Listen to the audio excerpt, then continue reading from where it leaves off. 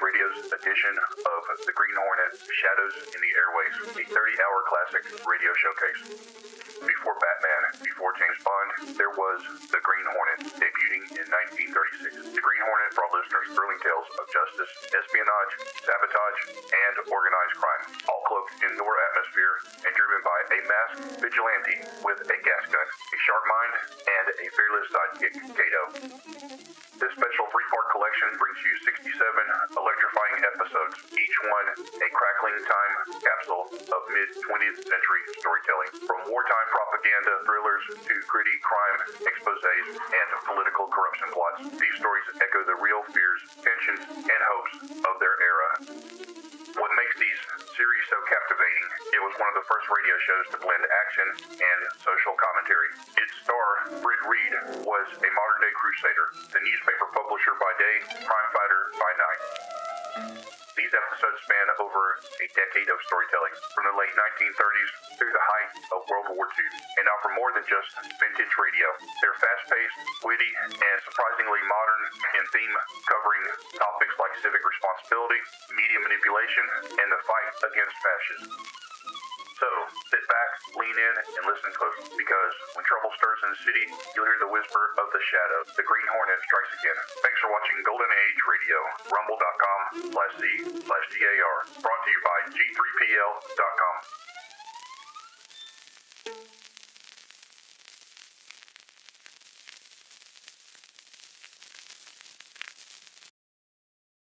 The Green Hornet.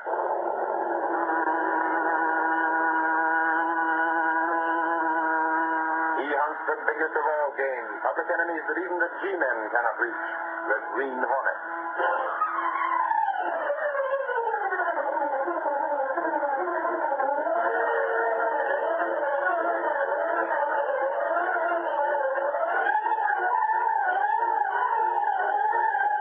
The Adventurer is a devil's playground. The events and characters depicted in this drama are fictitious. Any similarity to actual persons, living or dead, is purely coincidental.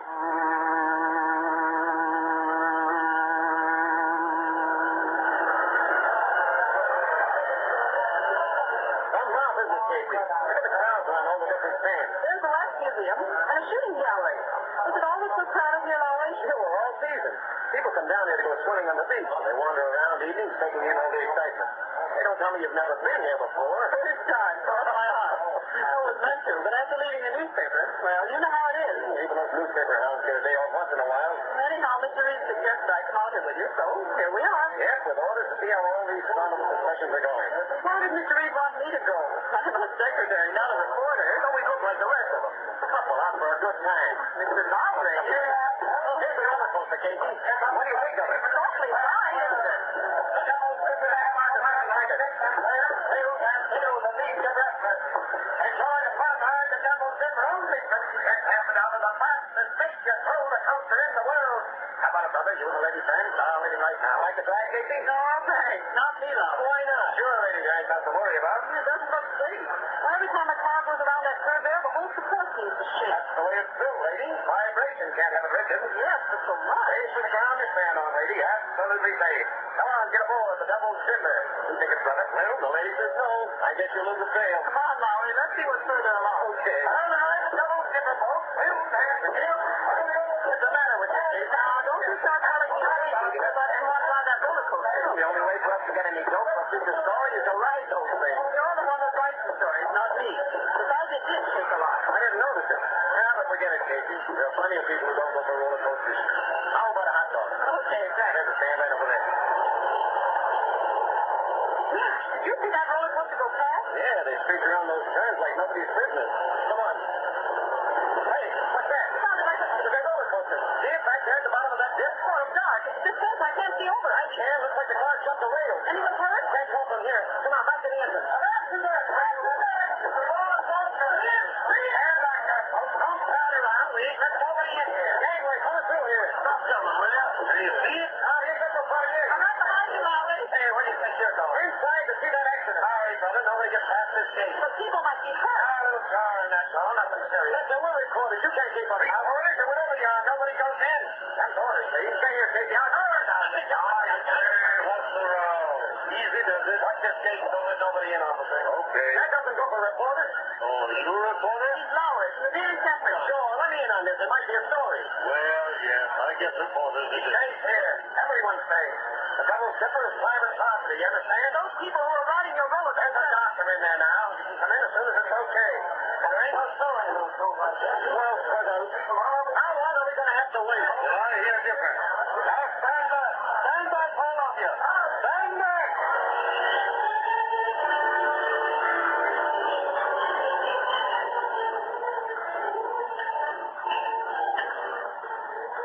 Dear? Mister? Reed. There you go. He's now tanking up again. Now that the way Casey makes this here typewriter flying using all 10 fingers too. So let's try it again. And don't take the paper to begin first. There we are, Casey. The boat is waiting. Oh, hold on there. Noah, but you know better than... What's happened to my typewriter? Yeah, the ribbon's halfway out. And crumpled paper all over the floor. Oh, Ashford, what have you been up to? No, take it easy, Casey. Can I help it if your machine is so old and ramshackle is falling apart? Big Dave, it was all right until you got at it. Use the sledgehammer. This is big enough. Well, now, look here, you two I sparklings. tell you plenty if Mr. Reed wasn't expecting it. Expecting you. He never said nothing to me about it. Why should he? Because I'm his bodyguard, that's why. And for some more beyond that, I've been told to sit here and keep people out while Casey's been gone. Well, you can stop then. I'm back. Here now, I'm still on duty. This case, Mr. Reed. Barry and I are back again. Hey, hold on that chair, Ashford. Mr. Reed doesn't want you. Sorry, I can't understand this reason so you get back. Oh, all right, close the door. Well, Miss Case, I heard you and Lowry ran into a lot of excitement last night. Yes, we did, Mr. Reed. We've been out all this morning talking to people about it. Maybe she'd rather be a reporter than a secretary, boss. She'd do all right, too. You got anything Mr. Smuggler can use? Boss, we got plenty. You know about the accident last night? Well, yes, we already had that story in. What I want now is the facts on who's responsible for it. In the bag, Mr. Reed. We got enough to call out the militia and have that roller coaster padlock. It isn't safe, Mr. Reed. Sure of that? The statement made by the owner after the accident blamed it on the stick that had been lying across the rail. And that's what he said, boss. By the time we got past the cops and took a look, well, they might have fixed things up. What about the safety inspector? That's just it, Mr. Reed. He gave him a clean bill of health on it. And why are you so sure it wasn't merely an unfortunate accident? Here's why, boss. These little statements. And where they from? Some of the injured passengers? No, Mr. Reed. The passengers only knew there was an accident. They didn't know how it happened. I don't see. Statements are from guys who count, boss. Yeah, but I still... The guys who built that roller coaster, the contractors. And here's one from one of the roller coaster employees. He worked right there. He knew what went on. We got them this morning. And every one of them's fans. Oh, good work. We'll be able to close down that rickety trap immediately.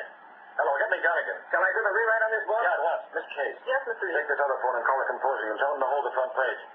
Gunnigan, for just a moment. Give me some phone. Lowry, yes, send Ashford in here. Gunnigan, we're starting a campaign against ramshackle amusement concession. Composing. Hold the front page first. Now, that's right. We're going after them hammer and thong. Here I am, Rick. What's going on? We have enough for a series, Gunnigan. Well, plenty of proof. No, we won't use names yet. No sense in using all our ammunition at once. Ammunition is it? Who shot who? Oh, Ashford, hush up. Certainly name the roller coaster. The Devil's Dipper. It's unsafe. Hammer on it. Tell the readers we'll have more later. This case, put these statements in an envelope. Yes, Mr. Reed. What can I do, Rich? Axford, you're going to do some bodyguarding. Sorry, me. You read? No, those papers Miss Case has. You're going to see that nothing happens to them. Oh, no, Reed. That ain't no fit kind of a job for a he-man like me. I want something Well, important. these papers are plenty important. They're going to make certain that innocent people aren't the victims of another accident like the one that happened last night.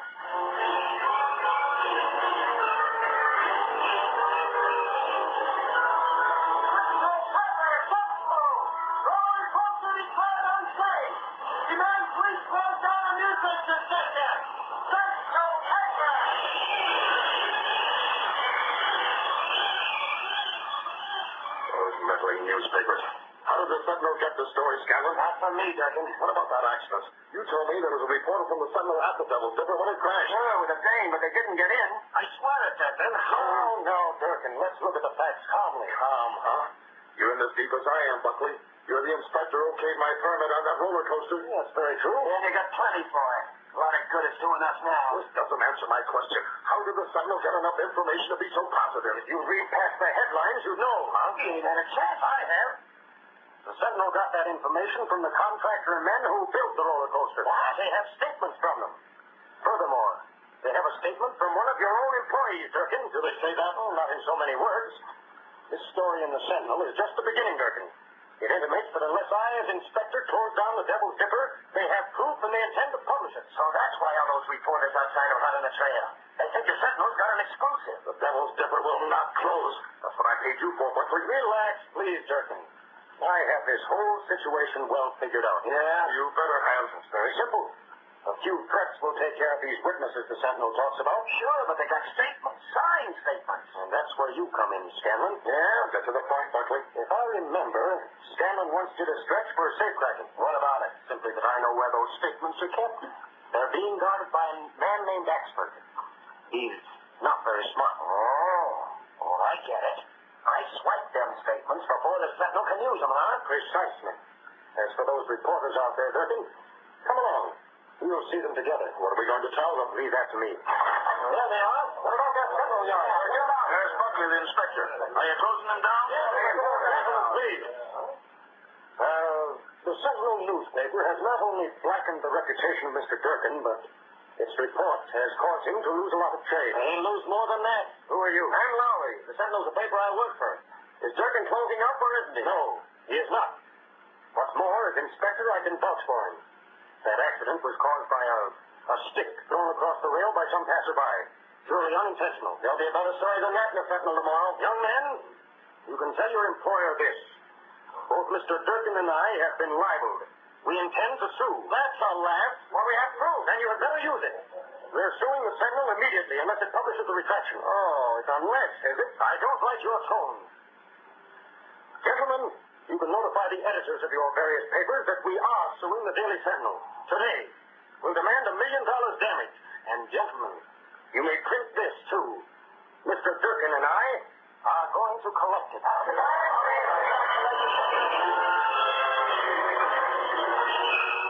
Late that evening, Scanlon and an accomplice took up their post near Dick Reed's home in the entrance to a dark alley.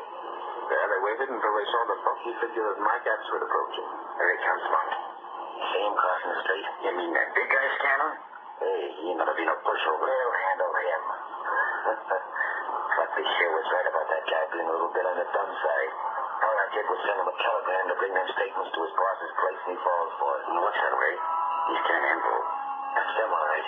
Couldn't be nothing else. Stay here in the shadows. When I talk to him, you know what to do. It's all set. Why, me, brother, you're a match, huh? Darling, that's a funny way to hop out in the dark. And besides, I'm in too much of a hurry to... Why, you're dirty! Again, Mom. You're sensible. I got the envelope. Run for it.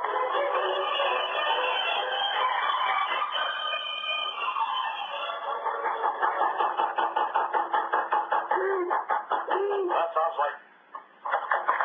Alfred, good Lord, Mike, what happened? Why are you here? Charlie, I've been ambushed. They nabbed the papers. Somebody must have known you told me to bring them here. What? There was 10 of them writ all around me. Hey, tell me this. Mike, I never told you to bring those statements to me. Sure, and I'd have beat them all if they had. What? After that you said? How long ago did this happen? Connie, you must have told me to come here. Here's your telegram. It's resolved right away. That's but I don't know what's wrong with it. Cato. Yes, sir. Get in the other room. I shouldn't lie down. You have a bad bruise in your head. It's beyond me how I was struck this telegram. It's under the hand. That's what it is. Cato, the statements placing the blame for the roller coaster accident are gone, stolen. There's no doubt about who's responsible for that. Mr. Durkin? Oh, that's why Buckley and Durkin are so sure about suing the Daily Sentinel for libel. Without the evidence upon which we based our story, they've got us right where they want us. Very bad, Miss Brett. There's only one answer. Unless we recover those statements or get new ones from the same witnesses, there's no power on earth that can save us from this libel suit. What's more important, the Devil's Dipper will continue to operate and endanger the lives of hundreds of people. What are you going to do, Mr. All the papers? Get every available man out to try and get new statements from those witnesses. If that fails, Cato. Yes? This may be one more job for the Green Hornet.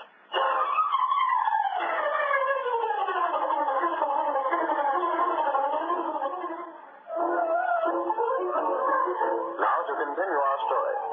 With the evidence against the Devil's Dipper stolen, Dick Reed sent reporters out in an attempt to get their stories on paper a second time. But the attempt was doomed to fail. So that's where we stand, boss. I went to every one of those witnesses after you phoned here to the paper last night. And none of them would repeat his previous statement? Not a one, boss. Yes? Mr. Smuggler is here to see you, Mr. Reed. Buckley? Well, send him in this case, John. Come in yourself. Bring your notebook. Oh, shoot, Daddy. That guy here with a summons shows I'm a foot high. I can't avoid it forever, Larry. Well, Buckley, you wanted to see me? I didn't expect you'd be so easy to see. Get to the point. I wanted to have the extreme pleasure of serving you with this summons myself. Don't imagine that you surprised me with this. You're just as crooked as Durkin, Buckley. You can't talk to me like that. No, we know all about you. Durkin runs the Devil's Dipper only because he bribed you to overlook its clumsy construction. You need proof for that, Reed, not talk. Perhaps we should add a slander suit to this one for libel. You deny what you know is true? Your secretary needn't take notes, Reed. I'll do all my talking in court when you answer that summons. As for the summons, here, Miss Chase, file it. In the wastebasket. With pleasure. Were you, Buckley? Open that door, Lowry. Here, what are you?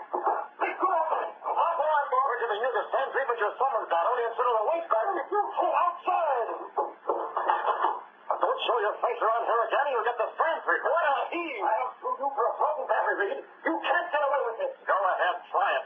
Only remember, the Daily Sentinel's going to keep after your rotten racket libel suit or no libel suit. That evening, after Britt Reed arrived at his apartment, he described the situation to Cato, his valet and the only living man to know him as the Green Hornet. Well, that's the story, Cato. The witnesses refused to repeat their evidence. They've been intimidated, threatened. I understand. The Daily Sentinel's being sued for libel. There's no defense. Cato, it's up to us to make sure this crookedness is settled once and for all. Yes, sir. Lowry told me about one of those witnesses, a man named Thomas. He's lieutenant at the Devil's Dipper. His job is to inspect the roller coaster after closing time each night. Will he talk? If we get one to repeat his statement, the others will follow. Get the mask and gun, Cato. We'll take the black duty. Tonight, Thomas is going to meet the Green Hornet.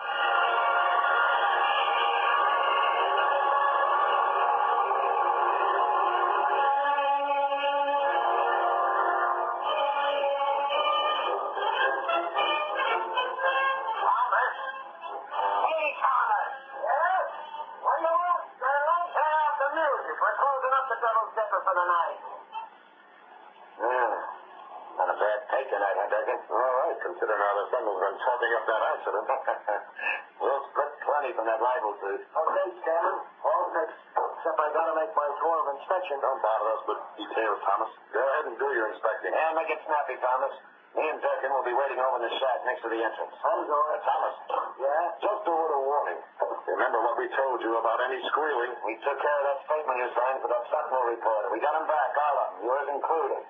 When that libel suit comes up, you keep your lip button about the accident, you understand? I ain't gonna talk. You better not. You know what'll happen if you do. I told you once I wouldn't talk no more. I ain't got enough. Hey, look over there. What? One of the roller coaster cars is starting up the slope. Huh? Don't get after it, Thomas. You must have caught on the cable. It's empty. How could it catch? Said that, I'll go over and get it and snap it up. I can't figure it. Guess the cable control must have slipped and pulled the empty car up the grade. This whole Devil's Dipper ought to be junked. Condemned. Rotten equipment all over. Where's that cable lever? There. Shut off. Guess I'll leave that car there till morning, no use. You'll be with us, Thomas. Huh? Who's that? Don't you know this place, Clark? I'm a special visitor, Thomas. Hey, you're masked. You're the Green Hornet. Right. What are you doing here? Came to see you. Me? For what? You gave a statement to the papers about the accident. I ain't got it now. You might repeat it, Thomas. Not me. I'm doing like Durkin and Scanlon told me to.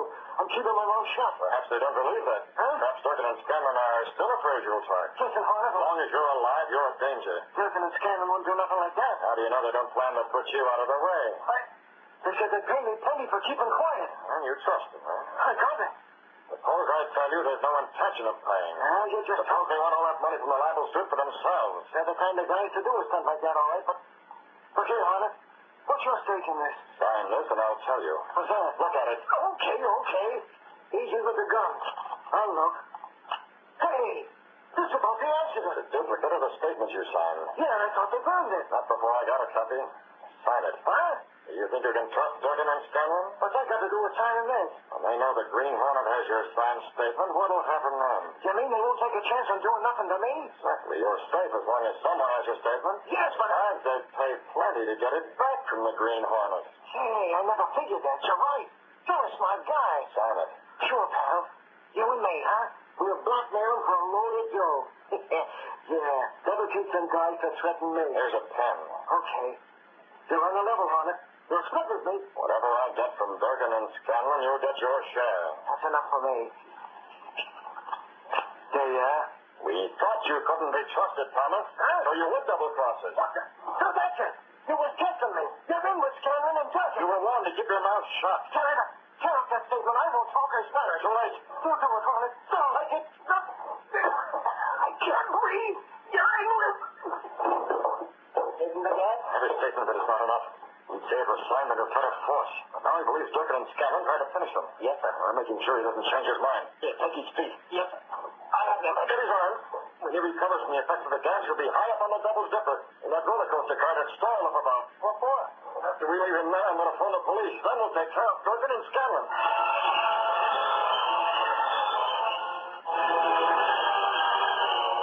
Reed and Cato carried the unconscious form up the narrow catwalk high above the ground. They deposited Thomas's limp body in the stalled car. Leaving Cato on guard, Reed descended and went to the nearest phone, first removing his Green Hornet mask. Police department? I'm calling from the amusement park. There's something wrong at the Devil's Dipper. Yes, that's right, the Devil's Dipper. Better get over in a hurry.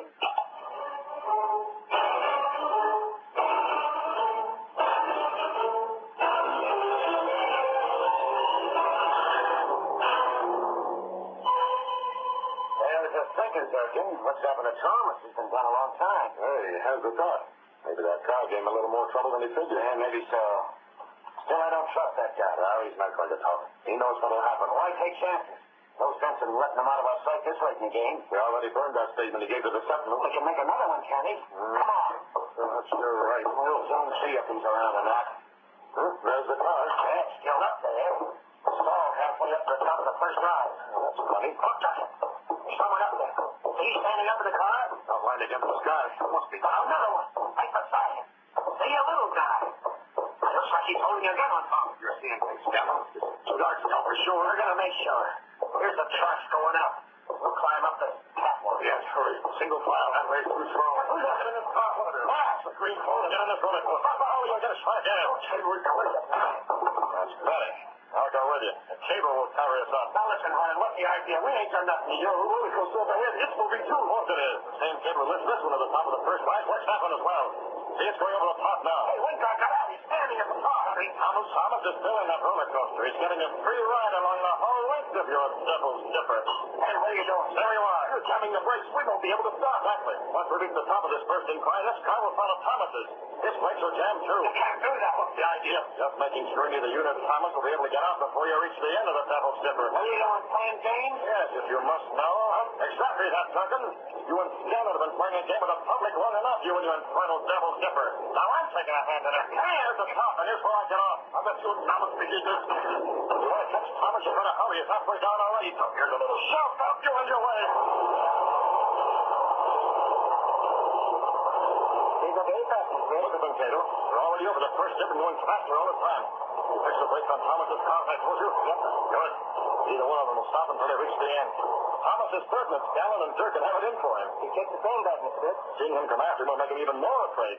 You see them? They're going around that curve now with Durkin and Scanlon about 50 yards behind. Should we go now? Yes, it's high time we were on our way, Cato. But not that way. We walk straight into the police. How then? Down the beam. By the time the police get things straightened out, the Green Hornet will be miles away.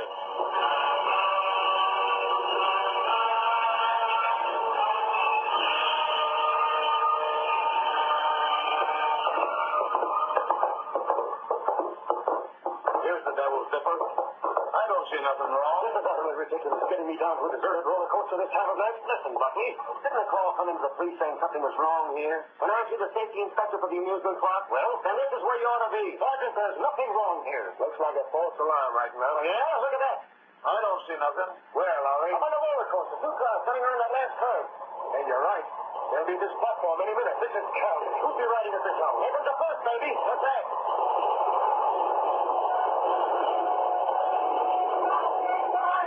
You, Thomas. What goes on? Who's after you? Durkin and Scanlon. Hurry out of this car. Hold it. What's that sticking out of your pocket? I ain't got no something. It's paper. Hand that over, Lowry. We're running this, not you. Oh, wait a minute. Let me read it. What's this ridiculous? Yeah? You know what this statement is? I have the notice here. This is a signed statement about the accident. Impossible. Those statements were...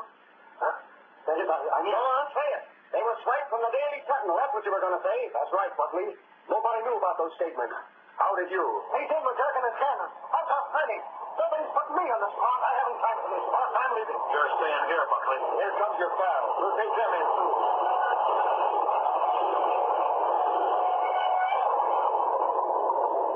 Up on the platform. Make it snap.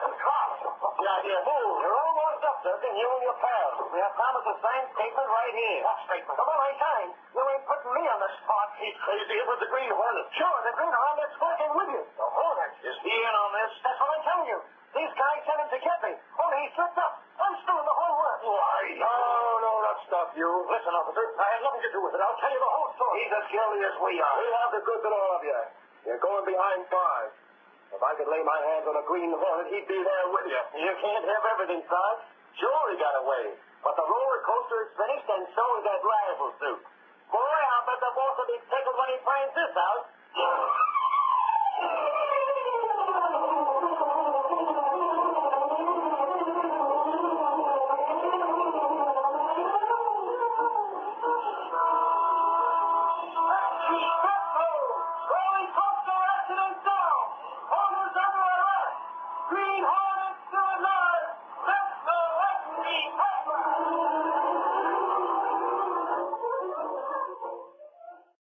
Stay tuned for more high-stakes action with the Green Hornet, right here on Golden Age Radio, rumble.com/C/GAR.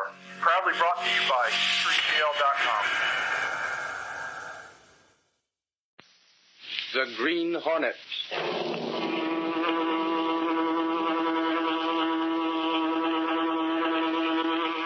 He hunts the biggest of all game, public enemies that even the G-men cannot reach. The Green Hornet.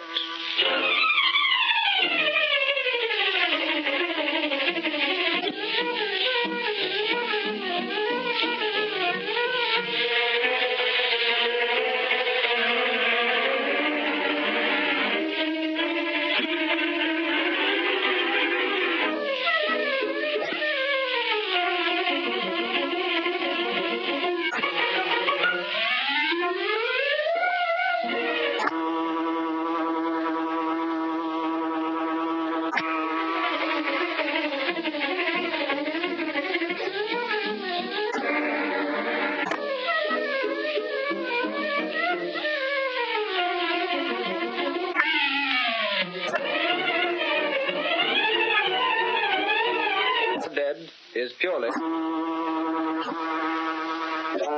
was made for my wife. Be within the hearing. I would be happy if it were not you. I don't want you to go hungry. To know. Myra, I want you to see his name, Abbott. Abbott. Then I will not worry. Homer, are you still there? I am afraid I have lost contact with you, Mrs. Burley. Oh, there's so much I still wanted to say to him. Call him back, Roger. Tonight I'm exhausted. Perhaps another time. He gave you one message, though. Abbott. I'll see him. A man named Abbott.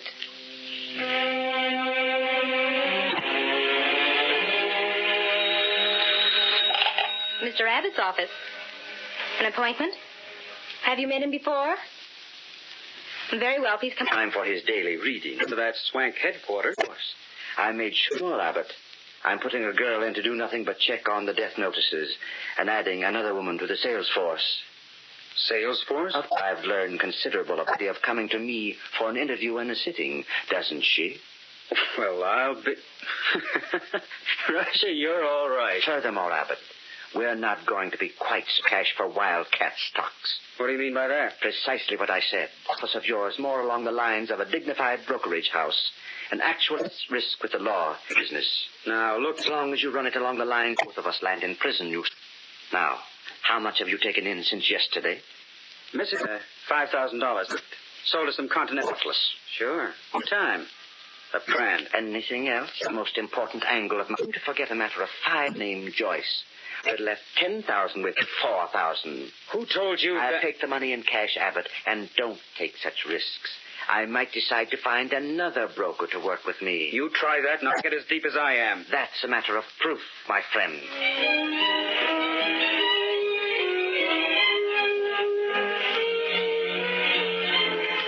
Here's a funny one for you. This isn't a Lulu. Get a load of this negative. And be careful, it's still wet from the rinsing bath. I shot a picture of this Roger at the Hotel Continental affair this afternoon. Yeah? Well, what about it, Clicker? Well, the doggone negative's a positive, see? That beluga has such a dark complexion that he shows white on the negative. Now, ain't that something? Who is the bird, anyway, Clicker? Oh, Roger something or other. Took a couple of shots of him. What's he do, looking? Oh, he does all the tricks. Crystal reading, spirit tapping, table tilting. I was talking to a couple of dames over at that meeting, and they claim he brought back the spirit of their dead husband. Ridiculous. Well, I'm just telling you what they told one of those spirits. Good afternoon, Miss Case. Oh, hello, Miss Benny. Oh, hello, Mr. Reed. I didn't know whether you'd be in or not today, Mr. Reed. Well, I usually... I was just showing Miss Case this negative, Mr. Reed.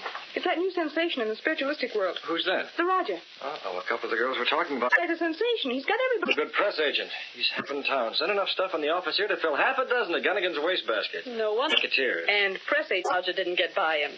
See print. Well, you suppose this Roger really has something on the ball? He's got just enough of... But you know, Mr. Reed, there are no ghosts. I'm surprised that the law doesn't step on a man like that. I don't know why the law should. Well, in the first place, he's obtaining money under false pretenses. Yes, but Mr. Reed, he really does give people some comfort. Don't you think so? Do that, Mr. Reed. If it gives a woman comfort to think she's hearing from her departed husband... Beyond that, What do you mean by that? I've heard of men like as a means of robbery. Oh. However, we have a newspaper to run. Look, why not let me sign up for one of his weekly meetings and take along a hidden camera and some flash bulbs? Picture of him. Picture of a ghost. Miss Benny. Huh? Such an unethical proceeding. Oh, that's what I was afraid of. I'll be in my office, Miss Case, if anyone calls. Very well. And, by the way, if someone should happen to already have a good picture of a ghost taken at a seance, we might use it for a Sunday magazine picture. Look here, Casey. Don't you worry about someone just happening to have that sort of a picture. I'll be around with one inside the next couple of days.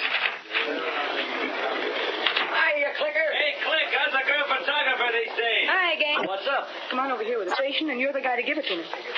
Right here will do. Sit down on the edge of the desk or someplace. I gotta make a call. Look through that drawer, will you? Candid camera shooting, huh? And how? Here's the number. Hey, did it ever occur to you that you could clean out this drawer sometimes and make things easier for yourself? Careful you don't break any of those filters. Hey, Scott, how do you know what's in Now, here? there's the Leica down at the bottom. Pull out that photo flash attachment, too. Where are you going? We're going to a spiritualistic seance, Lowry, and get a picture of a ghost. Hey, have you gone screwy? Maybe so. This what you want? Now, that's it. Close the drawer now. I'm going to try to horn in on one of the... Wherever there's trouble, there's a picture, Lowry. And I'd go a long way for a good picture. How much money you got? Money? What's that? No fooling. Borrow a couple of bucks, will you? I got to get a couple of flash bulbs and... Say, Lowry, have you got us meetings? Oh, here it is. Is this the Rogers studio? Well, I'd like to know if it's possible for me to... One of the seance.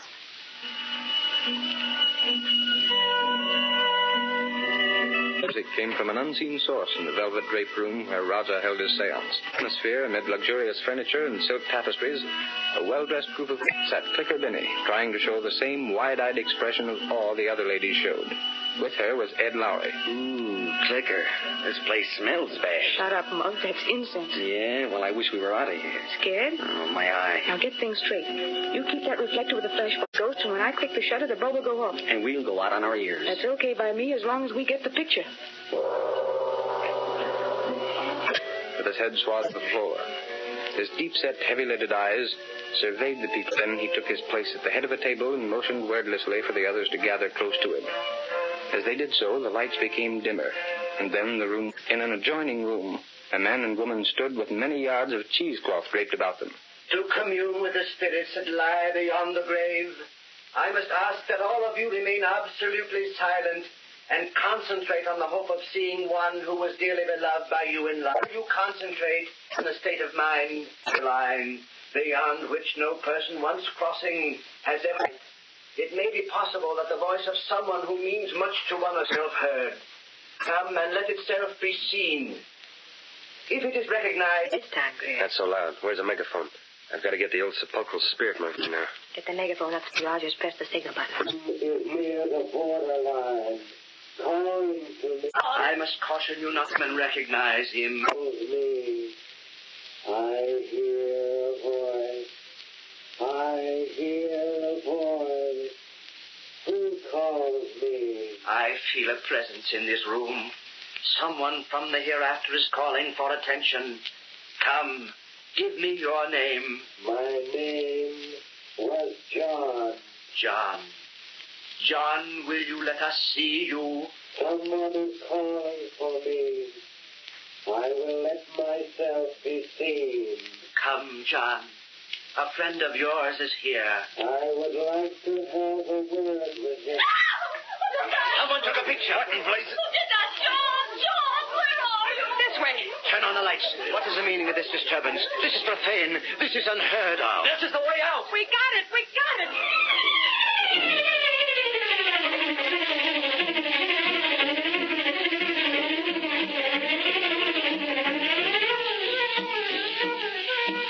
The curtain falls on the first act of our Green Hornet adventure.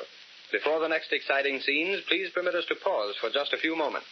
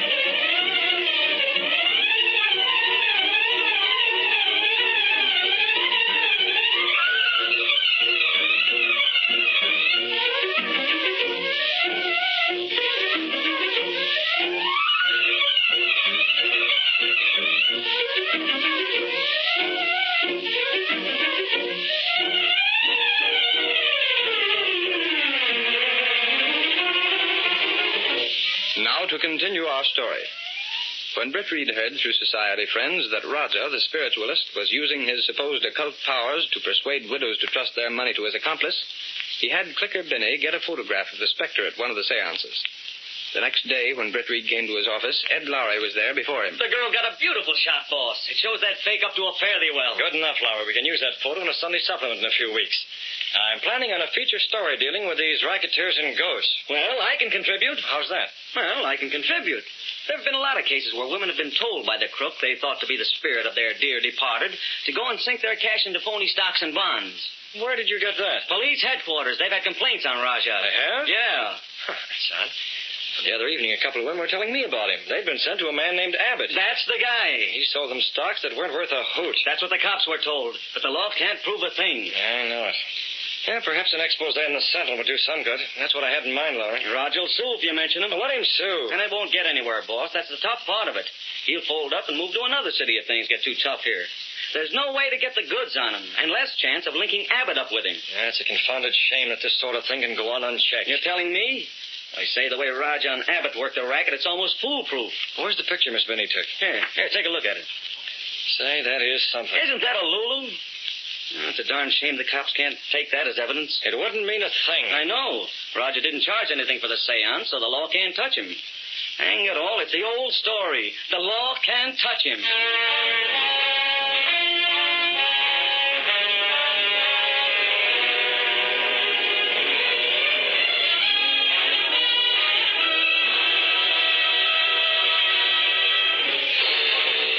The law couldn't get at Roger and his racket. But Britt had deeper plans when he arranged for the picture to be made. We find him in his apartment with Cato, his faithful servant and the only living man to know him as the Green Hornet. This picture, Cato, shows me how the ghost appears and where he comes from. Yes, Mr. Brett. In my careful study, I can get a fairly good idea of this man's face in spite of the gauze that's draped over his head. Yes, sir. And I think that with that, I can step out at the next seance. What are you going to do? Give the Roger the shock of his life. How? The Green Hornet's going to a seance.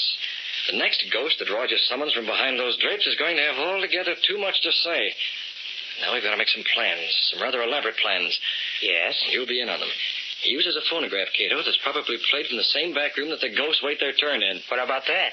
Now, let me see. Abbott, that's the name of the bird that handles the financial end. Yes, sir.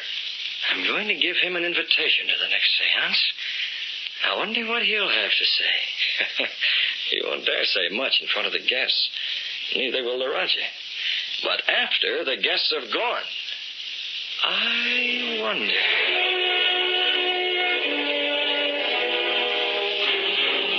Several evenings later, an exceptionally fashionable group of people were in attendance at the seance.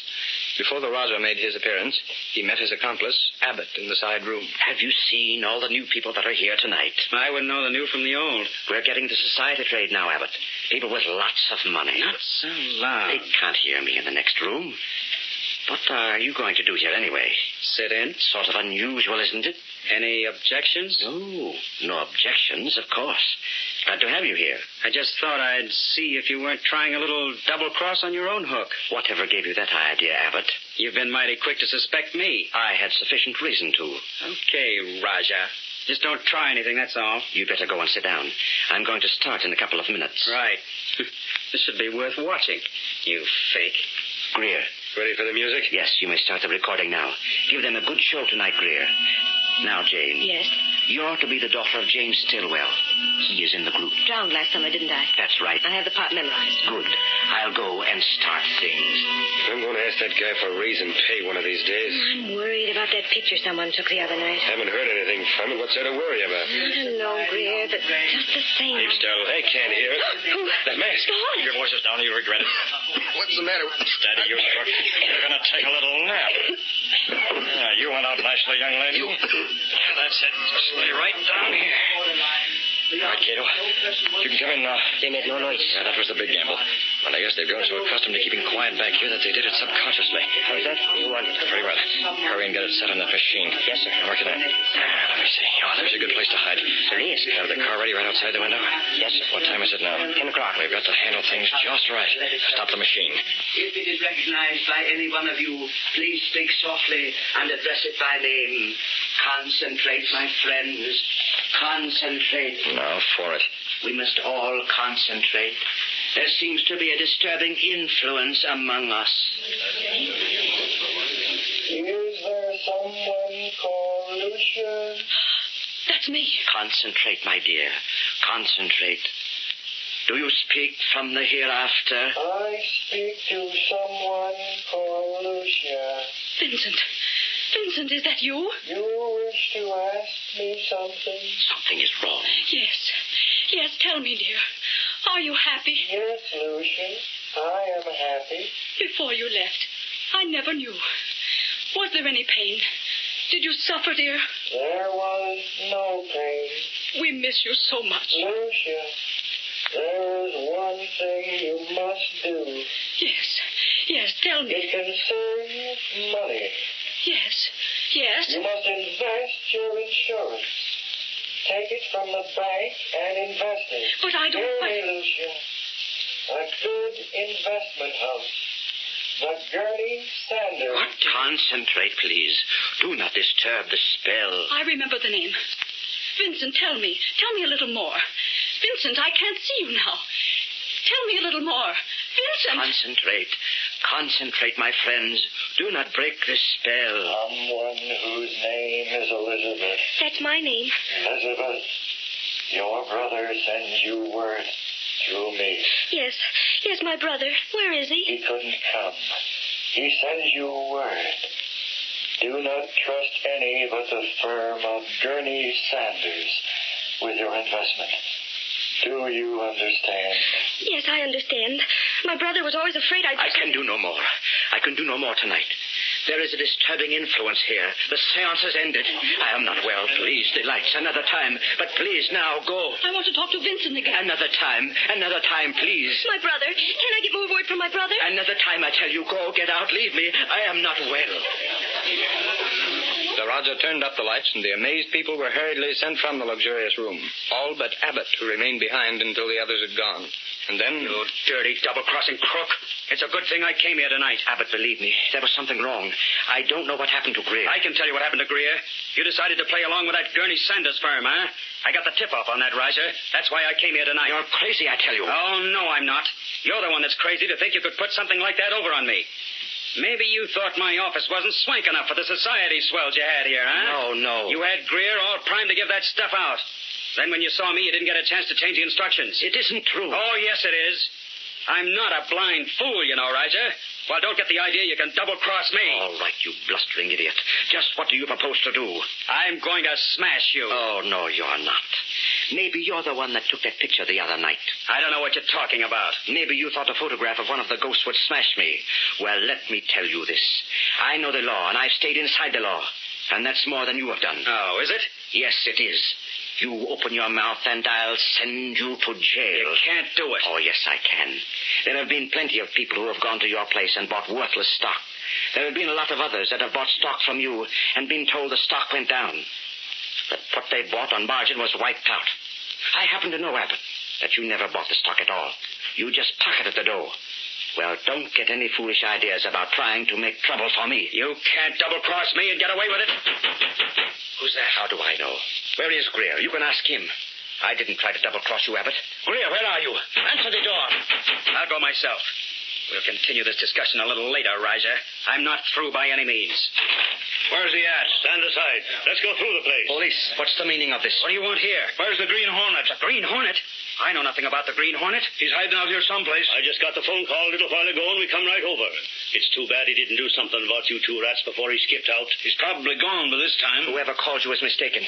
There was no phone call from here, and the Green Hornet has not been here. And we don't want you cops around. Now, clear out. What are you doing here, Abbott? I am reading his palm. You think fast on your feet, don't you, Roger? Let's have a look behind there. One moment, officer. Maybe you've heard that a warrant is required before you can search a man's home. You know all the laws, don't you? Sufficient of them. That's why I came here tonight, Joe. Someone in there. Come on. That's my voice. Let's go see. You think you could put something like that over on me? Maybe you thought my office wasn't swanking. You two talking. It's a frame-up. Shut up. No. You had Greer all primed to give that stuff out. Then when you saw me, you didn't get a chance to change the instructions. It isn't true. Oh, you... Let me out of here. Right where you are. Turn that thing off. Quiet, Roger. Looks like we got the goods on you at last. Let me go. Let me get out of here. No, you don't. Not so fast. That record will hold in court. Hang on to these two. We're taking you both in and that record as well. No, it's a frame-up, I tell you. You can't do it. Let me go. This intrusion. You have no warrant. We're taking you guys in without a warrant. Take that record along. Who did it? Hey, look over there. Those two on the floor. Holy mackerel. What's happened to them? It's Greer. Your helpers. I knew there was something wrong. I told you, Abbott. I told you that Greer wasn't the one who appeared. They're alive, all right. Just knocked out. Yeah. We better call the boys and have the wagon sent over. This thing's bigger than we thought. Yeah, take that record so we don't lose that. I've got it. And hey, holy cats, look at this. I get it now. We were sent over here to get the Green Hornet. Okay. Look what's on the record. The mark of the Green Hornet. There he goes. He's outside. He sneaked out this window. Boys, I'd say offhand the Hornet framed this whole thing. I told you we were framed. It won't hold in court. Oh, yes. This will hold in court, Raja. And for once in his life, the Green Hornet's done a good turn for the police department.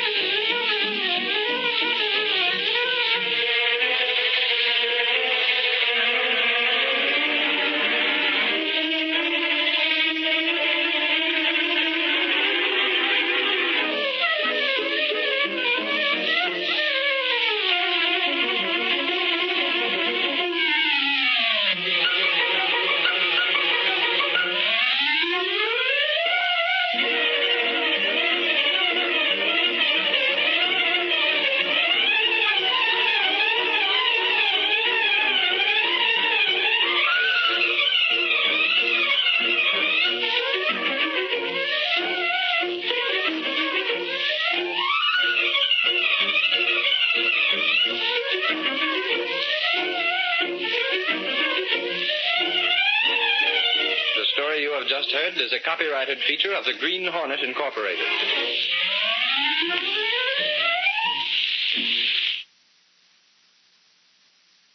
Don't go far. Another thrilling episode of the Green Hornet is just ahead on Golden Age Radio. Rumble.com/C/GAR. Powered by C3PL.com. Vintage pipes, modern delivery. The Green Hornet.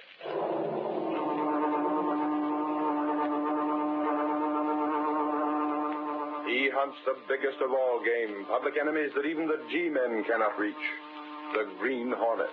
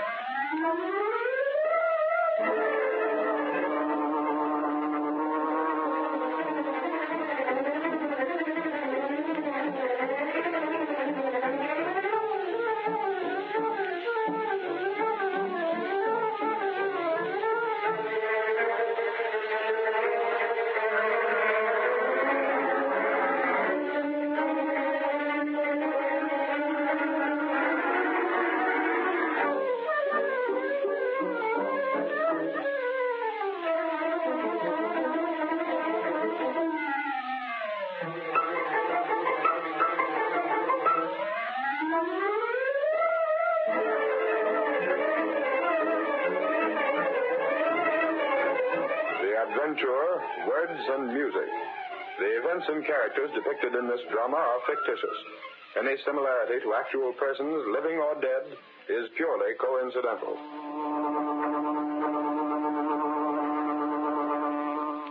Let successful radio, talkie, and recording artists show you the glamorous road to fame and fortune. Write the words and music for a song hit. Let the 3 J's, Joe, Jack, and Jim, do the rest. We publish and distribute. We guarantee to put your song in the hands of leading movie producers, orchestras, and radio stations. Get out of the rut. Write a song. How's that sound for an ad? Joe, you ought to quit music publishing and go in for ad writing. That'll get them. Sounds good, Joe. But you ought to have something about send for our free booklet and full details. Oh, I got that here, right down at the bottom. Now, the idea is that we'll run this in all the cheap magazines with a blank to be sent in. We've fiddled around with this racket long enough. Now it's time to branch out. That's the idea. Get into a nationwide business. Hold on, Jack. Maybe we should get a lawyer to look things over. We'll be using the mails, you know. I talked to the lawyer, Jim. We aren't breaking any laws. What about that line, submitting songs to radio stations, dance bands, and all that? We will. We'll submit them. If they toss them in the wastebasket, that's not our worry. Okay. Another thing the lawyer said. What's that? We ought to protect each other. I got some contracts here, see? Contracts for what? We all sign them. It's a partnership agreement so we don't break up. Break up? Yeah. Suppose one of us lands a job with a radio sponsor or something. None of us could. You know that, Jack. We worked as a harmony trio. We're washed up as far as that stuff goes. Maybe your pipes were never good for solo stuff, but Jim can do a good tenor. No, not me. I'm for the publishing racket. There's big dough in it. And we don't have to worry about commercial contracts running out. Just the same, we should have an agreement. If one of us pulls out or dies, the other two get his share of the work. That's fair enough, Jack. Sounds all right to me. I thought it'd be okay with you two. If we're going into big business, we might as well be organized right. And what about this ad? Is it okay with you two to go ahead and run it? Sure. The sooner we get started, the sooner the dough will begin rolling in.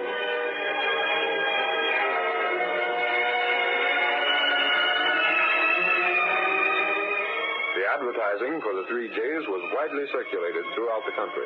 And a few weeks later, cash came pouring into the publisher's office with every mail delivery. Hundreds of hopeful young people awaited the verdict of the Racketeer trio, just as Waldo Fielding did. Any mail for me today, Mother? Yes, Waldo. There's a letter from that song publisher. Where is it? Gee, I can hardly wait to hear what they say about my poem. Wouldn't it be swell if they put music to it and publish? There's the letter, Waldo. Gosh, if I could just get the start. Why, look at what some people make out of songs. I heard that sometimes a guy makes as much as... Ma, What is it, Walter? they'll accept my poem. They will? Yeah, they like it. They'll have one of their best men write the tune, and then they'll publish it and see that it goes to all the radio stations and the movie studios and the dance bands. Oh, boy, I knew I could do it. But, Waldo, won't they expect a lot of money for doing all that? No, they say here that they'll take the chance on royalties. If I don't make anything, they won't make anything either. All I have to do is pay for the copyright and the printing cost and mailing. But how much is that? Well, I suppose it'll seem like a lot to you, Mom. It's about $50. $50? But that's not much, really. Why, I'll bet a lawyer would charge almost that much just to get the copyright for me. And it might bring me in as much as $500,000. But, Waldo, $50, we haven't got that. Well, I'll get it. I'll sell my camera, and I can get something for my banjo. The chances are that Steve will pay a little for my shotgun. I'll get the money. Don't you worry about it, Ma. You just wait. I'll be rich one of these days. I'm going to start on another song poem right away.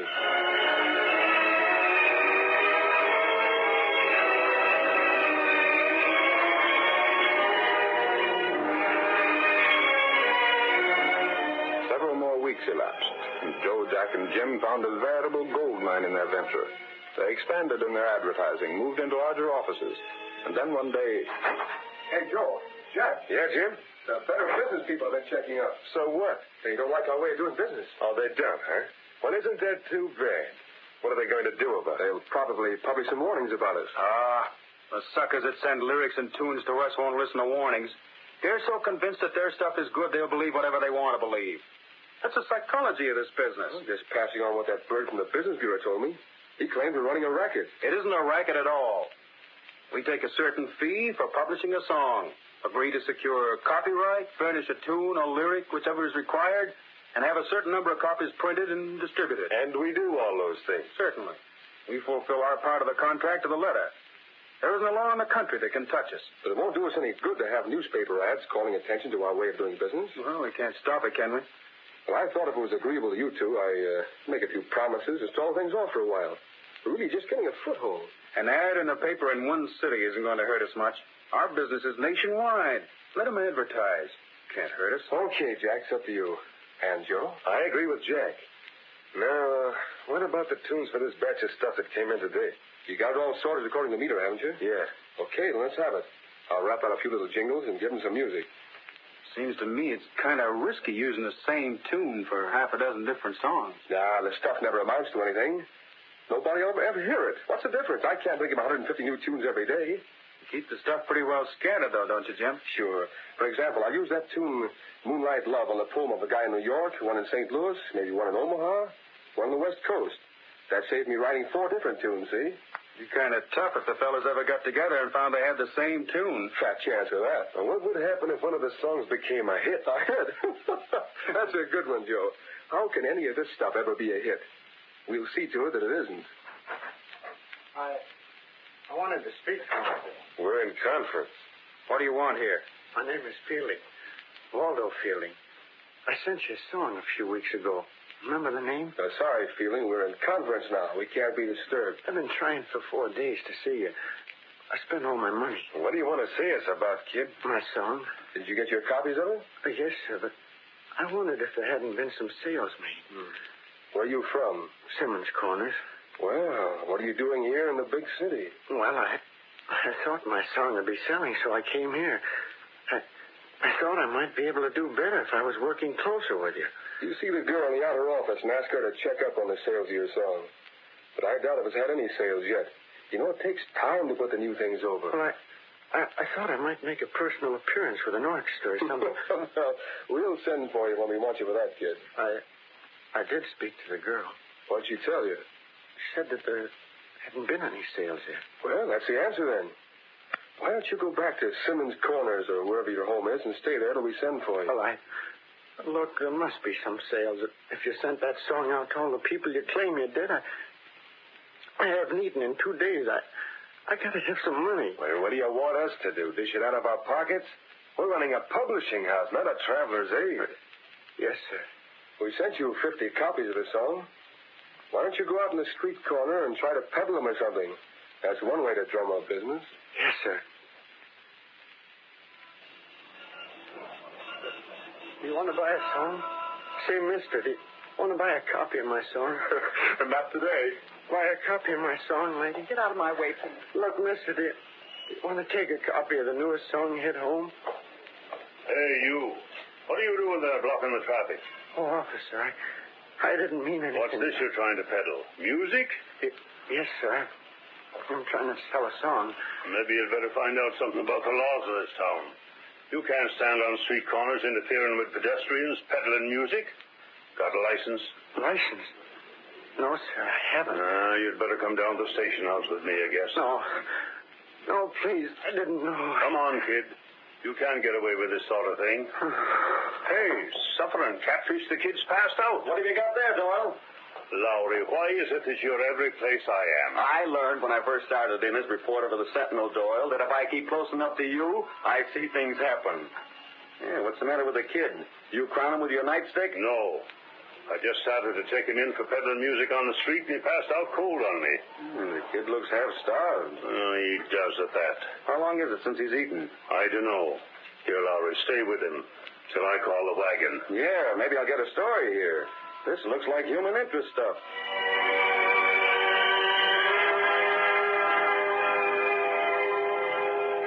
Ed Lowry, the star reporter of the Daily Sentinel, came into the office of the young publisher Britt Reed a couple of hours later. Miss Case, Reed's secretary, said, Mr. Reed's not in now, Lowry. But I gotta see him about a special story. Still out. Where? How the dickens do I know where he goes? I'm the last one he tells. It's discouraging. Discouraging? Hey, now listen, Casey. Don't get ideas that the boss is interested in you. He travels with the 400. Don't be idiotic. As far as Britt Reed is concerned, you're just part of the office furniture. But I do wish he'd settled down long enough so I could write to his father with some feeling of confidence. Now, what's the trouble? Oh, just as soon as I write Mr. Reed and tell him that Britt's taking an interest in the Daily Sentinel, he disappears.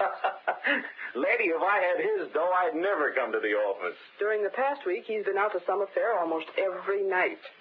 He's bored with the office again. Well, he'll get his fill of nightlife and then settle down again. Yes, until he gets his fill of the newspaper business again. Oh, here he is.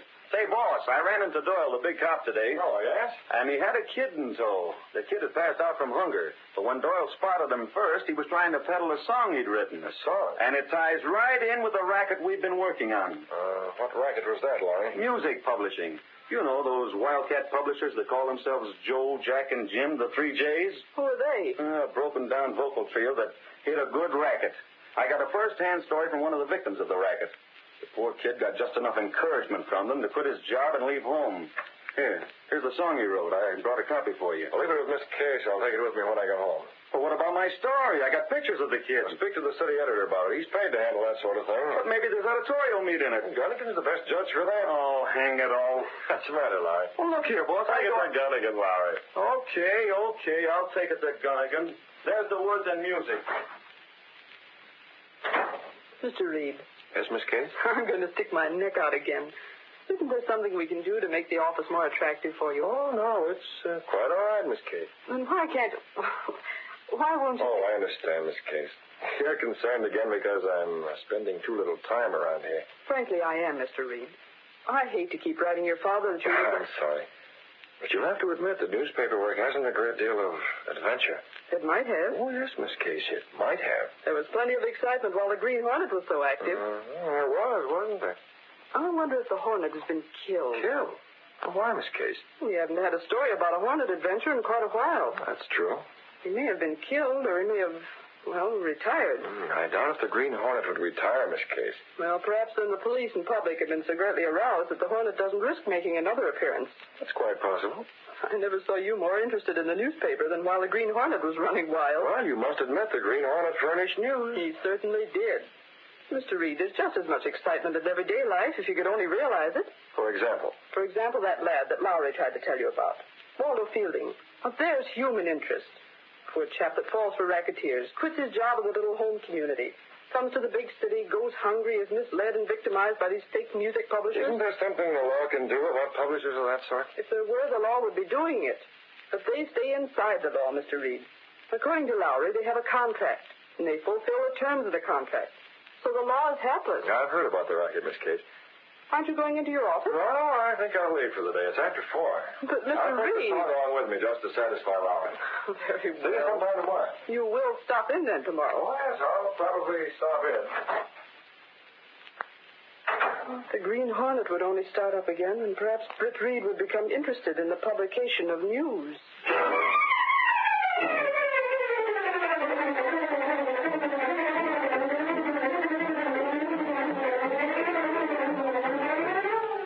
The curtain falls on the first act of our Green Hornet adventure.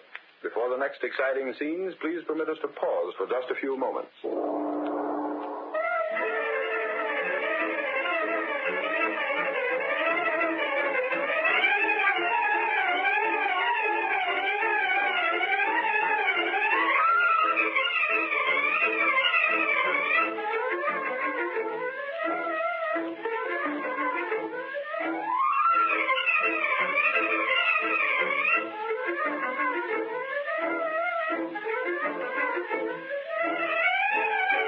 Now to continue our story. Britt Reed went directly from his office to his apartment. He was uneasy and restless, and only Cato, his faithful valet, realized the real cause of the uneasiness. You're right, Cato. I do feel handcuffed, hampered, tied down. If there were only some way the Hornet could get at this music publishing racket, I'd go out. But the risk, Mr. Baird. Risk be confounded. There's a risk in anything, Cato. Yes, Mr. Baird. We can't find any way it can be broken up. Not even if we do use the role of the Green Hornet to get at them. Is it big? It's nationwide. Those 3 crooks, Joe, Jack, and Jim, have thousands of people all over the country sending money to them. Money that won't bring a thing except false encouragement and heartbreak. Yes, sir. Yeah, look at tonight's Sentinel. Look at that warning from the Better Business Bureau. They wanted to buy a few inches. I gave them a quarter of a page. But do you think that'll stop people from being made victims? Not on your life. I even ran one of the songs, a typical song, copyrighted and published by Joe, Jack, and Jim, to show the stuff they called good. Cato, it just occurred to me. What is it? I have an idea, Cato. Life's going to be exciting after all. This may be the entering wedge. Maybe this is what the Green Hornet's been waiting for. The ad for the Business Bureau, Cato. It shows a typical song published by that firm of Joe, Jack, and Jim. Yes, Mr. And the music for this is the same tune that was used by that young chap Lowry brought in a story about. It is. It definitely is. I don't know a great deal about music, but I do know that much. I have an engagement for tonight. Yeah, they're called, Mr. Baird. Cancel it then. We're going to make other plans. What are they? This may give me the lead I need to smash that publishing firm. Joe, Jack, and Jim. Well, we'll see if they're staying within the law. Well, what can you do? Go to the office. I want to look around there for a while. And if my suspicions are correct, we'll hold a meeting of the firm. The firm? Joe, Jack, and Jim. Come on. We're taking out the Black Beauty.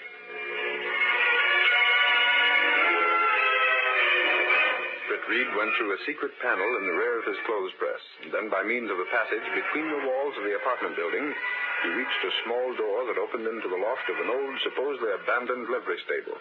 It was here, unknown to everyone, that the sleek black car of the Green Hornet was housed. Is the car ready, Cato? Yes, sir. All right, get in. Mask? Here, in compartment. Gas weapon? Here. Good enough.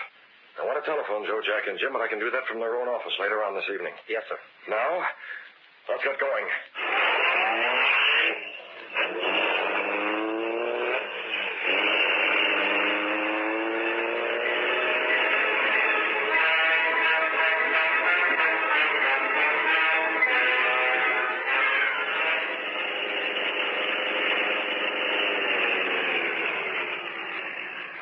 There's the night watchman, Cato.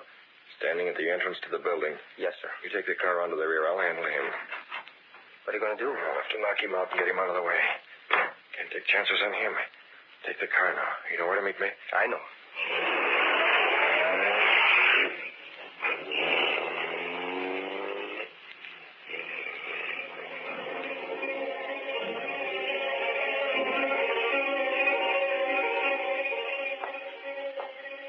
Hat brim pulled low over his eyes, almost hiding the mask, the Green Hornet approached the entrance of the office building where a man stood smoking a pipe. Offices are all closed now, mister. I don't want to hurt you. What have you done, Hornet? That'll hold you for an hour. If I need more time, I'll give you some more gas.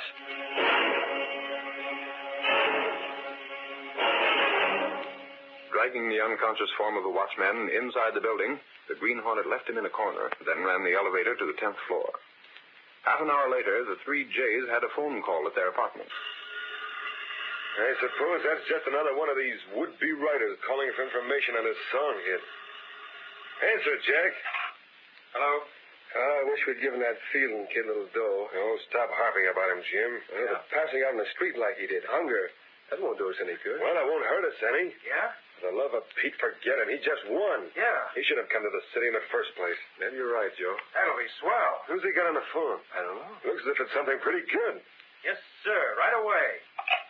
Hey, fellas, we're set to really go places. Who was that? A publisher. Publisher? Magazine publisher. One of those cheap picture mags. He's in town for the evening and wants to talk to us about running a picture story of our business. Yeah?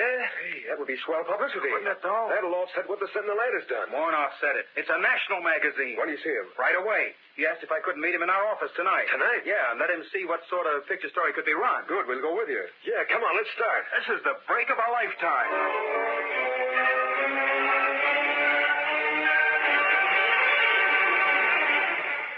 Joe, Jack, and Jim rushed in a cab to their office building and found the front door open. The watchman must be on the first floor. Yeah, that'll save us waiting for the elevator. Hey, Larry! Where are you? He isn't on the first floor. The elevator just coming down now. Shouldn't leave the front door open like that. Don't worry about it. Well, Larry, You're covered. what in place? Mass, the Green Hornet. One of you can run this elevator. Get in there or I'll fold you up where the night watchman is. You killed him, murder. Get aboard. Don't shoot, don't shoot. Well, what are you after? Up to your office. Get going now. You're 10th floor, you know. Stop waving that gun around. I'll stop by letting you have it at the first sign of any rough stuff. Take it. Oh, Jim. Let that warn you two. Oh, shot him in cold blood. Yeah. How do you like it? Leave him right where he is. You open that door and get to your office. What are you going to do? You'll find out. Step along there. There's a light there. I left it. You needn't think about the magazine publisher because I was the one who phoned you. I took the liberty of using your own telephone. I have keys. You won't need them. I've unlocked the door and everything else that needs unlocking. Now what? Sit down in there. What's all this stuff? Your so-called song hit. Yeah, I see. A couple of them have possibilities, haven't they, Jack? Why, sure they have. Suppose the Green Hornet were to steal one of them. Let's just suppose there would be a lot of publicity about the Green Hornet shooting two men, maybe more, to get possession of one specific song. What would happen to the sale of that song? Hey, that's right. It would become the hit of the week. Every band would use it. Every radio station would be featuring it on the song and bring thousands and thousands of dollars in royalties. Maybe we can make a deal. Before I finish talking to you crooks, you won't want that sort of thing to happen. What? Why not? Look here, You Hornet. two are going to be broke. You're going to be smashed to a finish. Broke? Smashed. I've already addressed a few envelopes, and I'll see that the rest are addressed. There they are. Take a look at them. I don't understand. You will. Take a look at those 3 sheets of music I've laid out for you. What about it? Who wrote that music? We did. What of it? And who secured copyrights? We did. Every one of these songs can be made into a hit tune with the right promotion. I think I can say that it gets that promotion. I've already explained how. Well, a hit is We what... can't afford a hit. Suppose, for example, this number becomes a hit. What do you suppose the authors of these other songs with the same music would do? They'd sue, wouldn't they? Yeah, they'd probably There were sue. probably a dozen other poets who've been given the same melody for their song. They'd all start lawsuits. You two'd be dragged through every court in the country. Your whole racketeering business would be laid out in the open. Can you stand having a sensational song hit? I don't know. No, you can't. That's why I came here. It was a mistake. That's it. It was a mistake. Mistake? The printers made a mistake. They got the words and music. I mean, truth then. I could go through your files and show you plenty of the same sort of mistakes. Sit down at that desk. What do you want? Money, lots of money. There's your checkbook. I have to notice your bank balance there. You can write a lot of checks. Checks? I said checks. For who? Make out the first to Harvey Dale, D-A-L-E. According to your records, he's paid in $150. That's the amount you send him. And who else? Start writing. I'll do it. Oh, no, we'll have Jack do it. He's the one whose signature makes those checks worth something. Go on now. Start writing. Now, you see here. Right. How far are you going? As far as your bank balance will allow. There's $200 to go to Mrs. Agnew. 100 to each of the people on this list. 75 to these people. And there's a list of those who'll get $50 each. I'll be broke. I can't afford all You can't that. afford not to pay up. You'll afford it a whole lot better than these people contributed to your success. And there's another thing, Jack. Robin, Steve. Shut up! Instead, there was another thing. We may have to overdraw your bank account considerably. I can't. You better convert some of the bonds you hold to cover the checks you make out tonight. I can't. You might even have to trade in some life insurance. If you don't cover those checks, you'll mighty soon find yourself not only in court, but eventually in jail. What would a jury made of people who read all about your racket in the magazines and newspapers give you? Take your choice, Rat. Go broke and stay free, or go broke and go to jail. And make out checks until you get the writer's cramp. And see that those checks clear the bank.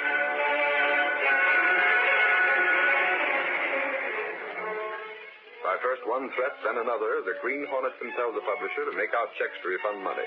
And then... That's as far as your cash will go. I'll see to it that these envelopes are mailed. You can't get away with it. No? Well, let me explain that I can still make one of your songs a hit. The song that Jim gave his life to keep from the Green Hornet. A song that has some hidden significance to the Green Hornet. One small bit of the song torn and found in the clenched fist of the latest victim of the Hornet's weapon. Jim. I'm taking him with me. I know whether or not those checks clear the bank. If they don't, Jim will be found with this emblem plastered to his forehead. The mark of the Green Hornet. And this part of this song clenched in his fist. Wait. If we don't stop payment, if those checks go Then through... you'll have nothing but poverty to worry you. And don't try another racket like this one. The Green Hornet can make one of your songs a hit at any time. Only the next time, it might be one of you who furnishes the clenched fist.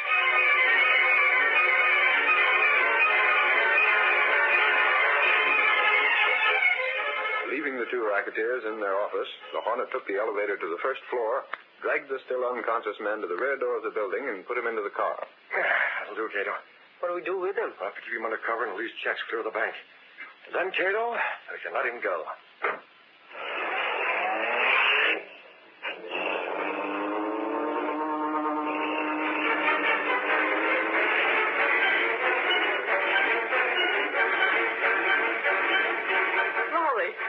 Have you heard the news? Which news? That Fielding kid got a refund from Joe, Jack, and Jim. That's news. Yes, and the mark of the Green Hornet was on the letter that went with it. Yeah, that's a page one story. The Hornet has stepped out again. I wish I had all the details. But that's not the biggest thing. Mr. Reed was in bright and early this morning. He's a newspaper man again.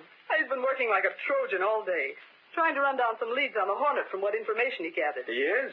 Yeah, but it won't last. I'm certain that he'll lose interest again if the Green Hornet goes back into seclusion. But what if the Green Hornet was to be captured? I'm afraid Britt Reed would lose interest in the Sentinel in that case, too.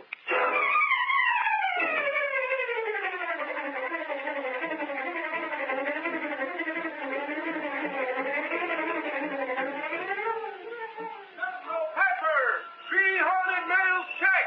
Exclusive Green Hornet story! Green Hornet still alive! Let's go back to Pepper!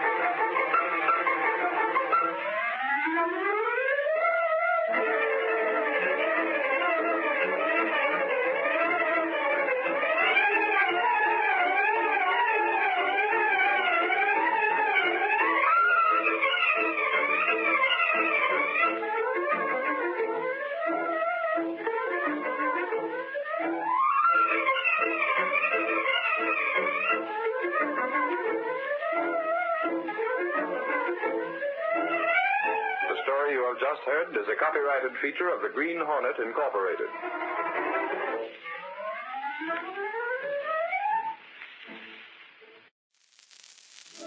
The Green Hornet writes again. Stick around for the next chapter only on Golden Age Radio. Rumble.com/C/GAR. Your source for classic sounds brought to you by G3PL.com.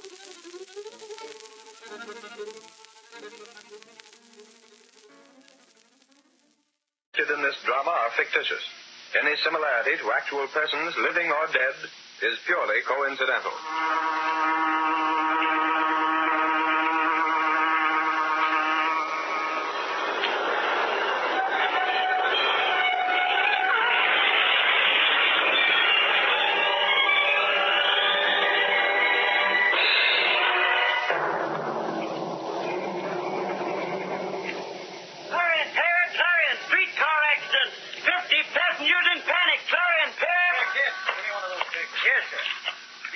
Gee, thanks. Some story in the Clarion, mister. About the streetcar. Yeah, I know all about it. Listen, kid, why don't you plug the Daily Sentinel instead of the Clarion? Huh? You're selling both of them, aren't you?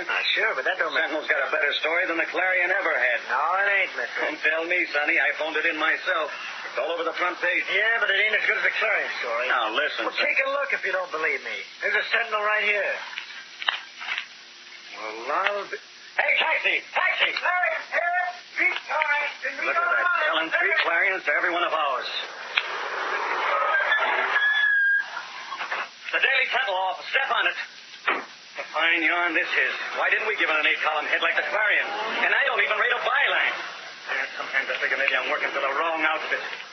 Oh, this a headline. Accident delays streetcar service. Now, say what's the matter with this taxi? I can make better time walking.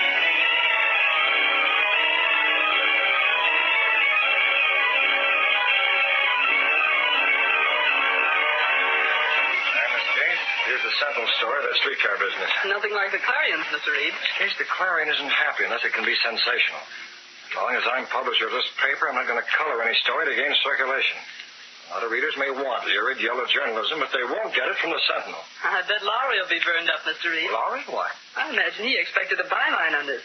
Bylines are reserved for scoops or special features. Every paper in town covered this. Lowry knows that. He ought to. Lowry's one of the best reporters in the game, Miss Case. But once in a while, he lets his nose for news carry him to extremes. Well, I guess every reporter looks for sensation. Miss Case, there's something behind these accidents that doesn't strike me as being on the level.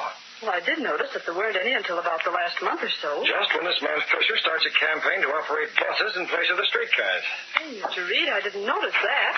What's going on around here, Casey? The Clarion's beating us 3 for 1 up. Oh, hello, Mr. Reed. On the streetcar story, is that it, Larry? Well, yeah, that's it, boss. Of course, I know there weren't any passengers injured, and there was no real damage to speak of. Sentinel said that, Larry. Well, I guess the Clarion stretched the truth a little. A little? They called it a panic. Any sign of panic that you saw, Larry? No, one dame fainted when the door jammed, that's all. The Clarion would call a bargain sale at a dress counter a panic. But look, boss, I don't usually go out on a limb this way about a small-time accident. Only with that battle about the bus franchise coming up before the city council, this stuff is new. Not the way you think, Lowry. Huh? You recognize the name Fisher? The guy who's angling for the bus franchise? What's your opinion of him? Offhand, I don't like him. Well, that's the feeling of most people. Nothing's ever been proved against him, has it, Mr. Reed? No, Miss Case. He's very clever. He may get his buses. Yes, Lowry. A month ago, the city council would have laughed at his demand. They're not laughing now. But don't you get it? Doesn't it strike you as odd that the streetcar lines should start running into trouble right when Fisher starts his campaign? One more accident and he'll get that franchise. Say, I must have been wearing blinders not to see it before. It's as plain as the nose on my face. Plainer, if possible. Lowry, I want to find out what's going on. You and me both, boss. If Fisher's responsible for the trouble the Trolleys have been having, the Sentinel wants to know it. Okay, I'll start digging up dope on Fisher. There he goes, who he sees, what he does, everything. Make it good and you get that byline. Right. And get me the district attorney, Miss Casey. He might have some stuff that'll prove useful. So Fisher's the baby to go after. Get the district attorney and put the call through to Mr. Reed's wire. You still around, Raleigh? Casey, there's one thing that burns me up. Do tell, because you didn't get a byline. No, it's the Clarion. Selling 3 papers to R1. It isn't right. The Sentinel could use a scoop, Lowry. You're telling me. The next time trouble hits the Trolleys, all I wish for is that Fisher's in the middle of it. The middle of the wreck? No, pal, the middle of the story. I hope you're right, but I know. Fisher's too smart. But you heard the boss. I'm going after him anyway. No trouble, Grady. Not a soul suspects those accidents weren't genuine. And what more do you want? Plenty. The city council already has my report. Those reports aren't strong enough. Listen, Fisher, there's a limit. When the limit is reached, I'm the one who'll call a halt, Grady, not you. Now, hold on. The city council will never act on reports like yours. If you want stronger reports, you've got to have tougher accidents. You're the city inspector, aren't you? Sure. Then fake those reports. There's a limit to what I can fake, Fisher. When a door jams, I can't make it look like a smack-up. If the brakes stick, I can't say there ain't no brakes at all. Why not? Too many people can check up on me, that's why. That bus franchise is going through, Grady. I don't care how. That's your business. And yours. If you want any dough from me, you'll see that. Yeah? I get this, Fisher. I'm in with you, sure. I can use a cut of the gravy you're heading for, same as anyone else. I'm making my reports as strong as possible without no one getting wise, see? You better. Now, you get that man of yours in the car barns to do a job on one of those streetcars so it'll really crack up. And what? I'll turn in a report that will spell ruin for the streetcar company just like that. You'll be in, Fisher. The ones we have aren't strong enough, huh? You'd be taking a chance. Fix another accident and you can't miss. In that case, I might as well make sure. Now you're talking. I'll get in touch with my man at once. This time there'll be plenty for you and a district attorney, too. You can't go in there. I am in, sister. By what right do you... Sorry to bust in like this, Mr. Fisher, but I had a deadline to meet. Oh, you're a reporter. And it's different. Have a chair. Yeah, thanks. Yeah, nice place you got here, Mr. Fisher. Wish the Daily Sentinel would do as well by us. The Daily Sentinel? I think maybe I'll be on my way. Hey, if I'm interrupting something... No, not at all. Goodbye, Fisher. Guy sure was in a hurry. He had an engagement. Isn't he Grady, the city inspector? Who? Grady. Works for the city. No, just a friend of mine. Now, what can I do for you, Mr. What did you say your name was? I didn't say, but it's Lowry. Oh, yes, Lowry, with the Daily Sentinel. Say, what happened to you boys on that streetcar story? We had it. The Clarion played it up big. It wasn't important enough. Not important. Think how many people ride on those streetcars. A lot. The lives of hundreds, thousands of people may be in constant danger, and you call it unimportant. Get off the soapbox, Fisher. Everyone knows your angle. Of course they do. I want my bus franchise to go through because the streetcar line is mismanaged, antedated, and a menace to the citizens of this city. Buses are better, huh? Much better. There's no comparison. Now, why don't the Sentinel get smart and help in my campaign? Like the Clarion, huh? Exactly. How about it, Lowry? How about what? You're in a position to do me some good, Lowry. You mean a nice little follow-up story on the streetcar accident? Placing the blame on the management of the company? That's the idea. Or maybe an editorial? Sure. Who knows? I might be able to do a favor for you in return. Sounds pretty nice. Sure it is. I knew as soon as you came in the door you were a smart guy. What do you say? Why, you chiseling lying crook. You no good scheming grafter. Huh? Now see here. You see here. Try to bribe me, will you? Bribe a reporter. If you weren't smaller than me, I'd plaster you flatter than that rug. Get out of my office. It's a pleasure. And get this, Fisher. The Sentinel is going after you with both barrels. If this bus franchise of yours is as phony as you are, then all I hope is I'm the guy who writes it up. Boy, oh boy, will I scorch you. That two-pint reporter talking to me that way. After I get through with that streetcar company, there won't be enough left to... Brian? You know who this is? I want you and Atwell to get busy. And that's right. Make it a real crack-up this time. The worst the streetcars ever had.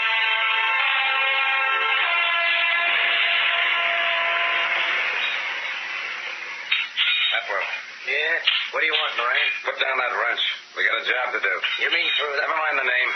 What's the next car going out? Number 618. Right over there. Okay. Come on. What's it going to be this time? The brakes? Another jam door? Your lip and get moving.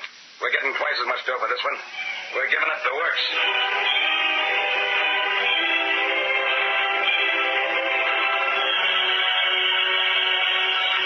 Can you tell me where I get the streetcar for Parsons Avenue, officer? Right here, lady, at the bottom of this hill. Thank you. That's her now, just starting down the hill. It's coming awfully fast. Hey, look at that trolley. Why don't he stop? He's out of control. He's heading this way. Look out, it's going to crash!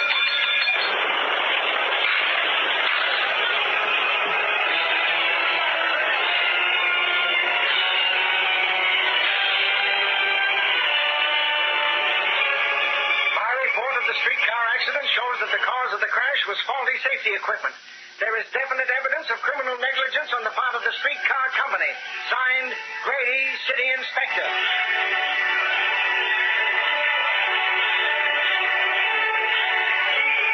The city City Council hereby calls a special meeting to vote on the bus franchise. Signed, Hopkins, Chairman of the City Council.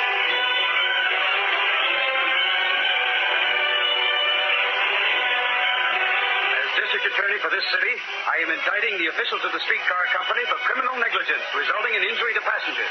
Signed, Martin, District Attorney.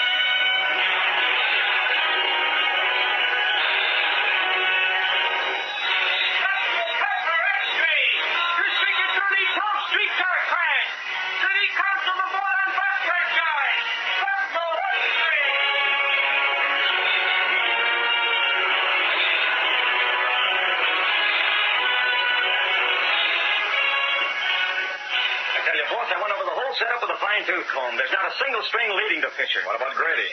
Not a thing. Calling on Fisher while you were there? Joe, I knew it was him, but he's in the clear. His report on the crack-up has been checked and double-checked. And if he wants to place the blame squarely on the streetcar officials, who's to stop him? Those two new men in the car barns, you got anything on them? Moran and Edwell? You say they've been spending money freely. Did they explain it? Yeah, claimed they won it betting on a horse. Try to check up on that. Honest, boss, we're stymied. It's airtight all the way. Gosh, I hate to see a little man like Fisher getting away with a stunt like this. Me too, Casey. Sometimes I'd like to take the law into my own hands. What? Well, honestly, Mr. Reed, isn't that the only way to catch these crooks? Oh, Casey, hold on. There's only one gent who can get away with that stuff. And you don't look like the Green Hornet to me. Am I right, boss, or am I right? Huh? He says I don't look like the Green Hornet, Mr. Reed. Guess nobody listens to me around here. No, I heard you, Lowry. I was just thinking.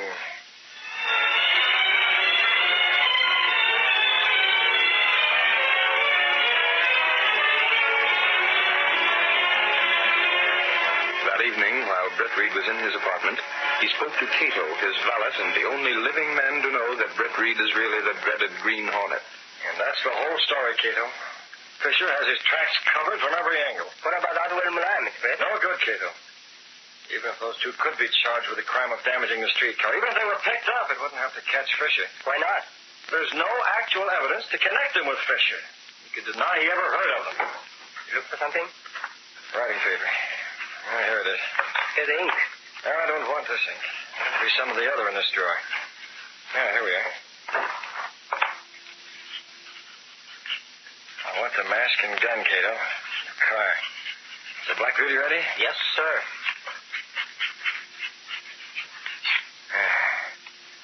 Quite a job disguising my handwriting now. My seal on the bottom. Placing the letter in his pocket, Brett Reed went through a secret panel in his clothes press. Cato, he within the walls of the apartment house. Then house that housed the sleek black car of the Green. Ready? All right, get in.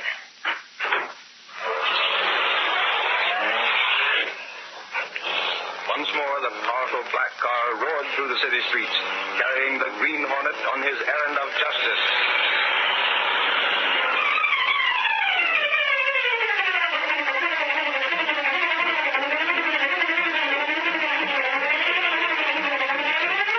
The curtain falls on the first act of our Green Hornet adventure. Before the next exciting scenes, please permit us to pause for just a few moments.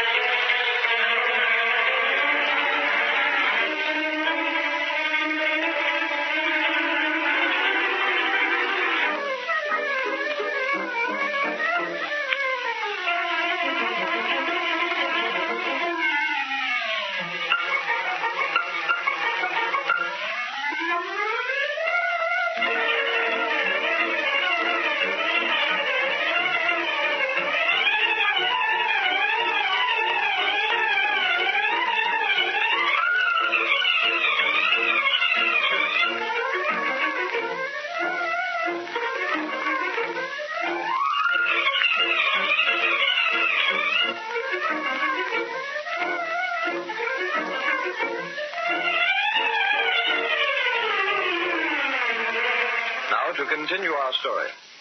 A serious accident on the trolley line increased agitation to replace the streetcars with buses. Although the streetcar lines were blamed for the accidents, Brett Reed had reason to believe that they had been engineered by Fisher, who was out to grab the bus franchise. When ordinary methods failed to pin the guilt on Fisher, Brett Reed assumed the role of the Green Hornet to bring the criminal to justice.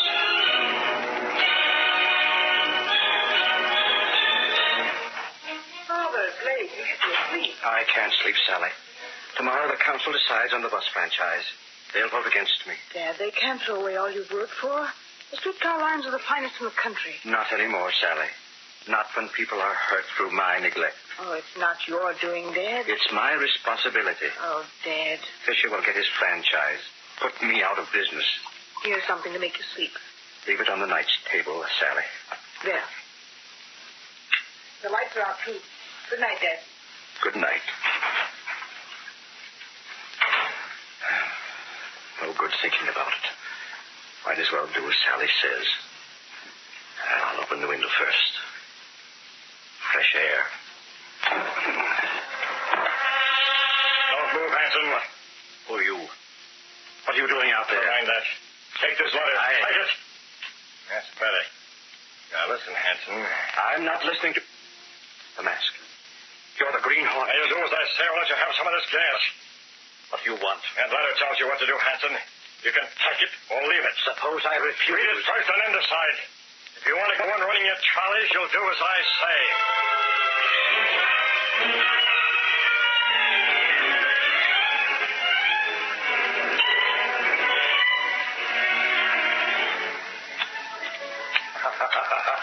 And the ace of spades.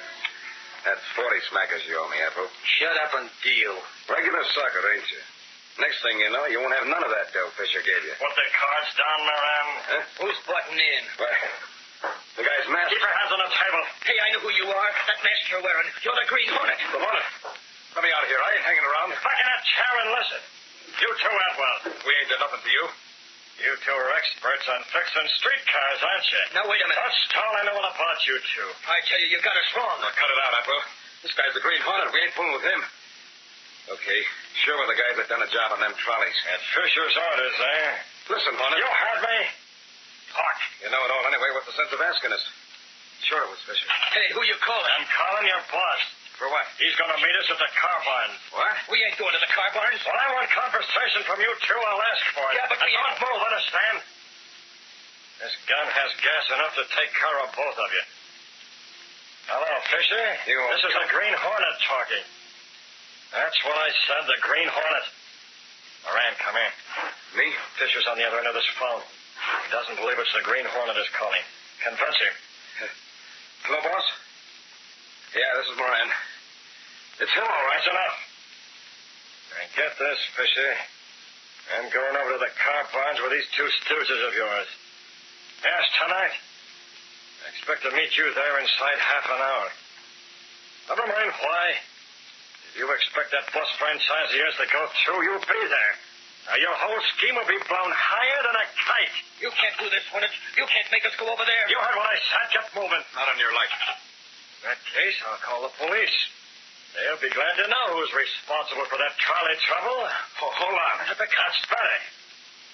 Now, you're being smart. Yeah, we'll go with you, Hornet. Remember, one false move You and won't need the rod, Hornet. We're going. All right. Come on, you rats, march.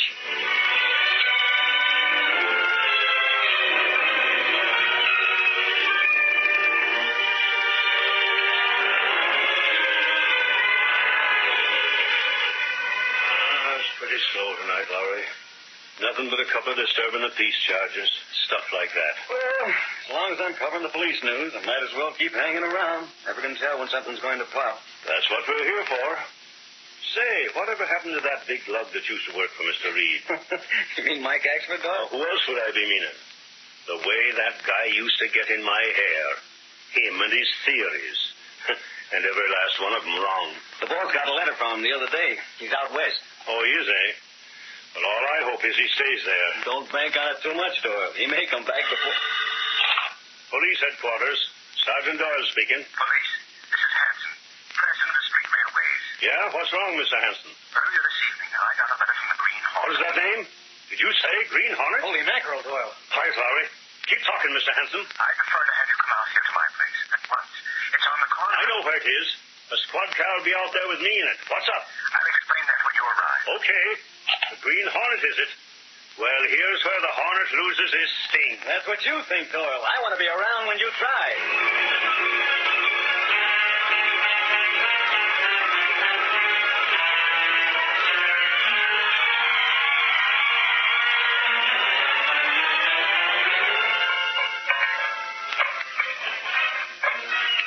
Say, listen, Hornet, what's the idea of Atwell and me doing a job on this trolley? Yeah. Don't tell me you're working the same racket that Fisher's been doing. Keep working. You'll learn the reason soon enough. Hard work using this file with only a flashlight to give us light. Put some soap on that file. I don't want any unexpected visitors. What's the difference? The regular car barn's on the next block. Repair shop's empty after midnight. Sure, nobody's going to butt in. Nobody could even hear us. Hey, you turned off the flashlight. We can't see nothing. Quiet. Must be Fisher, Hornet. Keep quiet. Don't either of you try to move. I can see your figures plainly against the window. Right, Atwell. Where are you? That light. It's blinding. We're beside the others, Fisher. What? The Hornet, Fisher. He's got us. I knew that phone call would bring you down here in a hurry. So it is true. The phone call did come from the Green Hornet. I told you. I wasn't sure, but I couldn't chance it. He made us. What do you want? Drop that range up, well. That's better. Keep your hands high. What are you after, Hornet? Is it money? You see these, Fisher? Huh? Green Hornet stickers. Yeah, you're in a spot, Fisher. Suppose I plaster this trolley with these stickers. Put them all over. Go ahead. That has nothing to do with me. No. The city council will think the Green Hornet caused the streetcar accident. Hanson will be vindicated. What will happen to your bus franchise then? Let the streetcars go on running. Exactly, Fisher. Hornet, I'll give you 20,000. I want more than that. 30,000 if you forget this. I don't mean money, Fisher. All I want from you is your signature. My signature? Either you confess your part in these trolley crashes or those stickers go on. Well, whichever I do, I'm finished. Right. Either way, you lose. He's got you, boss. You're bluffing, Hornet. Am I? What can you possibly get out of it if I confess? Nothing personally. Only the satisfaction of knowing that your dirty scheme has been ruined. Better hurry, Fisher. The police will be here any minute. The cops? Hey. What? You're not serious. All right, Fisher, the stickers go on. No, wait, outside. Give me time to get away before they come. Here. Pen's right here in my pocket. Here's the confession. Pretty sure of yourself, weren't you? Hurry. Turn the flashlight on a minute, Hornet, so I can see what I'm... Now, put him up. What gun? Stand back, Hornet. I was reaching for my pen, huh? Nice work, boss. You had a shoulder holster, huh? You can't get away with this. I am getting away with it. Drop that gun of yours. I said, come on, drop it. Now, Hornet, we'll get you out of this place before any police arrive. All right, Atwell, grab him. Okay. Yeah, we got it. Listen to me, Fisher. You listen to me, Hornet. You're going to... You... What? A gas. Fisher, now for you, too. Yes. Free. Yes. Hold him, Rand. Let me get him. No, you're not. You take care of him. I've got the Rand. My arm. Come on. Then you were here. Fisher's gassed. He's too knocked out. You used jujitsu on Atwell, huh? Yes, sir. I was behind the trolley. Saw you there, but the others didn't. Milan. Rand and Atwell will be coming to in a minute. Quick, pick up that gun. Very well. We'll leave this confession beside Fisher. It's not signed, but I think it'll serve the purpose anyway. Yes, sir. Yeah. Now we'll get back in the shadows beside that window and see what happens. Please back here with me. There's no light on the spot. Oh, my. Here they are. Turn those flashlights this way. Hey, these two bugs have been stopped. They're knocked out. Doyle, here's Fisher. Fisher? Yeah. Tumpton codfish has been gagged. Officer, these two men are Moran and Atwell. They work in the repair shop. Dirty work, I'll bet. Look at this. The axle on this trolley's filed almost all the way through. He's coming around. Listen, Hornet. Don't tell the cops. Hornet. Go on, Atwell. Keep talking. The cops. You and Moran did this job, didn't you? Hey. Spill it, Atwell. You're in too deep already. Yeah. But we was working for Fisher. That's how. Fisher's the guy. How? I tell you, Fisher paid us to wreck all them trolleys. And you'll swear to that in court? Sure I will, sure. Moran, too. Does this mean Fisher will be implicated? Implicated? Mr. Hanson, Fisher will be convicted. He might have got away with it before, but now that we found him here with these two rats... Yeah, right in the middle of another job. He's sunk, Mr. Hanson. Hey, Sergeant, look at this. I found it next to Fisher's body. Give me that. That's for the police, Lowry. What the... Hey, it's a confession, but... It isn't signed. Don't worry, it will be when we get Fisher down to headquarters. Take those legs out. Oh, my jaw. Come on, you. Grab the other one, Joe. Yeah, we'll come back for Fisher later. Well, there you are, Hanson. You don't have to worry about the bus franchise when this hits the front page. What gets me is what happened to these guys. What do you think, Doyle? The Green Hornet. Huh? If I hadn't followed the instructions in that letter, we'd never have caught Fisher. What do you mean, Mr. Hanson? His letter told me to call you. At first, I wasn't going to trust him. Then I thought it over. Hey, we haven't seen that letter yet. It was such a rush. You got it with you? Yes, I think so. It's in longhand. Longhand? Give, Hanson. Maybe that handwriting can be traced. Sure it is. but I doubt if you can trace it. I'll take that. When I first looked at it, the handwriting seemed to be disguised. Come on, Doyle. Come on, open it up. Hey, there ain't no writing on this page. It's blank. Well, maybe you need glasses, Doyle. I tell you it's blank. Look. Well, what do you know? I'm positive there was writing on that paper before. Well, there ain't any now. All there is this here Green Hornet seal in the corner. Doyle, I get it. It's disappearing ink. Disappearing ink? Yeah. Try and trace that. Man, that Green Hornet thinks of everything. And I thought I had me hooks on him. What's that? The Hornet's car. There, out the window. That's him, all right. And there he goes. I'm looking for that car. Look at it travel. Well, Doyle, I guess the Hornet still got his sting. But don't worry. Your name will go in the papers anyway. Yeah, that's right. I Nat Fisher and them too. And with a little help. Got a phone around here I can use, Mr. Hanson? The Sentinel's going to get an earful of front page stuff. And, boy, I'd like to see the Clarion try and beat this yarn. To Southern California. Stay tuned for more high-stakes action with the Green Hornet. Right here on Golden Age Radio. Rumble.com/C/GAR. Proudly brought to you by streetgl.com. A Green Hornet.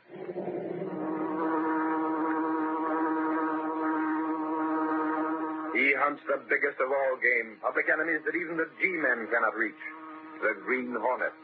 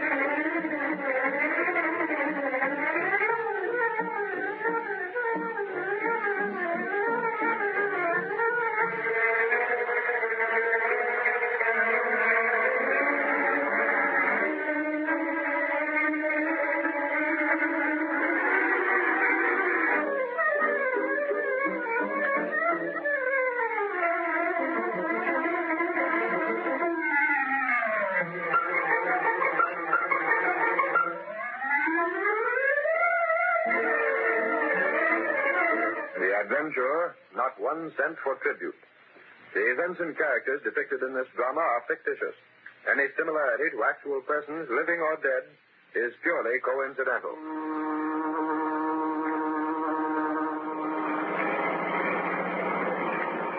Is that the gas station on the next corner, Kruger? Lost that one, Zoe. Check to see how much he's charging for gas. That was okay. The one we want is on the next corner. Which way? Going west. There's the place. Here it goes.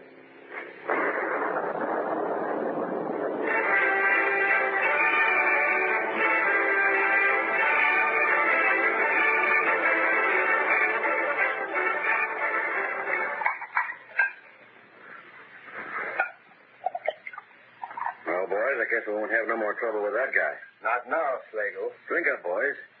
You sure the bomb did a good job? I was watching through the rearview mirror, Slagle. Kruger tossed that pineapple right into the middle of the gas pumps. Don't worry, boss. You can pick up what's left of the place with an eyedropper. That's fine. From now on, he'll pay protection dough along with the rest. You got a sweet racket, Slagle. Sure. Every gas station in the city is kicking in. They're paying for protection, Sally. I make sure nothing happens to them. And if they don't pay? They run into trouble like tonight. You were careful not to let anyone see you? We went by too fast, boss. Yeah, we used a stolen car. This is a couple of blocks further on. The only guy that has an idea of us is the guy we bombed. Catch him talking. Besides, he don't know for sure. All he's got is suspicion. Right. A guy who's scared don't make a good witness.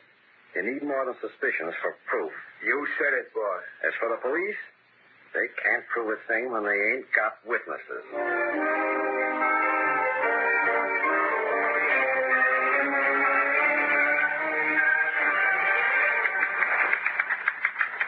Miss Case got the district attorney on the phone for me. Have Lowry here when I'm through talking. Yes, Mr. Reed. Have it up. Well, it looks like a 3-alarm fire the way he's burning up. Sally, get the district attorney on the wire. And tell Lowry to stop cutting out paper dolls and come in here on the double. Mr. Reed's in a hurry. And I do mean hurry. Oh, I wonder what it is this time. Last week he was turning out scorching editorials on dangerous drivers and how they were a menace on the city streets. Yes, Mr. Reed? Get me all the information we have on the recent gas station accident. And bring it to me as soon as you get it. Oh, is that the district attorney? Mr. Reed's office? Is that the moment? Yes, Mr. Reed, it's the district attorney. I'll switch him on your wire. I have it. Now, get busy on that list. Hello. Hello, let me have the morgue. Don't tell me, Casey. The boss is going to make me the Lovelorn editor. You'd do better at a racetrack, Lowry. Hello, morgue? Morgue? Did somebody die? Now, staff morgue, silly. The place where we keep all the back copies of the Sentinel. Oh, no, Casey, you're kidding me. If there's any information he wants, I have it at my fingertips. Listen to this case. Mr. Reed wants all the information you have about recent gas station accidents. That's it, huh? I don't care how you get them. So check with the police. Go through your back copies. Casey, that last gas station that was blown up was a shambles. Wrecked pumps, gasoline. I never saw such a mess. It doesn't take a reporter to see that. Do I detect a note of sarcasm in that last crash? You do. Honestly, Lowry, it's an open secret who's back of all these bombings and fires. Really? Legal, that's who. Tell me something I don't know, Casey. Then why don't your stories say so? Listen, Casey. Sure, Slagle controls the gas stations in this town. He's got a protection racket that brings in a cent on every gallon. Then why don't But the Sentinel can't print that. There's no proof. He'll be sued from here to Christmas. Oh, my idea of heaven would be someplace where a newspaper can print what everybody knows is true, even though it can't be proved. Yeah, but this place isn't heaven. Not while Slagle is here. Well, maybe the district attorney can do something. I've been talking to him, Laura. Just finished. Did he have anything, Mr. Reed? Not a thing, Miss Case. How about that last bombing, boss? That's the same story all over again, Laura. Suspicions with no proof. Even the owner of that gas station refuses to talk. And meanwhile, that snake Slagle keeps raking in all the cash he can get his grabbing hands on. There's one consolation, Mr. Reed. Yeah, Casey? None that I know of, Miss Case. Well, what I mean is, Slagle's only taking money from gas stations. Well? 1 cent difference in the price of gasoline isn't going to affect people so much. Miss Case, you're making the same mistake that others do. The price of gasoline is as important as any other. But suppose Slagle's racket were meat and vegetable market. Well, people wouldn't be able to get the right kind or amount of food. Now, you can't compare... It's practically the same thing. Keep your ears open, Casey. Here's where you get a lesson in simple economics. Meat and vegetable markets use trucks in their business. Yes. They have to pay the same higher price for gasoline that Slagle forces from everyone else. But a cent a gallon... Well, that adds up. If they spend more for gasoline, they have to make it up somewhere else. In other words, if their expenses go up, they have to charge the public more for the food they're selling. You hit it, boss, and the same goes for every family that uses a car. Exactly. Every cent they have to spend for gas means 1 cent less to buy milk and eggs and fresh vegetables for the family table. Why, of course. I didn't stop to think. More people did think, Miss Case. Racketeers like Slagle would never get started. Too late for that now. Slagle's got the gas stations tied up tighter than Houdini. Well, that's why I called you. We're going after every one of those gasoline dealers. Why, boss? If we can find one man who'll act as witness against Slagle, that's all the district attorney will need. They're sending the names up from the morgue, Mr. Reed. Go after them, Lowry. Take Clicker Benny with you. Okay. We ought to be able to convince somebody that he's smart to act as witness. Lowry and Clicker Benny made the rounds of the gas stations which had recently had accidents, but their search was fruitless. They could find no one who would consent to appear against Bat Slagle. As they approached a gas station run by a man named Jennings, Lowry said, We're not having much luck, Clicker.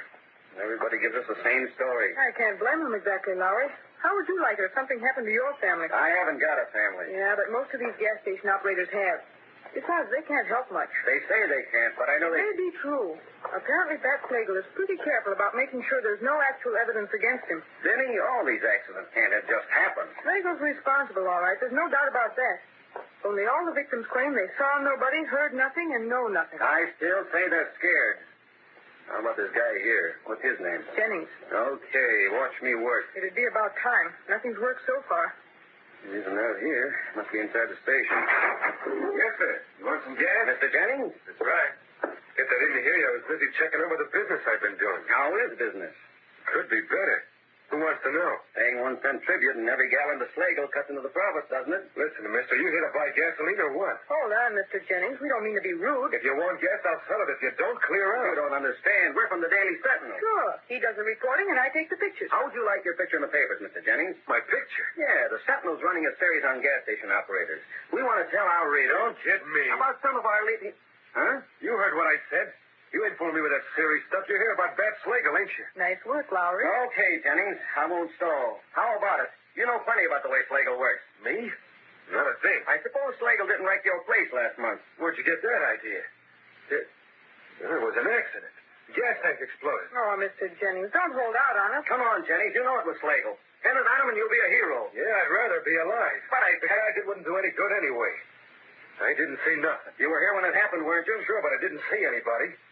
I said it was an accident. See, an accident. Just like the rest of them. Afraid to talk. Listen, you. Take a tip and get out of here before I get mad. Looks to me as if all of you are yellow. I'm warning you to get out. Letting Slagle make monkeys of you. Yellow as a chrysanthemum. Hey, you. Uh-oh. Now get out and stay out. Don't come around again looking for a store. You'll get another poke in the jaw.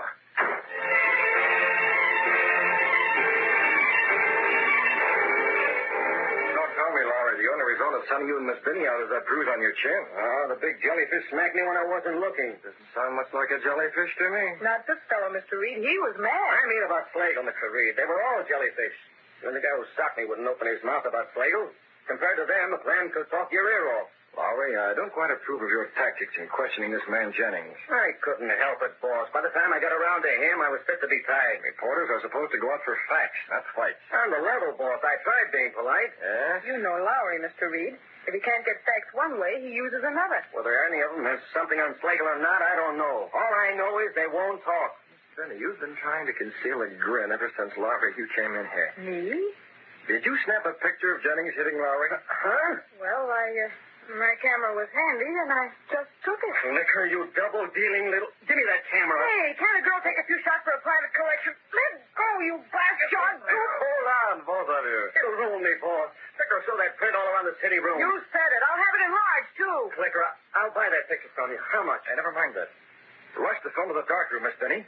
That shot is going on page 1. As long as she doesn't... What? You're going to publish it? Why, boss? Why? With a caption under it reading... This man is not afraid of hitting a reporter. Why is he afraid to talk about Slagle? Wow! I've been waiting for a chance like this all my life.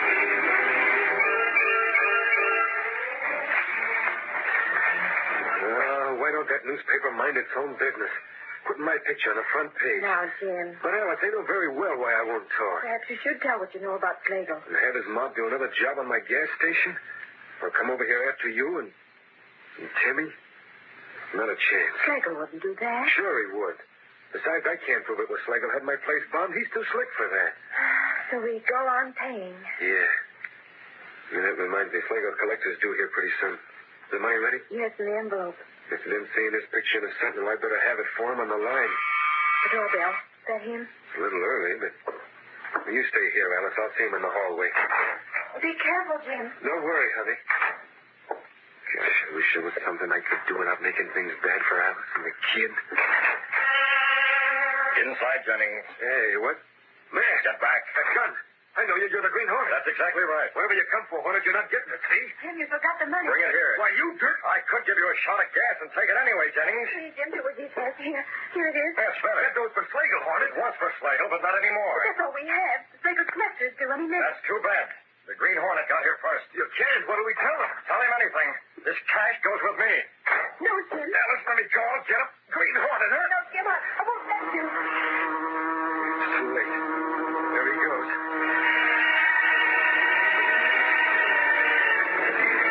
But Jennings was wrong.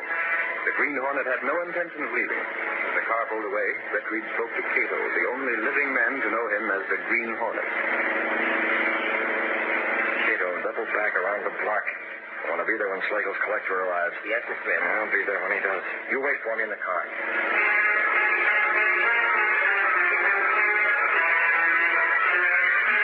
Short time later, Slagle's collector arrived at Jennings' home. He refused to believe Jennings' story. Stop stalling, Jennings. Where's that door? I tell you, the Green Hornet took it. Don't make me laugh. A Hornet wouldn't bother with 20 bucks. The truth. My husband left the money in the other room when he came to the door before. I thought it was you calling, so I brought the money out to And him. the Hornet grabbed it. Expect me to believe that? You got that dough hid someplace. The other room, I'll bet. Go ahead. Search if you want to. We won't find it in there. Oh, I won't, huh? Oh, you call this, you dumbhead. Right in the table and seal with my name on it. Well, that bluff so easy, I wouldn't even look in here, huh? I swear it wasn't You're getting too big for your hat, Jennings, since that picture got in the papers. If I tell Schlegel about this, he'll whittle you down plenty.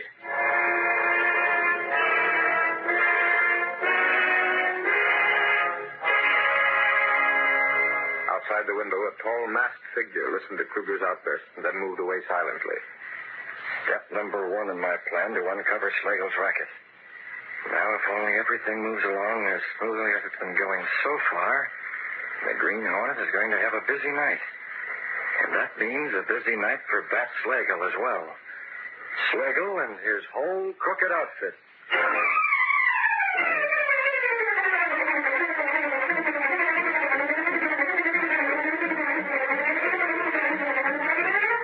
Reed found that Bat Schlegel, a racketeer, had every gas station in the city paying him a cent a gallon on gasoline as tribute.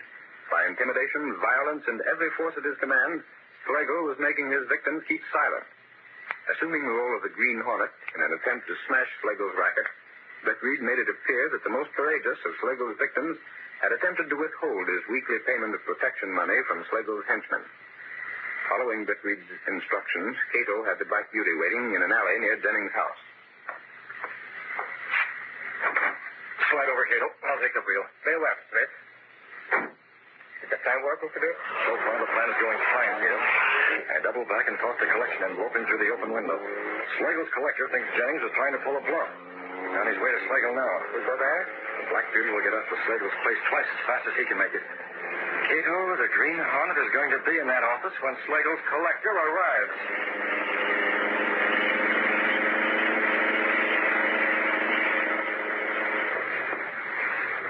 It's about time you showed up, Kruger. Got the dough from Jennings? Yeah, there it is. Imagine that guy, Bat. He tried to stall. Jennings? Yeah, Jennings. What do you mean? Here's the dough. He said he didn't have it. Tried to tell me the Green Hornet had swiped this dough. The Green Hornet? That's a lie. And all that time was right in the next room. Wasn't even hid. Tried to bluff you, huh? Didn't work. You ought to take him down a peg anyhow, Bat. If any one of them guys gives us trouble, it'll be him, all right. Not if you show him who's boss, it won't. Yeah.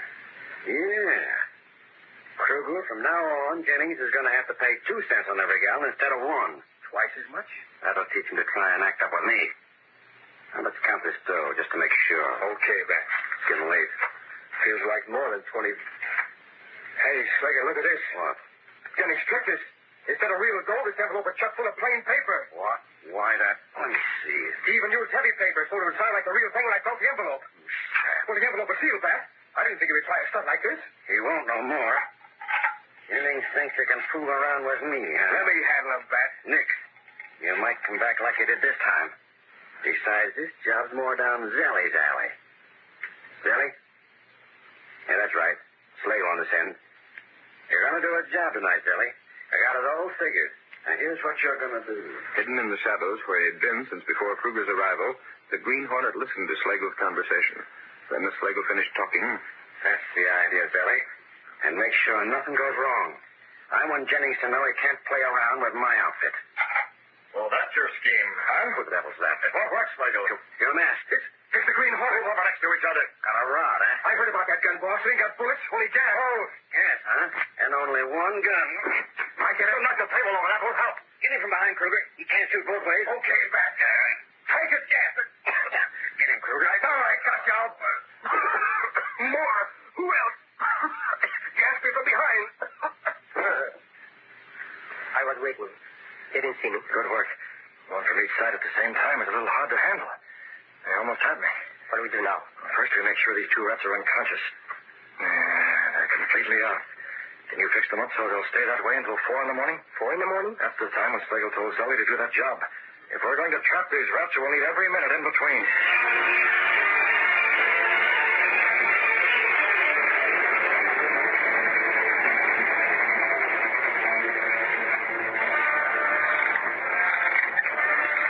Jim, we ought to be going to bed. It's after 12. You go ahead, honey. I ain't sleepy. All right.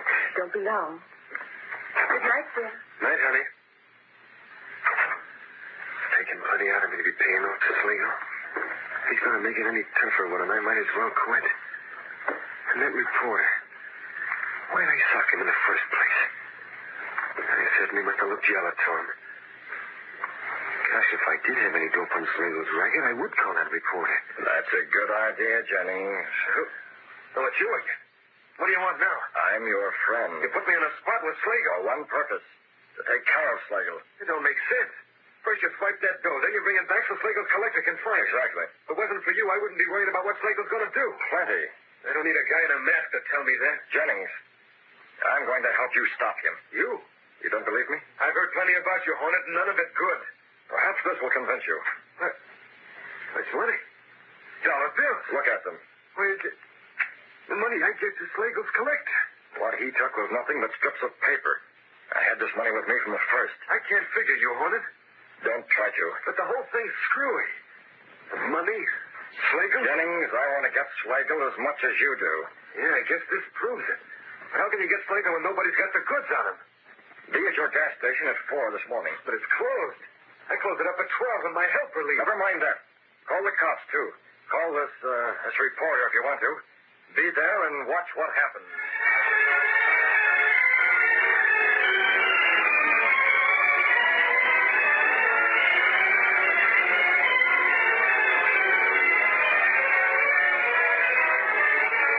Jennings followed the suggestion given him by the Green Hornet. He called the office of the Daily Sentinel and asked for Lowry. I want to talk to a reporter named Lowry. Yeah, this is Lowry speaking. Who wants me? This is Jennings. Jennings? Yeah, I'm the guy that runs that gas station. Oh, you. Well, listen, Jennings. If you want to take another poke at me for getting that picture in the Sentinel, you can forget it. I didn't want that picture released either. Well, you don't get it, Lowry. I'm calling about something else. Here's a tip for you. Be at my gas station around 4 o'clock. What for? The police are going to nab Slagle. I got the dope from the Green Hornet. The Green Hornet? You mean he's in on this? Will you be there? Will I be there? Try and keep me away. Wow, talk about a scoop. So the Slagle mob are up to something. Hello. Listen, get me Clicker Benny. Show her on the phone. How else? I don't know where she is. Try every place. Try her home. Try the movie around the corner. Try any place but get her. No, it isn't personal. It's business. I got inside information that the Green Hornet's going to bust Slagle's gang wide open.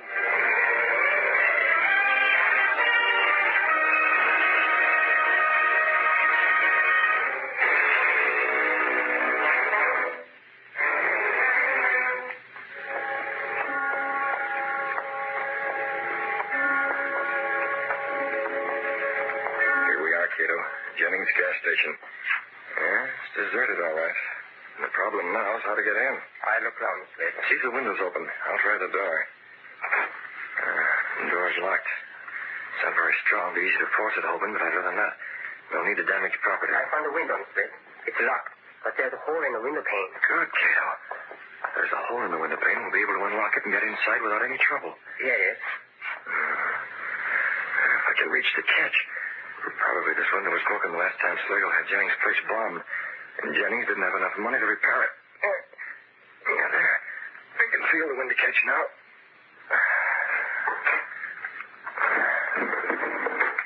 You have Slagle and Kruger, Cato? Yes, sir. I'll go in through this window and open the door. Then we'll bring the two of them in and put them right where Zelly will find them. Yes, sir. They're still unconscious. Working carefully and hurriedly, Britt Reed opened the door. Together, he and Cato carried the unconscious racketeers into Jennings' gas station. They moved in almost total darkness. I never think to look at Slagle that he weighs so much, Cato. Hey, be careful of that chair. All right, put him down here next to Kruger. That's it.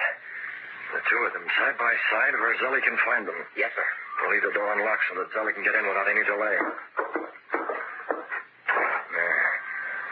Time for us to leave. They're not staying? No, we can't afford to stay here. It's too risky. But we'll be near enough to check if anything goes wrong. Will Slagle and Kruger recover soon? Positive. They'll wake up in a little while now. Fine. I may be wrong, but Slagle's apt to be overconfident.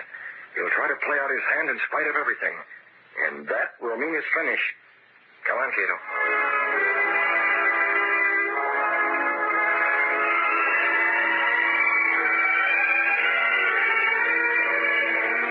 After Britt Reed and Cato left, the two racketeers stirred. Slagle sat up. What happened? Where? Oh, it's dark. Hornet. Yes. Who's that? Kruger. That you? Yes. Hornet did it. Couldn't get him.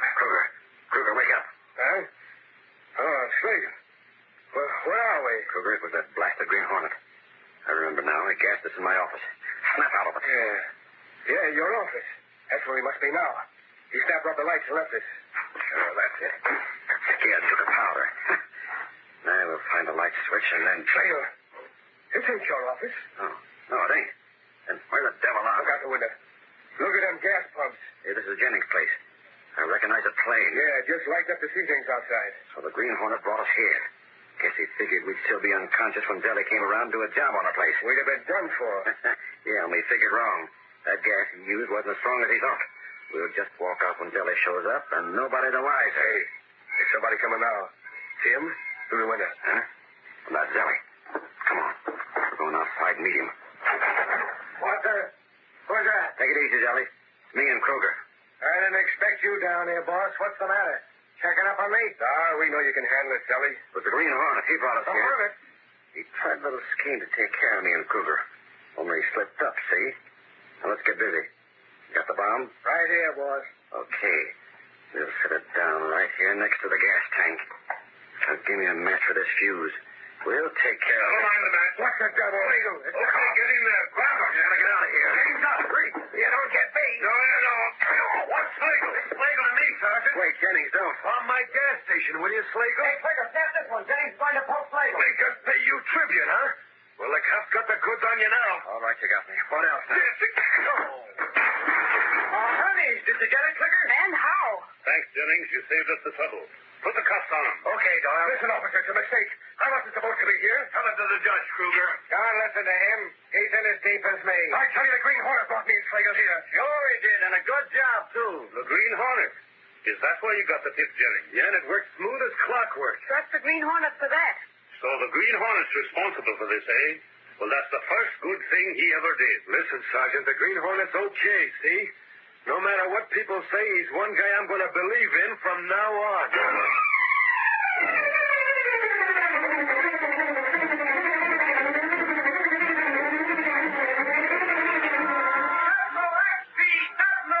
Hornet smashes gasoline racket. Slagle under arrest. Tatlo Pepper. Gasoline operators freed from racket roll. Green Hornet still alive. Tatlo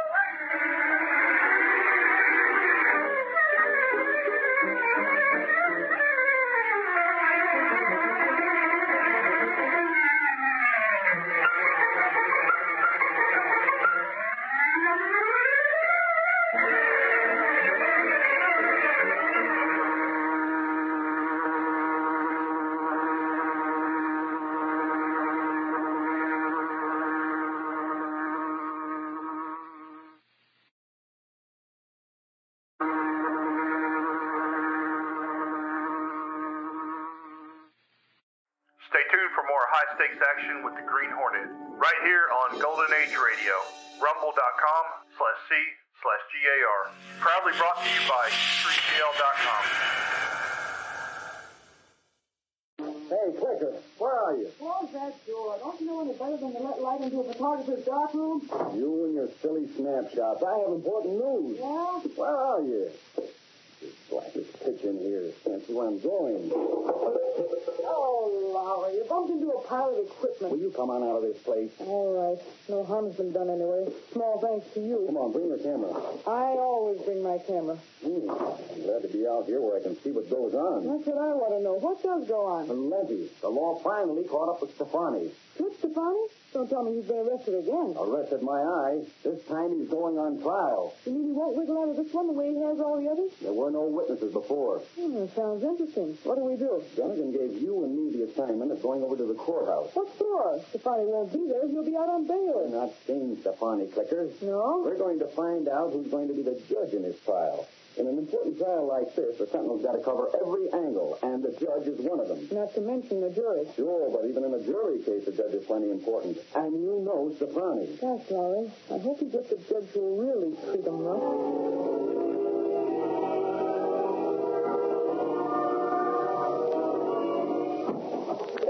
Can't you see I'm busy with my mouthpiece? Yes, Dutch. Your slip glare will be plain defense. Yes, listen. Guess who's going to be the judge on your case? Oh, Grayson. Huh? Yeah, Grayson. I was hanging around the courthouse when the clerk's in special said, give me the tip. So here's son. Grayson's judge, and you won't stand a chance before him. Is that so? He's dynamite. You know the kind of reputation he has. He's one guy that can't be touched. I know all about what, Grayson? Slip, I'm your lawyer. Yes?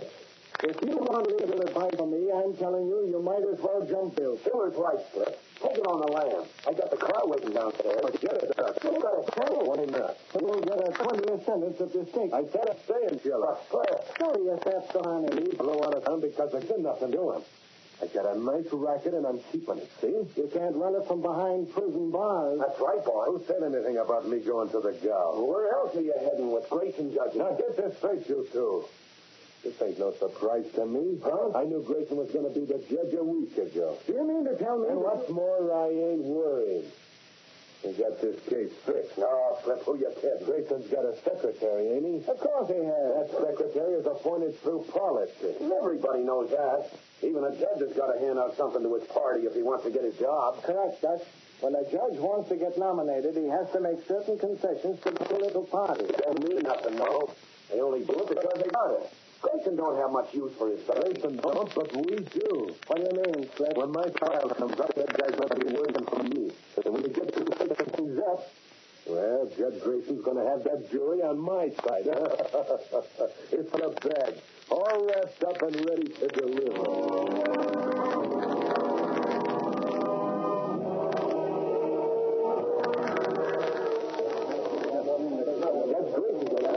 Trial. How about the statement? How the judge's secretary doesn't do him. What's the judge's opinion on racketeering? Oh, my editor's going to be sore if I don't get something. They said the judge is busy. Come on, Chris. He's not seeing anyone. I thought so. Giving up already. I'm going back. Who's giving up? I suppose you have another name for it. If you use those pretty little peepers of yours, you'll see that door down the side corridor. Sure, I see it. There's one. That door, Flicker, is another entrance to Judge Grayson's office. While those other newshounds are clamoring around the main entrance, we're going to sneak in this way. Don't tell me that's your own idea, Lowry. I bet you saw it in the movie. Never mind the wisecracks. Now faint. Huh? Faint. Make believe you're fainting. Oh, I get it. That's our alibi for barging in the judge's office. Never mind the explanation. Good business. Here's the door. Okay. Here I go. Hey, you don't have to put your weight on me until we get the door open. Excuse me. This lady passed out. Yes, of course, sir. I know what to do. You don't have to worry, sir. All right, sir. Who are you? Don't you realize this is a private office? Sorry, just a minute. Put on the couch for a minute. You can't stay here. Maybe feminine, but she isn't frail. I hope I didn't interrupt your phone call. Go? Oh, nothing important. Oh, where am I? She's better. Get her out. Now, wait a minute, Steve. You can't talk. How do you know my name? Well, I heard one of the men in the hall mention it. I guess I must have fainted. You're reporters. Get out. Judge Grayson isn't seeing any reporters. Stevie, what's wrong? Judge Grayson, I'm Lowry from the Daily Sentinel. How about the Stefani trial? He sneaked in with this young lady, Judge. Young man, since I have been selected to preside over Mr. Stefani's trial, I am not at liberty to make any statement. Well, how about racketeering in general, sir? As a judge, my sentiments on crime of any sort are well known. As for this trial, you'll have to wait until it's over. Sure, but I can promise one thing. This trial will be conducted as I've always conducted trials in the past. Strictly according to the evidence. Now, you will have to leave, both of you. Thanks, Judge. It isn't much, but it's a statement anyhow. Come on, Flicker.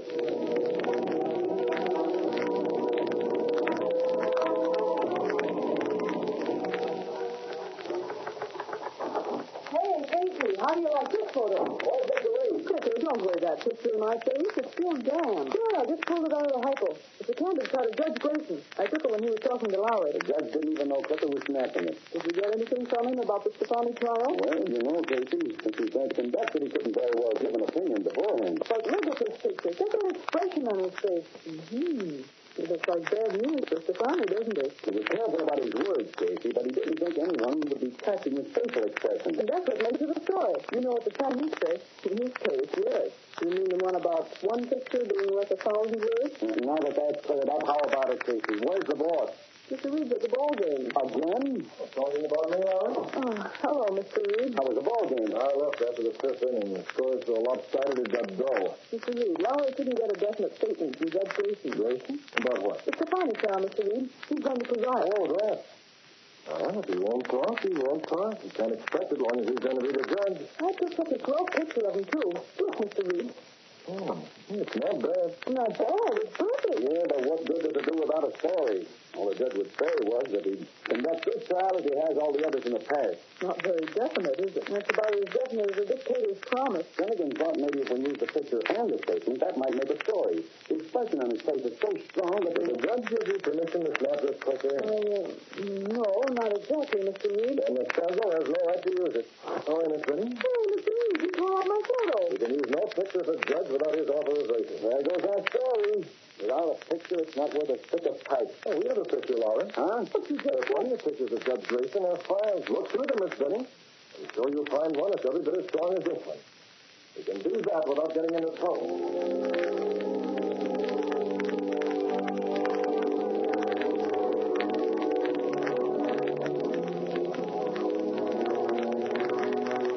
Before the trial of Trip Stefani was scheduled to start, 2 men called on Judge Grayson late in the evening.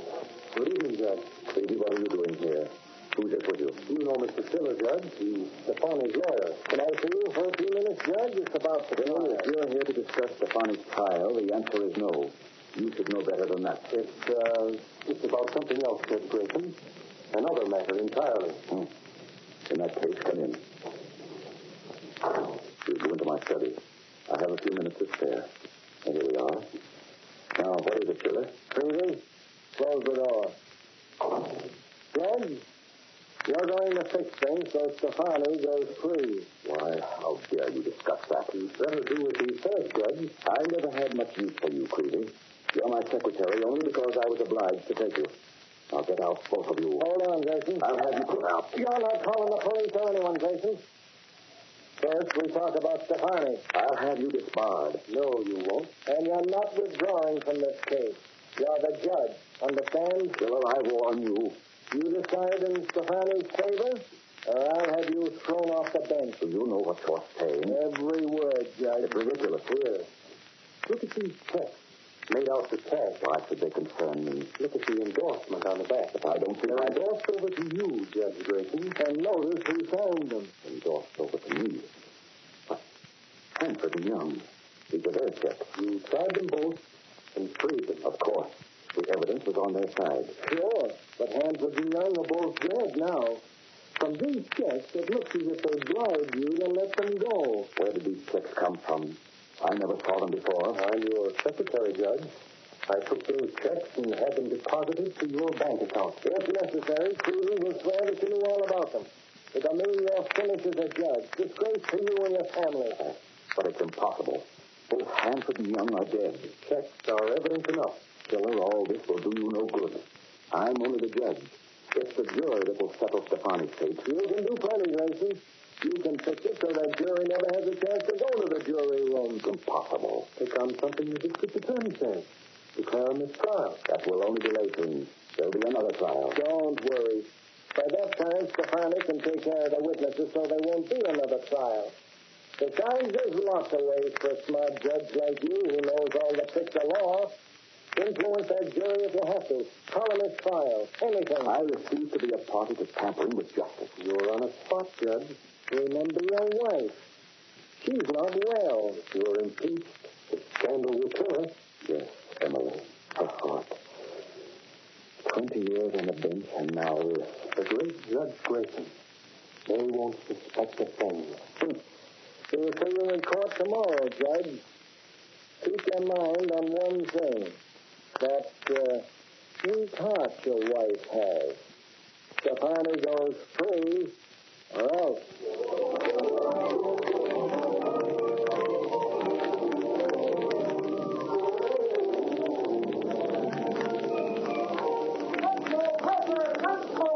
Stefani trial starts tomorrow. Racketeers goes on trial. Jury selected.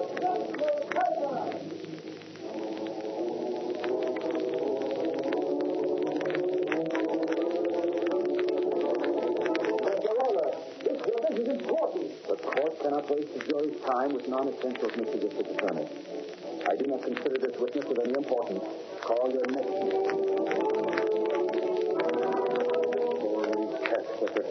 But by Stefani's pretty lucky. He certainly had the best of it so far. Look at Judge Grayson. He looks like he's half dead. Several days after After the start of the Stefani trial, Britt Reed burst into his apartment and spoke to Cato, his faithful valet and the only living person to know him as the Green Hornet. Cato, yes, it's right. That's something at the Stefani trial. Judge Grayson just called it a stress until further notice. Looks like he's going to call it a mistrial. What is that? Oh, when someone tries to influence the jury indirectly by bringing in some matter which doesn't belong, it's a very technical point. Who done that? Well, that's just it. The district attorney mentioned something about Stefani. Usually no one would notice it. But Judge Grayson immediately jumped on him and said he would have to consider a motion for a mistrial. Is that bad? Cato, if there's a mistrial, Stefani will get off. I'm sure of it. What puzzles me is Judge Grayson himself. What's wrong with this? Well, Grayson's lost all his old spirit. He looks like a man condemned. There's something behind this, Cato. It appears very much like an attempt to take unfair advantage of blindfolded justice. By who? It's justice, Cato. I don't know whether it's Stefani alone or whether Grayson is in on it, too. But we're going to find out. The mask, Cato, and the gun. Yes, sir. You brought in the Green Hornet? Cato? Justice wears a blindfold. But in this case, he may be able to see the scales with the help of the Green Hornet. When a notorious racketeer was brought to trial, the public believed he would at last be found guilty of his crimes. But the racketeer had brought pressure to bear on the judge in his case. He and the judge's crooked secretary had framed the judge so that he was forced to free the racketeer or be disgraced. When the trial was halted for the judge's decision, Britt Reed assumed his role of the Green Hornet to carry out the ends of true justice.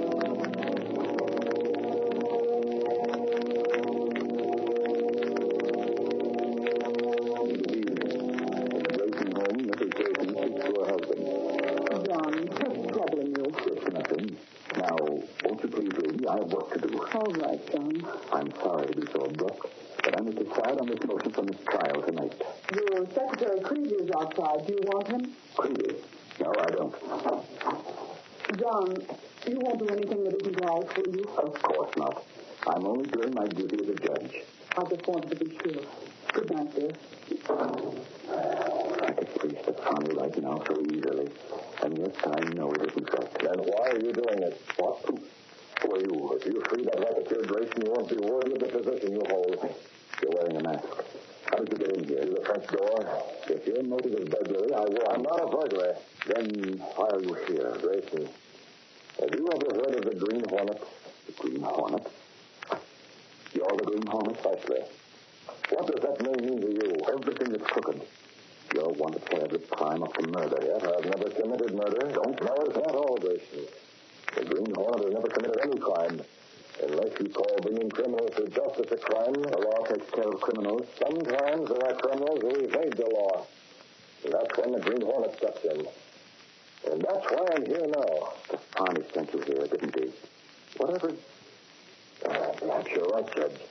Maybe Stefani did send me here. He's not content to hold those checks over my head as a threat. He sends you here in addition. What checks are you talking about? Don't pretend you don't know. Unless I grant Stefani a mistrial, those checks will be his means of having me disgraced. I'll be turned out of my position as judge. I'm beginning to understand. Blackmail, eh? Worse than blackmail. Those checks will convict me of accepting bribes, even though I never did. You're entirely innocent of such a thing, is that it? Of course I am. Yet Creevy and Stefani between them. But why repeat all this? If you're in with Stefani, you're familiar with his scheme already. Who has those checks? Is it Stefani? Anthony, who has those checks? My secretary, Creevy. He carried them with him. I pretended to use force to get them back. I see.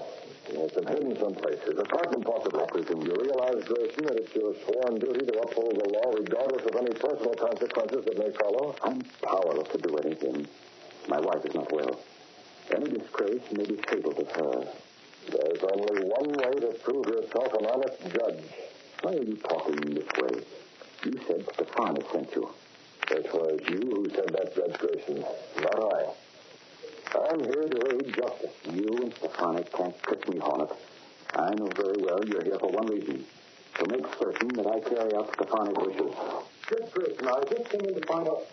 Let me out of my way, Grayson. Let me go, Grayson. No, you can't go out. Why not? Isn't that Creevy, your secretary? Please, if you go out there, my wife will see you. She has a weak heart.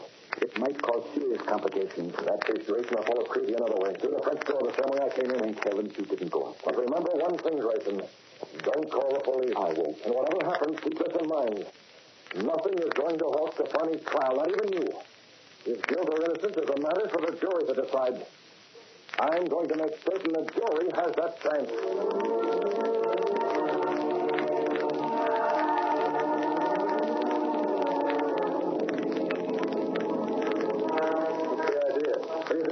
Time of night, Creedy. But you're over at the judge's home. I just came from there, Stefani. Something happened. You mean Grayson's going to let me out? No, it ain't that. Listen, Stefani. I walked into Grayson's study without knocking, understand? Sure.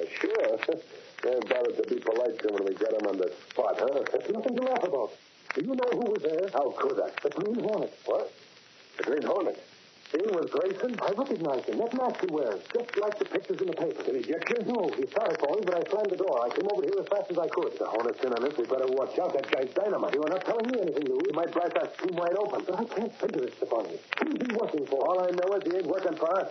We gotta do something, Creedy, fast. That's why I came here, to bring them checks. Oh, don't worry about them, Stefani. They're safe in my apartment. What do you mean, safe? As long as that Hornet's around, nothing's safe. Yes, you're right. What shall I do? Get over to your place and bring your checks back here. Okay. I'll call Phil and have him start putting more pressure on Judge Grayson. We gotta have Grayson set me free in a hurry before something goes haywire. Once Grayson declares that in his trial, you're all set, Stefani. Never mind that talk. Get moving. For all we know, the Hornet may be at your place right now.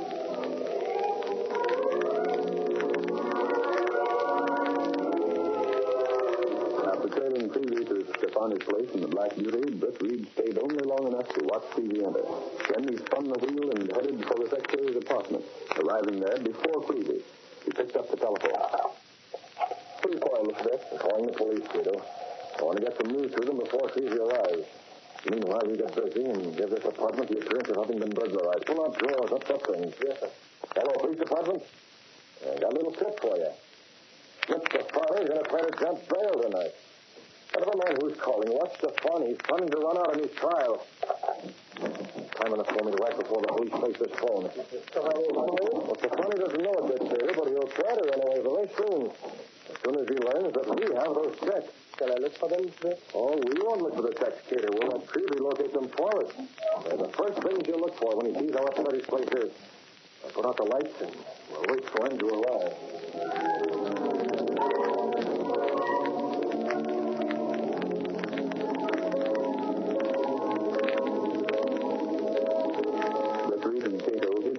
Behind the brakes in Creedy's apartment. Then a short time later. Quiet, Creedy. Someone's coming in. I'll find those checks before anybody gets at them. Where's that light switch? What the devil? The place is in a mess. The Green Hornet must have been here already. If he found those checks, the game's up. Look in the drawer. I can't. Why, they're here. The checks, just like I left them. I guess the Green Hornet didn't have anything to do with this. I know where those checks, Creedy. The Green Hornet, exactly right. You recognize me in Judge Grayson's study. Who are you working for, Hornet? For justice, Creedy, but you wouldn't understand that. You can't talk to me that way. I'm Judge Grayson's secretary. You're a crook, Creedy. You're working for Stefani. But this was one time you won't get away with your little plan. How do you know about it? Never mind that. Are you giving me those checks? You want them, Hornet? Thank God. Well, honestly, Creedy, your aim was bad. You take it. I can't breathe. No. I didn't figure on using gas on him. I thought he'd surrender those checks without any fuss. Yeah, checks. Yeah, let me see. Yeah, they made out the cash deposited in Judge Grayson's account. Now, there's no doubt that if these were made public, it would mean the end of Grayson's career. That must have happened. That's up to Grayson himself. If he can't decide to do the right thing regardless of consequences, he doesn't deserve to be a judge. I'll keep these checks handy. I see. We'll see Grayson presently. First, I'll call Stefani and let him know what's happened. He's expecting a call from Creedy, so he may be a little surprised when he finds out who it is. Hello? Stefani? Yeah, who's talking? Is this you, Creedy? This isn't Creedy, but I'm calling from his place. Why don't Creedy call? Put him on the phone. That's impossible. You see, I just had to give Creedy a shot of gas to get certain bits of paper from him. Creedy's been gassed. Who is this? Who's talking? This is the Green Hornet. Oh, you kid. What's more, I have those checks. The game's up to Stefani or finish. No, listen, Hornet. I'll pay you for them checks. I'll pay you plenty. Only don't give them to Judge Grayson. You better start running, Stefani. There's a long stretch in jail waiting for you if you don't. He'll start running, all right. Directly into the hands of the police. I'll make sure he doesn't get away from his own trial. Yes, sir. I'll be interested to learn how Judge Grayson acts when he finds that Stefani has attempted to skip out.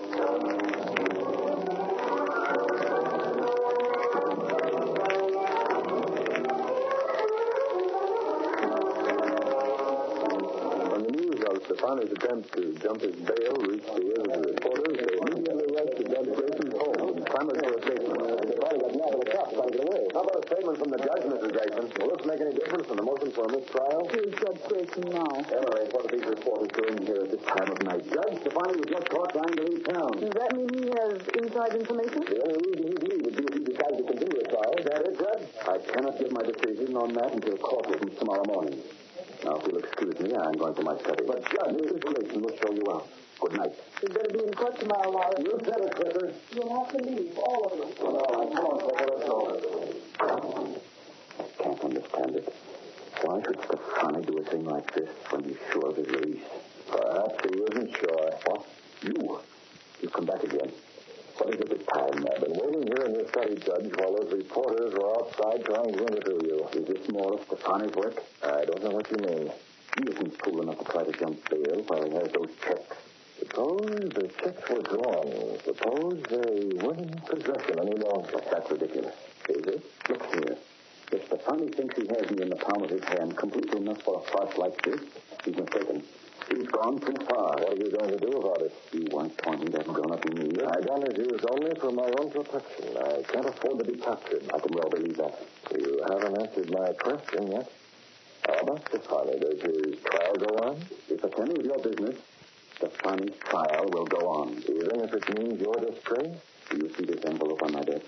Yes. That envelope contains my resignation. I wrote it an hour ago, before I knew Stefani was going to run out. Why? Because I decided that Stefani's case would go on. After that, I shall resign. This envelope contains my statement. Open it up. Why should I? And if you won't, I'll open it for you.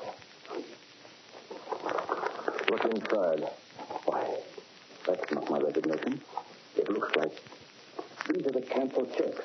The ones Stefani threatened to use against me.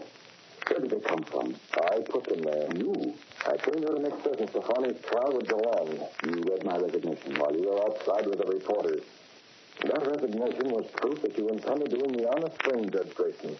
Proof that you refused to aid lawbreakers. I always shall, no matter what the consequences. And that's why I removed that resignation, Judge Grayson. There's no longer any need for you to resign. I don't know what to say. How to thank you. Earn those checks, Grayson, and you'll have nothing to fear.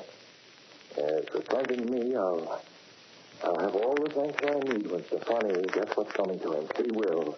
The jury will see to that.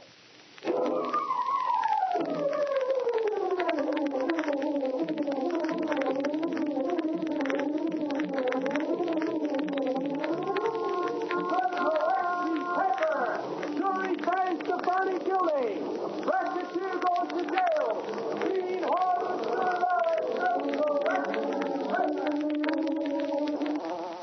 Stay tuned for more high-stakes action with the Green Hornet, right here on Golden Age Radio, rumble.com/C/GAR. Proudly brought to you by streetgl.com.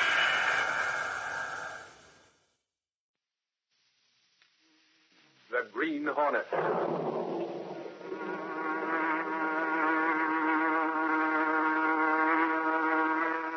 He hunts the biggest of all game, public enemies that even the G-men cannot reach. The Green Hornet.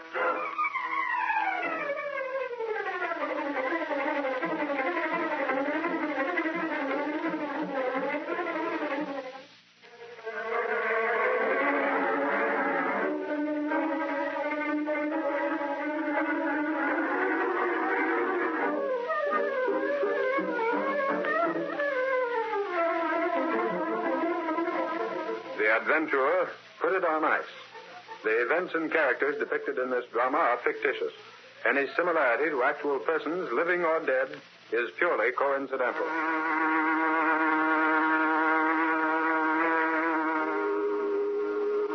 Miss Williams, what's that? Why is the whistle blowing? I don't know, Mr. Brinkley. Something's gone wrong. Find out what it is at once. Mr. Brinkley, the refrigerating system open packing plant signal. What? The new system we installed yesterday? Better come along and look for yourself. I most certainly will. Miss Williams, call the police emergency squad. If any men are overcome by the ammonia fumes, we'll need all the help they can give us. Right down here, Mr. Brinkley, around the corner. Yes. How did it happen, Carson? Are there any men inside the plant? Can't tell how it happened, Mr. Brinkley. The system was okay when we inspected it yesterday. I hope this won't spoil all that meat we've got in there. Forget that. What does it matter what happens to the meat? It's the men who may be trapped inside I'm worried about. We'll soon see, Mr. Brinkley. They're right through this door. Honey, all right? Watch out for the ammonia fumes. Bring them out here in the fresh air. Stand back. Give them air. One side. Are they all out? Out of the way. Let us through, please. It's Mr. Brinkley. Yeah, we got him out, Mr. Brinkley. Very close call, but they'll pull through. How many were there, Hendrick? Lucky thing there was only 2 of them, sir. Me and Smith just managed to get them before that ammonia. Hendrick, you've got quite a dose of that ammonia yourself. Better have the doctor take a look at you. Well, I'm all right now, sir. Just got a little whiff. Nothing to worry about. Just took a look in through the open door, Mr. Brinkley. That meat is ruined. Is that true, Hendrick? I guess so, Mr. Brinkley. You know, it ain't no good when that ammonia's been at it. Completely spoiled. 2 carloads of beef that we might just as well throw away. Carson, I can't understand it. We've had one serious loss after another, and now this. Look here, Hendricks. You were in charge of this unit. How do you explain this mess? I wish I knew, Mr. Carson. It don't make sense. We don't want it opened when it should have been closed. It's a wonder those 2 men weren't killed. How did you like Brinkley? Okay. He told me he was in the City Club with you. That's true. Look here, Lowry. What is it of these stories that Brinkley's meat isn't up to the Board of Health requirements? That's what I'd like to get more dope on. Yes? Mr. Brinkley is here to see you. Brinkley? Oh, send him right in. I want to see him. Why, Brinkley wants to see me, and at this particular time. Guess I'd better be going along. No, Lowry, stay here. Go right in, Mr. Brinkley. Thank you. Well, how are you, Brinkley? You've met Mr. Lowry, haven't you? Yes, I have. Went through the plant with me. How are you?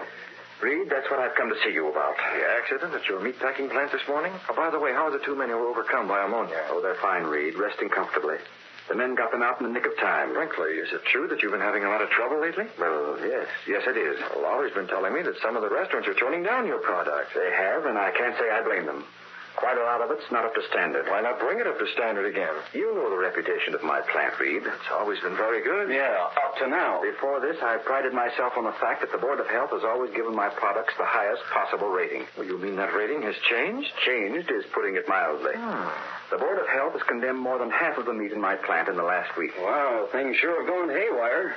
When I think of the juicy steaks you used to... Unless something's done, I'll go bankrupt. I'll be forced to sell my business. Oh, that's too bad, Brinkley. Yet, at the same time, I scarcely see what this has to do with a newspaper publisher. Why come to me? Reed, I'm convinced there's something crooked behind it. Crooked? What makes you think that, Mr. Brinkley? This accident today, for one thing. Any evidence of tampering? None. I didn't see any either. Looked like just plain carelessness to me. I'm sure it isn't. What makes you so positive?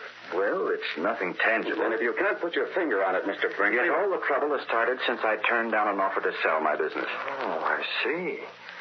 You think this is an attempt to force you to sell? Exactly. Well, I take it this attempt is proving successful. Reed, my back's to the wall. Sounds simple enough to me. Get the police after it. Have them check up. I have, with no results. They believe I'm simply trying to cover up my own negligence. Have they investigated the outfit that wants to buy you out? They've tried to. What do you mean? Exactly that. They haven't been able to find out. Well, isn't it a bit unusual for a prospective buyer to conceal his identity? Yes, Reed, it is. But it's not unheard of. Sure, it might be a rival meatpacking concern that wants to put you out of business, then buy your equipment for practically nothing. Unless I can stop these accidents, they'll get it. Brinkley, you supply meat to all the hospitals and city food centers, don't you? That's true, Reed.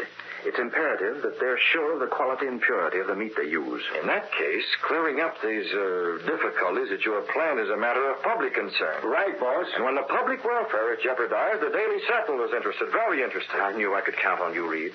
A reporter can find out a lot of things that the police can't. Yeah, especially a good reporter. Well, I'll see what you can dig up. Track down this outfit. The one that's made Mr. Brinkley that offer? Cover that plant from cellar to skylight. Check on every one and everything. Check, boss. It's an assignment. I'll give you all the help I can. Brinkley, what happens to your business is a private concern. But when the quality of the food you sell the public is being tampered with, then it's a matter for investigation. And believe me, boss, when I start investigating, I investigate. Before I'm through, I'll know this setup like I know the palm of my hand.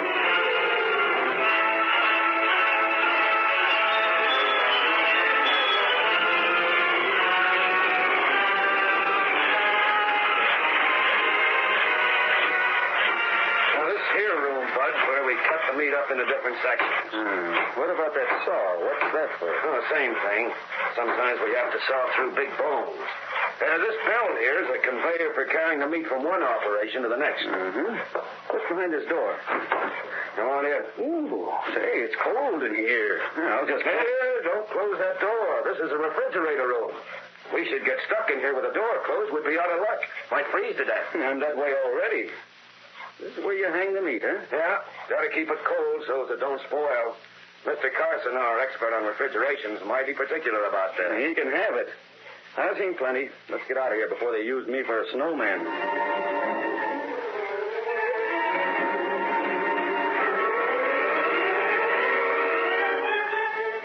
You say your name's Lowry? That's right. Mr. Brinkley sent me over to find out about that offer for his meatpacking plant. I understand that offer came through you. Yes, it did. I'm a broker, sort of a middleman. Who made that offer? Sorry, but I'm not at liberty to give out that information. What do you mean, not at liberty? I told Mr. Brinkley the same thing. This sort of transaction comes my way quite frequently. My client doesn't wish to have his identity revealed. Now, listen here. Furthermore, I don't know who made the offer myself. The whole affair has been conducted by mail. The bank account... A phony name. I checked on it. It's a registered business name, which is perfectly legal. And Brinkley knows the money's good. But I still... That's all I can tell you. Good day.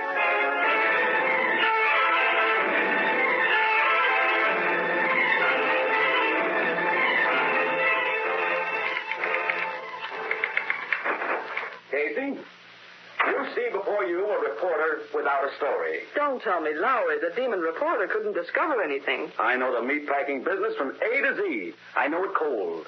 In fact, after being in that ice room, very cold. Well, that ought to make a nice feature next to the stamp column. What is it? Lowry's back, Mr. Reed, without a story. Shall I send him in? Oh, yes. No, I'll be out. Casey, I never want to look a sirloin in the face again. No luck, eh, Lowry? Not a trace, boss. If you ask me, Brinkley's having pipe dreams. No trace of any dirty work going on in this place. As far as I could see, those accidents were caused by carelessness, nothing more. You couldn't track down the outfit that's offered to buy his business? I drew a blank on that, too. It's a blind alley, boss. What did you find out? Oh, I know the business. I know that there's a big shipment of beef coming in by truck tomorrow night, for example. But you can't call that a new scoop. Tomorrow night, eh? Is there anything unusual in that, Mr. Reed? Huh? No, Miss Case, not exactly, but... What's on your mind, boss? Just thinking. I have a dinner appointment with Brinkley and Carson at the Civic Club. I'll have just time enough to go home and dress. Goodbye, Lowry. Keep trying. Well, how do you like that, Casey? We have a mystery on our hands, and he's thinking about dinner.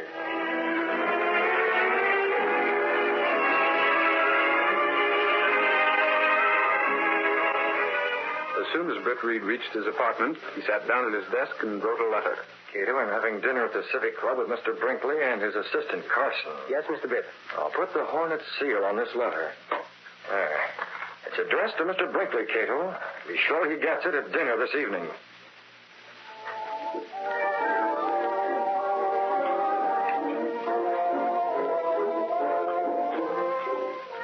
I tell you, Carson and I are worried, Reed. The Board of Health has threatened to shut the plant up if there's one more case of contaminated meat. Let me see. Carson, you're the chemist of the plant, aren't you? You're responsible for the condition of the meat. Yes, I am. I inspected very carefully. Pardon me. A letter for you, Mr. Brinkley, just came by messenger. I wonder who. This letter's from the Green Hornet. The Green Hornet? That's impossible. Look at this seal. Yes, I'm quite familiar with the Green Hornet seal. There's no mistake about that. He says he's going to hijack that shipment of meat tomorrow night. You can usually depend on the Green Hornet to do as he says. How are we going to stop him? Well, why not delay the shipment? Can't do that, Reed. That meat has to be here on time. Well, then send it ahead. Send it by train. Have the trucks take a different route. There ought to be some way. That's it, Reed. We can't send it by train because of the cost. But we can reroute the truck so the Green Hornet won't know about the change. That's an idea, Mr. Brinkley. Suppose the Hornet learns of this change of route. How can he if we take the right precautions? If you say so, Mr. Brinkley. I do say so. And we'll do it right now, at this table, secretly. So the Green Hornet will never be able to find out our plan.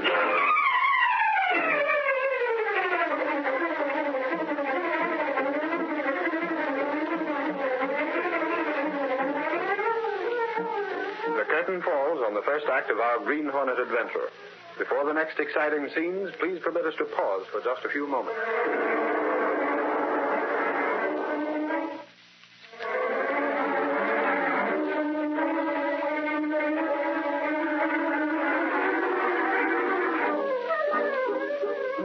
to continue our story.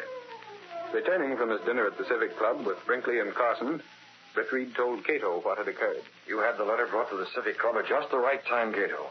When Brinkley opened it and saw the Green Hornet seal, he didn't know what to say. Did your plan work? I sent that letter to Brinkley for a purpose, Cato. The Green Hornet threatened to hijack a truck caravan of meat that's coming to Brinkley's plant.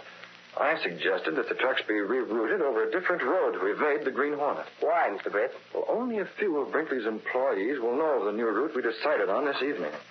I'm convinced that all Brinkley's troubles are being planned by one of those employees in order to gain control of Brinkley's business. I see. Now, Brinkley thinks I'm going on a fishing trip. Instead, we're meeting that truck. You brought the Green Hornet? We'll take the mask and the gun and all our equipment, but not the Black Beauty. No? Now, we'll be out on the open road tomorrow afternoon. The Black Beauty will be too easy to recognize. This time, Cato, we'll travel in a small sedan with a mask handy. If Mr. Brinkley recognize you. Brinkley isn't going out on the road at all, Cato, so we won't run into someone like him who might recognize me. You and I are the only living men to know me as the Green Hornet, Cato. And no one else ever will.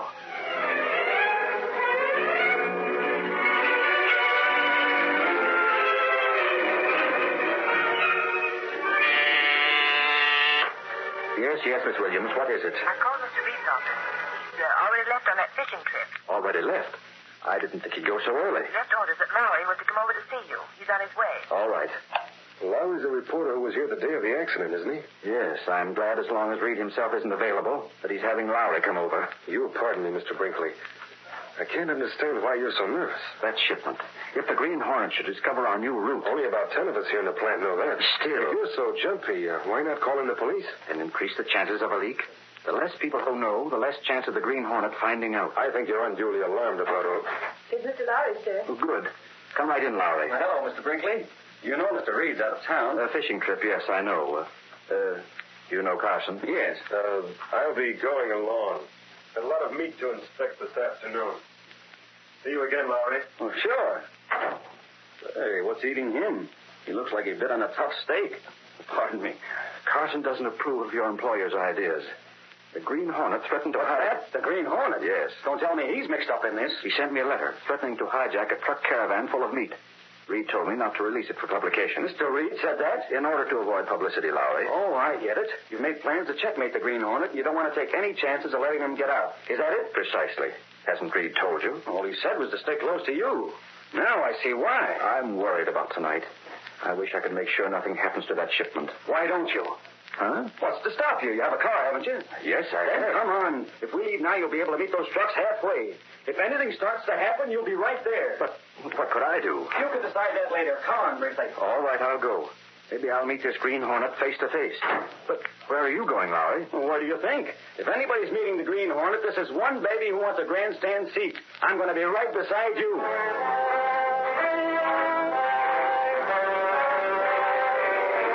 Driving out of the city, Brinkley and Lowry traveled all afternoon. That evening, as darkness fell, Britt Reed and Cato sat in a car that was pulled off the road, hidden from sight. Look, Cato, there's a car coming along the road. When it goes by, we might as well start after those trucks again. We want to be there with time to spare. It's coming fast, Mr. Britt. Cato, did you notice the license number on that car? It's Brinkley's. I noticed it last night in front of the Civic Club. He has a very low license number. Where is he going? He must be worried about his trucks. This may ruin everything. What are we doing, Mr. Britt? We have to make sure Brinkley doesn't reach those trucks before we've taken care of everything. He might recognize me in spite of my disguise. Yes, sir. We'll drive up past them. Several hundred large tacks in front of their tires would delay them a long time. Long enough for us to accomplish what we set out to do.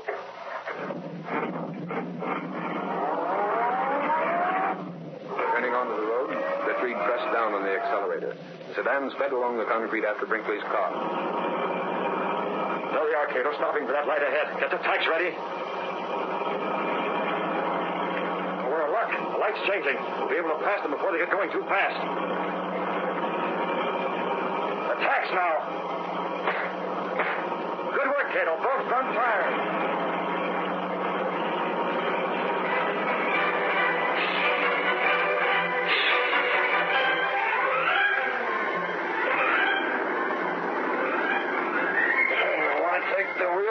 Hendricks, you keep it. Tough job driving over this strange road. Ain't like the regular one. What's the idea in shifting the route on us? Search me, Smitty. He's been jittery ever since that icing plant broke down. All I hope is he don't get wise to what's going on. Not a chance. By this time tomorrow, Brinkley will be glad to sell out. As long as I get my dough, that's all I'm worrying about. You and me both, Smitty. Yeah, we'll get it. And more than we figured, too. Yeah? How do you mean, Hendricks? Well, we know what's going on, don't we? Sure, we're the babies who've been doing all the dirty work for Carson. You got it, Smitty. After Carson makes Brinkley sell the plant, we ain't finished, see? You mean we tell Carson he's got to keep shelling out dough to us? Right. Either Carson keeps paying us hush money or we squeal. Say, wouldn't Brinkley be surprised to know that Carson's the guy who's figured out this whole scheme? He ain't gonna find out. You and me and Carson are the only ones who know. Carson ain't gonna spell it, and neither do we. If he pays us enough. Yeah, if he pays us. He'll pay all right. Carson's no dummy. Hey, Hendricks, look up ahead. Yeah, I seen it. A car across the road. But this ain't where we were supposed to meet Carson. Who else could it be, you sap? It must be Carson. Yeah, it's Carson, and I recognize his car.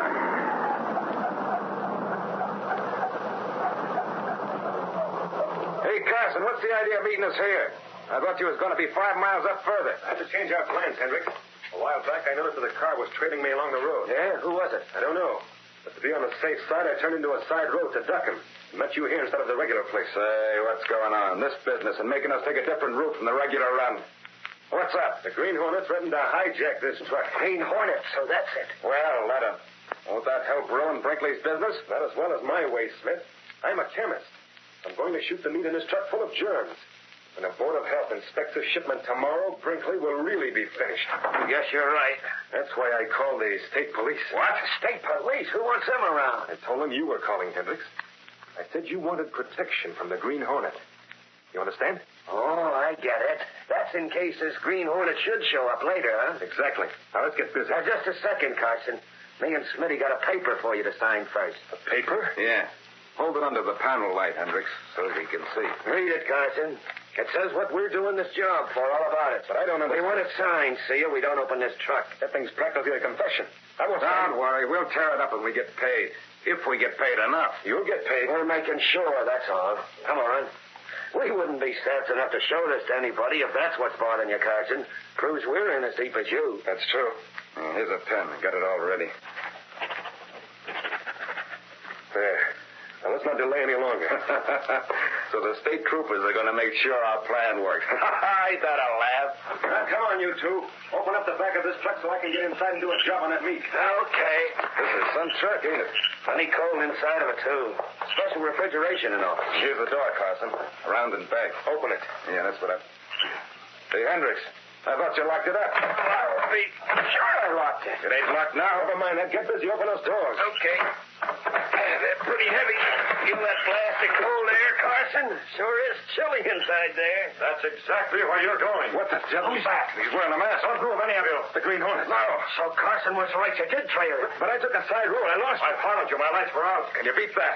So you're the guy who opened this lock. A bent hairpin. You've been inside the truck. Climb up here. Now, let's be sensible about this. Oh, Listen, Hornet. Climb, or would you like me to pull the trigger? No. no, don't shoot, Hornet. Don't. Suppose there's nothing in that gun but gas. I've heard about the Hornet, and you know I mean what I say. Sure, it's okay by us. Shut up, Hendricks. You can't bluff me, Hornet.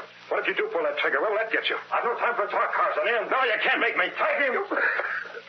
Yes, I can't breathe. Now, you two, pick him up. I didn't say you shoot. Who done it? If you didn't, have a man right behind you. Get Carson in here. Okay. Only don't do nothing to us. He's heavy. Over the tail. Well, left there. Yeah. I'm coming out. Now, don't try anything. Remember, there's a man behind you. We ain't. All right, in with Carson. Now, hold on, Hornet. We ain't done a thing. We were just working for Carson. Well, we'll take anything you want to know. I don't need information. Inside you, Red. Okay. We're going. And you stay there. You can't close the door. I don't want to freeze us to death. Get back, both of you. There. You have to hurry, Cato. Yes, sir. Brinkley's had time enough to fix the tires on his car. He'll be out looking for us by now. Yes, Mr. Baird. State troopers may be out looking as well. You want to make sure they discover these rats right where they are without getting us. I understand. You got the sedan going. I'll drive this truck. Keep trailing me. We'll keep moving along this road till we meet up with Brinkley. Get going.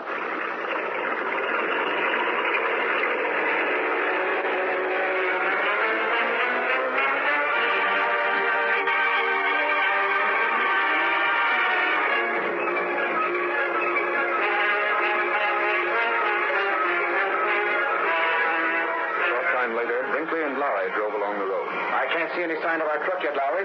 According to the schedule, we ought to be up with it by now. If we hadn't got those blowouts, it'd be okay. The way that car whipped past us and dropped tacks on the road, it must have been the Green Hornet. We have the state troopers with us now. Even if we did locate the truck, we'll get there in time. Look, Mr. Brinkley, up ahead, coming toward us. Isn't that your truck? Yes, it is. Hey, you troopers! That's it up ahead. Get up there.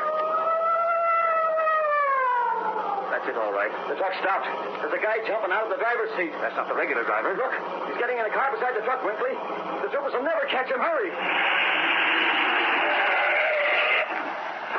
You troopers, after that car. It's going too fast. That's the Green Hornet. I thought he had a special car. Couldn't catch that one with a bullet the way it's traveling. Hey, what's that? Somebody's yelling for help. Whoever it is, it's from inside my truck. We'll get you out. So hurry up. It's locked. Stand back. I'll shoot the lock off. There. Swing these doors back. Hurry up. I'm full. We'll talk. Don't shoot. Hendricks. Smith. What happened? The Green Hornet. He caught us. Shoved us in the eye. Hey, give me a hand. There's another guy here. He's fixed up. Okay. Don't take it easy there. It's Carson. By all that's holy. What's he doing here? What do you have with him, Mr. Brinkley? Full equipment for infecting the meat. What do you two lugs know about this? We got nothing on us. That guy Carson was in with a Green Hornet. Sure, that's it. Is that so? Then why did the Hornet gas Carson? Yes. Well, we don't know. Renford, Smitty, they got us. Stand right here. The only place you're going is jail. He got in his hand. I ain't got nothing. Hand it over. Give me that. What is it, Lowry? Wow, just about a full confession. That's all you need. Come on, you two. You're headed for the cooler, and I don't mean refrigeration. It's too bad we couldn't get the Green Hornet, too. To think that Carson was in with a crook like him. Anyway, Brinkley, you have one thing to be thankful for. Yes? Green Hornet or no Green Hornet, your troubles have been put on ice for good.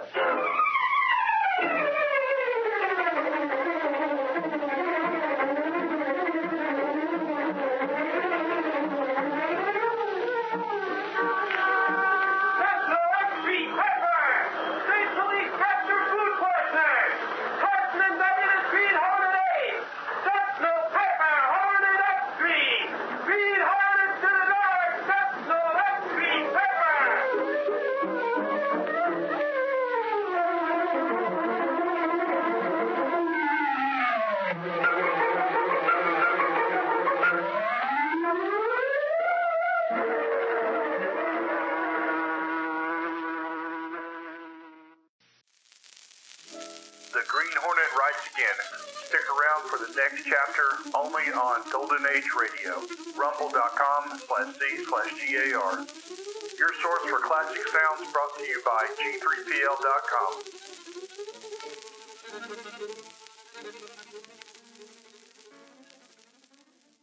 Green Hornet.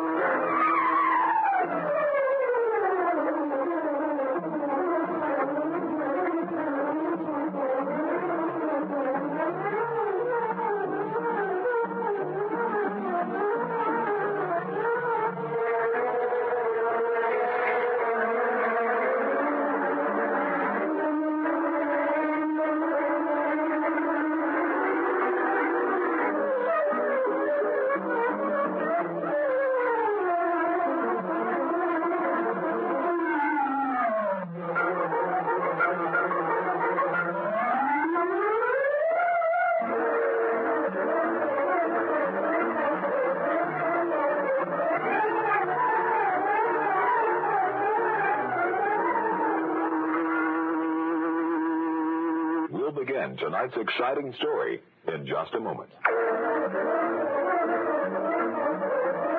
adventurer, Disaster, rides the rails. The events and characters depicted in this drama are fictitious.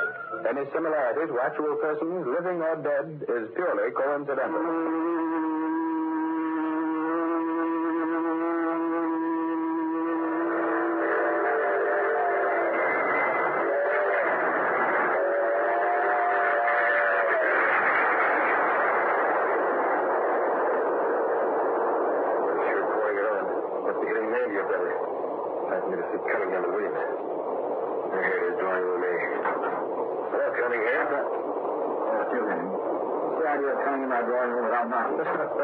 Why shouldn't I, Cunningham? After all, I'm the railroad detective on this run. I don't like it, that's why. Suppose someone stuck his nose in here when we were in the middle of a poker game. Me and Williams might be upset. We might not be able to fix the cards properly. The railroad would sure have my hide if they knew I was working with you railroad gamblers. Has anyone suspected? Relax, Cunningham, relax. Everybody's wise to a thing. How's your talking? Talking gets people in trouble, Henning. I don't like it. Okay. Who's your partner? Williams? Yeah, the same as you do. Out in a club car with the other passengers. Can't have any of those suckers think Williams and I know each other. That's right. They figured you two for a pair of card sharps. You'd never get anybody to play cards with you. You gone through the train? That's what I came in to tell you. There were a couple of guys in the club car looked like good prospects. Pretty young and well dressed. If you were in the club car, how is it you didn't see Williams? Maybe he had a newspaper up in front of his face. Don't be so suspicious, Cunningham. Why not? That's the only way I can be sure nothing goes wrong. This is a good racket, and I expect to keep it. That's okay by me, too. I get my cut, so it's to my interest to say nothing goes wrong. Don't go back in the club car and sit next to those two men. You know what to do. Maybe I ought to point them out. If you spotted them, it'll be easy for me. Just be sure we're supplied with the regular cards. Don't worry, they'll be marked all right. In the luxurious club cars were limited, Cunningham sat down beside the two men described by the railroad detective. Unknown to Cunningham, one of these two men was Britt Reed, a wealthy young publisher of the Daily Sentinel. Glad I ran into you, Reed. As long as we're on the same train, we can kill time together. Yeah, Stafford, for a while anyway. Quite a while. 3 hours till we get to the city. There's little work I have to turn out before then. Work? Reed, I can remember when just hearing that word made you shudder. Well, I still don't take it too seriously. Still, someone has to look after the family interests since Dad went out west. Suit yourself. Oh, I wish there was some excitement on this train. How do you happen to be taking it anyhow? I thought you never left the bright light. I was upstate at the racetrack. Did pretty well, too. A man with your money can afford to lose plenty. I guess that's why I usually win. Whatever it is, horses, bridge, poker. Excuse me. Huh? I couldn't help overhearing your conversation. If you're thinking of playing cards, don't do it on a train. Why not? Because you never know with whom you're playing. Take me, for instance. I make it a rule never to play cards with strangers. You're absolutely right about that. Oh, I don't know, Reed. I imagine I could be able to tell an honest man from a crook anytime. If you could. Well, by the way, let me introduce myself. My name's Cunningham. Glad to know you. I'm Stafford. And this is Britt Reed. Ooh, a pleasure. Say, caution or no caution, I wouldn't mind a friendly game of cards right now. Your friend is hard to convince, Mr. Reed. Excuse me for butting in. You gentlemen would like a fourth for bridge. How about me? Say, then we're all set. For just a moment. Did you or Reed know this man? Oh, of course. I never saw him before, Cunningham. Well, here's my card. I'm a stockbroker. My name's Williams. Glad to know you, Williams. How about that game, you two? Sorry, I have some favors to go over. Count me out. It's just as well. I'm not so keen on bridge. No offense, Williams, of course, but, say, how about some poker then? 3 of us. Why, yes. I haven't much cash with me. Suppose I lose. Would you take my check? Absolutely not. No check. Oh, take it easy, Cunningham. We play for small stakes. If necessary, I don't mind cashing Williams' check. Very well. We can play in my drawing room. Right. See you later, Reed. This way. You look all right, and Stafford has plenty of money still. Oh, pardon me. May I speak to you for a moment? Me? You're the railroad detective on this train, aren't you? As you will. Yes, you look like a detective. I know lots of passengers play cards even though it's against the rules. Hey, you're not worried about your friend. Why, one of those men is Mr. Cunningham. He's traveled this line for years. I was just curious. I look in once in a while just to be on the safe side. That seems possible, but I wonder. Well, I'll talk to Stafford later. It may prove interesting.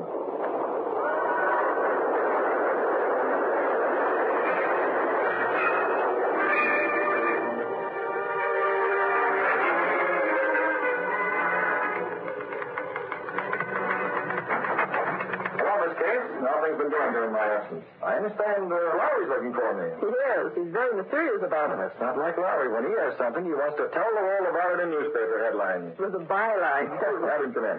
Anything else? That friend of yours, Mr. Stafford, is waiting. I told him to go into your private office. Stafford, huh? I missed him at the station. I wonder if my hunch was right. What hunch, Mr. Reed? Oh, never mind, Miss Kate. I sent for Lowry. Ah, Britt. I've been waiting for you. Oh, you look a bit disturbed, Stafford. Don't tell me you lost money playing poker with strangers. I lost plenty, Britt. I should have taken your advice and stayed away from those men. I thought as much. I'd swear that game is fixed, but there's no way of proving it. If only you'd been there watching. That's an expert to detect crooked card tricks, Stafford. But I sent the railroad detective back there. He should have been able to tell. Some fellow did come in. Sure, it's fixed. That's the one. Did he watch the game? Yes, he seemed to know Cunningham quite well. His name was Henning. So he was a detective, eh? Yes. You didn't notice anything out of the ordinary? Not a thing. I guess if he couldn't find anything out of line, I was suspicious over nothing. Oh, that detective is in with the crooked game. It's been known to happen. Hey, boss, am I glad you're back? I've got some inside dope that may build into a good yarn. Easy, Lowry. I have a visitor. Oh. Well, but Casey said they'd come right in. Now, this is Mr. Stafford, a friend of mine, Lowry. Hello. Hiya. Well, don't hold it back, Lowry. What's this inside dope? Boss, I've picked up a lot of rumors around town about a big-time gambling ring operating on the railroads. On the railroads? Sure. Those trains are full of suckers waiting to be picked. Poor sats with more money than trains. Oh, Lowry, hold on. What's so funny about that? Well, it so happens, Lowry, that I'm one of those poor suckers. Huh? That's right. Stafford got into a poker game on the train and lost plenty. Well, that's great. What? Well, that is, I don't mean about you getting hooked, Mr. Stafford, but if you've got proof about train gambling... That's just the trouble. We have no proof, only suspicion. Oh. It takes more than that to get jail terms or a newspaper story. There must be plenty like Stafford here who ran up against this racket. Some of them must have proof. I doubt it, Lowry. Besides, most of them are too ashamed to admit they've been victimized. That's true, Reed. Only reason I'm telling you is because you're my friend. I can't ever get around. I'd be laughed to death. Looks like a story that didn't turn out. Perhaps we can find a story yet. One of those two men Stafford played with handed me a card to introduce himself. Those crooks carry fake cards by the dozen. We still don't know them for crooks, definitely, so this name and address may be on the level. Check out anyway. Okay. If we find anything, we'll use it. And so will the police.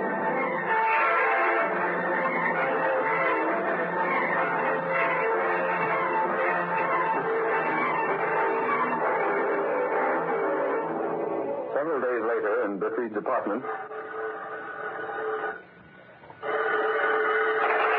Mr. Reed, Sergeant. This is Lowry, Cato. Let me talk to the boss. One moment, please. Where's it, Cato? Mr. Lowry. Oh, yes. I told him to call me when he got through checking up on that name and address I gave him.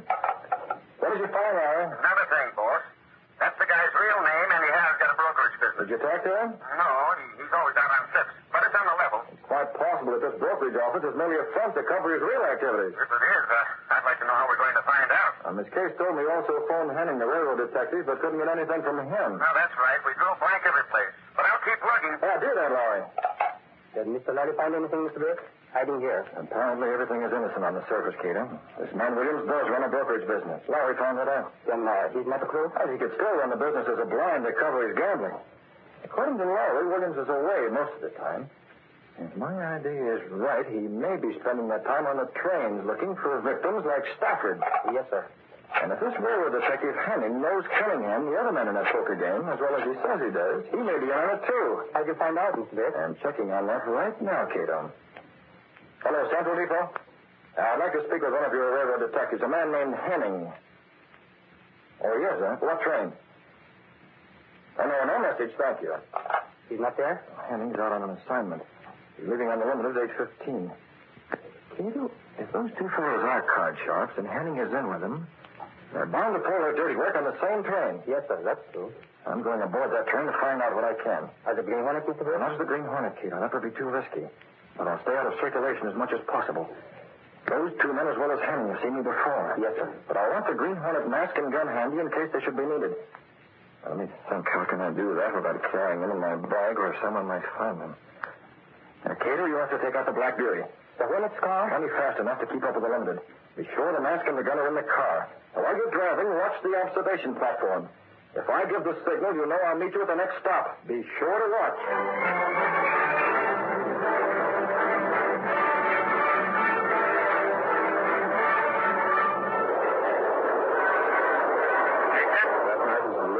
Through the darkness, Bertrude stood in the rear of the observation platform.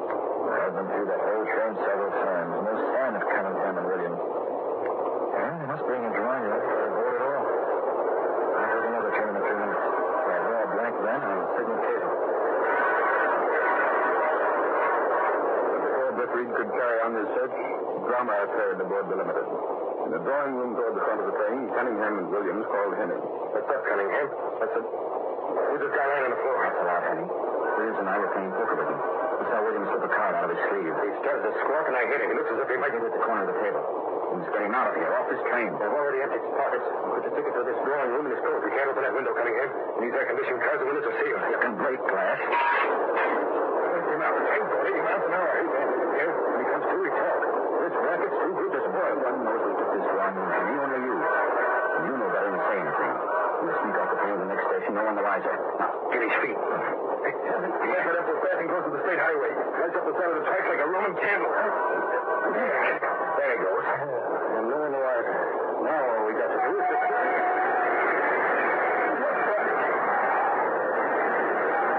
Wait, somebody pull the air brake. How the man be forced out? Come on, grab his bag. Get him off this thing, boy, and we'll start the real checkup. Car door's open. Beat it, Cunningham. Come on, will you? Hey, what happened? Who pulled the emergency cord? Search me. Has there been an accident? You almost knocked me out of my berth. That is, you ought to be fired stopping like that. I pulled that emergency cord. You? Don't you realize that's a criminal offense? I do, conductor, but it was necessary. I was standing on the emergency platform and I saw a body fall off the train. Huh? Why, man, you must be crazy. That young man telling the truth. I saw it, too. Oh, it was horrible. Calm yourself, lady. How can I calm myself after that? And that's not all I said. Now, look, madam, what else did you say? I was looking out the window. We were passing right close to the state road. And just before that body fell, I saw a long black car beside the train. And the man driving it wore a mask. I could see him clearly. He was so close. A black car and a man in a mask. Why, that must be the Green Hornet. The Green Hornet? Are you sure you're not dreaming, madam? Of course I'm sure. The Green Hornet. You mean he might have had something to do with that body that fell from the train? Well, let's talk about that. Let's find the passenger who fell first. I'm sure he'll be dead when we find him. I'm sure of it. And the Green Hornet is the one who did it.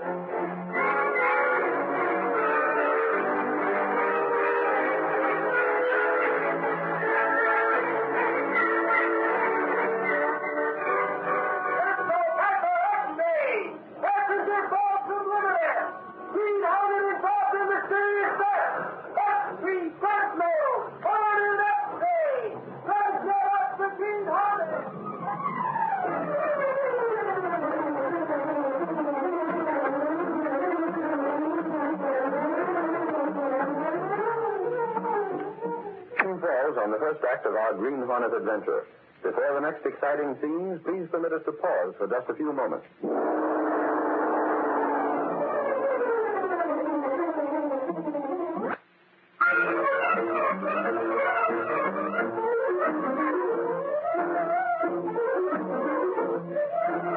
Now to continue our story. A friend of Britt Reed lost a lot of money to railroad card shops, but nothing could be proved since the gamblers were very clever in their operations. Going aboard the Limited himself in an attempt to corner the card shops through a chain of circumstances, the Green Hornet is accused of murder. Well? Any news? Well, the police expect to identify the man who fell off the train. Well, they've been expecting to identify him ever since it happened last night. Well, keep after them. We want to know. Wasn't that some story last night, Casey? You really think it was the Green Hornet, Lowry? That woman claimed she saw his car just before that guy fell. But why are they calling it murder? Well, suppose the man jumped off the train. Wouldn't the fall be enough to kill him? Maybe, Casey. But murder makes a better story. What I want to know is, who was that guy? His pockets were empty, except for that ticket to Drawing Room A, car 92. That's where he fell from, all right. The window was busted out. Hello, Miss Kay. Well, any identification yet? No, Mr. Reed. I'll call police headquarters again. Some yarn, huh, boss? I wonder who covered it for the sentence. Get me police We saw the other papers on it by an hour. Where were you? Last night, I was home in bed. First I heard about it was when I came in this noon. I phoned that story in. Huh? I was on that train when it happened. Holy cats, then you saw the Green Hornet. Was that woman John in the letter? No way. The Green Hornet's car was driving along beside the Limited. I saw it, but I don't believe the Green Hornet was directly involved. You and Casey both. Why else would that car be there? Hello? Police headquarters? I want to... I'll take it, Miss Case. Britt Reed talking. Any identification on that man who fell off the Limited? Oh, you have, huh? Oh. Are you positive? There's no mistake. Oh, we'll print it all right. Who was it, Mr. Reed? That man was Morelli. Morelli? The big shot gambler from upstate? Well. Lowry, keep after that fellow Williams. I'm not sure that it seems more than coincidence that gambling is the keynote of everything connected with this death. Williams? Was he on that train, boss? I didn't see him, but he might have been. And a man like Morelli doesn't commit suicide. Someone pushed him through that window. And I don't think it was the Green Hornet.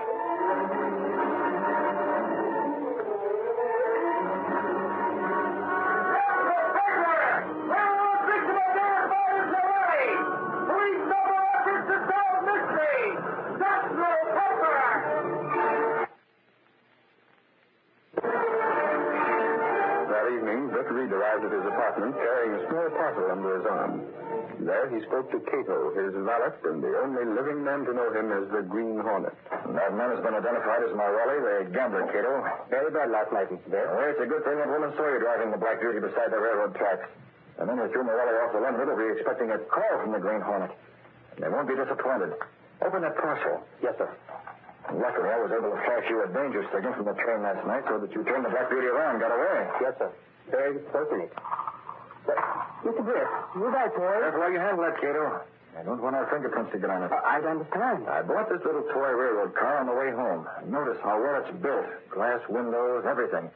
Hand me that metal ashtray. There, small one on the table. Yes. I had a special reason for getting this toy car, Cato. No one saw me get it. I sent a small boy into the toy shop while I stayed outside. What are you doing, Mr. Griff? Breaking one of the windows in this little toy? Are the mask and the gun still in the Black Beauty, Cato? Yes, Mr. Griff. The police are on the lookout for the Green Hornet, so we'll have to be especially careful tonight. Bring the toy railroad car along. No fingerprints. Picking up the toy, Cato followed Brickreed through the secret panel behind the clothes press in the apartment. Then along a narrow passageway built within the walls of the building, down a flight of stairs that led directly to the supposedly abandoned warehouse that housed the car of the Green Hornet. I'll drive. Put the toy car where it'll be handy when I want it. Yes, Mr. Griff. Careful. Wipe it off with your handkerchief. Yes, sir. There are 3 men involved in Morelli's death. All 3 of them are going to meet the Green Hornet.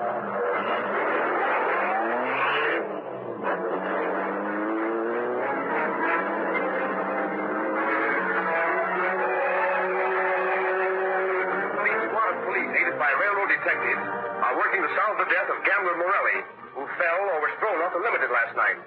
By checking over the tickets issued to the passengers, authorities have learned that 2 tickets were issued and are still unaccounted for. It is believed that the passengers holding those tickets will be involved. Every effort is being made to... What's the matter with you, Henning? Really, that's what. Take it easy, Henning. Nobody knows it was us. Why did you 2 guys pick him for a sucker out of all the people who was riding the train? He didn't tell us his name. We thought he was just another amateur looking for a hand at poker. I wonder Morelli saw you pawn that card, Williams. He's an expert. All the more reason for taking care of him. Yeah, sure. He had a good record on those trains.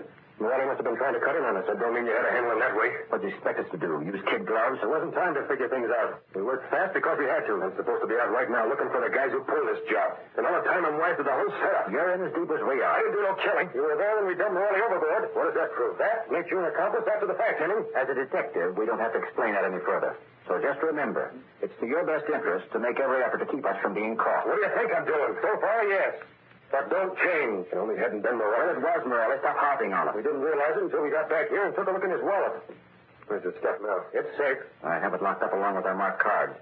We'll get rid of them all at the same time. What's the idea of waiting? You should have ditched that stuff long ago. We had our hands full making sure nobody spotted us when we sneaked away from that train last night. Aim straight here. If we tried to get rid of those things on the way, someone might have remembered us. All right, why don't you burn them? Because leather won't burn you, fool. Loretta's initials are on that wallet. Hold on. What? What's the matter? Thought I heard a sound from the next room.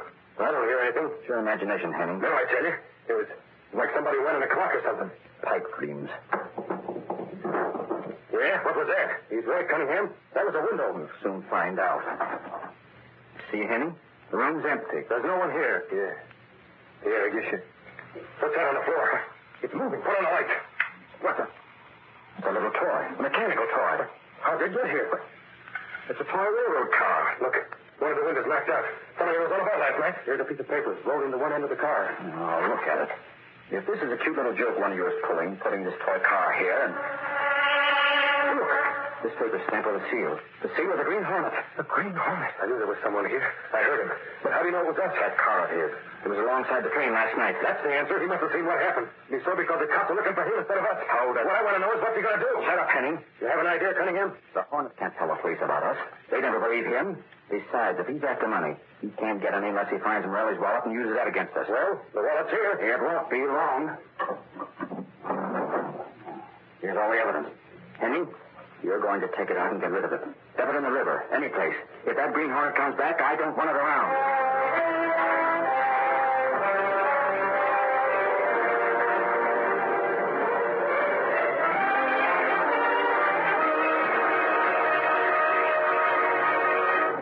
Leaving the toy car in Cunningham's apartment, Brickreed left by the fire escape. He and Cato waited below.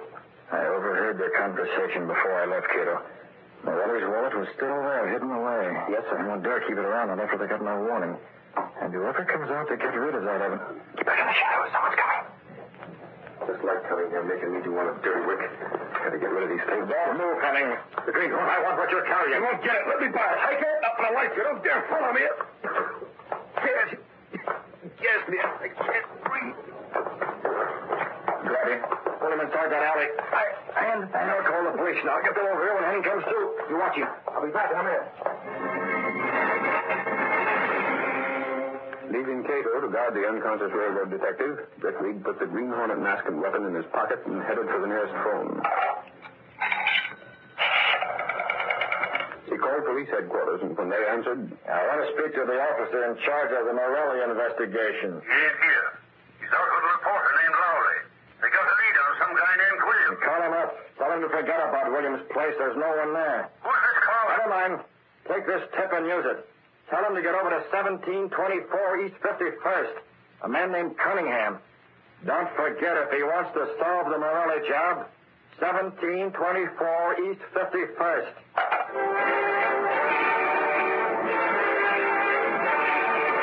Thirdly, Brick Reed returned to Cato. He replaced his Green Hornet mask. The police will be here very soon, Cato. Take that bag with the evidence. I'll carry Henning. What are we doing, Mr. We're returning Henning and the evidence to the place they came from.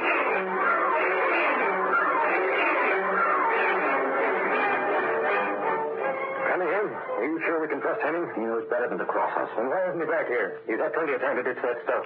That must be Henning now. Henning! Why, he's been gassed. Somebody propped him against the door. The Green Hornet. Whoever it was, there's no time for talk. Pull him inside.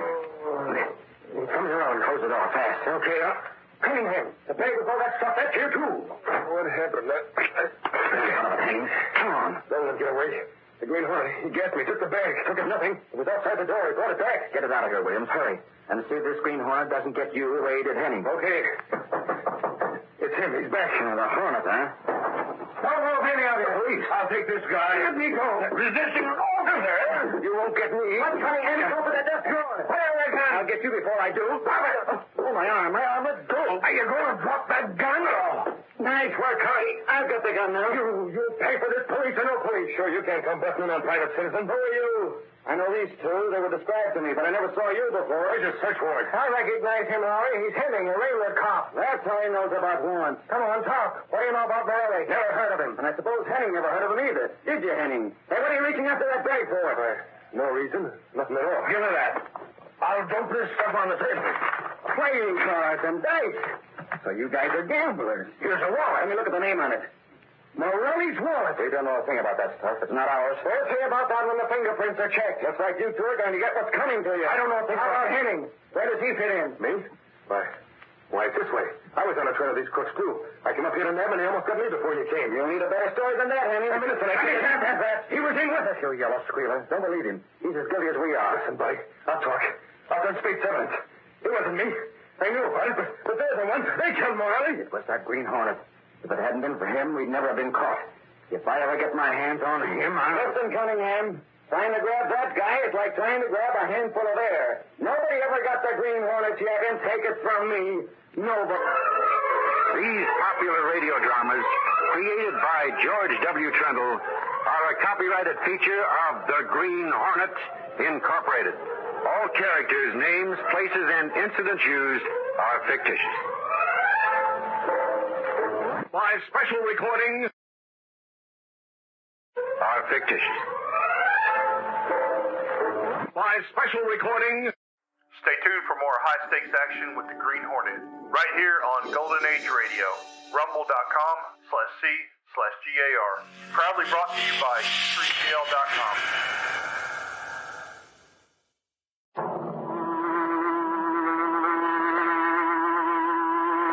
He hunts the biggest of all game, public enemies that even the G-men cannot reach, the Green Hornet.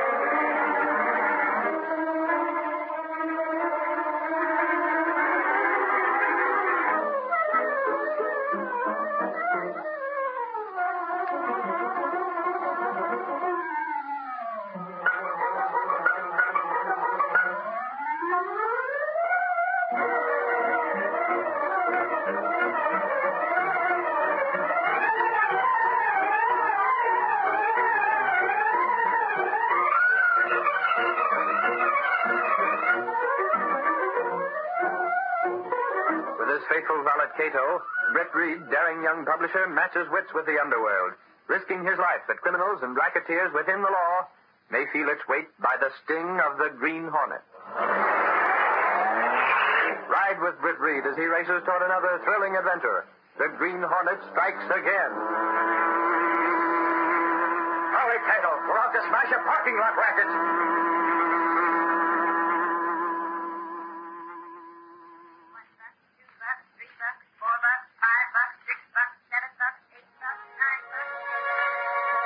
I want 10% from every parking lot in the city, understand? We're getting them lined up fast, Bleeker. You gotta make it faster. Get out and start collecting that dough. I want more money coming in. 35, 40, 45, 50, 55, 60. Where's that dough, Carson? I'm not paying any money for racketeers like you. We'll be back to persuade you. No!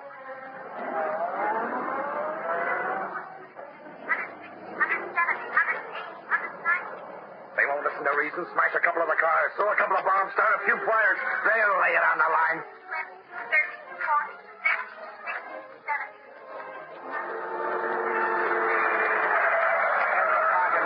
Toss that bomb. You speak out.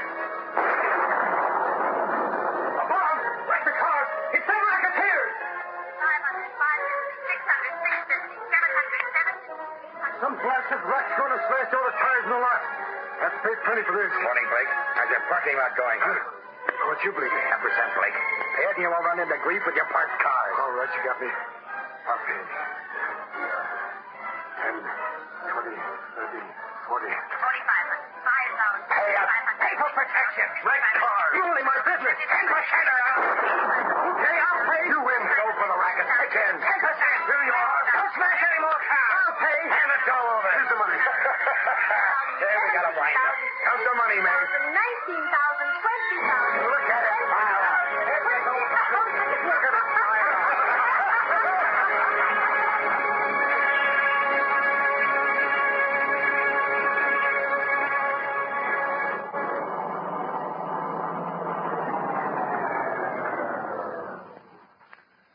Golly, Reed, we must have driven downtown early. Why, Axford? No earlier than usual. Then holy crow, what for the parking lot so empty?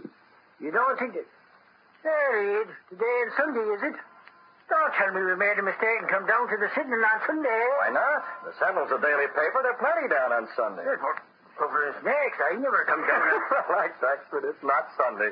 Look at there ain't hardly 6 cars in the parking lot. Morning, Mr. Reed. Hello, Schaefer. What are you wearing the long face for, Schaefer? You're looking like a candidate for the morgue with the other cadavers. You better go to that parking lot across the street, Mr. Reed. Why? I can't handle you here. Sugar and snakes, what's he trying to do? Don't you like it? Or maybe Reed Sedan ain't good enough for your parking lot, giving us the cold shoulder. Shut up, Axford. Did you see something's wrong? Huh? Oh, golly, is there? Why can't we park here, Schaefer? There's plenty of room. Yeah, after all the accidents I've been having. Yeah, we've heard about them at the Sentinel. So the city. They may take away my parking lot license. Golly. The insurance company has already turned me down as a bad risk. So since you're a particular customer of mine, you'll be better off at another parking lot. Your license hasn't been revoked yet, has it? Not yet. I have my own insurance on the car. Hey, Reed, where are you going? Get out, Axford. We're parking the car here. Mr. Reed, How's yours, Schaefer? I'll call for it at the end of the day. Suppose something happened. What about these other cars? Well, I told them the same thing, but no... They wouldn't listen, huh? Well, put me down as the same kind of sucker, then, Schaefer. Well, this is swell of you, Mr. Reed. You see, Schaefer, I know something about those accidents. Golly, Reed, the way you say it, you don't mean accident. I don't. You've heard of Bleeker. You mean the racketeers? He's behind your trouble, isn't he, Schaefer? I won't pay that dirty rat 1 red cent. I thought that was it. 10% he wants for protection. Yeah, protection. Holy crow, why don't you tell the police? I've told everyone. What good does it do me? No, don't tell me he's bribing the police. Of course not, Axford, but Bleeker's smart. That's it. Everybody knows he's pulling a racket. But how can you stop it when you can't get proof that it's his guerrillas who go around smashing cars and cutting up the tires in parking lots? You've had that happen? Oh, everything. And still you refuse to knuckle under? Oh, I don't know. Maybe I'm wrong. Maybe I ought to pay the 10%. Yeah, you've fought them this far. Why lose your fight now? I wouldn't mind if it was fight so long as it was a fair fight. But them rats work in the dark. And the police can do nothing, huh? Not a thing. I see. Hey, Reed, what are you daydreaming about? Daydreaming? You had a kind of faraway look in your eye, like you was up to something. Only just when I was getting me brain around to figuring out what, you lost that faraway look, and golly, now I can't tell. Well, you'll just have to wait till that look comes back. You got something up your sleeve, I know it. Just as well you're not a mind reader, actually. Huh? There are times when I like to keep my thoughts to myself. And this is definitely one of them.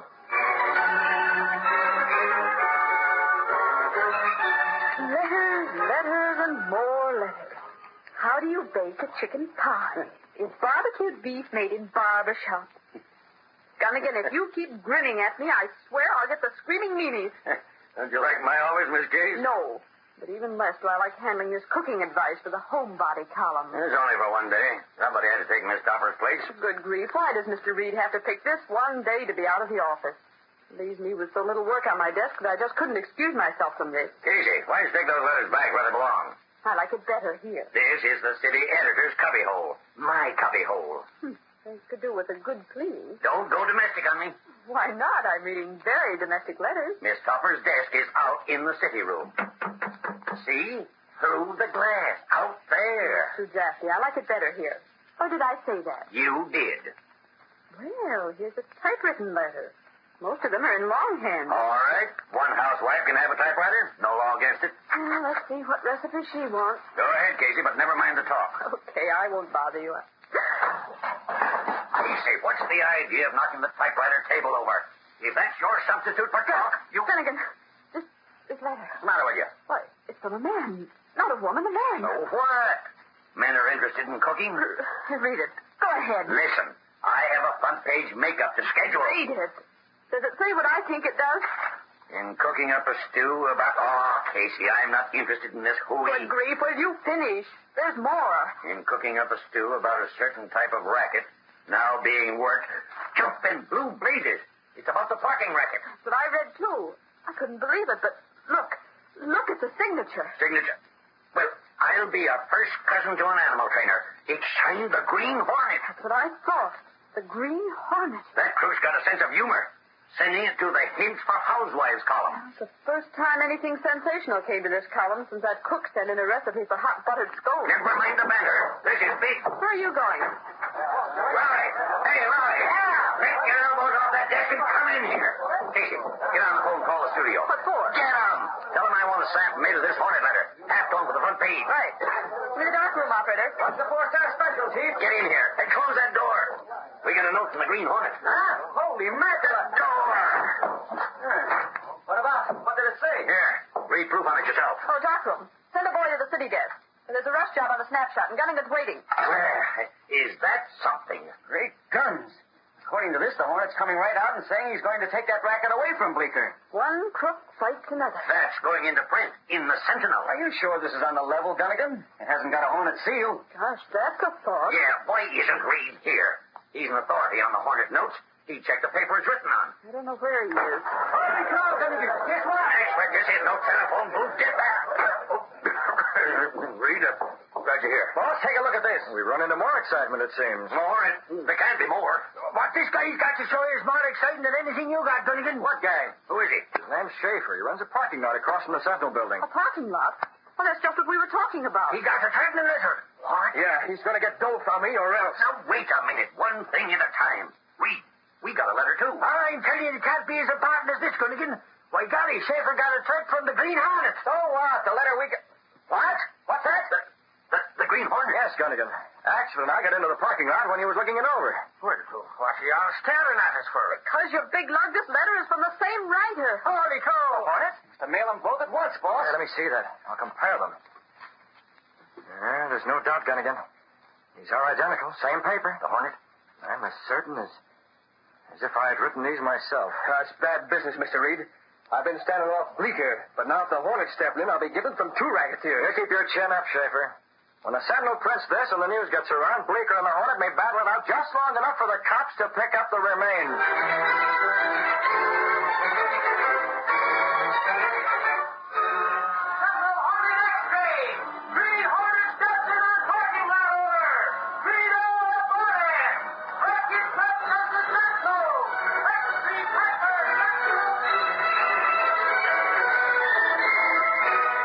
Reed returned to his apartment that evening and spoke to Cato, his valet and the only living man to know him as the Green Hornet. Cato. Yes, Mr. Beth. The sentinel's out in the street with the 2 Green Hornet notes I wrote. It's time for us to get moving. You on a black duty? Car and the mask, too. I'll need the gas gun as well. Bleeker is reading the sentinel himself, like everyone else in town. We've got to be ready for him.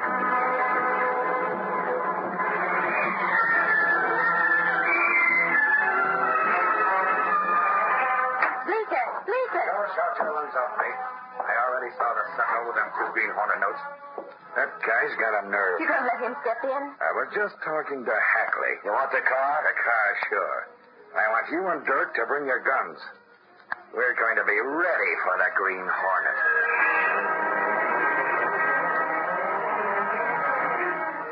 A lot depends on how Schaefer reacts, Cato.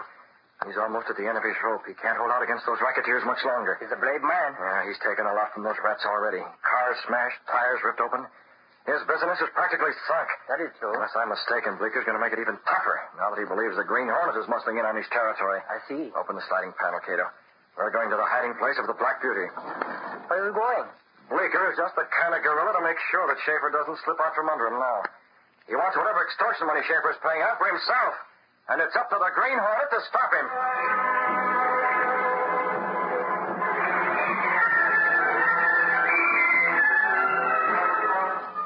It all depends on that mug Schaefer. We've been putting enough pressure on him to make him ready to crack wide open. His business is shot already. He can't keep holding out. He's got plenty of what it takes. He's due to crack. But get this. Schaefer's paying us, not the Hornet. Nobody's muscling in on us. We better get moving. Where's the car? In the garage, waiting. Okay. Open the door, mate. Where you going, Bleeker? Me and the boys are paying a little social call on Schaefer. Got the car all ready, boss. Get in. Take the wheel, Dirk. And better be careful when you get to Schaefer's parking lot, Bleeker. The cops can read the papers, too. We'll wait until it's clear for us to go in and talk to him, mate. Get going, Dirk. We're going to stop that crook that calls himself the Green Hornet.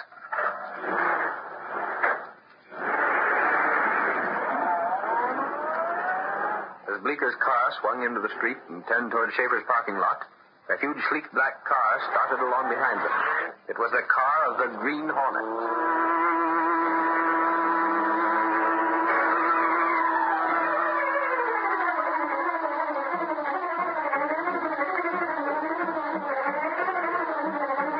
The curtain falls on the first act of our Green Hornet adventure. Before the next exciting scenes, please permit us to pause for just a moment.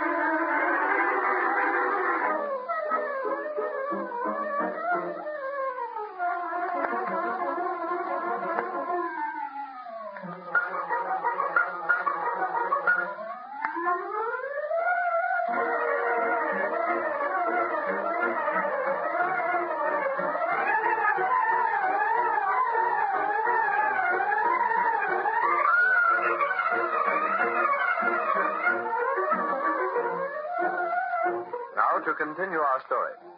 In the Black Beauty, Britt, Reed, and Cato trailed the racketeer's car until they were certain Bleeker was heading for Schaefer's parking lot. Keep watching them, Cato.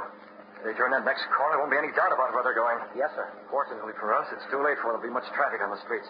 Otherwise, we might be running constant risk of being recognized as the Green Hornet. Mr. Britt. What is it? The car. Oh, yes, Bleeker. He's turned the corner, Cato, heading for Schaefer's lot. Quick, turn in this alley. But, Mr. Do what I say. Swing your Black Beauty in here. Hurry before we're past it. Good enough. I don't understand. Why we didn't continue after them? Yes, but... Those 3 crooks were desperate men, Cato. They're sure to be heavily armed. If the Green Hornet walked in on them, we'd run into a hail of lead. I'll wait here a few minutes to give them time to get to where they're going. I'm going into that drugstore to make a phone call. And I want to be certain Bleeker is there when that phone rings.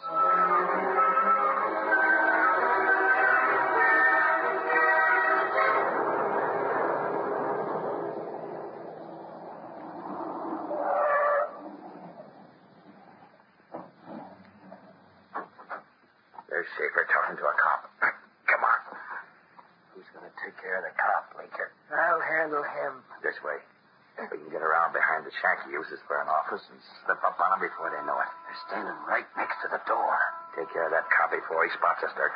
I don't want any interference when we start talking to Schaefer. A tap over the head will take care of him. Take it easy now. Here's the shack. Head around this way, so we'll come right up behind him. There ain't nothing happened yet, Schaefer. And there won't be nothing. You got police protection now. Protection? Why don't you get those racketeers? We'll get them. We need proof, that's all. Bleeker. And now the Green Hornet. Let him make one slip and we'll pick him up so fast you won't see him for the dust. Meantime, my business is ruined. You're okay now. I got that. Take him. Look out. What the? No, you don't, copper. You outside, Schaefer. You hit him with a blackjack. I saw it. Inside. What do you want? Send me to a job on him, boss. Keep an eye on that cop. I don't want him coming to and identifying us. Okay, Blake. You can't shut me up. I'll tell the police. As long as the cop didn't see us, you can blab all you like. It's your word against ours, Schaefer. That ain't worth talking about. What are you after? But we've been after all along since we started giving your place a works. Extortion money. I won't pay. You're a tough nut, but we can crack you. Or maybe you got a reason. Huh? Reason? Don't play dumb.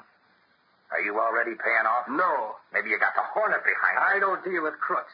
Any crook. If you figure paying the Hornet will keep us away, get it out of your head. We're controlling the parking lots, and the Hornet ain't stopping us. Where is he? I don't know. I never saw him. We read the Sentinel. You got a note from him. Where is he? I tell you, I don't know. Sure, I got the note, but I didn't see him. You're paying us and nobody else, see? The phone. Get away from that. I'll answer. Keep your gun on him, Hackley. Right. Hello? Schaefer parking lot. Let me speak to Schaefer. Who wants him? This is the Green Hornet. The Green Hornet? What? Don't move. Green Hornet, huh? I got your note. This Schaefer? Yeah, this is Schaefer talking. You calling about the note? When are you going to pay up, Schaefer? Pay up? Well... That's all. You agreed already. Oh, so I agreed to pay you, did I? Don't back out. No, I ain't backing down. Sure, I'll pay you, sure. When are you coming around to collect? Sometime this week. Okay, Hornet, I'll pay you. I'll have the dough for you. When? How about tomorrow night? Yeah, tomorrow night. Say around midnight. How's that? I'll be there, Schaefer. Okay, Hornet. Tomorrow night. Come on here, Bleeker. Tomorrow night? It was a Hornet, Hackley. He took me for Schaefer. So you was planning on paying the Hornet off, huh, Schaefer? I'm not paying anyone. The Hornet's coming here tomorrow, midnight. You have the dough ready for him, Schaefer, like you said you would. I tell you I'm not paying it. I was just talking to him. Hey, boss. Yeah? If we tell the cops, they can make a pinch. The Hornet? Sure, he's due here. The cops can nab him like that. It'll get him out of the way for a long time. Listen, Hackley. The Hornet's a crook, and so are we. Everybody knows that. When I tell you to talk, I'll tell you, Schaefer. We're not telling the cops, Hackley. But we got This is our job, taking care of rats who try to cut in. We'll look after that baby ourselves. Yeah, I guess that's the regular way. It is. We'll be here, and Schaefer ain't blabbing a word to nobody. No? You ain't got the nerve, Schaefer. I thought you were tough. But from what the Hornet said over the phone, it was him behind you that was giving you backbone. Sure. Otherwise, Schaefer'd have folded up like the rest of them parking lot owners when we put the pressure on. Yeah. Schaefer, you'll keep your mouth shut. Because you know if you don't, we'll shut it for good. And if we don't, the Hornet will. So you're playing ball with all our teams, see? The Hornet's coming here tomorrow night, and we'll be around to meet him with a dose of lead.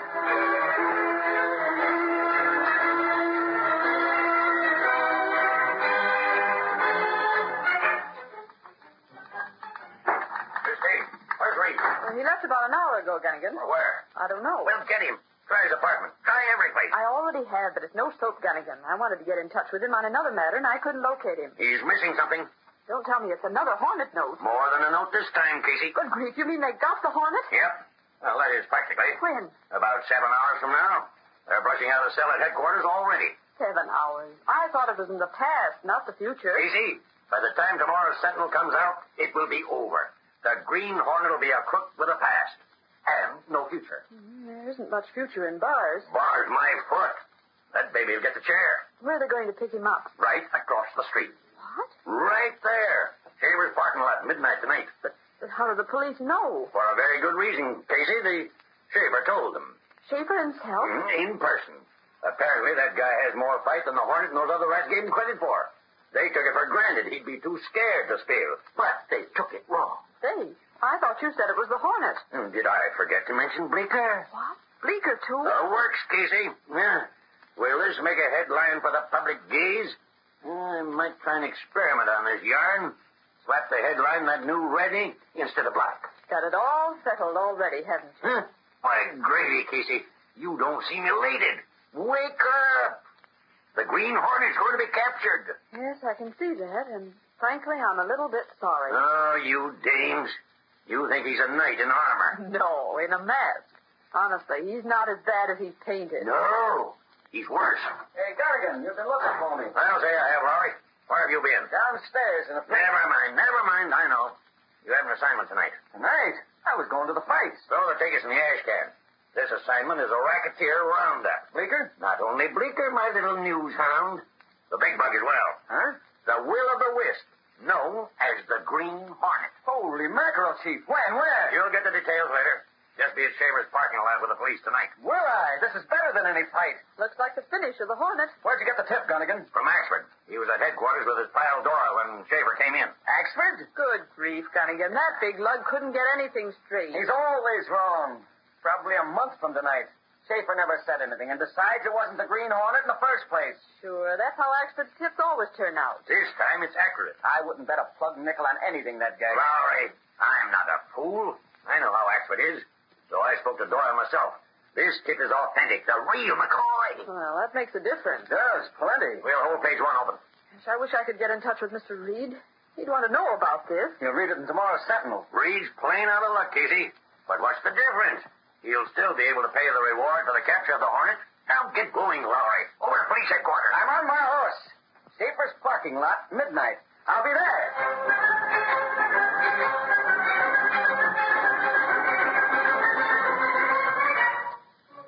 No, there's no sign of anything yet. It's only 10 o'clock. What time are you cops going to show up? Yeah, they said they'd be here around 12, but you better get over early. Huh? Be here before midnight?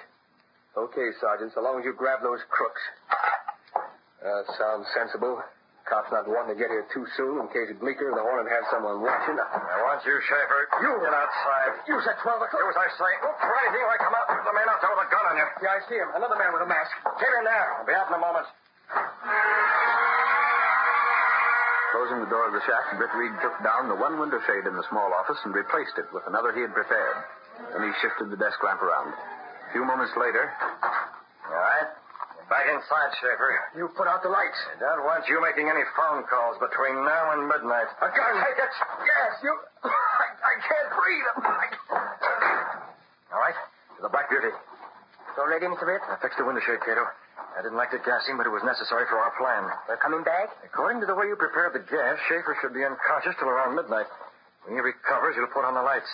And by that time, Bleecker and his rats will be here. We come back? The Green Hornet will be here at midnight, Cato. But not in person.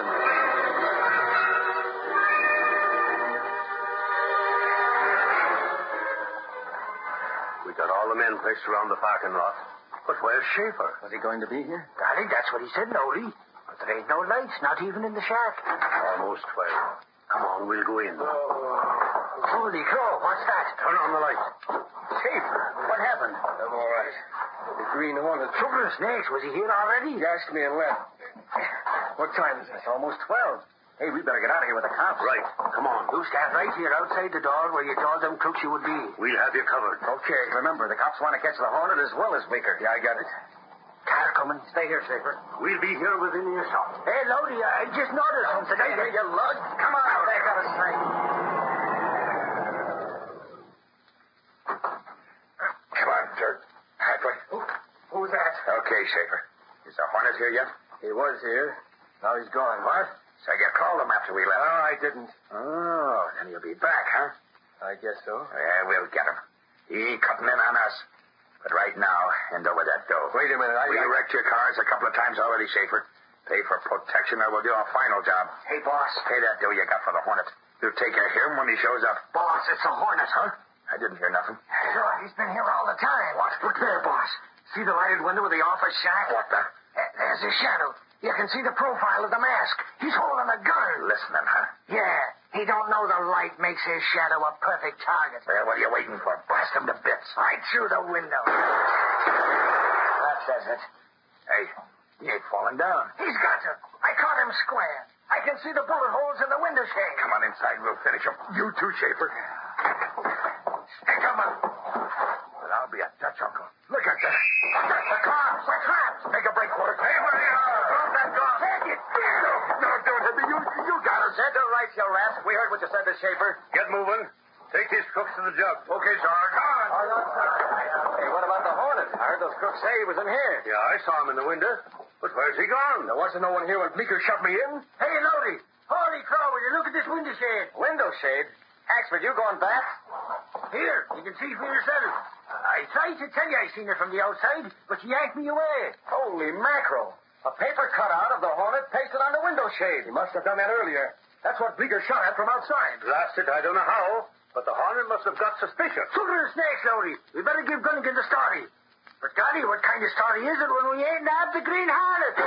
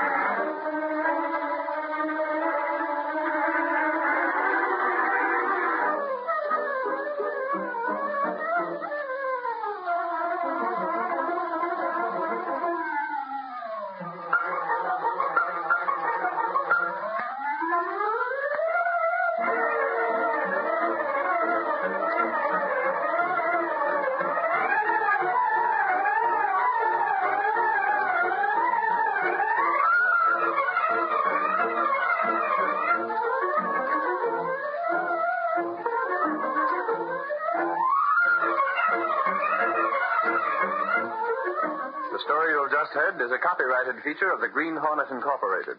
The situations and characters depicted in this drama are fictitious. Any similarity to actual persons or events of the past or present is coincidental.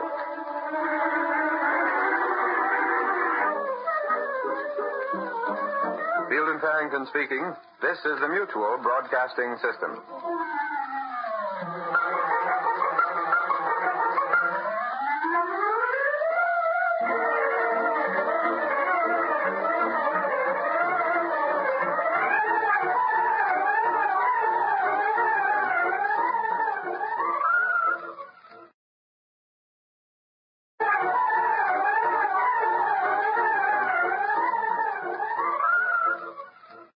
Don't go far.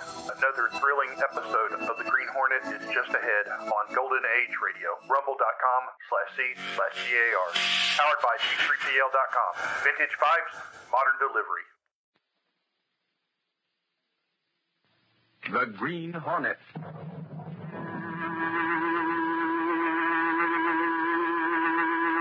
He hunts the biggest of all game, public enemies that even the G-men cannot reach. The Green Hornet.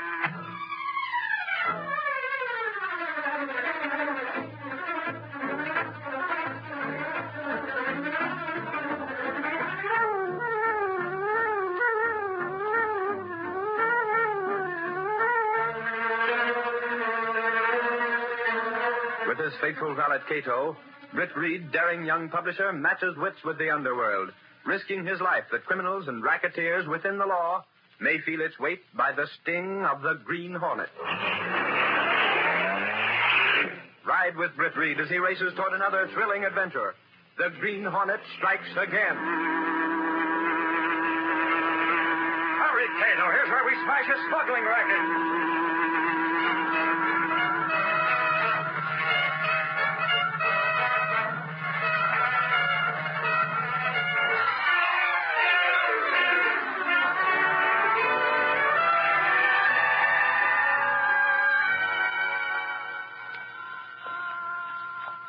This is the customs office right here, Axford. Golly, it's a big place, Lodi. What's all this courtyard for? They hold parades or something? You lug. Don't you know what a customs office is? What are you trying to do? Make me out to be ignorant? Now, with you, that's not necessary. I can see the proof right before my eyes. I ain't been a detective for nothing, Lowry. The police department would give you an argument on that. The customs office is where, well, golly, it's where the customs inspectors hang out. Surprise! You do know something. And if that ain't the answer, Holy crow, you mean I hit it right? For you, it's a bullseye. The customs office is where people coming into the country make their declarations. Declarations of independence? No, you sap. Declarations of the stuff they're bringing into the country. Now, look. See that guy with the cap ahead of us? Yeah? Standing next to the truck? Is he a customs officer? Yep. The guy with him is giving him some kind of argument, huh? It looks that way. Something snakes, Lowry. Look at that trunk. It's fell off the truck and got all smashed open. Say, maybe there is some news here. Huh? Gunnigan gave me this as a routine assignment because things were dull. But who knows? Maybe that guy's important enough to give us a story for the Sentinel. Come on, let's go over there and listen in. This is outrageous. I shall notify my government. I'm the vice consul for my country in the city. You have no right to inspect my luggage. It was a mistake, Mr. Sneed. You did it deliberately. Even a blind man could see the diplomatic seals on my baggage. You brought in 8 trunks. That's a lot even for a diplomat. I shall report this occurrence. There's no harm done. We'll send your stuff to your home. No harm. What is this trunk here? You deliberately let it smash open. Okay, I did. As a matter of fact, Mr. Sneed, I wanted to see what was in that trunk. This is an outrage. There's been plenty of smuggling going on. Look at the contents of this trunk. What of it? Nothing in it but lace handkerchiefs. Imported lace. What are you doing with a trunk full of imported lace handkerchiefs? You have no right to ask questions. Yeah, I know. Diplomatic immunity. Those handkerchiefs are for the consulate. I may give some away as gifts. If you ask me, you're smuggling them in. For the last time, you have no right to question me. I will lodge a protest against this. It will be no... Hey, this is pretty expensive lace, isn't it? How dare you? Golly, look at all the decorations on it. Give me that. Hey, take it easy. For the last time, I've had enough of this prying. Who are these two? Search me. We're reporters, mister. From the Daily Sentinel. Reporters, sir. There is no story here. Go back to your paper. Golly, what's eating you? This oath. Meaning me, Mr. Sneed? You and no other. I am leaving. I'm going to the consulate, and I warn you. Unless these trunks are delivered at once, with none of the diplomatic seals tampered with, I shall see that you lose your job. Your government will pay damages for that broken trunk as well. Holy crow, he's mad enough to chew nails. Hey, what's all this talk about smuggling? Who is that guy? Name's Sneed. He's a foreign diplomat. If you ask me, the guy's using his diplomatic job as a cover for smuggling. Huh? What are you going to do? Me? I can't do a thing. You heard him yelling about his immunity. Holy crow, you mean he's bringing in stuff without paying no duty? Yeah, but just try and pin it on him. I'll be lucky if he doesn't get my badge for this. You guys might as well go peddle your papers. I'm in hot water enough already.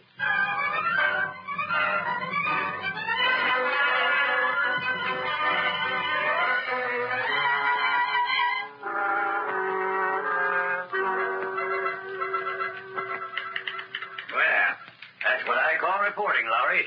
I send you out to cover a customs house. And what happens? Gunnigan, I'm two-bit diplomat gets riled when a trunk busts.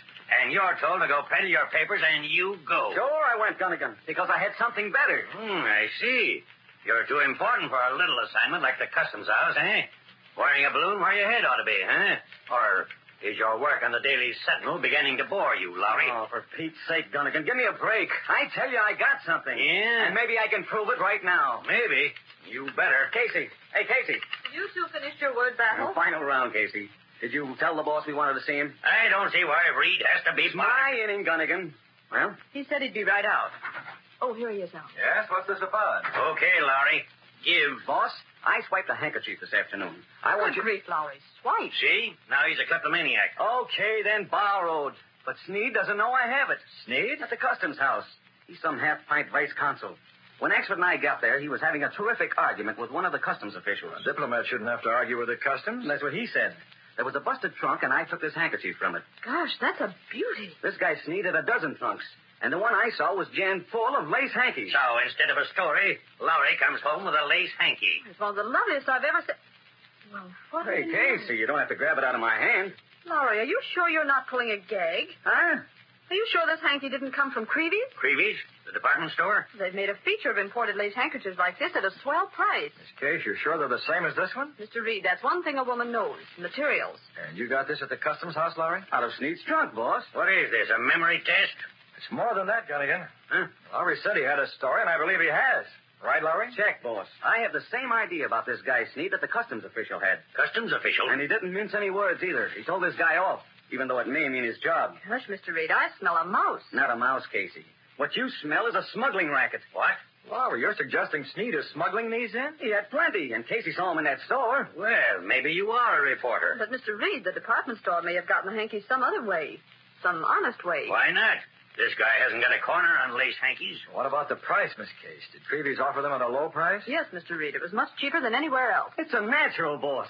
Creevy's is a big firm. They sell plenty of these things. Who's going to trace them? Yeah, that's true, Lowry. It would be difficult. Sure. Larry, you missed your calling. You're not a reporter. You're an amateur sleuth. What reporter isn't going to... Gosh, Mr. Reed, if this is true, think of the thousands of people that are buying smuggled goods. And the thousands this guy Sneed is picking up. Reed, can't you turn any place without running into a racket of some kind? I'm afraid not, Gunnigan. Every place you look, somebody is raking in the chips. Doing it by stacking the cards. Smuggling in lace.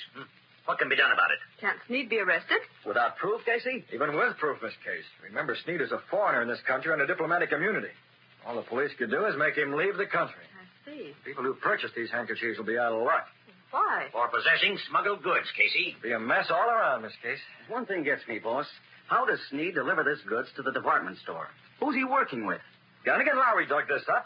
Can you keep him on it? You think there's a story? Perhaps. Okay. Where do I start? I got the police in on this. Give them the tip. Cover Sneed. Make a tent, boss. Find out who he's dealing with. There's something for the police. And plenty for the Daily Sentinel. Whatever you get, phone it in. I'll have a rewrite man handy. Sneed's going to have to move those goods fast, and the Sentinel wants to know how.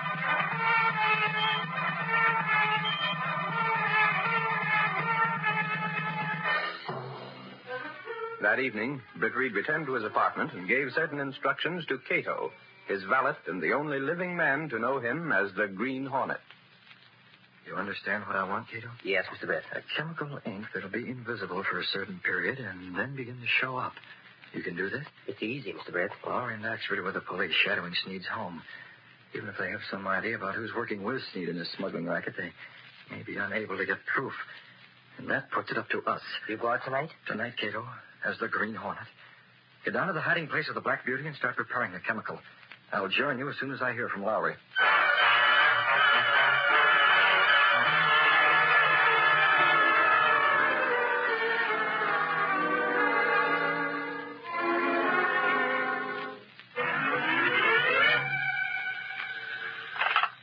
Hello? Boss, Yes, Lowry, what is it? I called Dunnigan. He said you left word to ring your apartment. The police have any news? Sneed's throwing a party, boss. Axford and Moran and I have been checking the guests. Come on, get to the point. Moran spotted one of the guests. Looks like our hunch was right. Don't tell me Sneed's trying to move that lace now. No, not yet, boss. But one of the guests was from the department store. Was it Creevy himself? Not Creevy, boss. Creevy's daughter. Creevy's daughter? Looks like you may have a story, Lowry. If we get anything else, I'll give it to Gunnigan tomorrow. Yes, do that. Good night. Night, boss. Creevy's daughter, huh? Yeah, if anyone could get goods smuggled into the department store, she could. I think I'll go to that party myself.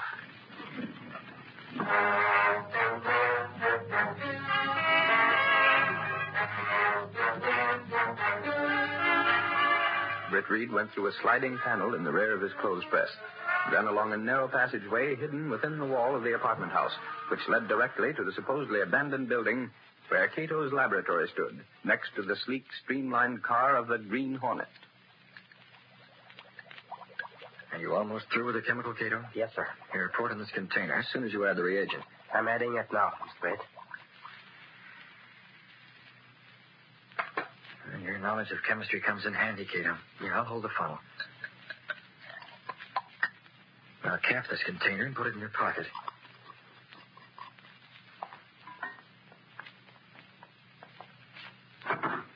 You have the Hornet mask and the gun? In the car. I'll have the Black Beauty, Cato. We can't get too close to Sneed's place with the police watching. I'll leave the Black Beauty a little distance off and trust to the darkness to get in. It's dangerous, Mr. Britt. Now, Lowry called after you left the apartment.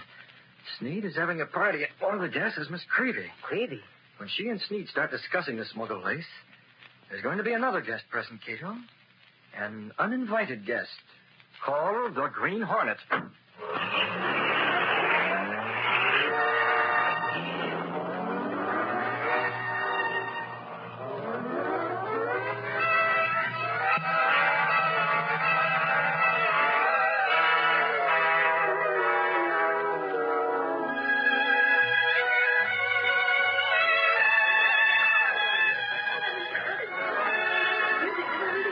Miss Creevy. Mr. Sneed. Oh, this is a lovely party. I'm so glad that you enjoy it. Would you care to dance? No, thanks. I'm rather tired. Can't we just, talk? Surely, Miss Creevy. Here, through these doors. Now we can talk privately. You brought in the lace? 8 large trunks crammed full. There was almost some difficulty. What? The blundering customs inspector let the trunks fall off the truck. Does anyone suspect? One of the trunks burst open. There was a snooping reporter present at the time. He saw the lace? Oh, it is nothing. He doesn't suspect.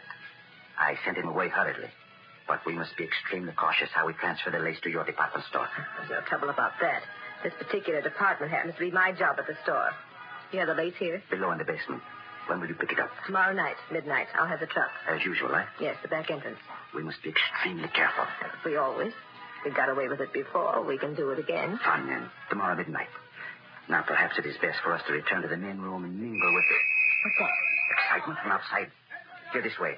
Through the French windows. I seen him, Moran. Who's this way? Hey, nothing wrong now, expert. Who are these people? He was running across the lawn. Who are you? What do you want? Ain't you been seeing nobody around? What does this mean? I am having some people in. What is a disturbance? Sorry, Mr. Sneed.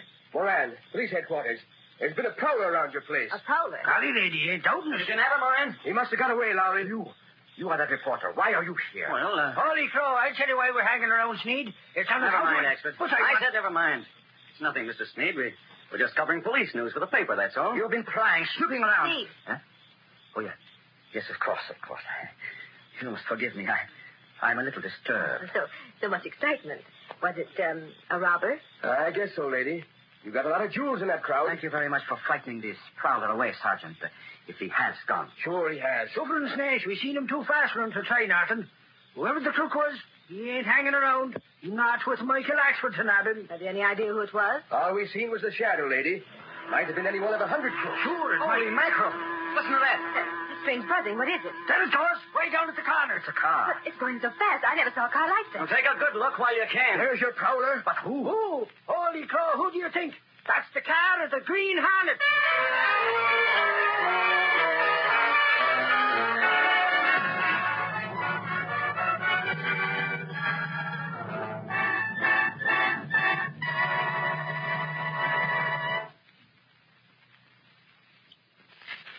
The Green Hornet at Sneed's party.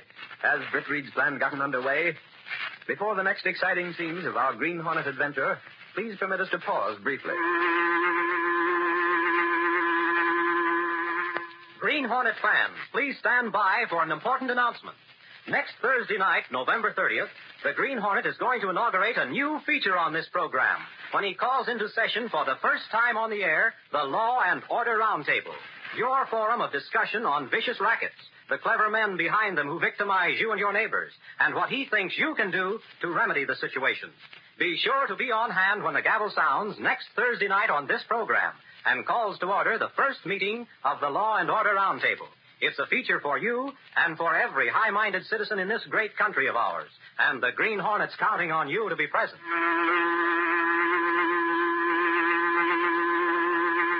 Now to continue our story.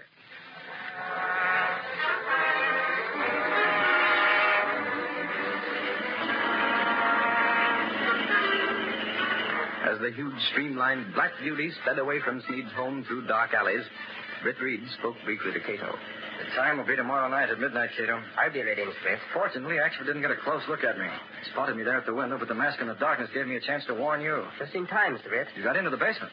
Yes, sir. Were you able to mark the lace handkerchiefs with a chemical? I stumped in. You used that rubber stamp we found on Sneed's desk, is that right? Yes. Good.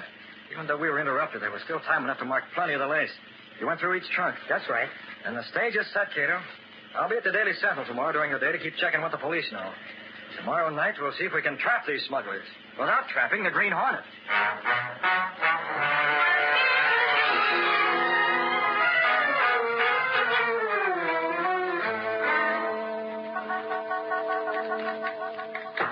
Hey, Casey. Oh, darling Casey, wait till I read. Put the brakes on, Axford. You'll go through the wall. Casey, did anyone ever tell you about what a great detective I am? You did, but I still don't believe it. You will when you hear what I dug up. The only thing you ever dug up was a garden. It's news, Casey. Go ahead. Convince me. Super Snash, you don't take me serious. So help me, Hosanna. It's real news. News with a capital G. Capital G? You big lug. News isn't spelled with a G. Who said so? Mr. Webster. That's his dictionary right there. Never mind that. This here new does start with a G. G for what? G for Green Hornet, that's what. But it's excited. Not anymore. But Casey, didn't you hear me? The Green Hornet. Axford, what time is it now? Huh?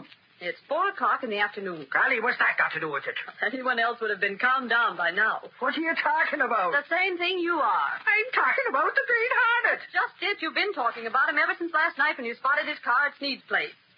Axford, don't you realize that's old stuff by now? Holy crow, Casey, I ain't talking about last night. I can't figure out why you keep on... What? It ain't about last night. The Hornet's popped up again? Sure he has. A telephone call to public headquarters. That's what I want to see read about. Well, that's different. Yes? Axford's here, Mr. Reed. Axford? With a mouthful of news about the Green Hornet. The Hornet?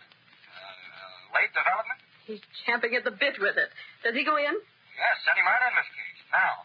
Okay, Axford, that's your signal. But not too fast. Mr. Reed has company. Company? Lowry and Gunnigan are in there. Ah, them two. Go up, Axford. What do you mean? You're going through that door open at first. It's easier. You and your guys. Reed. What's this about the Hornet, Axford? It better be good.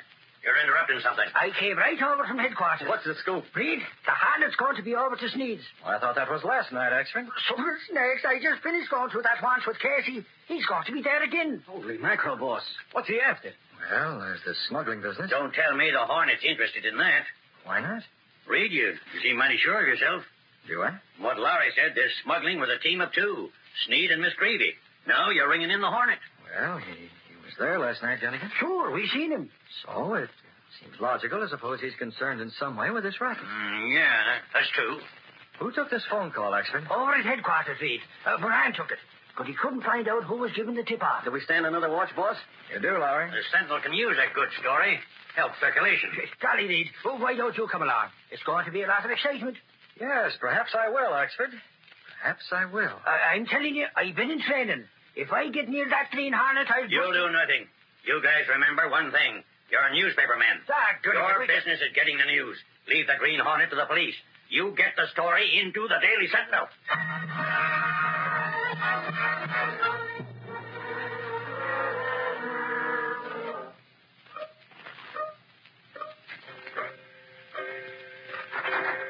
What are you doing here, Casey? 8 o'clock. You closed up your typewriter long ago. Didn't you know, Gunnigan? I wanted to go along with Axford and Lowry. Oh, I get it. You couldn't be right on the scene, so I'm staying here at the Sentinel to learn the news when they phone you. Well, maybe a long wait, Casey. I don't mind. I have my knitting. Okay. We'll hold down the lobster shift together.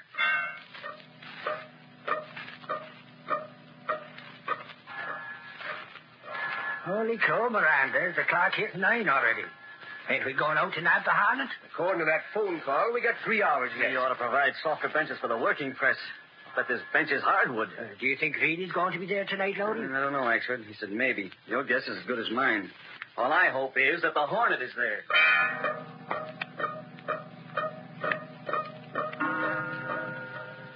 What do you say, Creevy? 10 o'clock? It's too early. I'll give the order. Joe's downstairs with a truck waiting. Then he wait. We leave for Sneed's when I say so, not before.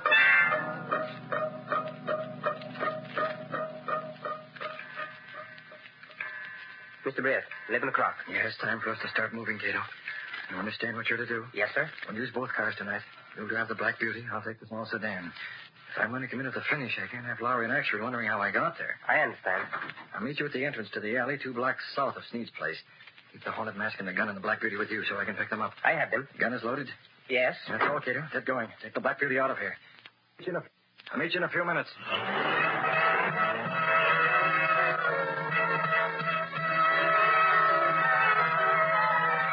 Okay, here's the squad car. Pile in. Come on, Axford. Move those dogs. We're going to Sneed's place now? Sure. I should have the police force. Step.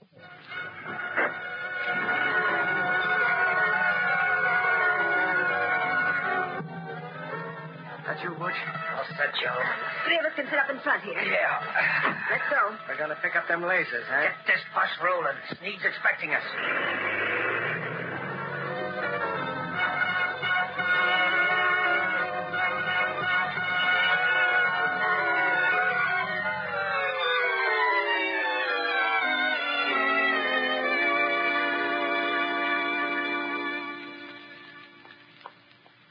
This is far enough, Cato. Where are we, Spade? In the alley behind Sneed's house. It's almost midnight. As soon as that truck pulls in here, we have to get busy. What's there? Yes, I hear it, Cato. A truck. That must be the one we're waiting for. Listen now. Give me the Hornet mask. Put yours on. Yes, I have a gun. Here. Remember, as soon as we're through here, we race for the Black Beauty fast. I need you the mask and gun, get in a small sedan, and come back here. To make sure the Black Beauty gets away with you in it. I understand. Get back out of sight. The truck has no headlights on. It's going to pass right by us.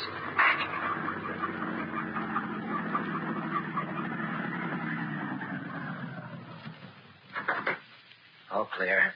Where's Sneed? He knows we're due. Who's that? Is that you, Creevy? You fool, turn out that basement light. It's glaring right at us. So what difference? No one suspects that you were here for the smuggled goods, no? Come on, cut the talk and let's get going. Yeah, you amateur crooks give me a pain. If you're talking about me, Shut up. This ain't no time for argument. Butch and me'll get the stuff out. You stay at the wheel. I say it's the wheel. Yeah, them trunks is heavy. I will open the back of the truck. Yes. Better take this. A gun. In case there's some trouble. Very well, but there will be no trouble. I shall watch from a little further down the alley. Come on. We gotta grab them trunks and load them in.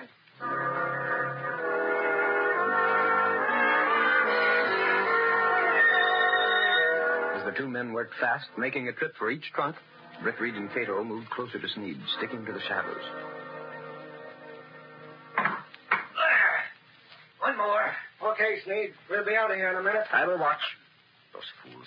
What reason is there to keep a lookout? There is no one. I'll take that gun. Who are you? A gun. That mask.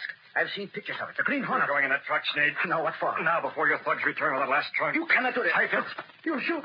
Yes, I cannot breathe. They're coming. Quick, give me a hand. Into the truck with him. Way back where he can't be seen. No, Cato. Hurry, time for us to get out of here.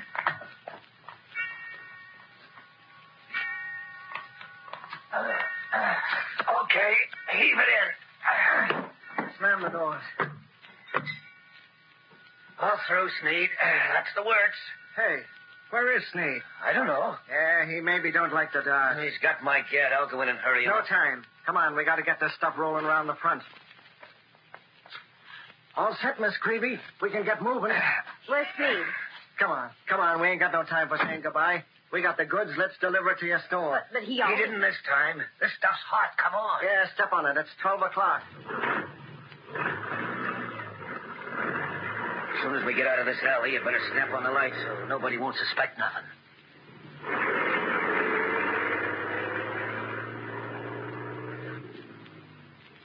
As the huge truck rumbled out from the alley, the squad car carrying Moran with Lowry and Axford approached from the main street.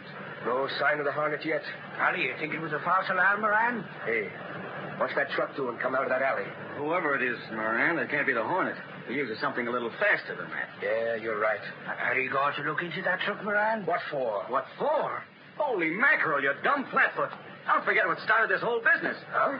You're after smugglers as well as the Hornet. That alley is right behind Sneed's place. Sneed? Hey, you're right. Holy crow, step on it. They're going around the corner. We'll get him. Hey, pull over there. Get to the curb. Crowd them in. They won't stop. Swing your wheel and smash into their fenders. Hold on. Here we go.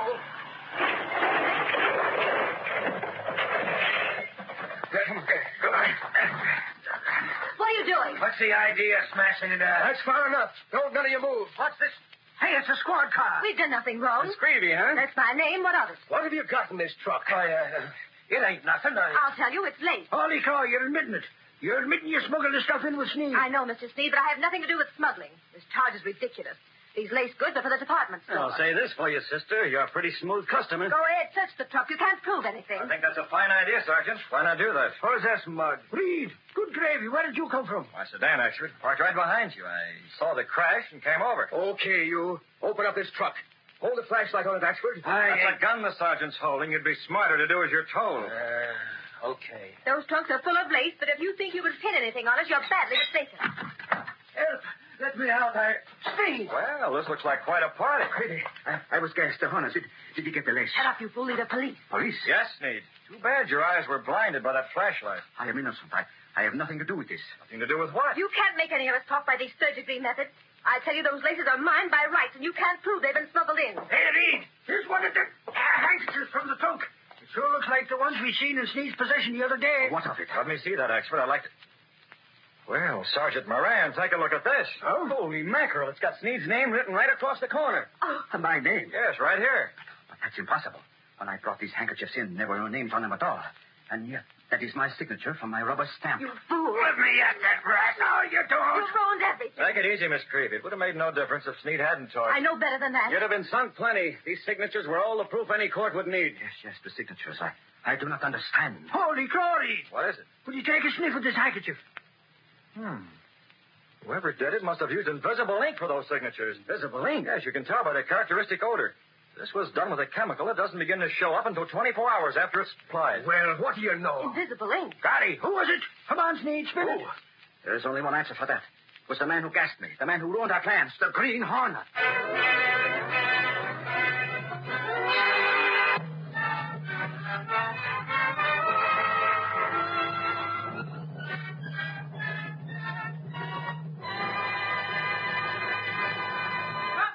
Street paper! Police mass smuggling racket!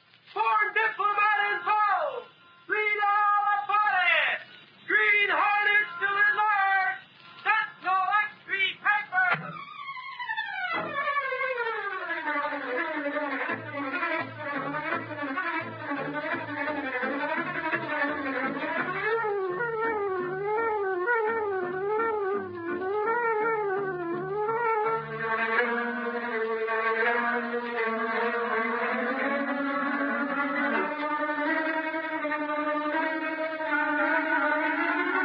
Have just heard the adventurer, the smuggler, signs his name.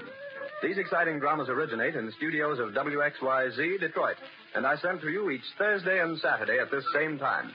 They are copyrighted features of the Green Hornet Incorporated. The events and characters in tonight's drama are fictitious. Any similarity to persons, living or dead, is purely coincidental. This is the National Broadcasting Company.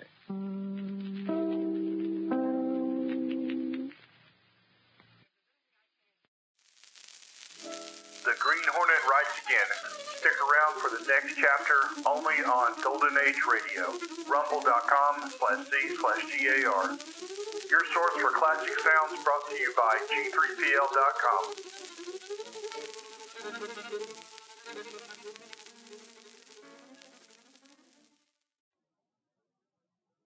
The Green Hornet.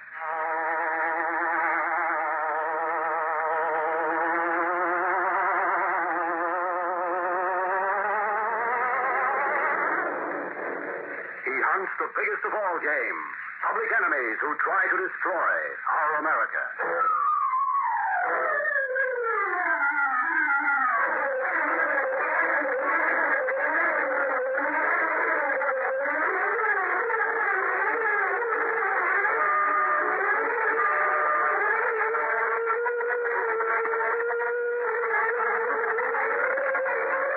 With his faithful Filipino valet Cato, Britt Reed, daring young publisher, matches wits with racketeers and saboteurs, risking his life that criminals and enemy spies will feel the weight of the law by the sting of the Green Hornet. And now, tonight's episode of the Green Hornet. Lenore Kay's secretary to Britt Reed, publisher of the Daily Sentinel, looked up as Michael Axford warily entered the office and sank with a sigh of relief into a chair. Me poor feet are killing me, that they are, Casey.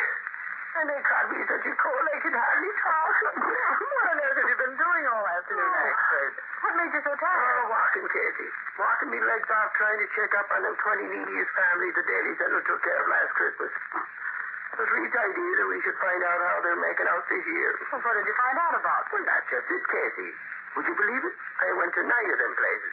Most of them are better off than I am myself. Well, what do you mean? Well, just that. 6 of the families I visited were living in solid comfort, with the houses fixed up, plenty of food and stuff like that. Really? Well, it's strange. As I remember, each of those 20 families was in dire need a year ago. Most of them have been on our list for several years. Yeah, sure you're not telling me a thing I don't know, Casey. But someone seemed to have struck it lucky somehow during the past year. But they won't be needing our help any longer. Well, I'm glad they've been so fortunate, even if I can't understand how it happened. Yes. I go down to the city room. If Reed wants me, he can let me know. Oh, wait a minute, Axford. What do you want? Do you have a list of the families you visited? Oh, sure. They got it right here. Here you are. Oh, thanks. The ones with the little closet beside it were the families that seemed to have plenty of dough to get along on. Oh, good. I'll give this list to Mr. Reed. Do what you like with it. But I'm through trapping around. If he can't take it. Oh, that's too bad. There's such nice big ones, too. You and your corny jokes. You get that, Casey. Big teeth, corny jokes. That's a snappy comeback for you. You get out of here. Oh, what a guy. Well, I'll take this list into Mr. Reed.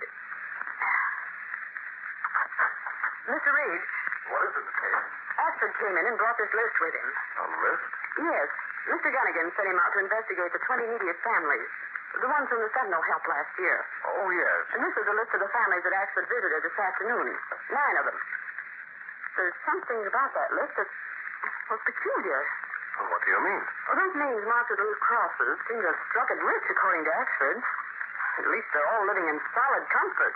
Really? Let's see. Oh, yeah. 6 names marked that way. That's right. Well, tell me, do you still have the case histories on these families? Yes, sir. I have them in my files. Well, leave them on my desk in the morning. I'll go over them when I get a chance. Oh, by the way, you might as well read out those Axford found in good condition. They won't be needing our help this Christmas. All right. You know, it seems strange to me that 6 of the neediest families a year ago managed to come out so well this year. Well, personally, I'm glad to know they could do it. Oh, I am too. I was just surprised, that's all. Well, they probably had more gumption than the rest. Some of those families have been on our list for several years. I know. And I'll be interested to find out if any of the fortunate 6 have been on our list for any length of time. Oh, so will I. Well, I'm going to call it a day in this case. I'll see you in the morning. Yes, sir. Good night. Good night.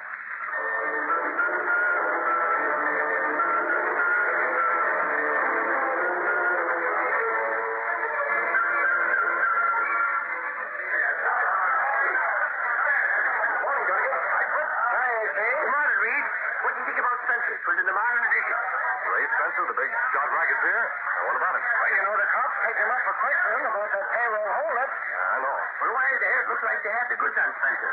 There was a witness who took the numbers description of the holdup car as they left the scene, and it was traced to Spencer. Sure, he claimed his car had been stolen. No one believed that, Chief. That is, no one believed it till last night, Reed, when the cops were tipped off that some bum was slicing a big roller door in a Water Street bar. That's right, Chief.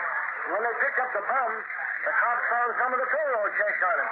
He confessed to the holdup. Sure, and that left Spencer in the clear. After all, if Spencer was innocent... Innocent ain't the word to use for that guy, Reed. Maybe he didn't pull the holdup job, but to my way of thinking, he's done a lot he's managed to get out of. He's a smooth one, that Spencer. He sure is, Mike. He came out of prison with nothing. Yet within a year, he buys a big nightclub and seems to have money to burn. Where it all came from is a mystery. The city would do well without men like Spencer. There doesn't seem to be anything that we can do with him. Seems to keep within the law. Well, he'll make a slip someday, mark my words. Well, I'm going on down to cops headquarters. Later. So long.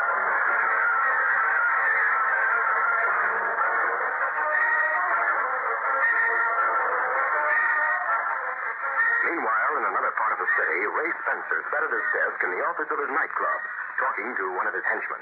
Well, Virgil, we put it over again. I must admit, you're smart enough at times, even though you do talk like a dope. Oh, Chief, boss, thanks for the compliment. Don't mention it. No, I won't tell nobody if you say so. I never tell nothing you don't want me to. Give it, Virgil. Give it. Here. Take this over to Maggie Hooker. Yeah, sure. Tell her she'll get the same amount this time next week. Okay. How about the others? Did you get their dough to them all right? Yeah. They all meet me like I was Santa Claus or something every time I go with the dough. Hey, do you have to pay out all that moolah every week, boss? Absolutely, Virgil. If I don't keep my bargain with them, they might squeal, and that would be the end. Both of us. Yeah. Yeah, I see what you mean. That wouldn't be so good, would it? What do you think? You already did a stretch in the pen, so you ought to know. Yeah. You know, somehow I didn't like it. I couldn't do what I wanted to. And they wouldn't let me go no place either. That happens to be the policy of prisons, Virgil. Get going before Maggie Hooker thinks we're giving her husband the double cross. I don't trust dames nohow. I ain't never had no luck with them. Really? Yeah. I just can't imagine why, Virgil. Go on, get started. Sure, okay, boss. Hurry back. I have other things for you to do. I'll be right back, boss.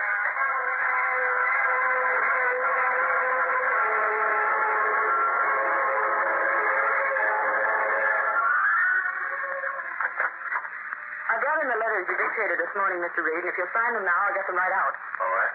I'm glad you finished them. I'd like to have you do something this afternoon. Well, what is it? Well, since Axford gave up on those neediest families, I thought perhaps you could visit a few of the ones he didn't get to. Take a cab and turn in an expense account. Oh, fine. I'd like getting out for a while. Is there anything you want me to do here before I leave? Well, no. If you see 2 or 3 this afternoon, we'll have someone else finish the visits tomorrow. You'd better leave right away. Yes, sir. I'll leave right now. And I'll be back before 5 o'clock.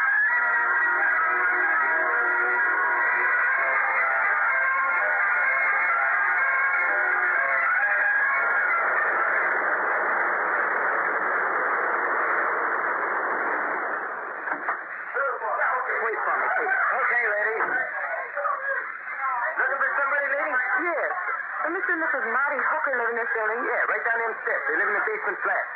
Oh, you won't find Marty there. No? No, he got picked up for pulling that big payroll hold-up. Put all the papers. Confessed he done it. I guess there's no ladies home, though. Right down them steps like I told you. Thank you. Yeah. Hey, good ball, yeah.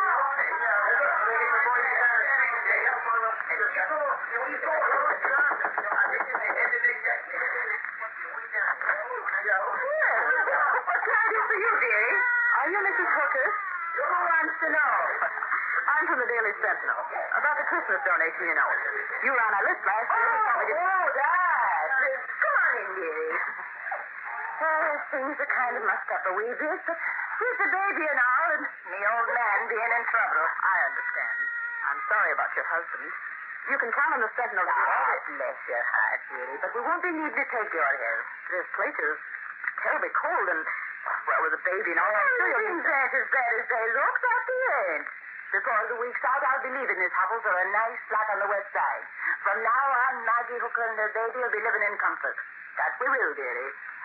I'm glad to hear it, but I can see it in your eyes. You think I'm talking a bit of blimey. She prays to the truth when I say we'll be living better without that no-good Marty than we ever lived with him around. Someone's offered to help you, then? Well, she's a weekly income that's been arranged. A distant relative who came into plenty of money. Oh? Now, don't you worry your pretty head about Maggie Hooker, dearie. And you can tell your newspaper we'll be needing their help no longer, thank heaven. I see.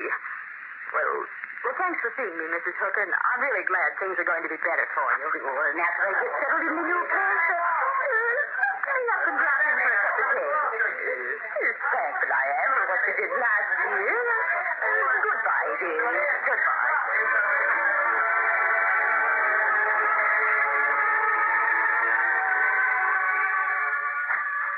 It's Casey now, Reed. Hello, Axford. I guess I'm later than I intended to be, Mr. Reed. We were just beginning to worry about you, Miss Case. It's almost 6 o'clock. How did you make out? All right. I went to 4 places. 3 of them are in just as bad condition as they were last year. The other one, though, won't need help this year. Well, that's another one to cross off the list, then. Now, what's the name? Hooker. The family of Marty Hooker. Mrs. Hooker says she's comfortably fixed from now on, and she intends to move to the west side. Her husband's in jail, I understand. Marty Hooker, did you say? Yes. Hey, Reed. Come to think of it, 'twas Marty Hooker who confessed to that payroll hold-up. They tried to pin on Ray Spencer and his gang. Really? Marty Hooker's his name, sure as I'm sitting here. In this case, did Mrs. Hooker say where she was getting the money? Well, she was rather cagey about it. She said a distant relative decided to arrange a weekly income for her and the baby. Well, let's see that list. Well, according to this, Hookers have been among the neediest families for the past 3 years. This windfall from that distant relative is rather sudden, it seems to me. It is that. Moreover, I've been checking this afternoon on those whom Axford reported as being in comfortable circumstances. Well, what did you find out, Mr. Reed? I discovered that in each of those cases, the husband is in prison, each one having confessed to a crime. You don't say. Sure, it's a coincidence, isn't it? Well, it seems mighty funny to me. Yes. It might not be a coincidence, actually. What then? Well, if I knew, I'd tell you. Say no. Maybe I'd better tip Sarge off to do a little investigating. To my way of thinking, all them guys that went to jail were in the same gang. And their wives know where they left some hidden stolen money. Oh, there you are. That settles the whole thing. Well, not exactly. As a matter of fact, though, there may be some connection between all those confessed crooks and some one man or some group on the outside. You got something there, Reed? Well, maybe. Mr. Reed, I was just thinking. Go on, Miss Case. Well, wasn't that racketeer Ray Spencer involved in the payroll holdup case before Hooker confessed? Holy so. You think Spencer's pulling something, Reed? Well, what I think doesn't matter. The main thing is that the police get proof. And from what I've learned about Ray Spencer, if he is connected with Hooker and the others, getting proof against him is not going to be easy.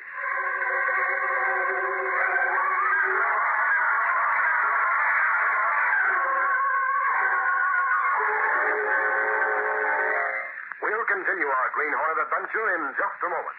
After finding out that several men from the neediest families in the city had confessed to crimes and gone to prison, with the result that their families began receiving money, Rick Reed, young publisher of the Daily Sentinel, waited patiently for the result of the police investigation. It was several days later when Axford phoned from police headquarters. Hello? This is Axford. Oh, what's up? I'm now the top report. I was just talking to Sarge about that investigation. What's the result? Reed, they can't get anything out of any of those people. And Ray Spencer is laughing in their faces when they question him. Well, Spencer may not be involved, but if he is, as I said before, getting proof will not be easy. Sarge says he thinks there's something funny about the whole setup, too. But it's all so tight they can't break it. I see. Well, if they do get any sort of a lead, let me know. Sure, Reed, that I will. See you later. So long. Goodbye, Axford.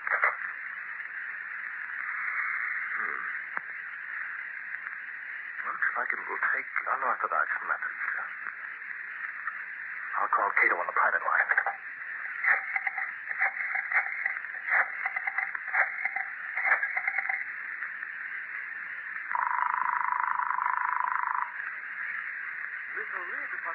Cato, I have a job for you to do. What I to do?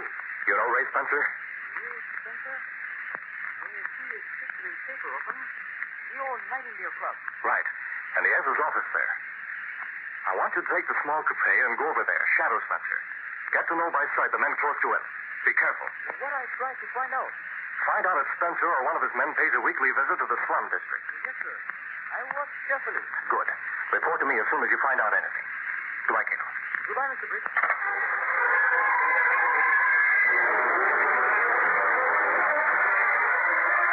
It was almost 6 o'clock the following afternoon when Rick Reed returned to his office from a board meeting at the Civic Club. Any messages for me, Miss Kate? Yes, sir. Cato phoned and said to tell you that he had a very special dinner waiting for you tonight and wants you to be sure and come home. Oh, well, fine. Anything else? These letters are to be answered. Well, they can wait. And Axford phoned with a brilliant idea. Well, let's have it. So he wants money to buy toys and to hire a Santa Claus outfit so he can appear as Santa at the settlement house on Christmas Eve. That I'd like to see. His way with children will make up for the Irish brogue. Tell him to go to it. And last but not least, Gunnigan's been asking for you. He wants to discuss a new setup for the city page. I'll tell Gunnigan to work it out to suit himself. I'm tired. I'm going home. I'll see you in the morning, Miss Case. Yes, sir. Good night. Good night.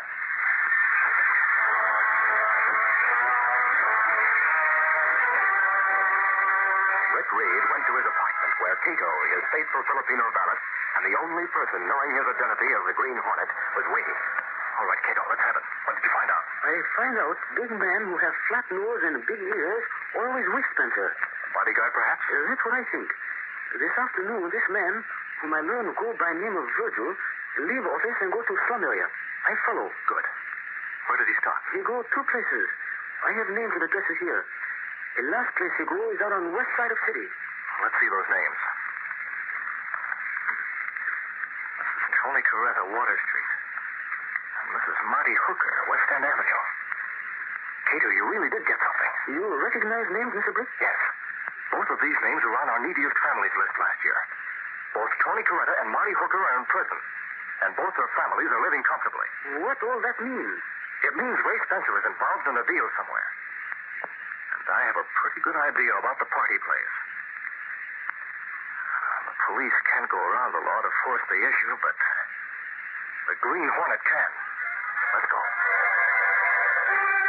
Stepping through a secret panel in the rear of a closet in his bedroom, Rick Reed and Cato went along a narrow passageway built within the walls of the apartment itself. This building led to an adjoining building, which fronted on a dark side street. Though supposedly abandoned, this building served as a hiding place for the sleek, superpowered Black Beauty, streamlined car of the Green Hornet. Reed pressed a button. The great car roared into life. A section of the wall in front raised automatically, then closed as the gleaming black beauty sped into the darkness.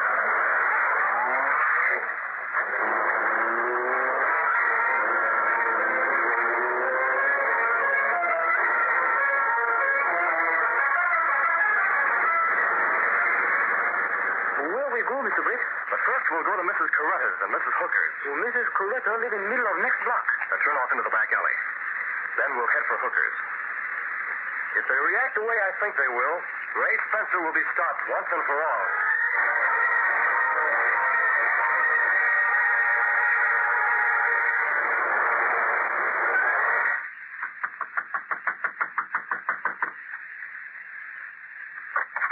Mrs. Coretta? Maria Coretta, that's me. It's dark in the hall, but why ask for I'll come inside. No. You must come in like that. That keeps you not good. Please, you're not I won't hurt you if you do what I say. Give me the money you received this afternoon. Oh, you make a mistake. I know I gave the money. Give it to me. Oh, sure, I gave it. It's in your bag. You just not sure money. I gave it. All right, give it here. Maria, she not having the money for us to live. If you have any complaints, tell them to the man who sent me. Mr. Ray Spencer. Spencer? He sent me here. You heard me. I'll leave now. That's a big Spencer. He pulled the double cross. Double on my Tony. I make him sorry. I'm going to tell my friend tonight.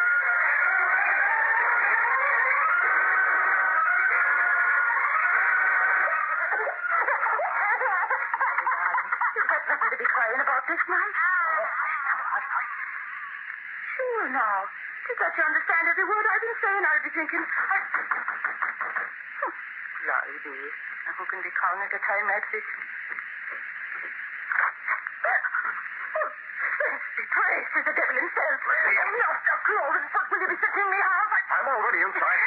Close the door. Sure, and I know you're that Green Hornet. But there's Maggie Hooky you're backing up against it. Give me the money you received a while ago. So that's it, is it? Well, not a penny will I be given to the likes of you, so you can be taking yourself out of here right now. I'd hate to use this gun on a woman. But if you don't... Merciful heavens, I believe you would. I'm waiting. All right. I'll be giving it to you. Hurry. Now, quiet the foul team. You can have the money. But if you scare that innocent little babe, I'll be tearing you apart, gun or no gun. Here's the money, you thieving devil. Thanks. Spencer said it would be easy to get. Hold on. Did I hear you speak of Mr. Spencer? Yes, you heard me. So he sent you here. It's a filthy game to be playing on me poor husband. But to St. Pat will bear me witness, I'll turn that Spencer into the law. And you're with him, that I will. I'll call me friend Cassidy at headquarters right now. Sure you will. Time for me to go. Good night, Mrs. Hooker.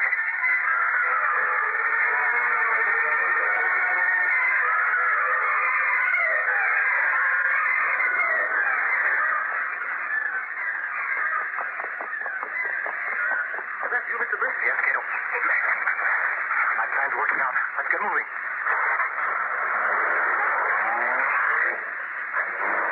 Where we go next? I have a few more places to visit. Tomorrow, Cato, after things quiet down, you can mail the money I'm taking back to each of those women. After that, the Sentinel will see to it that none of them are suffering. Come on, then. Through one dark back street of the city after another, the sleek car of the Green Hornet moved like a great purring shadow. Frequent stops were made until finally, each of the places listed on a paper in Britt Reed's pocket had been visited. Then Britt and Cato returned to the apartment to await results.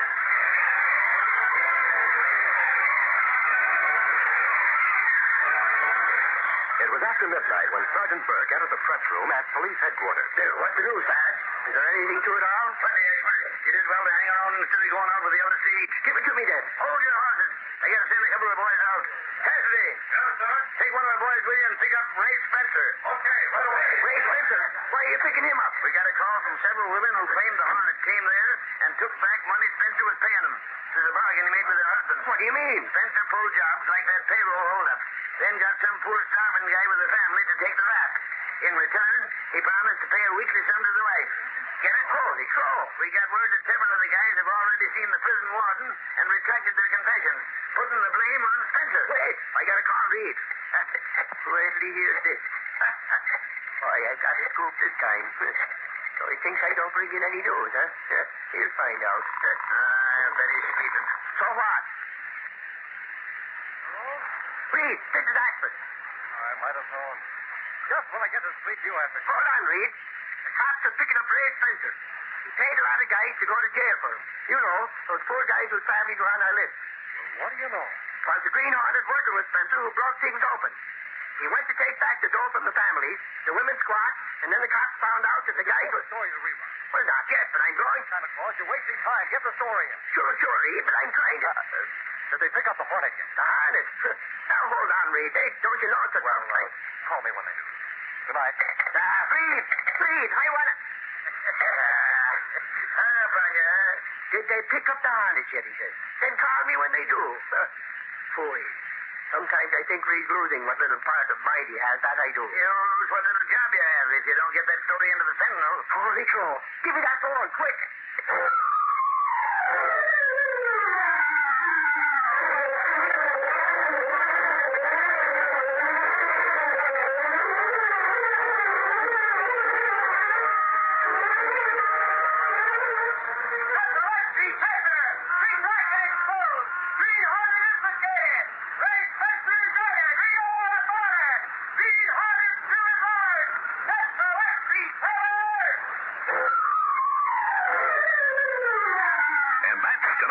Story of the Green Hornet.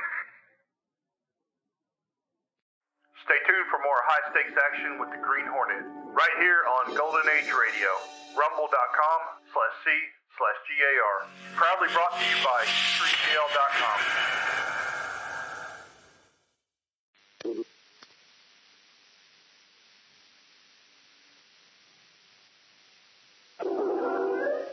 I don't care how you get it, Curly, but I want the votes from the 5th Ward. That's going to turn the election. I want it turned my way. The 5th Ward's pretty independent, Harder. Not like some of the others. I'm not worried about the others. It figures out to be a close race, Curly. I have the South Side sewed in a knot. I want the 5th. Bradford is going to take the North Side. That's why I want the 5th. If you can't deliver it for me, I'll get someone else. It'll cost plenty. I've got plenty. What do you think I've been doing while I've been in office? Twiddling my thumbs? If it costs $20,000, $30,000, $50,000, I want the 5th Ward. Could you use some of that dough to get the Sentinel to lay off? You playing dumb, Curly? Why not? Curly, you could never understand anybody being honest, could you? Everybody's got his price. Yes, that's why I don't trust you any more than I have to. Okay. Same for you with me. So long as you pay the dough, I work for you. If I wasn't paying off in votes, you'd wash me off the books. And you think that's the way it is with the Sentinel? Everybody wants dough. Curly, we want money and power.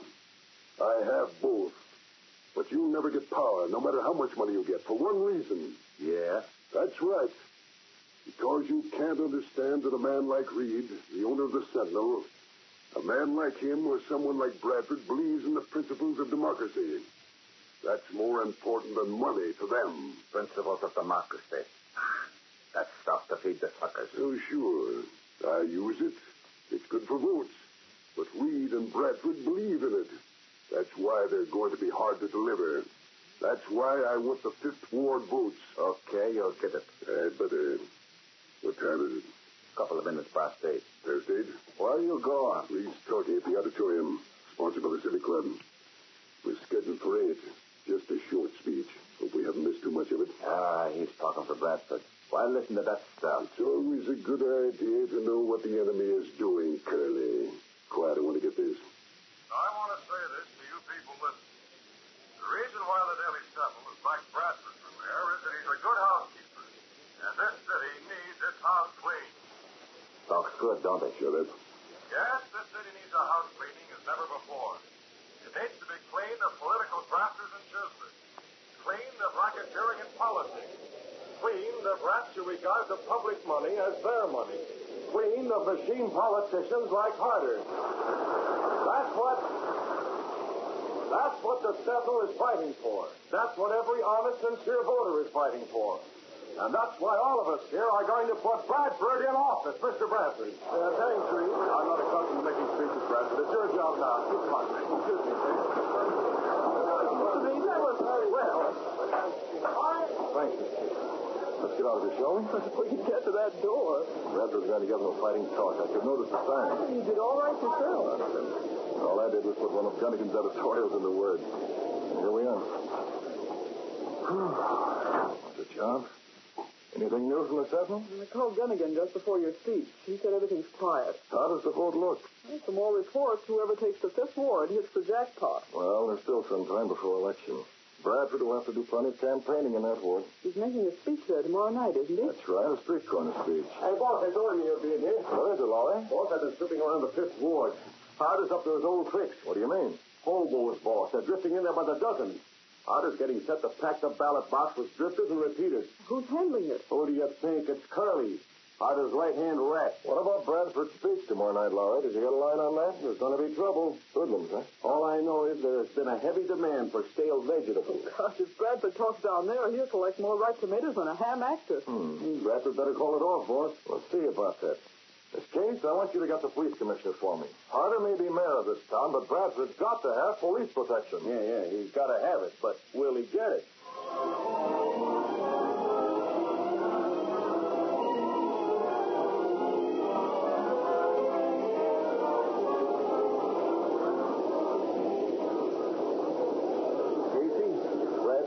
Thunderous mob, he's nuts. Well, the police. All I know is they aren't here. The boss inside? Yes, in the drugstore. I think he's calling the police commissioner now. Bradford's with him. Let's go see what's cooking, huh? It's all right with me. After you, kid. Don't worry, Lowry. They're saving the fruit for Bradford. Oh, there's Mr. Reed on the phone now. Well, how long will it be before there's police protection here? Well, Bradford can't wait that long. He has other talks tonight. He can't call it off. He won't. I got those policemen down here with a Sentinel who have plenty to say about your department. The police commissioner. What did he say, Reed? What could he say, Bradford? Stalling says they'll be here, but frankly, it's easy to tell he's getting his orders from higher up. Harder? Well, sure, it's harder. After all, I suppose we can't censor the commissioner completely. His job depends on the party in power. Right now, that's harder. Mr. Bradford, you can't talk in front of that crowd. It's up to you, Bradford. There's only one answer to that, Reed. I've got to talk. But holy mackerel, Mr. Bradford. Save it, Lowry. I knew that would be your answer, Bradford. Well, might as well get it over with. Just a second, Lowry. Yeah, boss? Take a look out the front and see if you can spot any of the men from the Sentinel. Huh? When the police weren't here, I phoned Gunnigan. He got in touch with the delivery crews. You mean the boys are coming over here? Might as well have some supporters around. Take a look, Lowry. A pleasure, boy. Miss Case. Yes? My car's out and back. I've got 10 cameras in it. Lowry will bring up any man who can take pictures, and you'll hand in the cameras. But the regular cameramen... You're more than a regular cameraman. You might as well make sure, and I'll want one myself. And one for little Casey? Oh, Miss Case, you're staying out of this. Well out of Oh, it. but Mr. That's Reed... settled, understand? Gosh, I suppose so. The boys are here, boy. Good. Miss Case, got the cameras. I'll be out there. Lowry, give the boys a high sign. They're to take cameras and get as many pictures as they can. If any rough stuff starts, they know what to do. Better tell this druggist to stay open, boss. There may be some black eyes that need attention. All right, Bradford? Yes, Reed. You're walking into it, you know. Somebody's got to. Okay, let's go.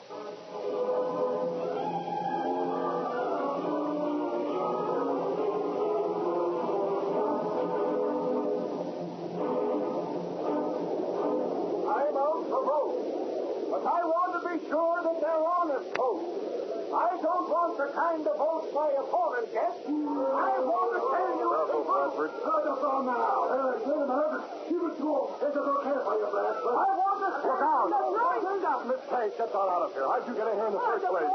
Should I go on? No, it's no use, Bradford. Oh, you guys break it up. I can cover it. You're going to take it. This way, Bradford. Get off this platform. Oh, it's turning into a riot. I never saw so many vegetables in my mouth. Looks like we're overwhelmed. No use battling this mob. Come on, let's get out of here. That's where you came from. Let him out. Oh, here come the cops. Yes, after the damage is done. What about those pictures, Lowry? Oh, boss, we got some. The boys are in there shooting. Let's hope they get them back to the Sentinel. Look at those cameras with Never mind that. We're getting out of here.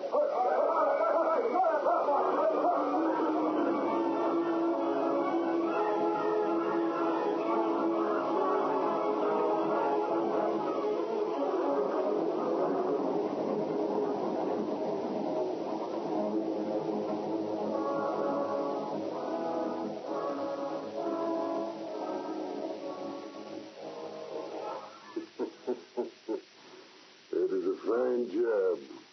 A fine job. That'll teach Bradford a lesson. Trying to invade the Fifth Ward, huh? Hello? Yes, Commissioner. Take it easy. I don't care whether you like what happened last night or not. I'm still running this town, and that means the police department as well as the rest. So what? No one was hurt. You got there a little late, that's all. What's that? Now, listen, Commissioner, I made you and I can break you. Just cool off and think of that. Goodbye. Make them and break them. That's the way to run a political machine. Well, what do you... it's you, Curly. Yeah, Harder. How'd I do last night? Not bad, Curly. You handled it very nicely. The Sentinel almost pulled a fast one, boss. They had a bunch of their truck drivers down there. Some of those babies are pretty handy. What's that in your arm, the paper? The Sentinel. Haven't had time to look it over yet. Let's see. They had a bunch of photographers there. You did, eh? Yeah, but we took care of that. Plenty of broken cameras around there for the White Wings to sweep up. Well, if they get a picture or two, it doesn't matter. You used drifters, didn't you? Yeah, some of the hobos were bringing in. Give them coffee money. Try to headline the Sentinel's yard. All about... Yeah? Kelly. What's the matter? Something wrong? There's something wrong. Take a look at this. What? This picture. Here, you luckhead. So what? They can't identify anyone. Good look. You dummy, this is a picture of you. What? You fool. Look at that. A picture of you throwing tomatoes. The whole city knows you're one of my men. Why, I... Take it easy, Hart. Take it easy. Did you have to go there? Well, no, I didn't. You just wanted to see the fun, huh? Have a good laugh, huh? What's I to know that spot? Get out. We're through. Finished. Now, wait a minute. I said get out. And I said wait. Cool off, Harder. Or maybe you don't want the Fifth Ward vote. Tell me if you think you can... Well, what did you say? Get smart, Harder. All right, I pulled a boner. But you need me. I'm the only guy who can handle those votes for you and your North. Well, guess I did fly off the handle. I made a mistake. But I can still deliver those votes.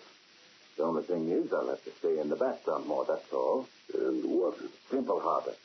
I got maybe a dozen boys. They can act as go-between. I'll give them the dough, they'll buy the votes. I won't even appear, much less you. All I do is supply the cash, eh? That's right. Now we can talk about it later.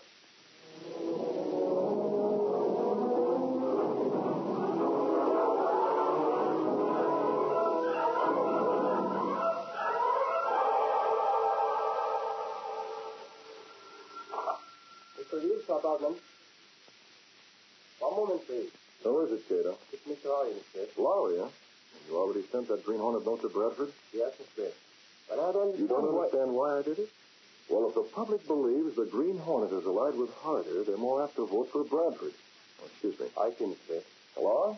Boss, I'm calling from Bradford's home at the story. What happened, Lowry? What is it? Bradford just got a threat from the Green Hornet. No. Yeah, I called it in to Dunnigan. He's giving a take one. Looks as if Harder has the wrong kind of friends, doesn't it? Yeah, but I never guessed they were this wrong. Got any orders, boss? Orders? Well, yes, Lowry. You might call on Harder and get his ideas about the Hornet just to check up. On my way. So long, boss. Good night. Cato. Yes, Mr. Davis. Get the Black Beauty ready. The gas weapon and the mask. Lowry's going calling, and so is the Green Hornet.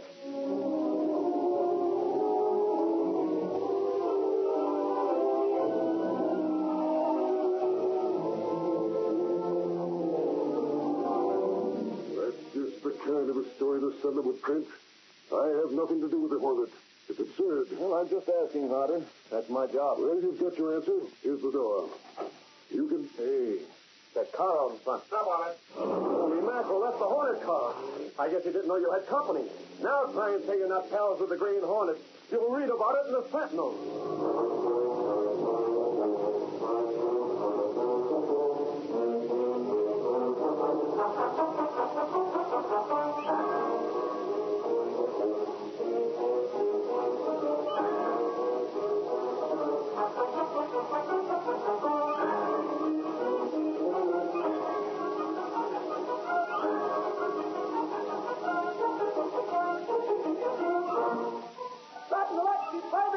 Public wars! Green Hornet seen outside political bosses' home!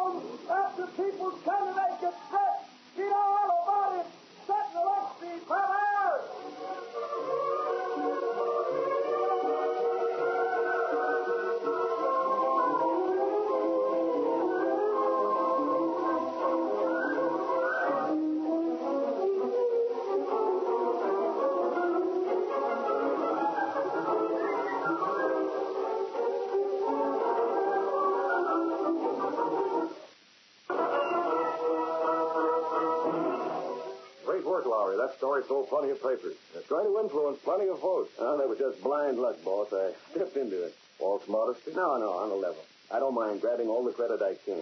But last night was one of those things. This ought to help Bradford's chances plenty. Hey, boss. Yeah?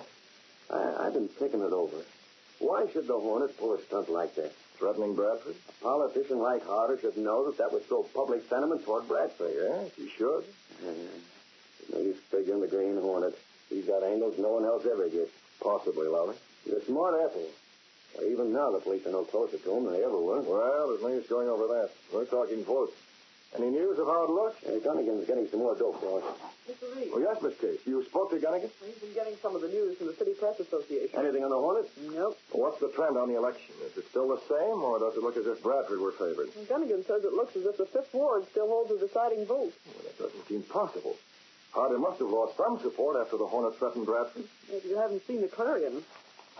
Harder claims that the Hornet threat was a stunt cooked up to discredit him. He says it's political mudslinging. Yeah, and the Clarion prints it.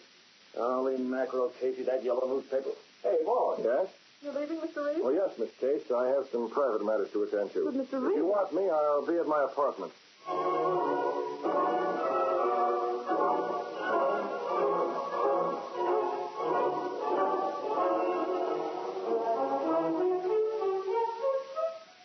You understand what you're to do, Cato? Yes, Mr. Bates. Sometime between now and Election Day, Harder's man Curly is going to organize those votes in the Fifth Ward. Yes? Drifters, bums, repeaters. He'll be handing out plenty of money to pack the ballot box with votes for Harder. But get this, Cato. After that snapshot of Curly that was printed in the Sentinel, he'll keep himself in the background. I see. He'll use other men, go-betweens, ward healers. Now find out when Curly is calling a meeting of those men and let me know, Cato. The Green Hornet's going to take an interest in that meeting.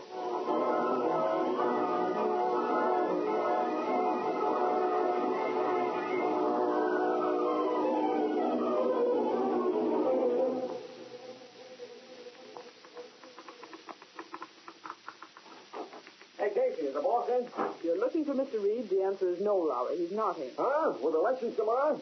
Holy mackerel, Casey, why not? I think he's got his own affairs to attend to. Casey, why is it that every once in a while the boss goes off the track and starts playing the nightclubs and staying away from the office? Lowry, Mr. Reed's private life is his own. Okay, skip it.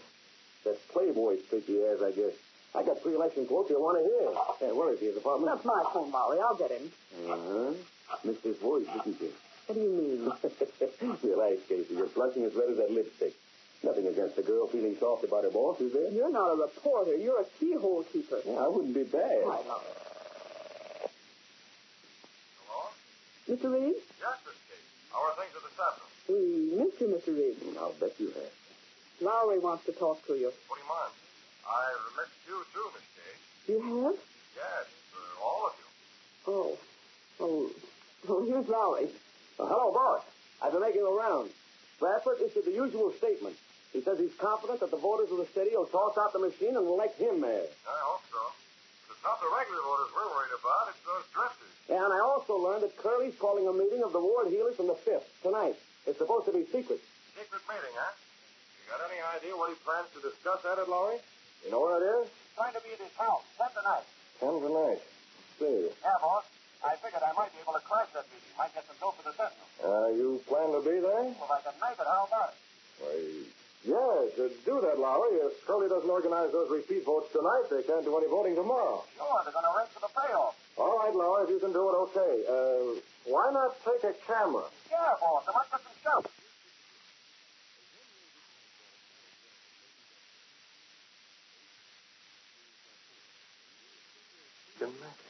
I'll have to make sure he doesn't. Can't have him breaking in on the Green Hornet. Mr. Brett. Was that you, Cato? I found out about the meeting, Mr. Brett. 10 o'clock at the Curry's house. You're not the only one who found out, Cato. Lowry learned about it, too. Lowry? We'll have to take our chances on that. By now, it's time for us to get busy. Where's the Hornet gun and the mask? Here in the desk, Mr. Brett. Good. Bring them along. We're moving out in the Black Beauty as soon as it gets dark.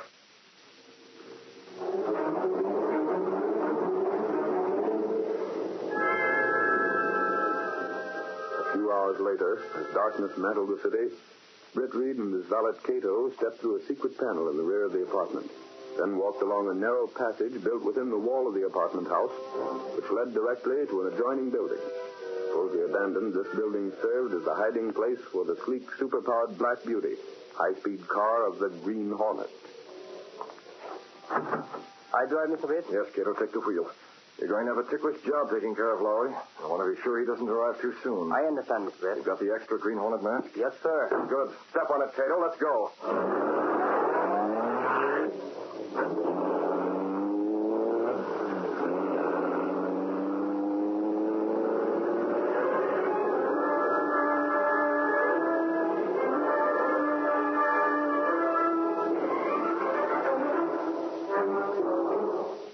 It's okay, Harder. All fixed. Yeah, I'm sorting the dough out now for the boys when they show up. They'll distribute it okay. Sure, if they don't, them mugs in the fifth ward ain't gonna do no voting for nobody. You sure you control the polls? Yeah, okay, just asking. And what about this Hornet business? Okay, if you say so, Harder. Yeah. I won't see you until after elections. It's in the bag. Good night. Yep, there's 500 for Joe. That'll take care of 2, maybe 300 votes. And 1,000 for Bucky. Never mind throwing that money, Curly. What's that? You're a man. Get away from that desk. Stick up, huh? Why, Harder will run you out of... That man. I'm taking that money, Curly. You're the Green Hornet. Hand it over. But Hornet, wait a minute. Is this on the level? What's the angle? Figure it yourself. You know them all. You mean you're in with Harder? All I want is that money, Curly. Oh, all by yourself, huh? That's right. I'm up for myself, Curly. And get back. What are you going to do with that gun? Get back. Yeah, sure. Stay right there. And don't move unless I tell you to. I see each of these envelopes is addressed. Who's Joe? He's going to buy votes. All them guys there. That dough is to buy votes for Harder. Not anymore, Curly. But if them guys don't get that dough, he can't buy votes. That's your tough luck. But Harder, he'll bust me wide open if I don't feel like he's... You haven't got much choice, Curly. I'm taking this money, and when Joe and the rest get here, they're going to get nothing but orders. Orders? Yes, orders written by you, Curly. Orders telling them not to bother about rounding up votes, that everything's all right. But that... Harder lose the election, sure. You can't do that. You're writing those orders, Curly. I don't get it. What good's that going to do you? It'll give me time, Curly. Time to make sure no one can trail this money. Oh. You want to cover up, huh? That's the idea. Suppose I say nothing doing. Suppose I don't write them orders. I can refuse to... No, wait. I don't think you'll refuse, Curly. You wouldn't use that gun. That's up to you. You write or all it's... Okay. Sure. Good. It's still more than 2 hours before those men are due to come here. You can send the orders by messenger. Messenger? And you needn't try anything, Curly. When that messenger shows up, I'll be hidden behind the door with this gun pointing at your ribs. Now sit down and get started.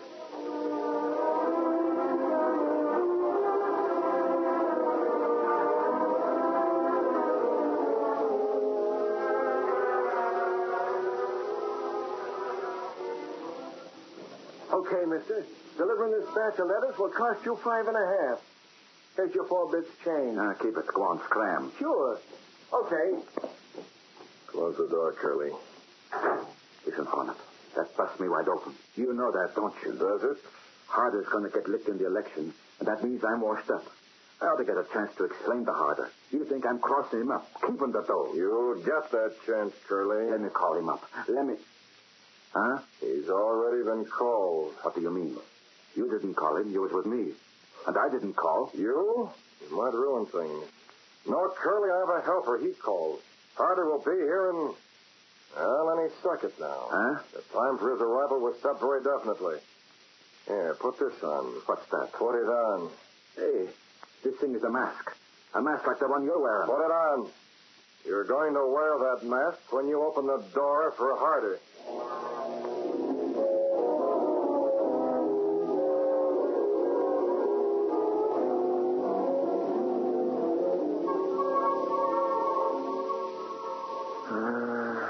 Something would have happened. Me hiding here with my camera all set. Fall asleep with some of those guys don't show up pretty soon. Who's this?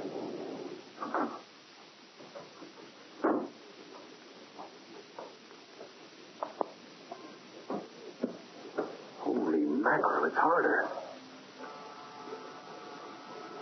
Come on, Curly, answer that door. Baby, is this going to be a camera shot for page 1? Come on, the door, let's see. I get the phone call. The Green Hornet. Holy mackerel, it's the Hornet. Harder than the Hornet. Hold it. Thanks for the picture. You'll see it now. What the gas? Who are... What's going on here? That man took a picture, and then this man shot him with a gun that made no sound. If you were the Hornet, let's have the answer. Arthur, I ain't the Hornet. Curly, you. That's right, Harder. What the... Not a fool. Curly is wearing that Hornet mask because I made him do it. You made him do it? You can't blame me for this. And who's this? That's my helper, Harder. Keep that gun trained on him. I will. Boss, I couldn't help it. The Hornet grabbed the dough. I had to tell them guys not to buy any votes. He made it.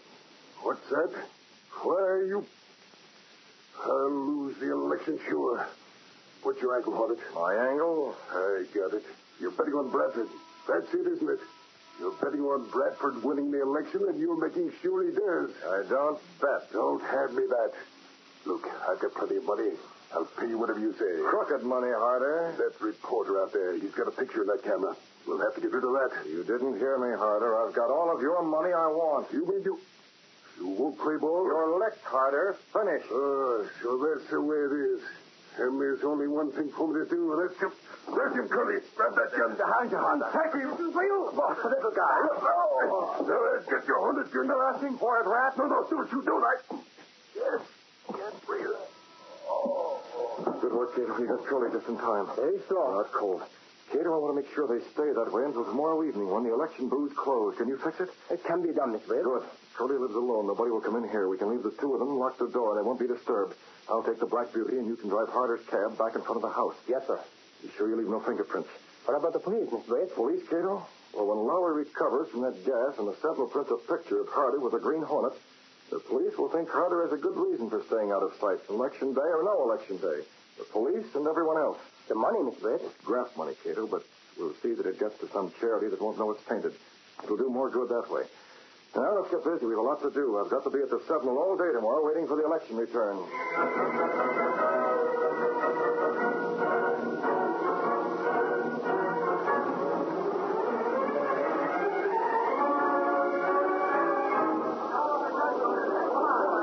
Miss Kate. Bradford's piling up a tremendous boat.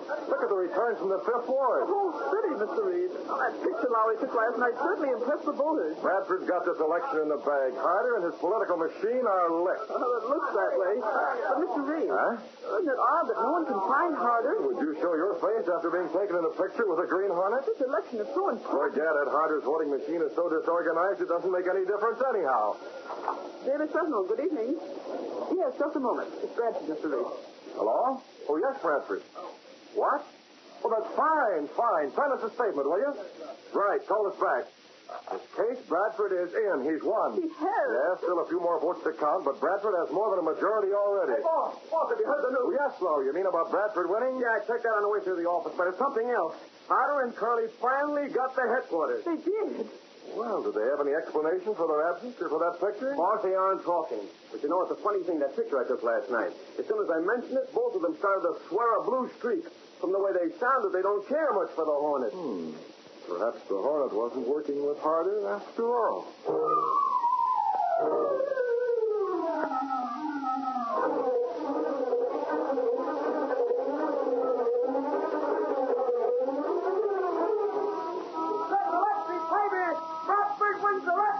Political machine defeated. Read all about it. Green Hornet still at large. National election. Don't go far. Another thrilling episode of The Green Hornet is just ahead on Golden Age Radio. Rumble.com/C/GAR. Powered by G3PL.com. Vintage pipes, modern delivery. News desk has got... Hello, Gunnigan. Reed talking. Just checked your front page. It's good. Fine. Keep that investigation you're on as the lead for all edition. That's right. Somebody sliced that Graft melon, and the stable's going to learn who got the slices. Check me if you get any bulletins. How's it coming, Miss Case? Last line, Mr. Reed. There you are. Is this going to be the lead editorial for tomorrow's Sentinel? Yes. It looks okay. I like the lead on it.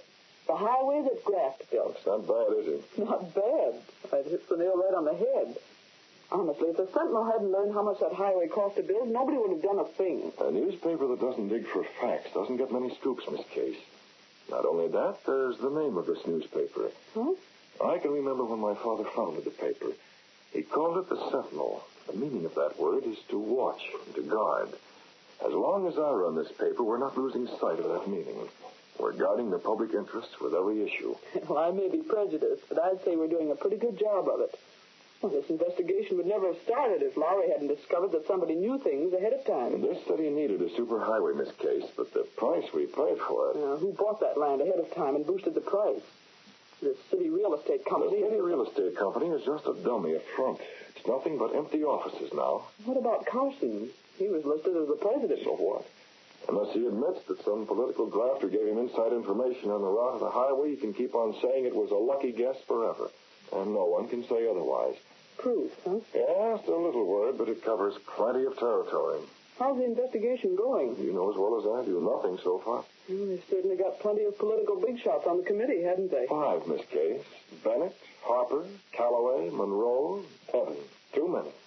Why? Well, the more men, the more chance that strings are being pulled. With just one man, you know who gets the credit or the blame. He's standing in the spotlight, is that it? Exactly. Dead center. Yeah, there's nothing like publicity to keep a man honest in this case. Reed, the investigating started at last. You been over at the meeting, Axford? I couldn't get in. You know they're holding it in secret. But I got some friends, Reed. Sergeant Moran, eh? Golly, Casey, who told you? Well, let's have it, Axford. The committee's calling up a witness. Reed, Moran says the committee's going to subpoena Carson today. Carson, huh? Miss Case, get Carson on the phone. Right. Reed, Carson won't give you no statement, not over the phone. That's not, Axford, but he can't refuse a request for an interview. You're going to see him tonight.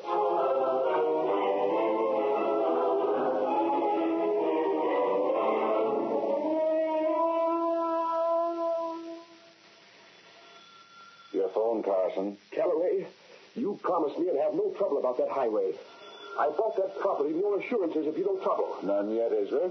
You're a member of that investigating committee. Why didn't you protect me? I couldn't ask not to have you questioned, could I? It's not right. Take that, Miss Prentice. Yes, sir. Calloway, I'm a respected citizen of this town. I refuse to be third degree. Never mind that line, Carson. You and I work together to make some extra money. Crooked money? Crooked money or not, it still buys the same amount of food. Now stop sniveling. All right, you'll appear before the committee tomorrow. Just keep on saying that you made a guess about where the highway would go. A guess? A lucky guess. You stand pat. Suppose they learn that you gave that advance information, that you told me to buy low and sell high. Of course. Suppose they learn that you and I split a profit of better than 500% of the real value of that property. Everyone suspects it already. They don't suspect me, Carson. Just you. If I name you... You won't. You won't have to name anyone. Remember, I'll be at that meeting. I'll steer your course for you. Make sure nobody browbeats you. But it's not fair. I'm taking all the punishment. Money is worth risks. You'd have had nothing if I hadn't brought you the proposition in the first place. Don't forget, suspicion never put anyone in jail. Not yet. Well, Miss Prentice? The Sentinel called Mr. Carson. The Sentinel? You told them I wasn't in? What do they want? Apparently, the Sentinel learned that Mr. Carson is to appear before the investigating committee tomorrow, Mr. Calloway. They want an interview tonight. But Calloway, Anyway, Carson, tell them you'll see a reporter tonight. But you can't afford to. You can't afford not to. The Sentinel might make too much of it. Answer the phone, Carson. Yes. Oh, this is a terrible situation. Terrible. Green around the gills, Mr. Calloway. I'm afraid of him. You think he might talk? Look at him. I can only go so far tomorrow. After all, if I protect him too openly, I point the finger at my part in this. You're right. He won't stand up, not under question. We'll have to do something about this. Quiet. Here he comes. Well, I'm seeing a reporter tonight. When? 9 o'clock. Calloway... All right. Stop airing your troubles. Time for me to go. You'll protect me tomorrow? Yes. We'll go out the back way, Miss Prentice, the way we came in. Carson, watch your tongue tonight. Be pleasant, but vague. Understand? Yes, I'll try. Goodbye. Goodbye. Miss Prentice. Yes, Mr. Calloway. I don't like it. Not at all. If Carson cracks, it means my political future is ruined. Completely ruined. I want you to phone Trigger and have him at my office this afternoon. Trigger? But he's a gunman, a hired killer. Exactly. At my office this afternoon.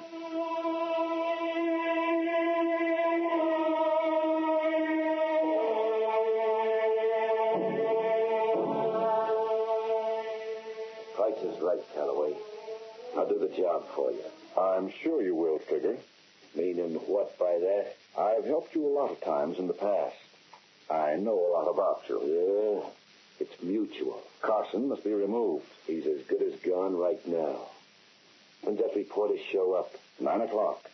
I want it done before then. Carson won't talk to no reporter, Calloway. You can put your chips on that. Good. Yes, Mr. Calloway. Bring in $1,000 in new bills, Miss Prentice. I've just made a deal with Trigger.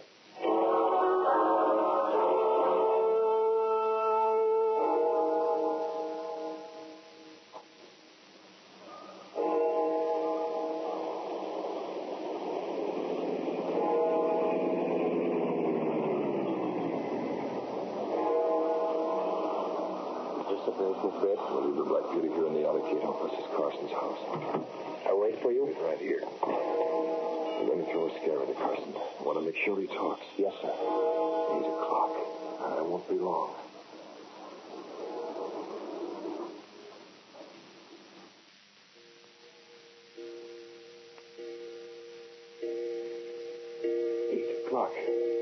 Just 1 hour before that reporter comes. Your clock is slow, Carson. It's 5 after 8. What the? Who's that? So you'll be on the carpet tomorrow, Carson. How did you get in here, and what do you... Through the window. Your mask. You're the Green Hornet. Stay away from that phone. A gun. I've got orders to use it, Carson. Use it? I don't understand. On you, Carson. On me? But I told Calloway I wouldn't... Go on. Nothing. It's pretty apparent you'd crack the first time someone tossed a tough question at you. No, I won't. I mentioned Calloway's name to you because you're wearing a mask. You've got a gun. That's a lot different than just answering questions. Calloway might not be so certain, Ed Carson. He's the only one who knew I was going to be all right. Just leave one of Green Hornet's back ball. No, wait. Out the window. Yeah.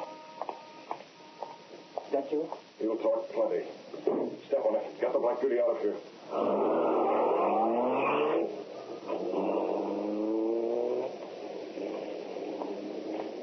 What do you know? The Green Hornet. I ducked back out of sight just in time. Maybe I ought to phone Calloway. This might change things, kinda.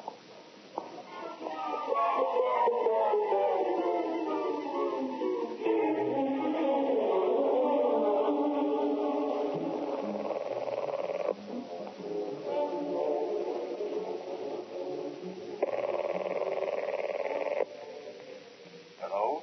Calloway, listen. This is Trigger. Oh, you're early. I ain't done that job yet. I went there, but... Why not? Well, Calloway, I seen the Green Hornet leaving that house through the alley. What? The Hornet. I was ducked back out of sight. You didn't tell me the Hornet was working with you. This is bad, Trigger. The Hornet's not working for me. Oh, he ain't, huh? Well, what about Carson? Do I still do that job? It's even more important now. Yes, do it. Okay, Calloway. I just wanted to know. You'll read about it in the papers.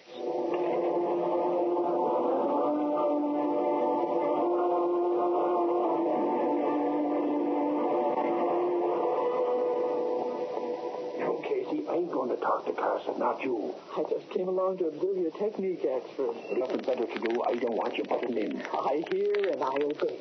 None of your dirty digs. I haven't said a word. You ain't saying nothing, but you're thinking plenty. You can listen, but you ain't interrupting. Absolutely. But if you should forget to ask the kind of questions that... I won't forget nothing. And don't you forget. Shut up. It's Leinster. Yeah. Supposed to be 9 o'clock, wasn't it? It was.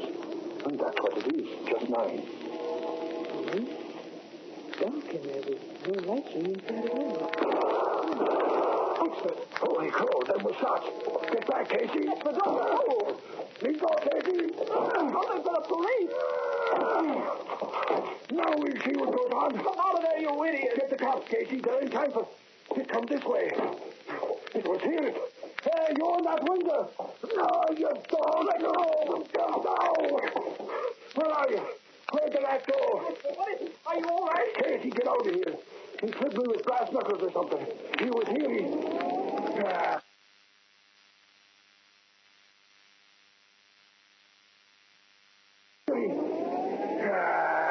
He's gone. Who was it, Axford? Sorry, I don't know, Casey. It was dark. Switch on some lights, will you? There ought to be some near the door. I got some. Here's the door. through the window. Must have had a car parked out in the alley. If I could get me hands on him, I'd... Actually, do you think it was Carson? Oh, no, it couldn't be. He wouldn't leave his own house. Besides, there were those shots,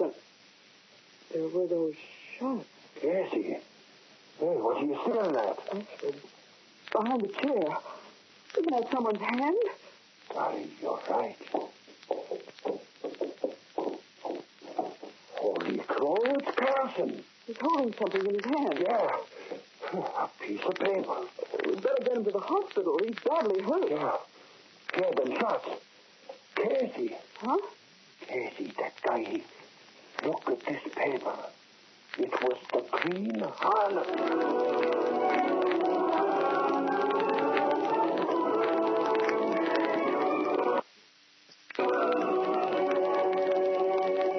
Carson must have seen action by this time, Cato. I can just see that headline rolling off the presses. You sure he told? Well, that's why I went out as the Hornet to stir him into talking. Steady. Someone at the door. Put the Hornet back and the gun away. Yes, Mr. Bates. Oh, Reed. I figured you might be asleep. Reed, I got news. Good, actually. Who was it, Monroe or Calloway? Oh, I'll tell you about that, Reed. There were shots when me and Casey got there and... Shots? Was he called on Carson? Yeah, Reed. It was dark, so I couldn't see the guy. But it was the Hornet. Oh, I'll get to that later. What about the highway graft? Who did Carson name? Nobody, Reed. Carson died at the hospital.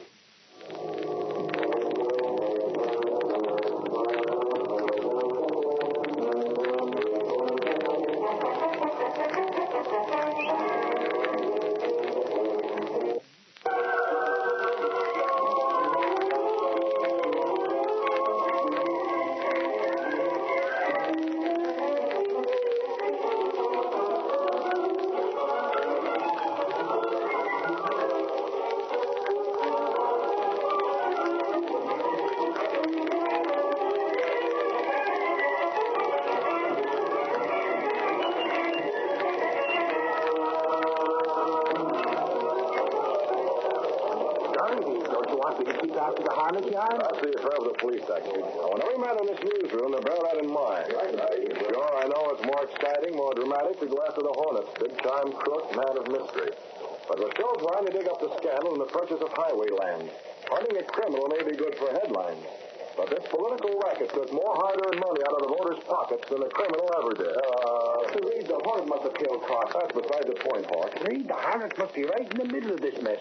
Suffering snakes, what about the Hornet seal I found on Carson? All right, if we got this story, if we found out what political grafter was working with Carson, and... Well, if the Hornet gets trapped while it's being done, all well and good. Just remember, it's the Racket we're after. Mr. Reed. Yes, Miss Case, what is it? There's someone waiting in your office. It's Calloway. Oh, yes. We mustn't keep an important politician waiting. Let's go. You wait, Reed. Just wait till I nab the Hornet. As long as you keep after the story, it's okay. And that goes for all the men, Gunnigan, all of them. What's Calloway want, Miss Case? He didn't say, Mr. Reed. He seemed rather nervous. Nervous? Well, perhaps he's mixed up in this, Miss Case. Calloway? Why not? That's impossible. He's a big man, Mr. Reed. Besides, this is murder. Yes. It must be nice being able to read character the way you do. Even big men get mixed up in murder sometimes, Miss Case. Well, Calloway, what can the Sentinel do for you? Oh, Reed. Too bad about poor Carson getting killed. Murdered. On a newspaper, we like to be accurate, Calloway. Yes. Too bad for the investigation, too. With Carson gone, no one will ever know if there was political connivance on that highway matter. Why do you come to the Sentinel, Calloway? We've never given you our support. Oh, but that, I forget it. After all, the Sentinel's a public-spirited publication. You've done a great service by causing this investigation to be started. It's only right you should learn what the committee has done before the others. Well, what has the committee done? The investigation is dropped by a vote of the members. Did you hear that, Miss Case? I hear it, but I don't like it. It would only waste the taxpayers' money. There's no one to question. When you have a murder, Calloway, there's always a murderer. Oh, yes. This Green Hornet. Tell me, Reed. Your reporter was Johnny on the spot, wasn't he? A minute sooner, he'd have been crowding the spot Carson was on. Why? I was wondering, didn't your reporter have any idea of the man's appearance? Well, that's just it, Calloway. I'm sorry. That's a secret we're keeping in the Sentinel. Oh, yes, I see, of course. Well, glad to have seen you again, Reed. Goodbye. I sure shows we're standing here, that reporter knows more than the newspaper story admitted. I'm certain he caught a glimpse of Trigger, enough to make him dangerous. You spoke to Mr. Reed, Mr. Calloway? Naturally, Reed didn't come right out and say the reporter had seen Trigger. As a matter of fact, he tried to cover it up. But not before I got the drift of things. I checked on that reporter's name, Mr. Calloway. The byline over the story says by Michael Axford. Axford? He's a big man, isn't he? A bullet doesn't make any exceptions, Miss Prentice. Trigger will have to do another job, but this time he won't be paid. He'll be saving his own neck. What was that? What is it? I didn't hear anything. It sounded like a door closing. There's no one out here. Oh, I guess I was mistaken. Call Trigger, Miss Prentice. The sooner he gets this over with, the better.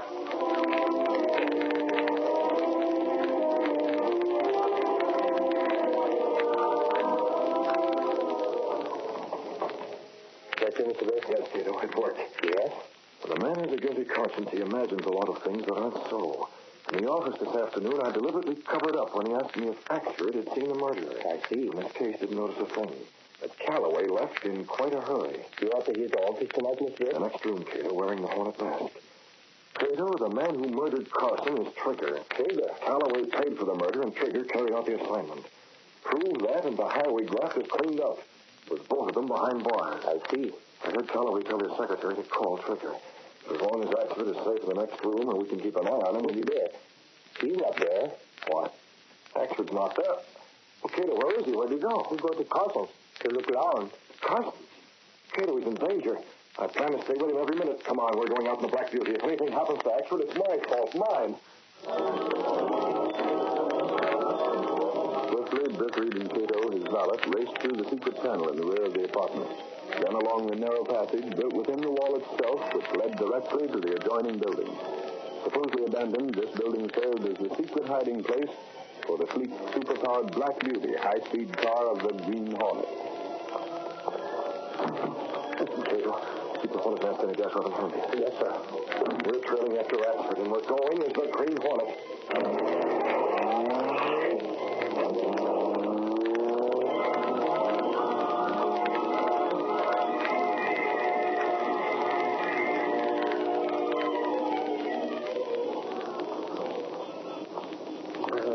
Maybe I shouldn't have phoned Casey and told her to meet me near Carson's place.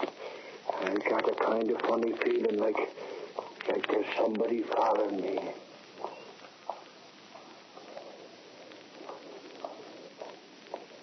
There he goes. That's the guy that I slept last night. Axford, that's his name. But, pal, in a couple of minutes, the only place I'll use your name is on a tombstone. Hey, what the? In the alley, quick. Say, what is this? Who got hurt in the alley? Now keep your mouth shut when I take my hand away. The gun goes off. You're the Hornet. Trailing that reporter, weren't you? What's your angle, Hornet? First you call on Carson and give him a shot at gas. Oh, you know about that, huh? I seen you. And Carson did some talking. Before you murdered him? Sure. That's my business. You done plenty yourself. Off it. I'm going along with you, Trigger. What do you mean? Calloway wants to make sure of this job. You bungled the other one. Nuts. I clipped Carson like nobody's business. Almost got trapped by that reporter. Hey, what gives? First Calloway says you ain't working for him. Swears you ain't. And now you show up Johnny on the spot. There's something screwy going on. Don't be a fool. You think I'd want Calloway to advertise at the Hornets with him? I know it now, don't I? It's necessary now. Yeah. Well, if we're going, we got to get moving before that reporter gives us a slip. Right. Carson's house is empty. We can work our way in the back and wait for him. Come along, Trigger.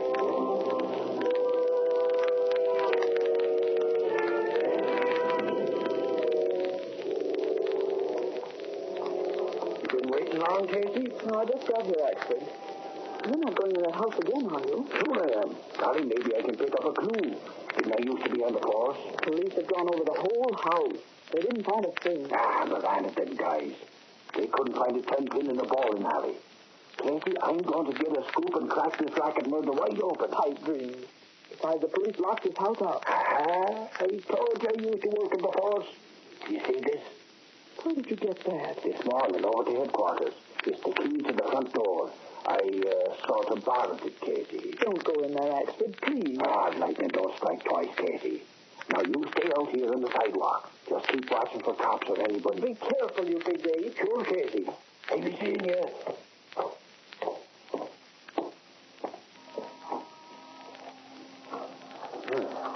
Wide open.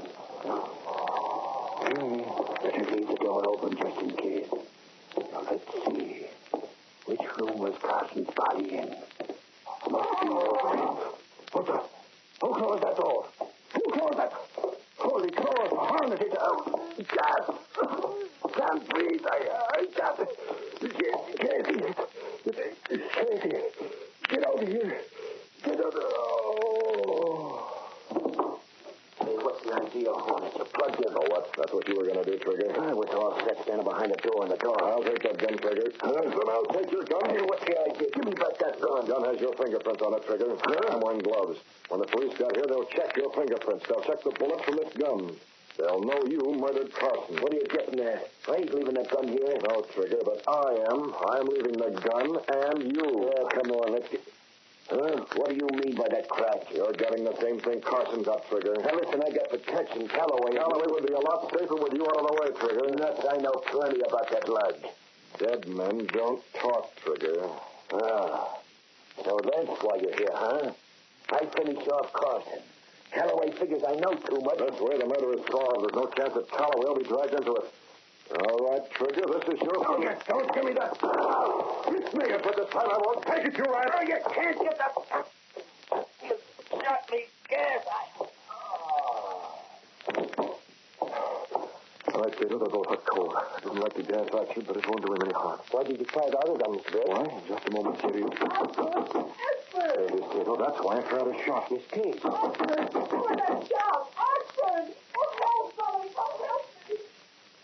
There she goes, Kato. She must be getting the police. That's why? Yes, I knew that shot would bring this case running. It's a good thing we saw her outside with Axford. What do we do now? Now we're calling Calloway, Kato. I want to make sure he comes over here fast.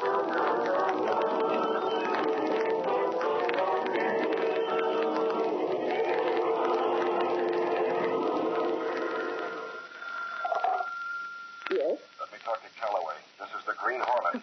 What's the matter, Miss Prentice? It's Calloway. It's the Green Hornet. It's for you. Hello. How much do you know and what do you want?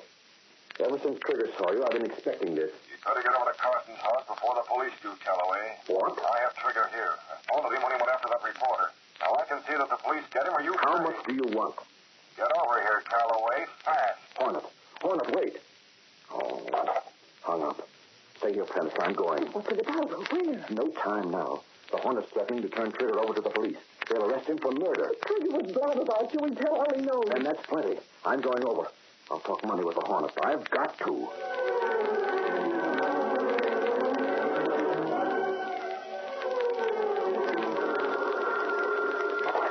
Police headquarters, Sergeant Moran talking. Huh? Who is this?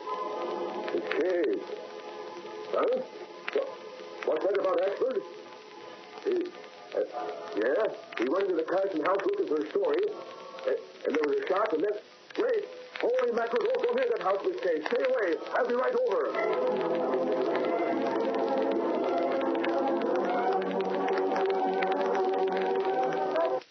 Michael, are you all right? Are you sure? Well, when I heard that shot and I found the door locked... I'm sure, Casey. Golly, it was just some of that gas the Hornet uses. I'm okay. Him and Trigger must have been waiting inside the door. Gosh, you were crazy to do it, Axford. Never again, Casey. Not for me. Trigger's coming out of it. He is, huh? Yeah. Listen to him. Give me my gun, Hornet. That's the rug that killed Carson if the cops checked on him. Carson's murderer. Holy cow, we got something. Right down. Where am I? What's going on? What's that? Sergeant Moran. Yeah. We missed seeing you in the lineup for a long time, Trigger. Now, come on, give. Let her know what's going on. I ain't talking. Recognize this? The gun. He left it here. It ain't mine. Quit stalling your ass. We're checking these prints later, and they'll match yours. You murdered Carson. Okay, you got me. Besides, that gun's registered my name. I couldn't fly out of this rap no matter how. But I'll get even with Calloway. Huh? Calloway? Good grief, what's Calloway got to do with it? Plenty, sister, plenty. Calloway paid me to bump off Carson. Calloway was running that highway Graft. Holy crow, Casey, you hear that? We got a sorry from the sentinel. Axford, hold it. Put out that flashlight. Huh? Put it out. Gosh, there's someone walking along the alley. Coming around to the front entrance. Yeah, I heard it. Just please, quiet now. Axford, here's my gun. Keep it in Trigger's ribs. I got him around. They ain't moving. I must be the Hornet coming. Is he going to get surprised? Is he going to kill both of us? Yeah, you're right. Are you proud of being paired up with you on anything? Quiet, he's coming up the steps. Give me that flashlight. Here it is. Okay. Stay back out of the way, mistress. I'm going to put this light right in his face as soon as he comes in. Quiet now.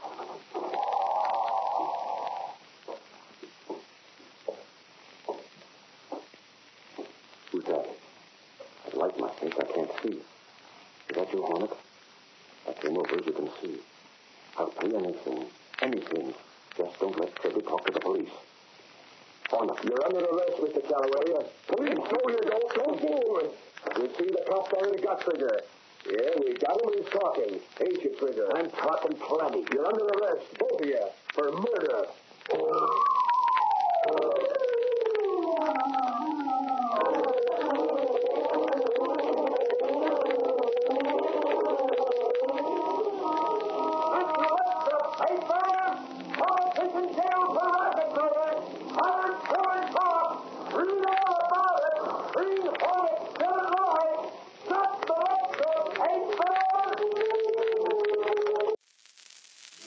The Green Hornet writes again.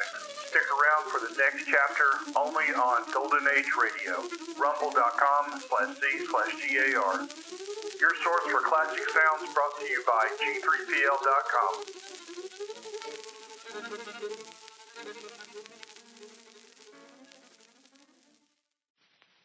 The Green Hornet.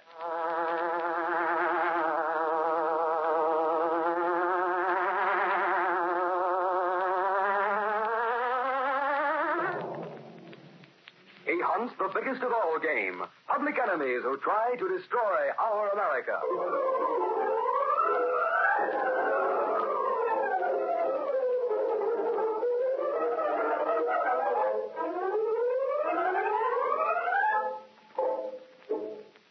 With his faithful valet, Cato, Britt Reed, daring young publisher, matches wits with the underworld, risking his life that criminals and racketeers within the law may feel its weight by the sting of the Green Hornet.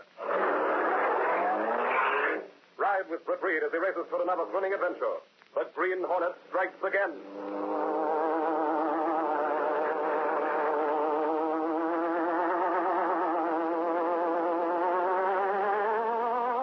Hurry, Cato. Here's where we smash away for Racket.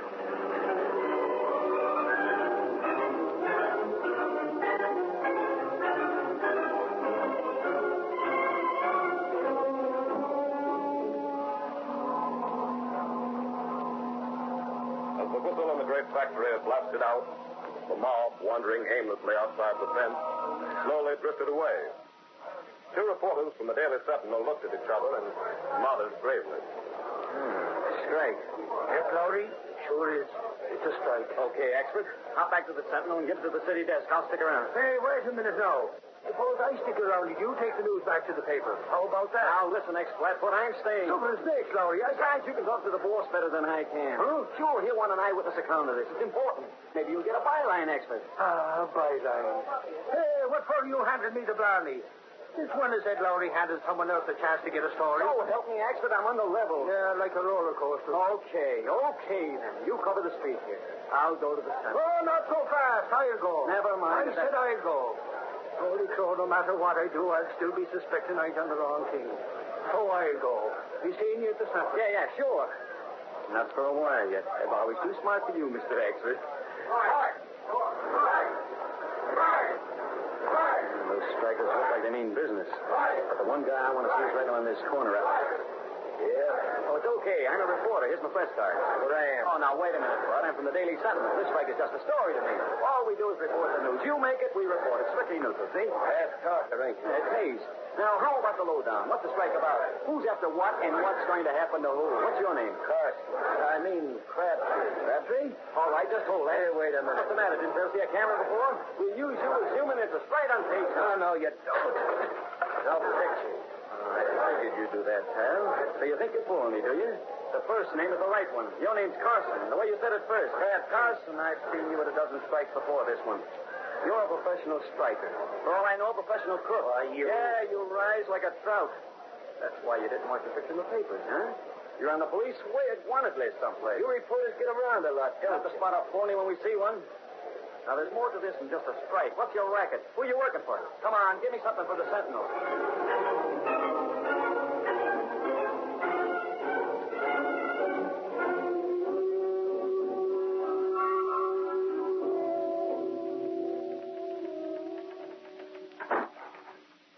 looking up, I can tell that's expert. Ronnie Casey, how can you tell for sure?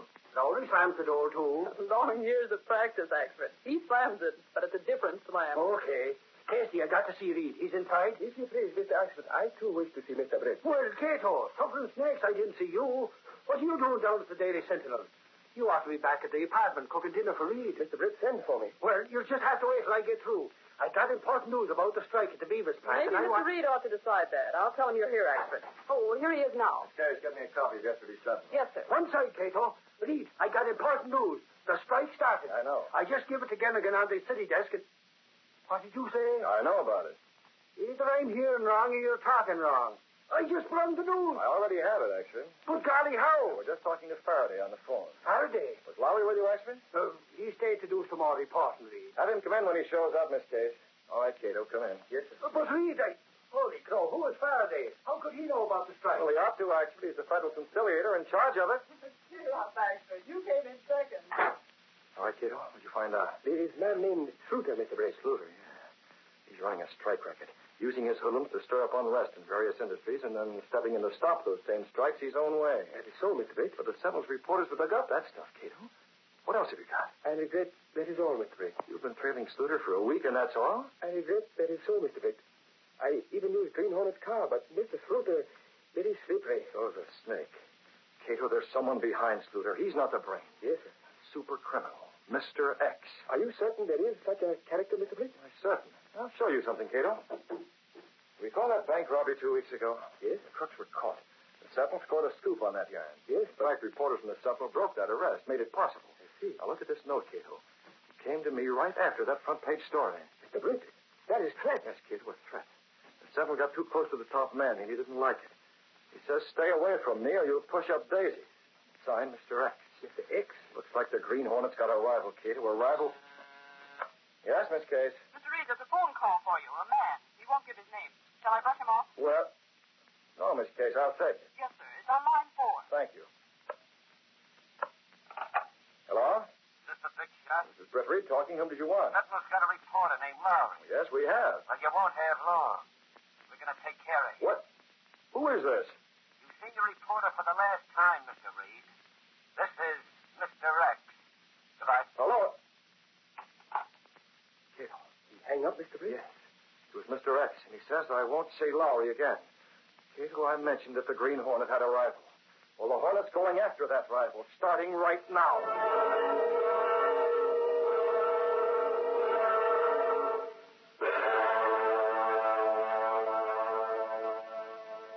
No, Reed. There ain't no news of Lowry. They've been over to the Beavers plant. There ain't hide nor hair of him. What about the Sentinel? I'm going back there now, Reed. Gunnigan says there ain't nothing new, no place. Police are on it? Ever since you got that phone call this afternoon. Golly, I wish I hadn't let Lowry talk me into leaving. I could have stopped him hoodlum. What hoodlum? Why, that Mr. X guy. Sure, and just who is Mr. X? Reed, I got a theory about that. Just between you and me and Sergeant Moran, I think Mr. X is nobody but the Green Hornet. What? Why not? Ain't they both mysteries? Nobody knows who they are, so why can't they be in the same guy? Axford, if you don't... Never mind. You don't think my theory's so hot, huh? All I want is to get Lowry back. Maybe Lowry ain't alive no more, Reed. Maybe... With that, he's alive. He's got to be. Now move on your way. Okay, Reed. If I hear anything, I'll phone you at the apartment here. No, I'll phone the Sentinel. You're a reporter. Well, if you say so. Good night, Reed. It won't help us none to worry. Cato, Mr. Axford is gone, Mr. Brett? Just left. Everything's ready? Yes, sir. Here's your Hornet mask and the gas weapon. I checked Black Beauty, sir. All ready to drive. Okay. Open the secret panel. We're going out.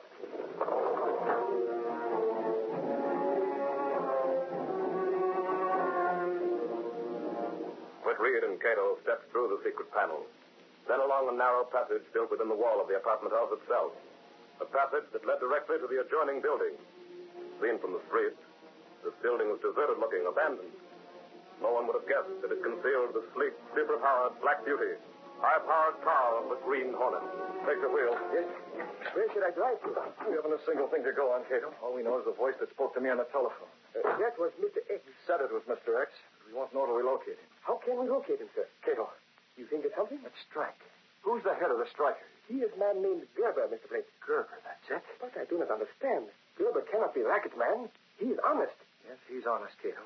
But if anyone knows where the racketeers are muscling in, he will. If he's going to tell the Green Hornet. Let's go.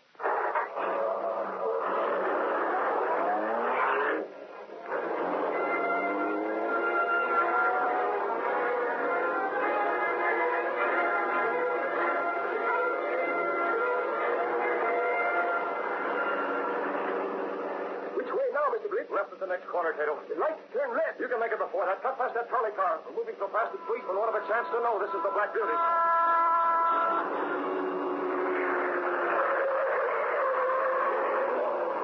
Like a glittering black comet in the darkness, the car of the Green Hornet whipped through the city streets. So fast was it, and yet so easily did it handle that the Black Beauty could make twice the speed of ordinary cars with more safety. Into that alley and across. I understand, Mr. Britt.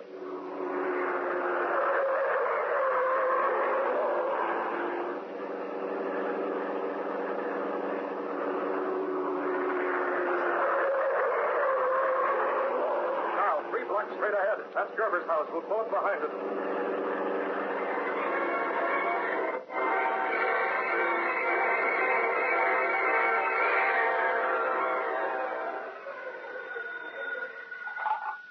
Hello? For just a second.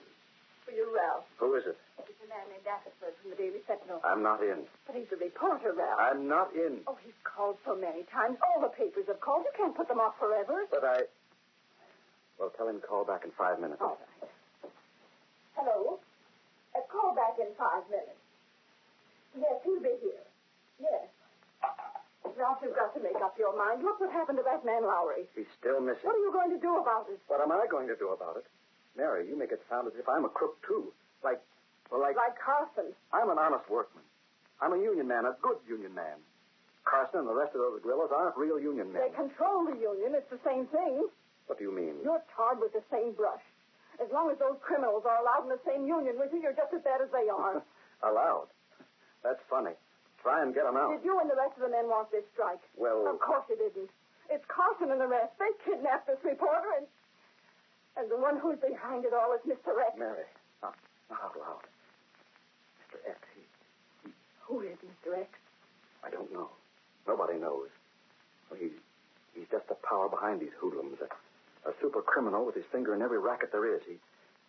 We won't talk about him. You're afraid, Ralph. Yes, maybe I am. You're all afraid. The whole union. Okay, so what? What about it? You used to lead those men. Why don't you call them together? Tell them to stop this strike. There's a meeting tomorrow night. Oh, a meeting. A lot of good that'll do. You'll all sit mum while Carson and the rest run things their way. You'll never... Leave me be, Mary. Answer the door, will you? I'm sorry, Ralph. It's just... I want to be proud of my husband. Proud of her husband. I want to protect her. That's why I'm acting like a coward. You know a lot more than you say you do, Gerber. What? A mask. A green mask. You shouldn't tell all you know. You shouldn't tell anything of what you know. You're the Green Hornet. Filling your lip about Carson, huh? So you tell your wife Carson took the reporter and Never mind. You mentioned Mr. X. I didn't mean to, honest. Skip it. Gerber, you're going to get... No, that gun, put it down. Get back or I'll pull the trigger. Listen, you. I may be afraid of Carson and Mr. X, but not you, Hornet. So I'm going to come after you. You fool. Give me that gun. Hey, what's that? Holy Ghost, the Hornet. Hold him. I'm coming. Take it, Gerber. Now's my chance. Get him. Help, you're all right. No, what's the wallop? I'll be seeing stars for a month. Help me. He shot my husband. Never mind your husband, lady. The Hornet just used his gas. But get on that phone and call the Sentinel. Tell him I'm going after the Green Hornet to get Lowry back. I'm going after him if I have to fly.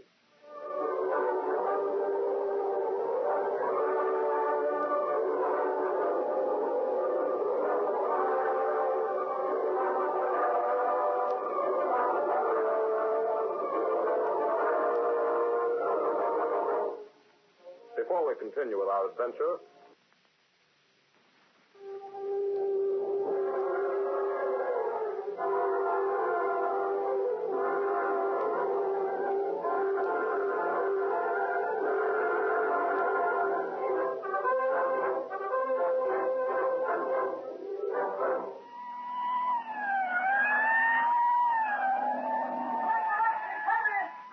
the whole city was aroused. While the newsboys yelled the Sentinel headline on the street, ink not yet dry on the front page, the police of the city instead had all men out looking for the Green Hornet. Michael Axford was out looking, too, but all in vain. Ah, Moran, I tell you, that Hornet's got wings. You might just as well call back the car. Leaving all pursuit behind, the great black car sped through the night, its wheels flashing as it raced out of town. Get away just in time, Mr. Bliss. Lucky thing you were waiting for me and kept the motor running, Cato. And it looks as if we've shaken off the police at last. You hit Mr. Axford pretty hard, Mr. Just hard enough to make you get away. You must have phoned Gerber from around the corner, Cato. I never expected him to walk right in. Did you learn anything about Mr. Lowry, sir? That's why I took the wheel. You notice where we're going? I had not... Mr. Bliss, we leave city, yes, Cato. Gerber mentioned two names. First, he mentioned Mr. X. You know? Gerber hasn't any more idea who Mr. X is than I have. But then he mentioned the name Carson. Carson? Carson? It does not reflect itself in my mind, Mr. Bliss. Well, I thought you Filipinos had marvelous memory. Oh, yes, sir. Only this once, sir. Well, now I have him. Carson, that was the one who was released in that big robbery, Mr. Bliss. That's the one. He was crooked, but evidence was started to be lacking. You've got him. Really bad.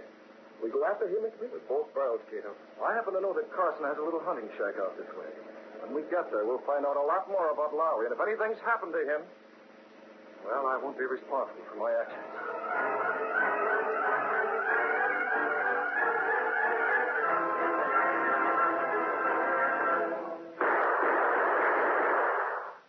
Now, that's all. I want to show you that target, Mr. Lowry. If you get any screwy ideas, don't. I still got 3 bullets in this automatic. Listen, you tin-horn trigger man, Button that lip and look. I can make a better score with my typewriter. Bullseyes, every one. Yeah, but can you spell cat? C-8. You white. Shut up. Twist this collar 3 times around your neck. Hey! I thought you were supposed to be getting my goat. I don't know why I don't shoot you. Because you got orders. Yeah. And you better spill, Bright Eyes. How much does that guy Reed know about that fake strike? Mr. Reed to you. And what color are your eyes? Now, look. Mr. Rex gave me the office to make you talk, see? But I got a temper. Maybe I'll forget, see? No. You're scared green. You're scared of Mr. X. Confidentially, Carson, who is he? You talk like somebody out of a zoo. Chum, for the last time. What's Reed got on us? For the last time. I'm not telling. And you better take these ropes off and let me go. The police are looking for me. And they won't find you alive, Chum. Look, I promise not to mention this, Carson. If you let me go, I'll keep it dark. Not for publication. Besides dope, those shots you fired must have been heard. It's a shooting country up here. Plenty of hunters. Nobody notices shots. Well, Carson? Hey, stubborn, boss. Don't call Bryce the boss, Carson. He works for Mr. X the same as you do. Don't you, Bryce? You're dumb, pal. Get smart. How is it being a muscle man in an honest union, Bryce? I'm head of the union. Yeah, how much of the union money do you have to kick into Mr. X? You can't keep it all. Maybe you're Mr. X. I never thought of that. Very funny guy you are. Too bad you won't last very long. And there ain't no Mr. X. Come out here, Carson. Okay, boss. How about it, Bryce? How are you, Mr. X? Close the door. Yeah. Yeah? You got nothing out of him? A lot of words. No information. Okay. We got to go to that union meeting tomorrow night. That means we got to get back to town. Yeah. Bump Lowry off. Huh? Give him the business. Get rid of him. But Mr. X... I was just talking to Mr. X, Carson. He gave the orders. Yeah. Well, I ain't never seen this, Mr. Neither X. have I. But he stood right in that window and told me. His face was in the shadow. Oh. So I take your word, huh? Well, he ain't there now, and maybe I'd bet... What the... That came right through the window. An arrow tipped with a suction cup. It come through the window. Pull it loose. Yeah, there's a message attached to it. Well, I'll be. Look, Bryce. And get this, Carson. It's to you, and it says to do a job on the reporter. Yeah. Signed with an X. That's all I gotta know. I'll be right out, Bryce. Do not move, please. Who's this little squirt? You drop gun, right, pull trigger. Now. Better, please. You walk back now. Yeah. Carson, jump to one side. Now, little man with a big mask, stand still. Pick up his gun, Carson. You're so very fast. I make mistake not shooting at He used to pitch for the miners. Hey, this is some persuader. Ain't like no gun I ever seen before. Carson. Yeah? Take his mask off. No. Take it off. Can't you see he works for the Green Hornet? Okay. Stand still while I... What the? The window. Look out, Mr. Hornet. Take it. Pull the trigger. Shot me. Got me. You'll wake up later on. Much later on. Mr. Bliss, you come just in time. I saw it from the window, Cato. Where's Lowry? In the other room, please. Behind closed door. I see. Did Did you find mysterious Mr. X? No, Cato, I lost him in the dark outside that window right after we saw him shoot that arrow in here. This is it, Mr. Britt. A rubber tip with a message attached. We'll keep this, Cato. We'll need it later on, the next time we see Mr. X. What do we do with these men, Mr. Britt? I've got it all planned. What time is it now? It's 4 o'clock in the morning. Can you keep these men unconscious until, say, 8 o'clock tonight? Very simple, if you please. Good. Can you do the same thing to Ed Lowry? Huh? I want Lowry to be unconscious as well as these two men. Oh, I see. Cato can do it, Mr. Britt. All right, now follow me. I hate to do it, but it won't hurt him. You give Lowry some gas? Yes, quiet. Hey, what's going on out there? Right. Carson, you ugly gorilla. What about... Well, there'll be a second-rate hawk show. The Green Hornet. So you're Mr... Hey, put down that pop gun. Put it down or... You didn't put it down. You shot me. That's it, Tito. Now get busy. I'm going into town for today, but tonight the Green Hornet's taking these three to that union meeting, and it's going to be a complete surprise to everyone.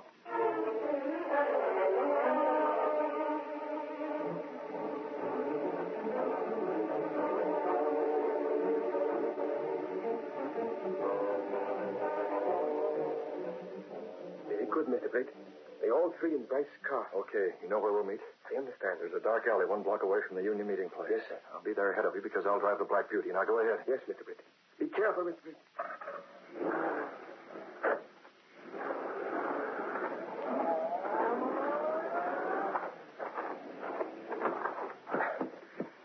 The meeting should be starting any minute.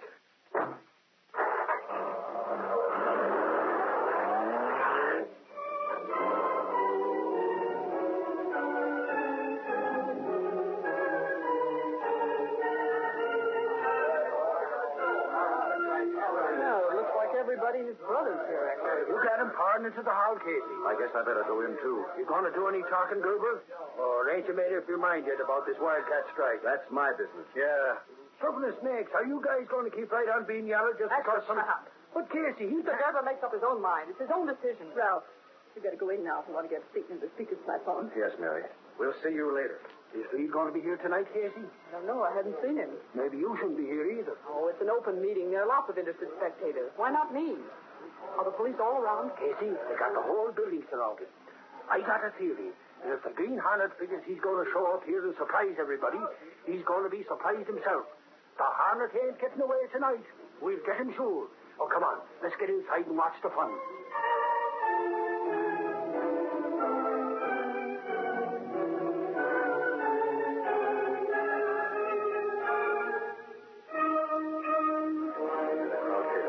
About to start. You take Lowry and I'll carry Bryce and Carson. Yes, sir. We must be careful, Mr. Britt. Never mind the police. We've always gotten away before. Maybe this time we're not too lucky. Stop that kind of talk. Now, follow me. We're dropping these three right on the speaker's platform.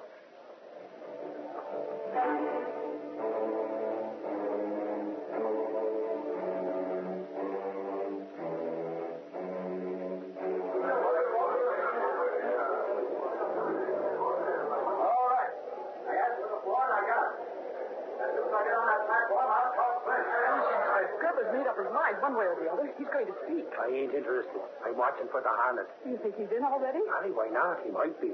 Maybe he ain't wearing his mask. But the police are... They let him get in, Casey. And they nab him. Tell me you're starting to talk. I'm not a smart guy. It takes me a long time to make up my mind. But now I made it up, and I want to do my talking to all of you. I see the big stuff. Mr. Bryce ain't here yet, but I can't wait. I say call off this strike. It's wildcat. Call it off. Gosh, but look, they're all scared. Well, they want to, but they're afraid. He's wasting his time. Aren't you listening? Haven't you guys got any nerve? If we all stick together, we can win. I tell you, Bryce is a racketeer. He's exploiting the union. You all know it now. Holy crow, Casey. Look over Gerber's head. There's a trapdoor to the roof. It's the Green Hornet. He dropped a ladder. He's carrying two bodies. Hey, Gerber, it's the Hornet. Grab him. Get the cops, Casey. We're going after him. Look out. He's using pump. Gerber, where's the Hornet? What? Oh, no, I can't. There's only accident. I'm not the Hornet. I'm Gerber. Holy crow, the smoke is getting thicker and thicker. Where's the Hornet? Say, did you hear that? Sounded like a trapdoor. The Hornet must have got away. Yeah, the smoke is clearing off. We're stuck in a snake. Look who's going out the floor. It's Bryce and that hoodlum up here. Holy crow, this one's Lowry. Lowry. It's Axford talking. Lowry, can you hear me? Hello, Ax. Shut up, you guys. Shut up, everybody. I got to hear what Lowry's saying. Axford, the Hornet told the police. He came over the roof from the next building and he got away. Oh, gosh, it's... Lowry, it's you. Hello, Casey. Call those cops in and have Bryce and this mug arrested. They kidnapped you. They kidnapped you, but they're going... Just not so loud. You want the Sentinel to lose the scoop? Keep your voice down. I don't want those other newspapermen to hear this. And you can tell Gerber to talk to the union men. I've been talking already, mister. Oh, hello, Gerber. Listen, start talking again. Bryce and the rest are heading for jail. You can take that union back to work again. Okay, Mr. Lowry. But listen, don't start talking until we phone the story into the Sentinel. You get it? All right. Come on, Axel. We get a phone and it... Holy mackerel. Are you crying? Sure I am, you little pest. You had us worried. I hate to admit it, but for once I'm grateful to the Green Hornet. He brought you back.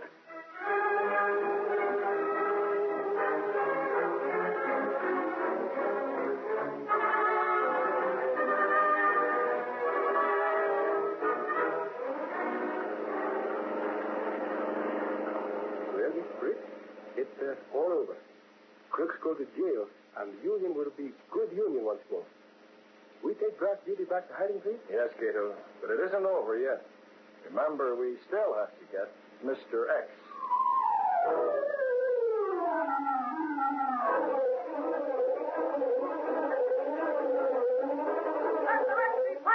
Reporter returns with kidnapped story. Union racketeers confess. 3 hours bodies. Green Hornet evades police trap. Green Hornet still is live. That's the Lexi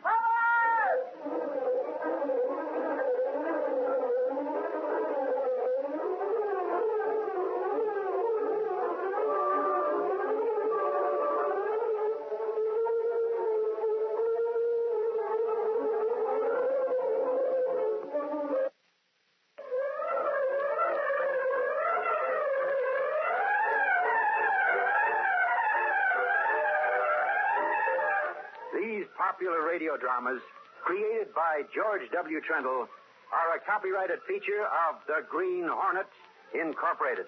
All characters, names, places, and incidents used are fictitious.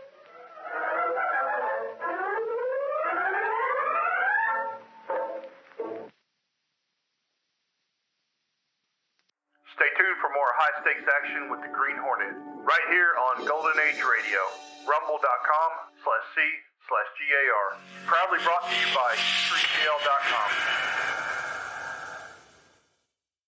Green Hornet.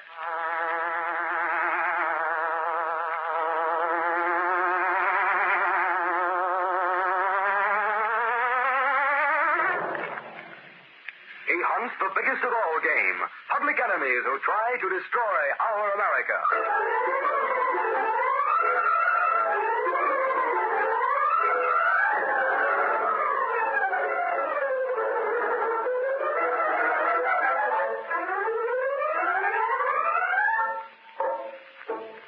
With his faithful valet, Cato, Britt Reed, daring young publisher, matches wits with the underworld, risking his life that criminals and racketeers within the law may feel its weight by the sting of the Green Hornet.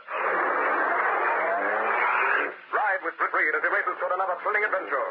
The Green Hornet strikes again.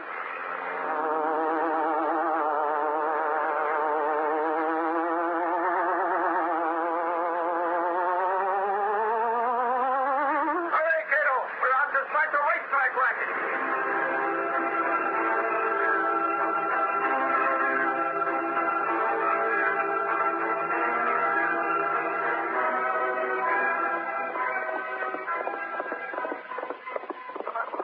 Come on, Firefly. Hug the rail, the baby.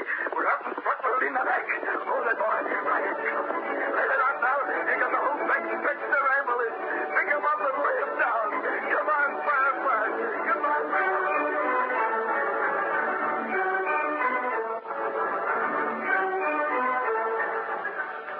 It was just past dawn at the hillside racetrack. The morning mist still hung heavy across the paddock and the stables. Stretched in level layers across the track where the horses were getting their early morning workout. On the rail, a jockey perched a little distance from a heavy-set man. They're coming around the back stretch now, Jerry. They're coming. Don't forget to clock him. That's Firefly in front. Can't see in this mist. I know how he sounds when he runs. That's Firefly. Come on, Firefly. Come on, boy. Pick him up, baby. Come on. Come on, Firefly. Talking to me? The name Jerry? It might be. It's okay. I'm from the newspaper. Oh, Okay. Where can we talk? Well, what's the matter right here? Kid, you don't want any leaks. Want to keep this story exclusive, get it? Okay. We can go over toward the stable. Right with you. Plenty foggy, ain't it? Here they come! Here they come! I got the clock on Firefly! Jerry, I got the clock. Firefly did a mile in one... Jerry! God, she ain't here.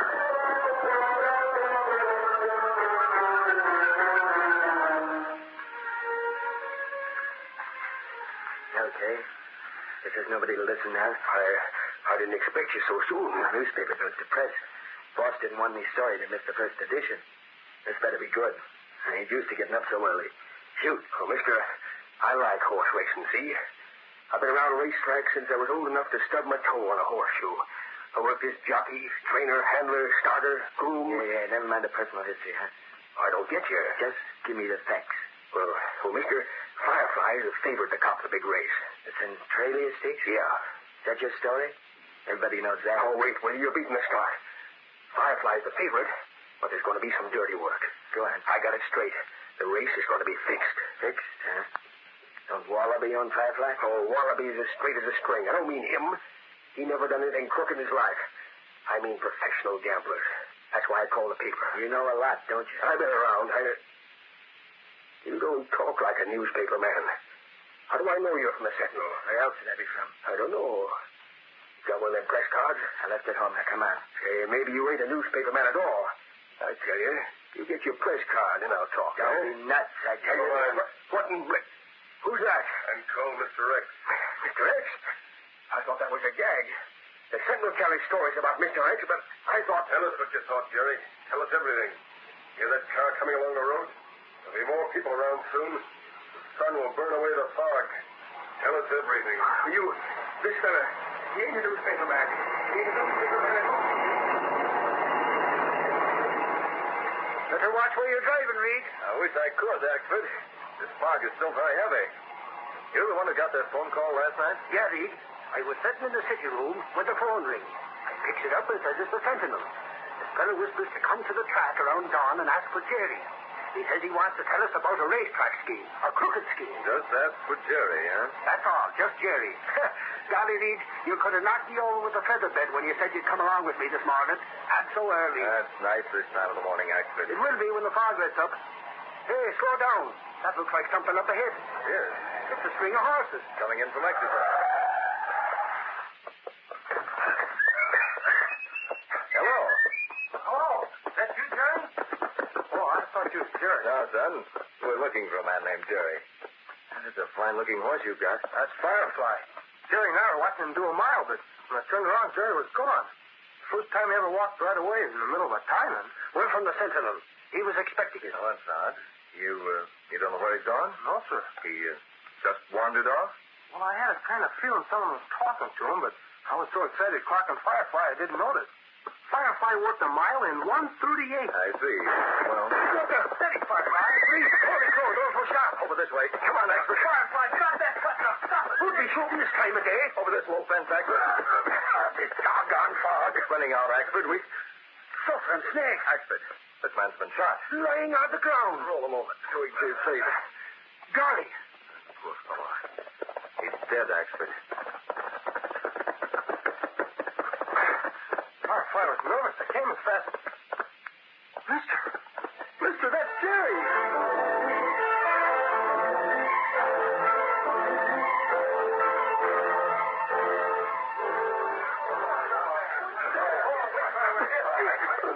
Much surprised, huh? Jerry's dead. Please, everybody stay out. Go on about your business. Stay out. Came as soon as I heard the terrible news. You must be Mr. Reed. You're Wallaby? Yes, sir. Bobby, I reckon you best get down to the tack room, eh? I can't do anything now. Of course you can. You took Firefly back to his stall, didn't you? Brushed him down and fixed him up fine. I want somebody to check over his saddle and stuff.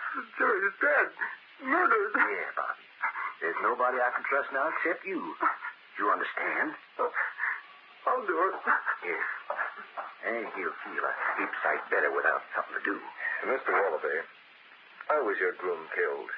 Was it murder? He called the Sentinel last night. He said the Centralia's fix is fixed. He'd give us the inside story. Fixed? Oh, it can't be. We couldn't learn a thing over the phone. That's impossible. Firefly is a favorite, and there's not a chance of them losing. It couldn't be fixed.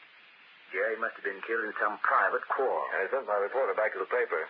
There wasn't a single clue to the murder race. A fixed horse race.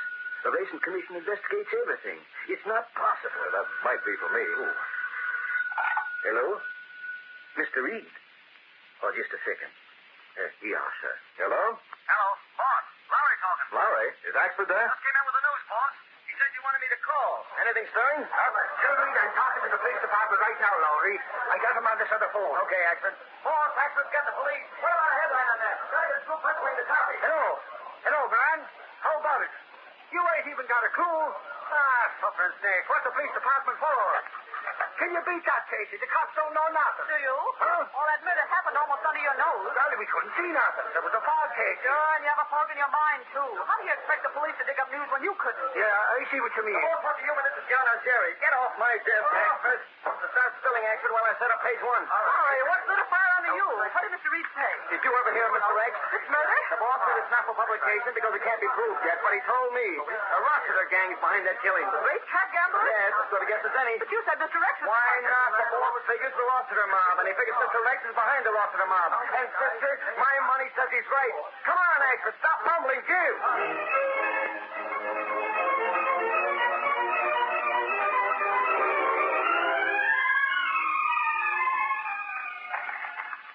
I can't play no cards.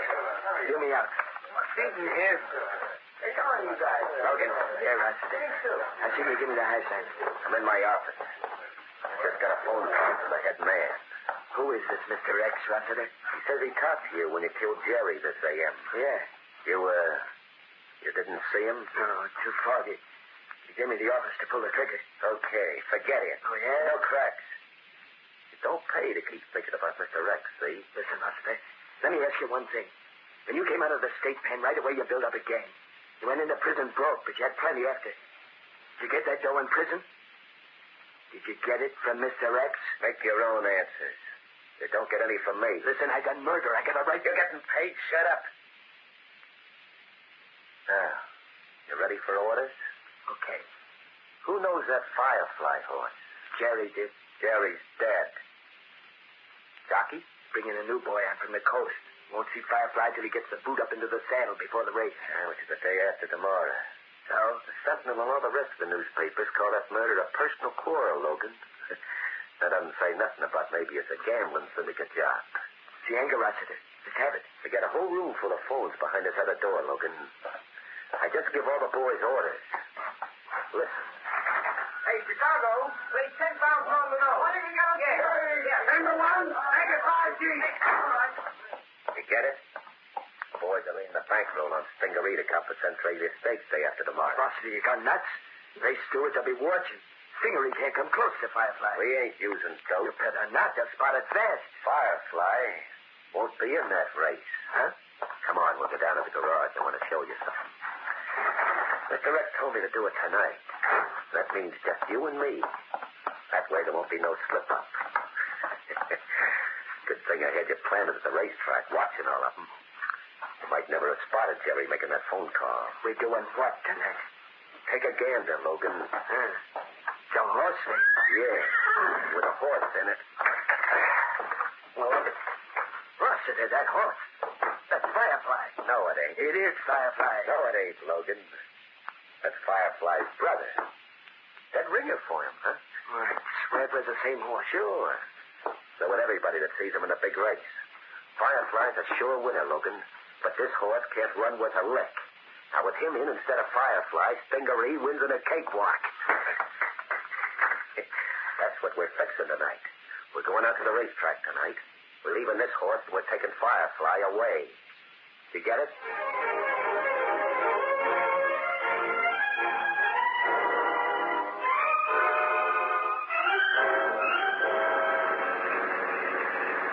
Mr. Blitz, you sure we do wise thing? It's very dangerous coming here to racetrack. It's dark. We can stay outside. Stable's dark. We'll leave the car here. Take a look. Cato. Mr. Blitz, what is horse walking for this time, man? Look, over there. They've taken the truck. Mr. Pitt, something very strange. We must go after him. No, Cato. But, Mr. Pitt... This way. But this way goes to stable, Mr. Pitt. What about truck? What about horse? I want to see Firefly stall. I don't understand. Oh, it's all right, sir. There's Firefly. He's not been taken away. And so much relief. Wait a minute, Cato. There's something else. There, I told you somebody was at Firefly stall. I see him. He's wearing a mask. Cato, quick, back to the Black Beauty. There they go. Get him. Firefly. Firefly, you all right, boys? Did they do anything to you? Stop that car. Stop it. It's the Green Hornet. It's the Green Hornet.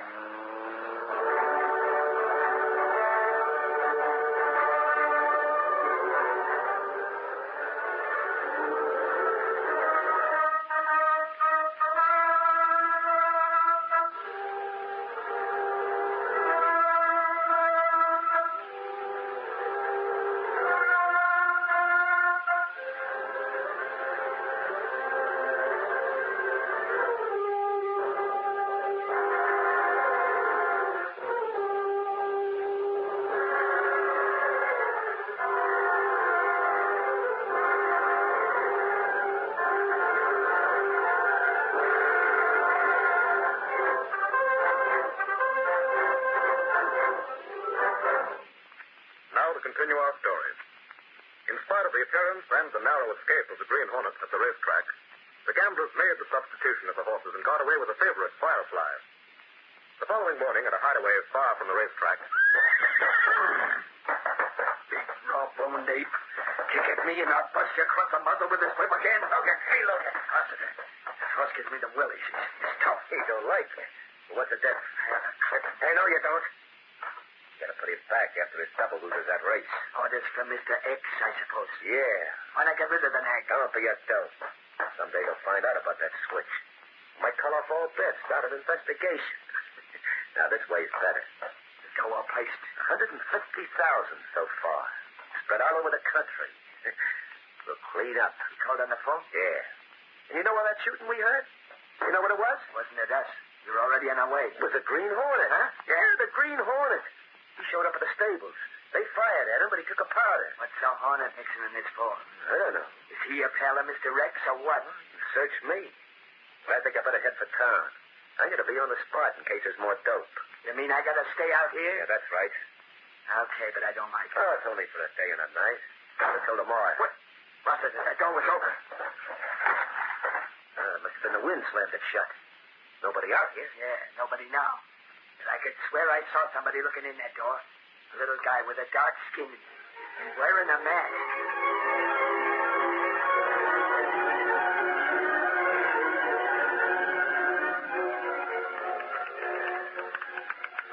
I tell you, Casey, my theory is that the Green Hornet done that racetrack murder. Prove it, expert. Holy crow, I'm going to.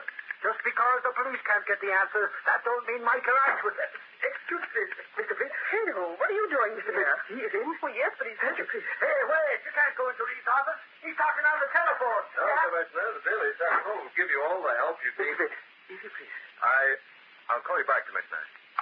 Cato, you trailed the band? That is true, yes. Like you say, I trailed down in Black Beauty. Then I come back this morning early and put car in hiding place. Mr. Pitt, you correct, sir. Gamblers, they steal horse named Firefly. Tonight, we get busy, yes?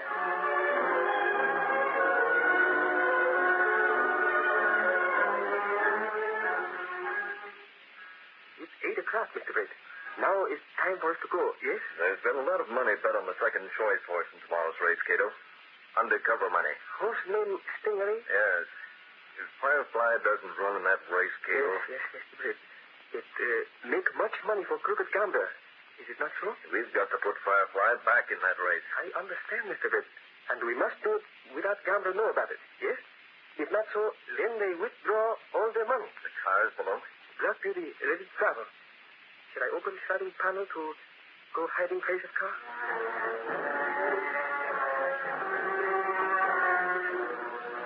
The sliding panel opened. Carrying the Hornet mask and the gas weapons, Britt Reed and Cato stepped through. Then went along a narrow passage built within the wall of the apartment house itself. A passage that led directly to the adjoining building. Seen from the streets, this building looked abandoned, deserted. But within stood the sleek, super-powered Black Beauty. streamlined car of the Green Hornet. Fred Reed crossed the concrete floor, swiftly seated himself behind the wheel of the huge auto. Cato slipped in beside him. The doors slammed, the motor roared. As the great car leaped forward, a section of the wall slid up on oiled hinges, and the Black Beauty rushed into the darkness and the night.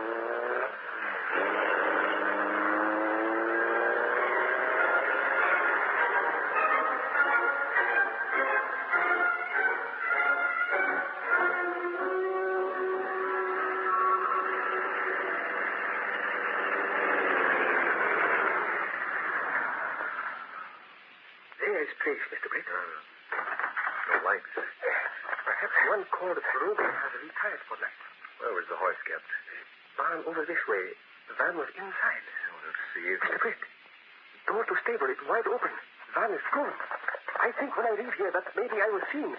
Perhaps Logan gets nervous. Perhaps he go away fast. The horse was here. He also gone. What shall we do? Cato, look, tire tracks. Back to the car. We've got to trail that van. We've got to locate it. Hurry.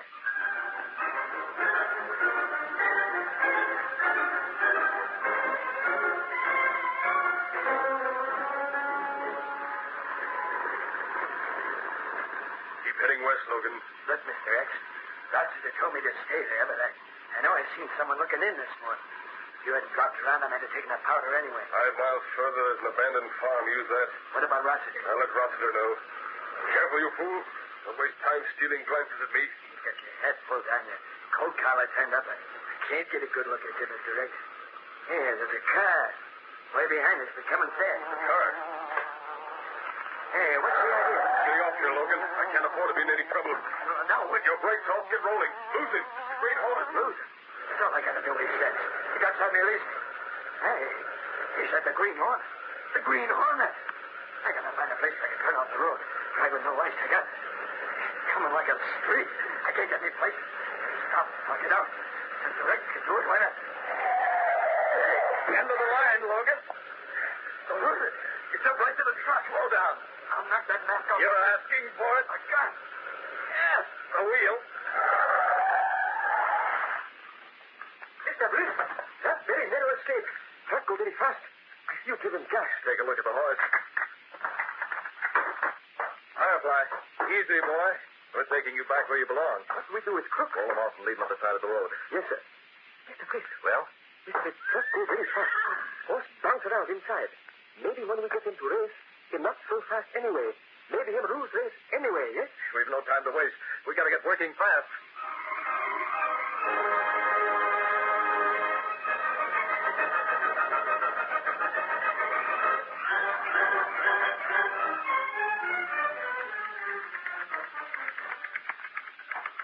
Hiya, Casey. What's this? Just work, Lowry. Just plain old-fashioned work. I don't suppose the boss is in. This early in the morning? Don't be silly. Oh, it's too bad you're slaves of that typewriter, Casey. Sun is shining, the little breakers are breezing, and your pal Lowry is off to the races. How come? You're supposed to be a reporter. The best. I thought a reporter worked. When do you play the horses instead of the news? For once they go together. Here are my ducats. Free passes. And that's my assignment. Gunnigan gave it to me just now. I'm covering the Centralia stakes for the Daily Sentinel. I'll bet Axford is burning. He will be when he finds out. You know his job? He's supposed to be watching Rossiter. He covers the triangle and I cover the race. I'll tell you all about it, Casey, when I get back. You won't have to, Lowry. Oh, boss. Mr. Reed, good grief, what are you doing in so early? Oh, didn't you sleep? Yeah, you do look sort of washed out, boss. You've been out all night. Lowry, you have 2 tickets. Who goes with you? Oh, I haven't asked anyone yet, boss. I just got him from Gunnigan. Okay. I'm giving you the day off, Miss Case. You're going to the races.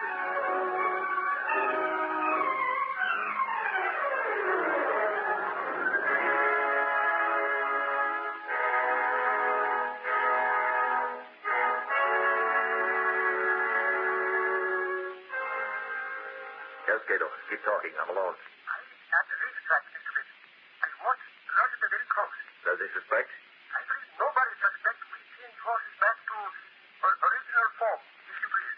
However, there is still 1 hour before race begins. What can happen? Logan? Logan is not yet arrived at the racetrack. It's a long walk from country, yes? Fine, Cato. Stick around and see if things are going. Hey, come around. Goodbye, Cato. I'll see you later.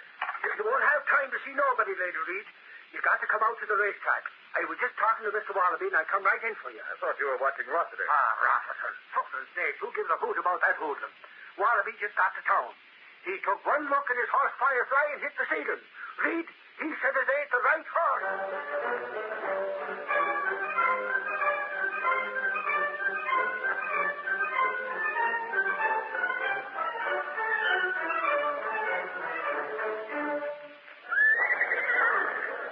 Mr. Reed, I could swear this horse in Firefly's stall is not Firefly. Look, he's got a bruise across his muzzle, a mark from the butt of a whip. I'm positive no one hit Firefly. That's right. He didn't have it yesterday. What's the matter, Wallaby? You backing out? You scared your horse won't make a good showing? Anybody can see that's Firefly. Rossiter, I've heard rumors that you plunged heavily on this race. Sure. I bet on Stingaree. I think he's going to take it. This horse couldn't be Firefly. Looks the same. Yes, but Firefly had a brother. The same sire and the same dam. Gosh, maybe this is that other horse. They look just as much alike as two peas. Fixing your alibis ahead of time, huh, Wallaby? Come on, Wallaby, scratch your horse. Either way, I win. If this horse isn't Firefly, it doesn't stand a chance. Why should I put my jockey up on a horse that can't run for...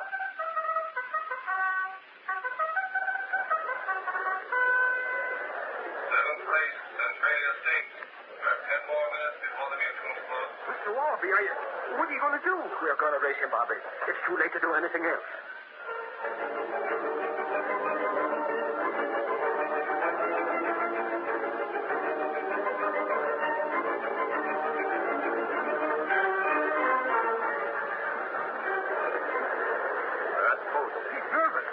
I was never nervous. Gosh, Axel, I can't look. They're ready. They're ready. They're ready. Get on!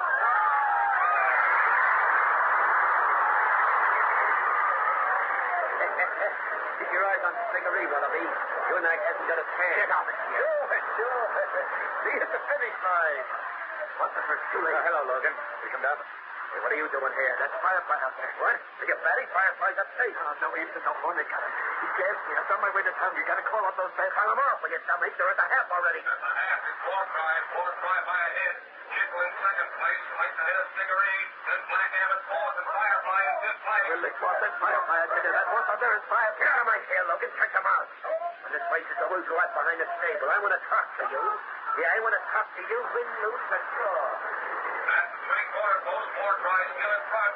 Stingaree moving up fast to the inside. Stingaree takes the lead. Stingaree, Wartime, Black Abbott, Firefly punched to the turn. Expert, Jerry. Remember, you're watching Rossiter. Okay, I'll keep one eye on him and one on the race. Come on, Firefly! Coming up the back, Stingaree has the rail. Wartime, here comes Firefly. He's coming up on the inside. He's coming fast to the inside. Stingaree does a whip. He's coming. But Firefly is closing in. Closing in. Stingaree got it. Stingaree got it. It's Firefly. Firefly opening again. 2 lengths, 3 lengths. It's a perfect big one.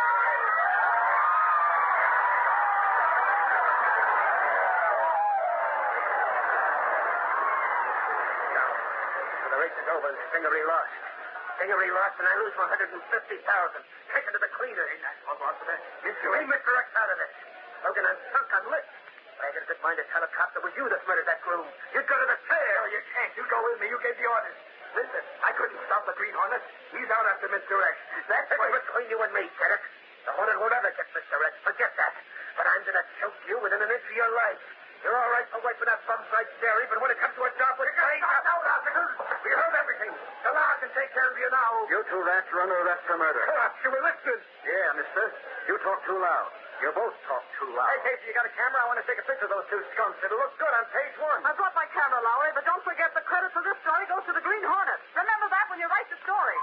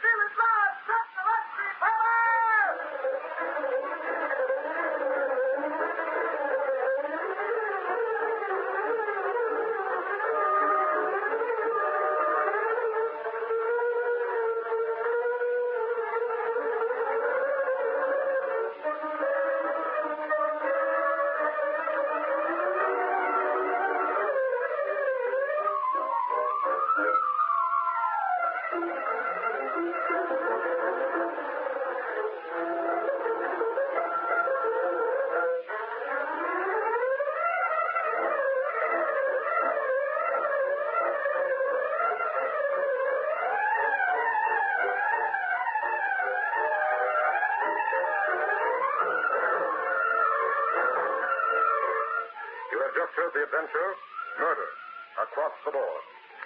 These exciting dramas originate in the studios of WXYZ Detroit and are sent to you every Saturday at the same time. They are copyrighted features of the Green Hornet Incorporated.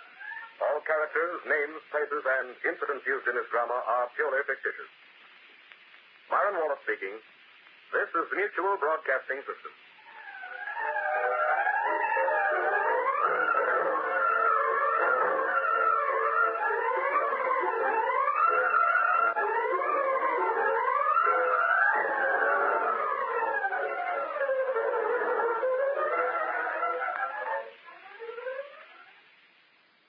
Don't go far.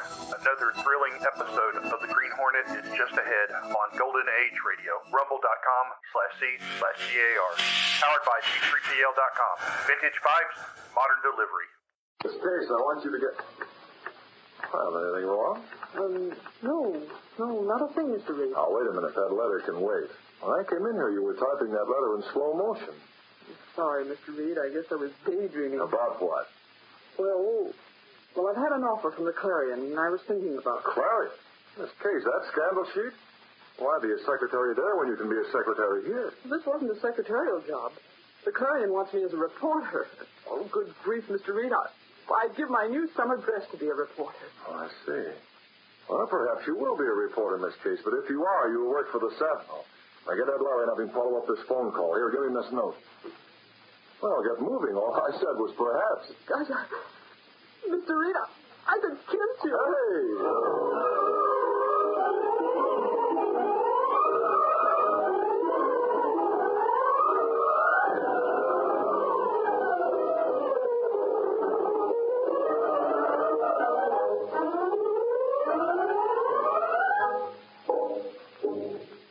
With his faithful valet Cato, Britt Reed, daring young publisher, matches wits with the underworld, risking his life that criminals and racketeers within the law may feel its weight by the sting of the Green Hornet.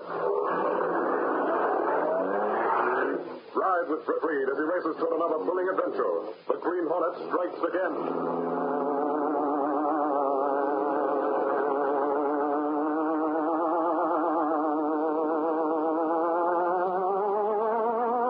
Hurry, Cato. Here's where we smash the construction racketeers.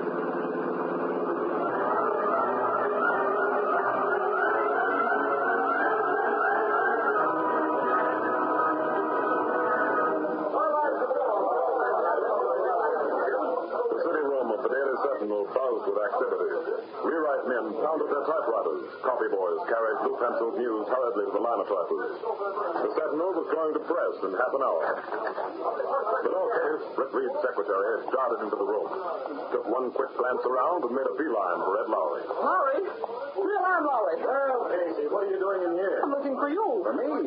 I thought the boss was your hot crowd. Mr. Reed, out of this. I hate to admit it, ugly mug, but you're not my ideal. I'm not attractive? Yes, attractive and a repulsive sort of way. Hey, what's your idea? I always sit with my feet on my desk. Not when you've got a job. Did you hear me say 3 alarm? No. Yes.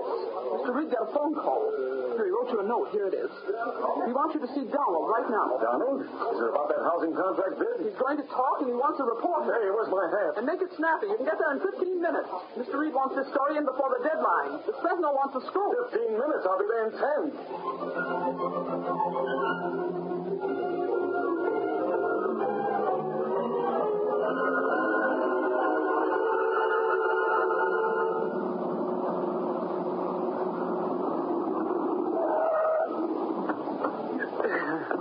It didn't rain minutes. Man, I ought to be driving a racing car.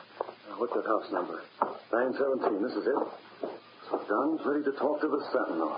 Want to think of the stuff he could tell about. Come on, get this door open. If I don't see him, the deadline's gone. Well, it's about time. Oh, pardon me. You're Mrs. Donald? I thought you were my husband. I'm Ed Lowry, reporter for the Daily Sentinel. Your husband called. What's that? You thought I was your husband, but he's expecting me. He isn't home. Huh? And he's late. He's usually so punctual. Now, wait a minute. Let's clear this up. He hasn't been home? No. But he called the Sentinel. Or maybe he called from his office. I just called his office. He's not there. Uh-oh. Something cooking. What's that? Oh, nothing. You said something. You're a reporter. Do you think anything can have happened to my husband? Oh, now, Mrs. Donald, you... I'm serious. If he called your newspaper and said he'd be here... Yes, he did. Then he should be here. And if he's not... Oh, holy mackerel, stop imagining things. Just because a guy wants to tell a newspaper reporter something doesn't mean that... What's that? It's a car. Coming this way, but fast. Do you think it could be about my husband? Yeah. Come on, lady. Let's get down to the curb.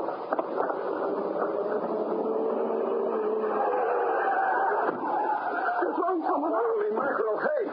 Hey, are you all right? Oh.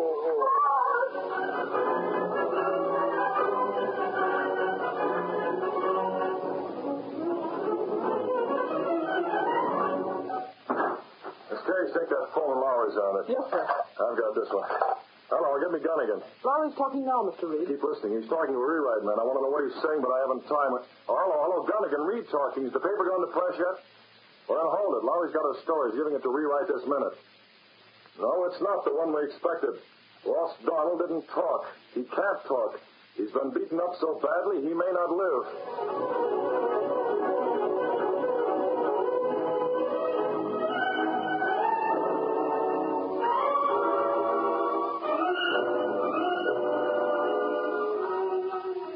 That's fine, Bender. You did a very fine job on Donald. Very fine and very artistic.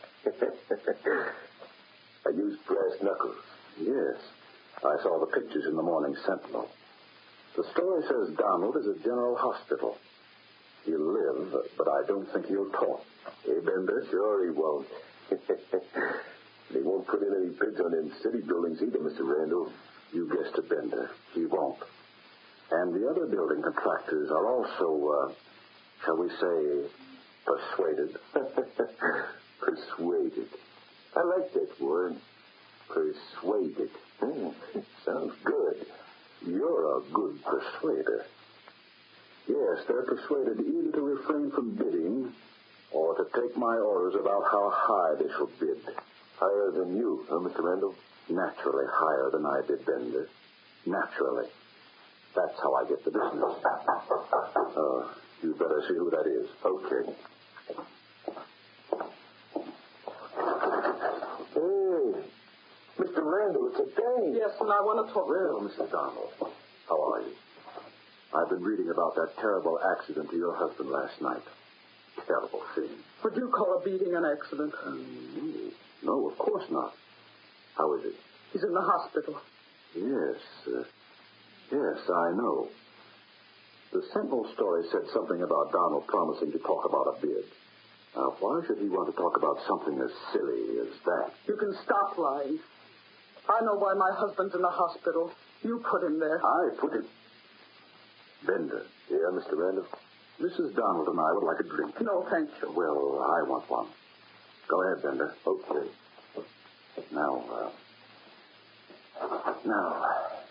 just what did you mean by that? It's necessary to pretend. You must be overwrought. Overwrought? Why shouldn't I be? I saw my husband hurled from a speeding automobile. He's in the hospital now, beaten and battered and almost dead. Me, he's delirious. He hasn't accused you. Oh, of course he hasn't. It's ridiculous. It's not ridiculous. You have your own methods of getting business, Randall, and none of them are clean. You had my husband beaten up to make him keep his mouth shut, to make him stay out of the bidding. Laugh all you want, for it's still true. But you can't beat me. I'm putting in a bid on that city building job. You're what? I'm bidding. You mean for your husband? Are you a member of his firm? No, I'm not, but that's ridiculous. Why, of course, Mrs. Donald, if you want to. What's to stop you? Nothing will stop me. You say that as if I were the trouble. I'm not a dragon or... Mrs. Donald around? Oh, hello, Randall. I would have knocked, only your door was open. Perfectly all right. You're a reporter, aren't you? Yes, from the Sentinel. What is it, Mr. Lowry? The maid at your house told me you were coming over here. How about that interview? Interview? Yes, with Mr. Reed, my boss. Hey, you're still upset. Don't you remember? You promised to talk to him. Oh, yes, that's right. How silly of me to forget. Maybe we ought to forget, huh? No, not at all. We can go right now. Oh, well, so long, Randall. See you in jail. Goodbye. Smart reporter. He needs a lesson.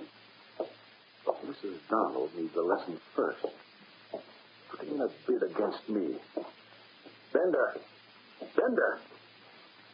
Bender, what's the matter with you? Can't you hear me calling? Bender, why don't you... Bender. Mr. Randall, I've been shot at. Oh.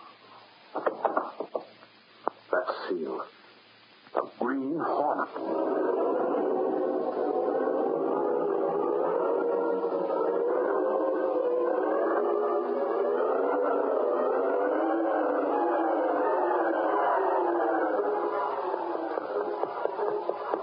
I'm your mask no longer. Now I run. Find telephone, call it Britt. I call Mr. Britt. Tell him what Cato found out. I call him on private phone in his office.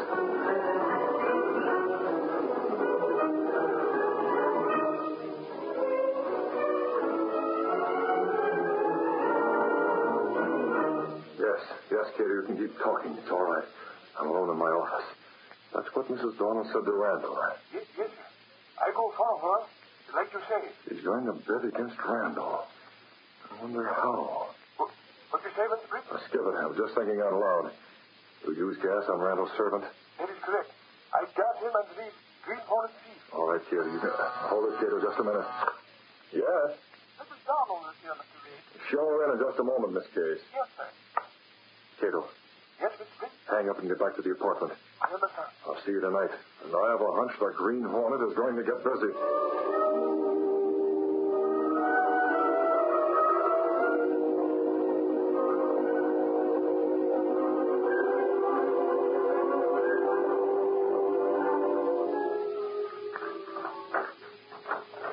Kato.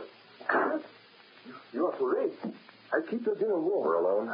Yes, sir. Mr. Axford, he's out. We haven't any time to lose. Those sealed bids for the city job are being delivered tomorrow morning. Yes? Randall will put his bid in, and Mrs. Donald may put in a bid. Oh, that's very dangerous. I wasn't able to persuade her not to, Cato. She's positive it was Randall who had her husband beaten up. I see. What do you think? I agree, Mr. Britt. I'm not right, Mr. Randall. Randall's a slick operator who's gotten away with plenty. Up to now. Up to now? Up to now. But this time it's going to end. Got the Hornet mask and the gas weapon. The Green Hornet's taking a hand in this.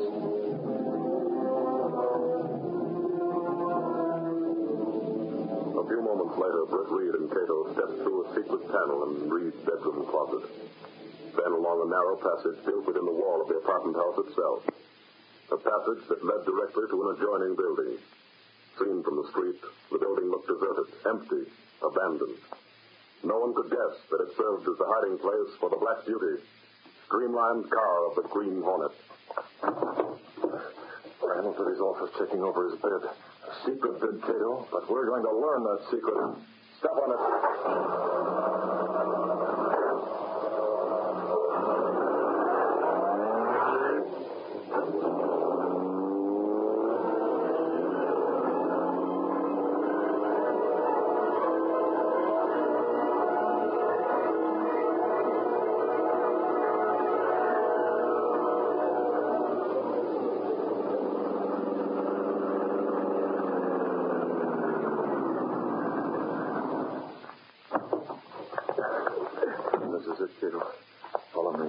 Randall office at the top of the building.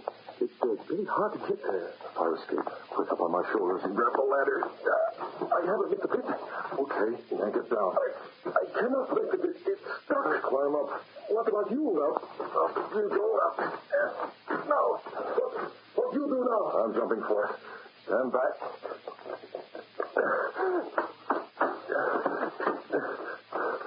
Oh, very good, Mr. Britt. Very wrong, Jim. As long as I've made it, that's what matters. Randall's up there. Let's go.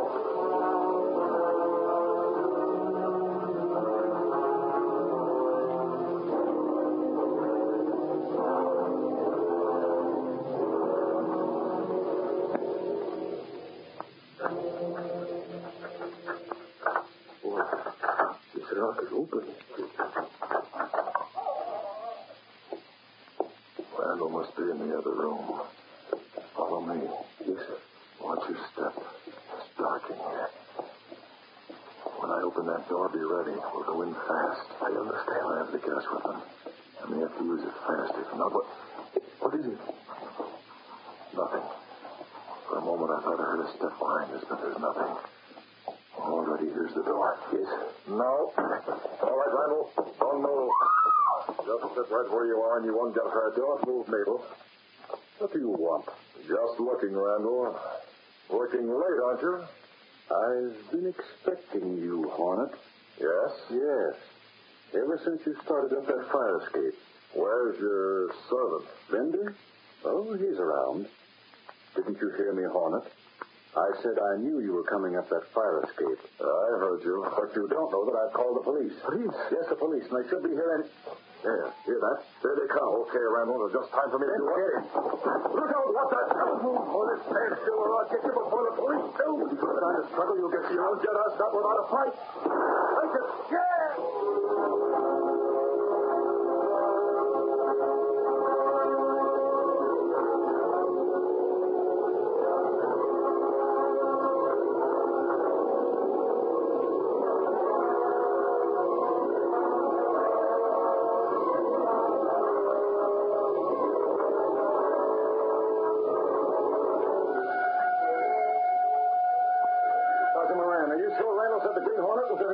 Yeah, Lowry, and we'll find out soon enough. Here we are.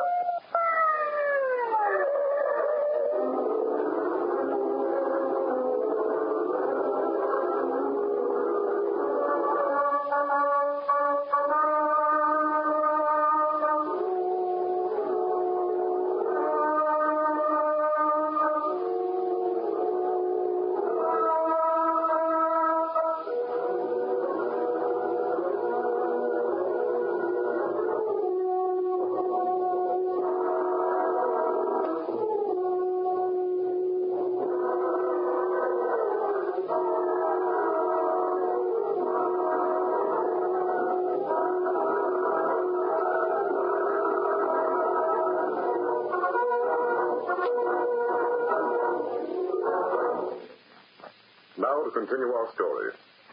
Trying to learn what Randall's bid on the city job will be, the Green Hornet and Cato climbed the fire escape to Randall's top floor office, only to run into trouble. They had been seen, and Randall had phoned the police. Quiet down, you guys. We're almost at the top floor. Now keep your guns ready and follow me. Right, Jerry. You have the building surrounded? Yes, Lowry.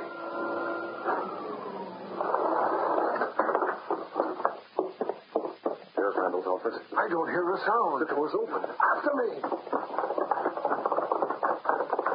Well, I'll be... Holy mackerel, what hit this joint? Oh, hey, here's a woman, Sergeant. She's been gassed. Randall's lying across his desk. Out cold. Hey, here's someone.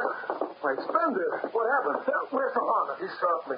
Randall shot him in the mist. The Hornet got away. There's no way out. He couldn't. We came in through the hall. This holy mackerel in the elevator. Well, I'll be... It's gone. The elevator's on the way down. Yeah, the Hornet pulled a fast one. As we got out of the elevator, he got in. He must have been waiting in the car. A lot of good that does you. Well, we'll get him. Where are the stairs? Too far. What about the fire escape? The fire escape it is. Come on, you guys.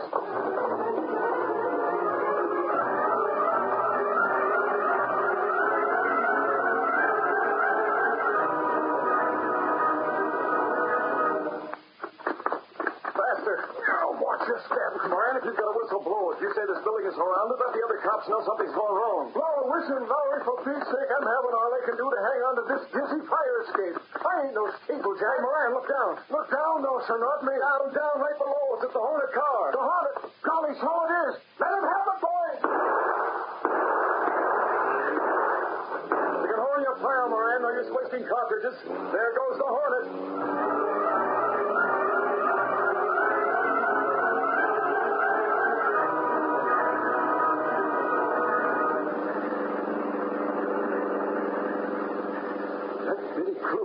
Too close for comfort, Cato. If you hadn't used jiu-jitsu on Thunder, we'd be on our way to jail right now. Pretty lucky we get Airdate, yes? The police were in such a hurry they didn't stop to guard it. I have my fingers crossed. What we do now?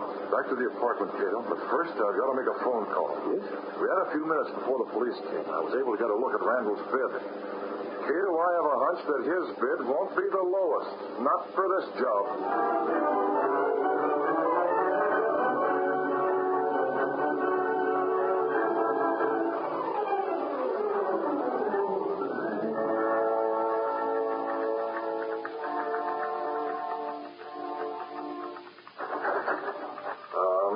Case. Yes, Mr. Reed? Any more news?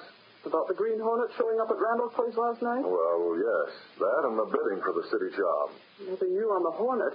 He made a clean getaway. He always does, doesn't he? Pretty close last night, though. Yes, I'll bet Sergeant Moran's still beefing about it. But at least the Sentinel had a scoop on the story. What about the bidding? I don't know why they bothered to go through with that farce, Mr. Reed. Randall's sure to win the job. There's no one else putting in a bid. That isn't public yet, is it? No, but there never is. He's so unscrupulous and vicious. Look what he did to poor Mr. Donald. Careful, Miss Case. Don't say what can't be proved. Doesn't have to be proved. I can just feel he's crooked. You sound like a sob sister. Huh? There's an idea. You said you'd like to be a reporter, Miss Case. A reporter? Me? Or would you rather be a secretary? You mean a sob sister? Like the woman's angle on stories? Oh, good grief, Mr. Reed. Oh, I'd love it. When can I start? Yeah, slow up. It's just a thought. Oh, it's a swell thought. Honestly, I could do a grand job. Well, remind me in about a month. Oh. Well, that's not so long. Okay, I can wait. After all, I've been waiting for years. Hey, boss, he's gone haywire. Oh. Randall, he's burning up. I just came from the city hall. Randall didn't win that city job. He didn't? No. Sounds impossible, doesn't it? Laurie, are you sure? I didn't think anyone was betting against it. Yeah, that's what he thought. But there was another bid. And get this, boss, it was just a couple of bucks under Randall's bid. Who was it? What gets me, boss? It's a new outfit, the Bolton Building Company. I never heard of it. And neither has anyone else. But the bid was there. What puzzles me is the price. Price? Yeah, just a couple of bucks difference between the bids. It almost looks as if the Bolton outfit knew what Randall was going to bid beforehand. But it isn't possible. Yes. Who could have known? Who could have known about what, Mr. Randall? The amount I was going to bid for that city job. How much difference was it? I told you $20. $20 bucks. That's splitting it awful close, ain't it? I tell you, whoever put that bid in knew what my bid was. Knew it ahead of time. Don't look at me, boss. No, you're loyal. Sure. Besides, you haven't enough brains. Never mind that. Try to figure out who it was. Well, couldn't be Ostrander. Ostrander didn't bid. Yeah, that's right. We didn't stick to orders to lay off. Say, maybe it's Winder. Huh?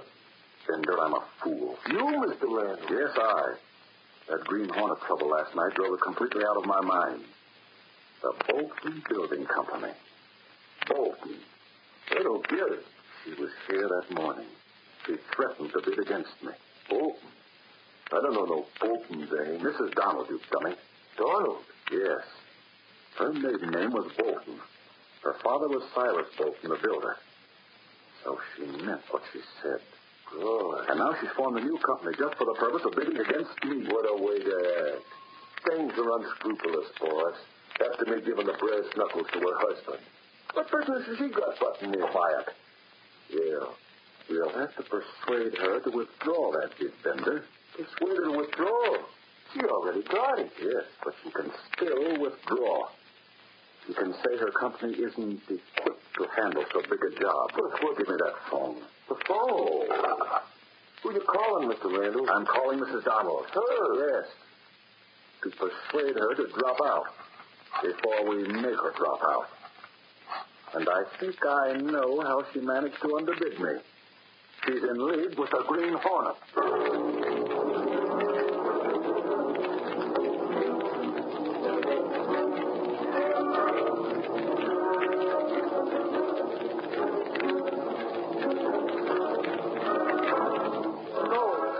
No, Mr. Randall, I can't tell you a thing. The Bolton Company? If you think that's my company, you can think for yourself. I neither affirm nor deny it. And please, What? What was that? What did you say? Oh. He knows. He knows the Green Hornet called me last night. What am I going to do? I need help. Operator, I don't know the number, but please, I want to call the Daily Sentinel. It's very important.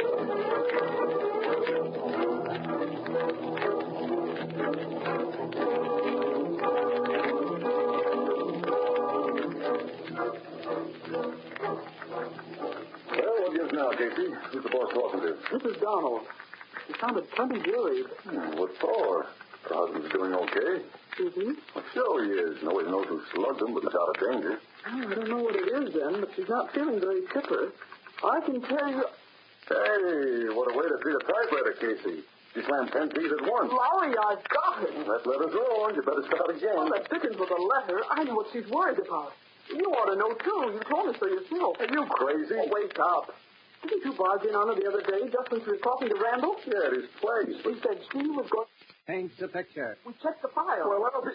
Casey, that dame's got nerve. I never thought she'd do it. Scarce is Lowry calling me, boss? Well, Lowry, I just spoke to Mrs. Donald. She's the Bolton Building Company. Just figured that out, Mr. Reed. Okay, get over to her place tonight, Lowry. Huh? She had a phone call from Randall. He did a little figuring on his own hook, and you know Randall. He's going to make her back down? Get over there tonight. Mr. Reed, what about me? You, Miss Case? You said I could become a reporter sometime. Well, Mrs. Donald is a woman that... How about right now? Well? Oh, please. Don't worry, boss. If Randall tries any rough stuff, I'll look after Casey. Okay, you can tag along with Lowry. Lowry and Sergeant Moran, Miss Case. Right. Well, how come, boss? How do you suppose Mrs. Donald was able to underfeed Randall by such a narrow margin? Hey, you mean she had inside information? She just told me she got a phone call last night telling her exactly what Randall was going to bid. A phone call from the Green Hornet. The Green Hornet? Good grief. Yes, Miss Case. So just to be on the safe side, the police will be there, too. You never know when the Hornet's going to show up.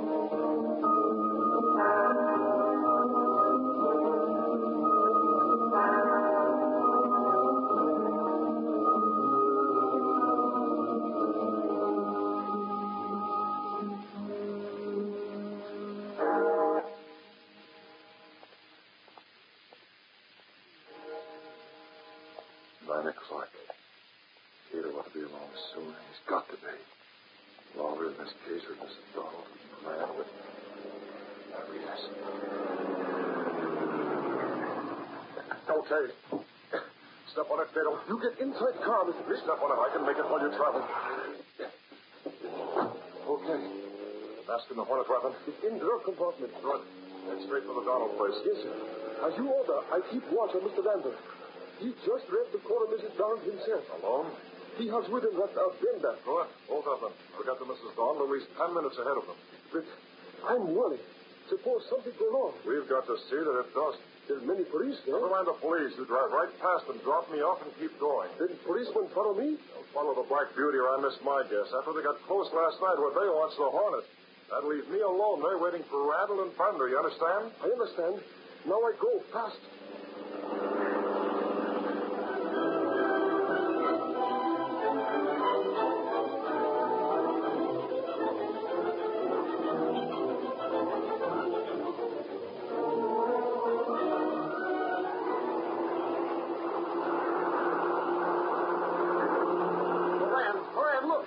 At this car. I'm going after him. Hurry in your car! Moran, don't! I can't stick around here in this space. I got to nail the heart. Get those sport cars rolling. No, they won't catch him. Where are the police? They went after the Hornet, Mrs. Donald. It's my tough luck. I have to stick around here. There won't be any excitement or anything else doing. Won't you come in the house? Yes, of course. Don't be nervous, Mrs. Donald. Well, as long as the Hornet isn't here, you're safe. Sure. Here, I'll open the door for you. You go ahead. Oh, why, that car stopping out in front. Isn't that Randall? Casey, get back in the shadows. Stay here, Mrs. Donald. Miss Casey and I'll be back out of the way. We'll hear every word. Just act as if you're all alone. As if I'm all alone. It's just horrid. There she is now, Mr. Randall. Good evening, Mrs. Donald. So you had enough nerve to come over, didn't you? Well, I'm not withdrawing my bid. She's acting tough. 1 moment. This is Donald. We're alone here. Don't be a fool. My bid stands. My husband's company can do the work. Your husband is in the hospital. I don't like to make threats, especially against a woman. You admit you put my husband in the hospital. Don't be so amazed. As long as we're alone, I admit everything. I used force, and I'll use it again. Back out before you get hurt, badly hurt. Casey, we got it. What's up? We heard that, Randall. Casey, you won't make him spread this high, wide, and handsome. Randall, you're took. So I wasn't alone. No, mister. We heard you. Mrs. Donald, you needn't worry about a thing. Perhaps all of you better worry. Bender. Yeah, Mr. Randall. Hey, what are you talking about? Hey, put away that gun. Sorry, but I intend to stay out of jail. even if I have to have Bender shoot you. Oh, the cold-blooded. It isn't possible. Not only possible, but probable. Anytime you say, boss. Well, there's no hurry. There are no witnesses. But I guess you might as well. Take this. What? Hey, man, the Green Hornet. Don't shoot. Hornet, don't. This is the way. Did you see that? It was the Green Hornet. He saved our lives. He shot them, but I didn't hear a sound. Sure, we used gas, not bullets. Casey, get to a phone, will you? By the time Sergeant Moran gets back from his wild goose chase, we'll have this plastered right on the front page. Sure, with a byline by the North Cape. Okay, stop, sister, but make it sure to Frankie go to pounding a typewriter instead of the pavement. Now get that story in.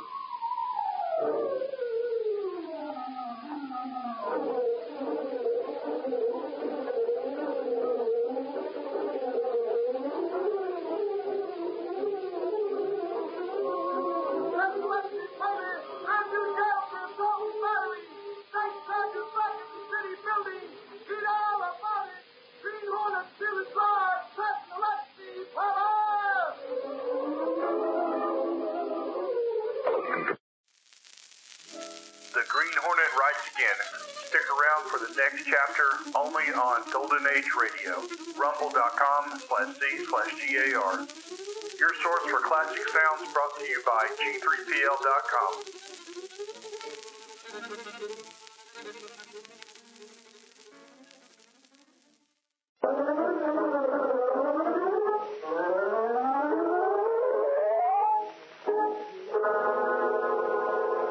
With his faithful valet Cato, Britt Reed's erring young publisher matches wits with the underworld, risking his life that criminals and racketeers within the law may feel its weight by the sting of the Green Hornet.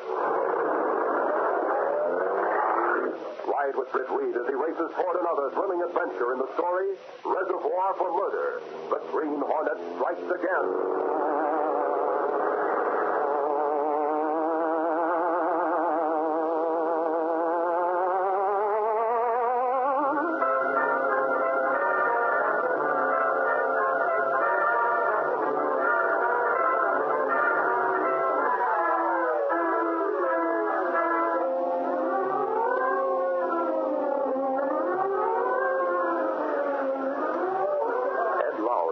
Reporter of the Daily Sentinel smells trouble the moment he arrives at the location of the new city reservoir.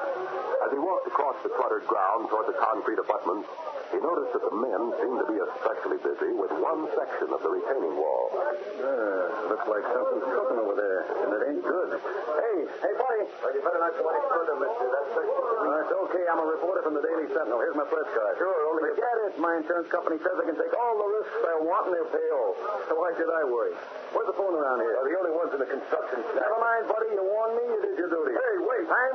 Reporters wait for no man. I'm climbing that scaffold. I want to see this with my own eyes. They built this reservoir with knitting needles instead of T-squares. The Sentinel's going to hear about it. Hey, what's happening to that scaffold? The whole section's going to cave in.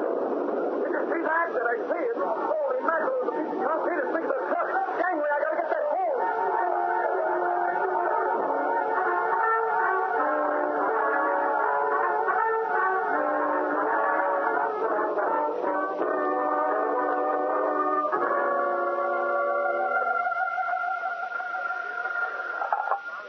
Sentinel, publisher's office. Casey, this is Lowry. Where's the boss? Oh, what's the matter, Lowry? You sound excited. Reservoir, give me the boss. It's coming down around my ears. Case, is that Lowry? Yes, it's Lowry, Mr. Reed. All right. Hello, Lowry. Boss, that's it with the McCoy. One section is caving in. The reservoir going? Case, get Gunnigan. Yes, sir. Gunnigan. Here he is. Gunnigan, Reed talking. I've got Lowry on the phone. Construction wreck at the reservoir. Have a rewrite man caught in. You got it? Got it. Okay, Lowry, you give it to the rewrite man? Okay, boss. Can you see what's going on? Sure, I have a ringside seat up at the construction shack. I can see from the window. Okay, Mr. Reed. All set, Lowry. The rewrite man's listening. Go ahead.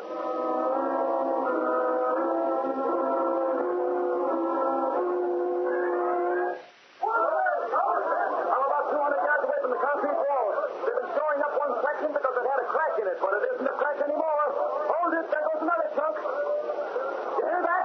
Man, it's a lucky thing there wasn't any water in that reservoir yet. Half the people in Maple Valley are getting their feet wet up to their ears.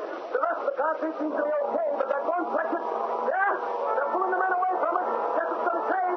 They're running like ants. Looks like it's going to be more than 1 month before the governor dedicates the Maple Valley Reservoir project after all. There'll be an investigation. Hold it. Here comes the big one. 150 tons of concrete. Going.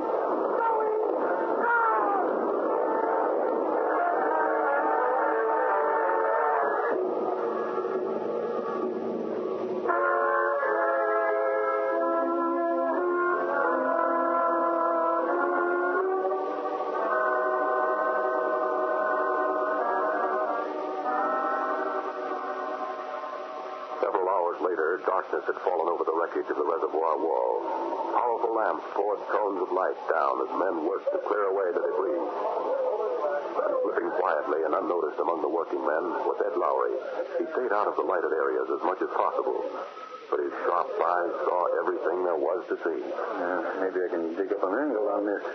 Concrete walls just don't fall down and go boom without a reason. Concrete solid enough. Certainly feels that way on my feet. Ooh, what's this? One of the sealed supports that was buried in it. It looks funny. It's got a sharp edge. Lowry, my friend, maybe you're onto something here. Now, where did I put those matches?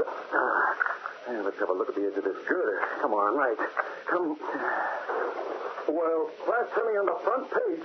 No wonder that concrete wall caved in. Holy mackerel, this girder is... Hey, let go of me. What are you doing? What are you trying to do?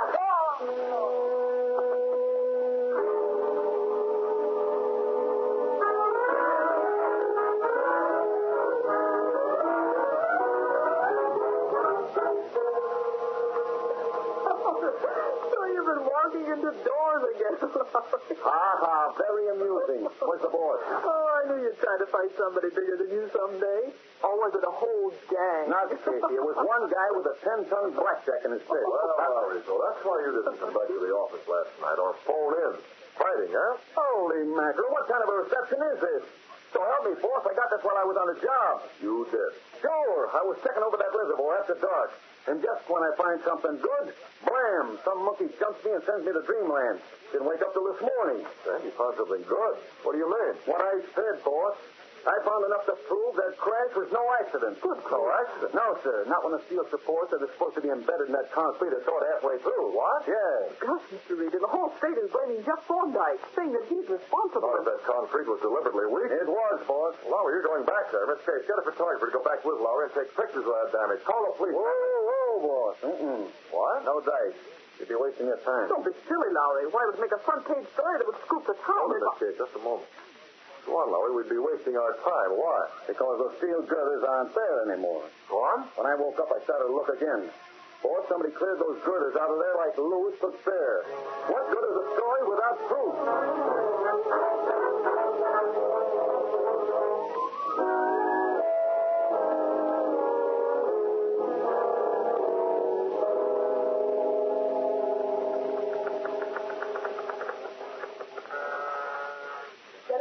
We'll see you now, gentlemen. Before please. Okay, Thorndyke, keep your chin up. I'm glad you're here, Reed. It's good to have someone backing me up. Thunder just got the axe out for me. Can't say I blame him. Cave-in wasn't your fault, Thorndyke. Yes, I know the sense of water, but someday we'll prove it. Very much if you can prove that, Reed. Hello, Senator. Hello. You may go, Miss Graffy. Yes, sir. Well, Thorndyke, as engineer in charge of that construction job, you've managed to put me in the soup. There's only one way I can satisfy the public. Come right to the point. Did you bring along your resignation? I can't understand what went wrong. I'm not interested in alibis. I'm interested in results. You didn't get them. I understand. Here's my resignation. Now, just a minute. Yes? The rat deserts the sinking ship.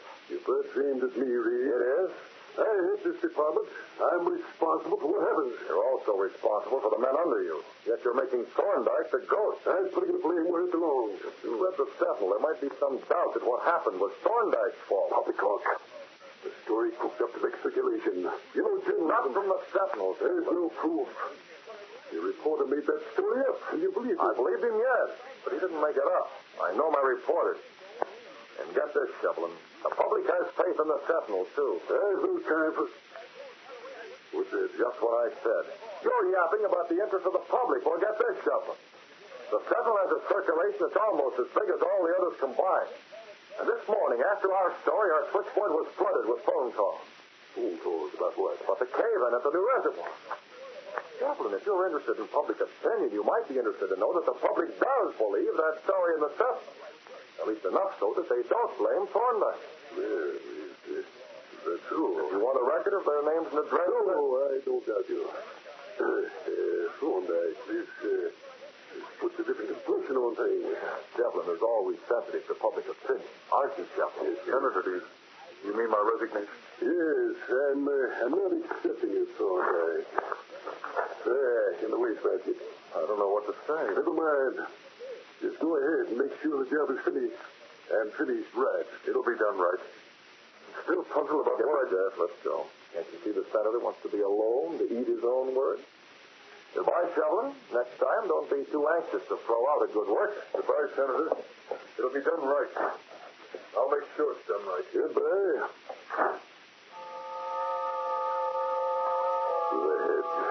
Go ahead and finish that job. When it's done, I'll make absolutely sure Thorndyke loses his job. I'll make it positive.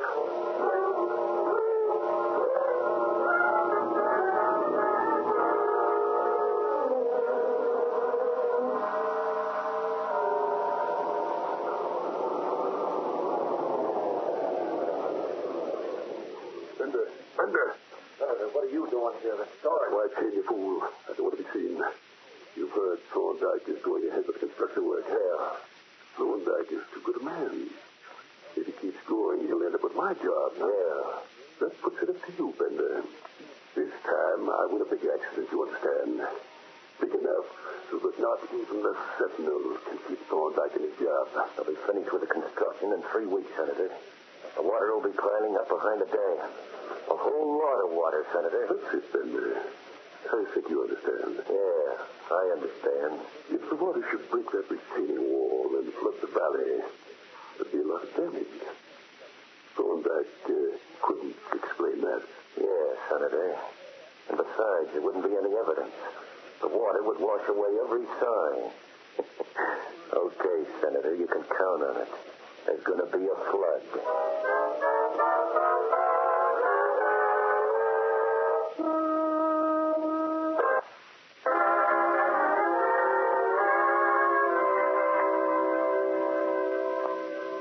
During the following weeks, while the damage was being repaired and the dam completed, Ed Lowry made frequent trips to the Maple Valley construction job.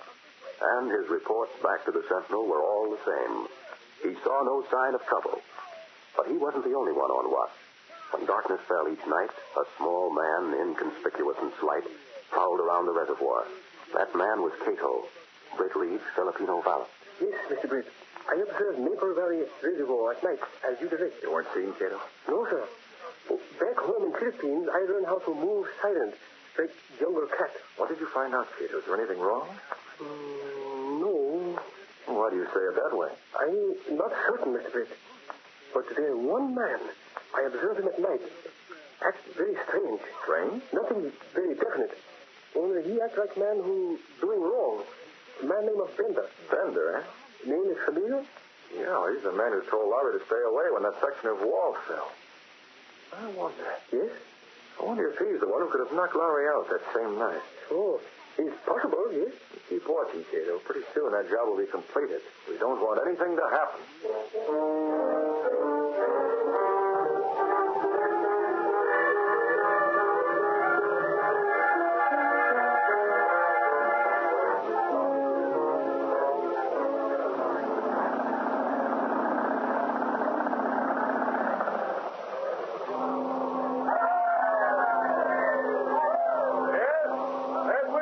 The job is done, men. Thanks for your work. The Maple Valley Reservoir is a project you can be proud of. Senator Sentinel, when you close the water pipes, it'll take about a week to get the water high enough in the reservoir to start using it. That's the way the weather is, Thorndyke. It's raining up in the mountains. Fill the reservoir fast. I just press this button? Yes.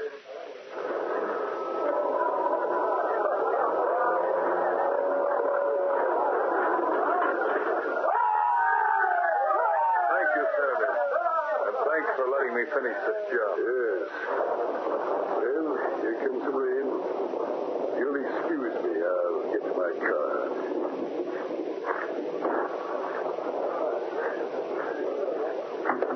Senator Shepard. Yes, what is it? Everything's set. This rain ought to speed it up, too. Not so loud. Oh, there's nobody to hear. Just a couple of more days and it'll be Thorndyke's finish. He's riding high. It'll be his finish. It better be.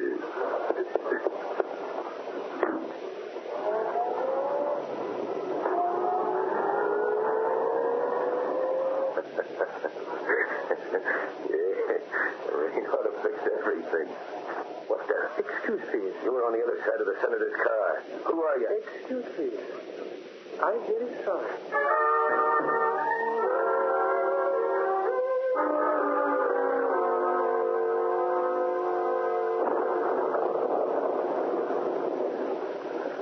Mr. Britt, I come back to apartment at once. I tell you what I hear. You don't know their plan? No, sir. This rain will fill up that reservoir pretty fast. That is true. Rain continues. I think we've got to find out. Check the gas weapon and the Hornet mask. It's raining very hard, Mr. That doesn't matter. Rain or no rain, the Green Hornet's going out on the Black Beauty.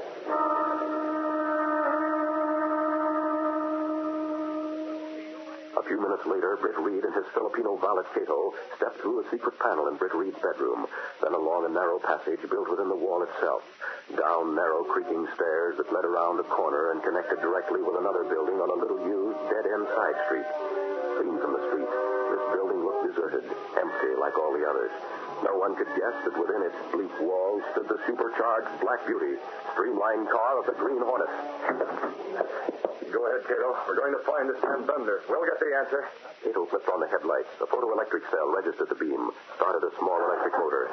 Silently, a huge section of apparently solid wall swiveled upward. The sleek black car rolled into the street, turned and headed north toward Maple Valley. And behind it, the wall once more dropped into place.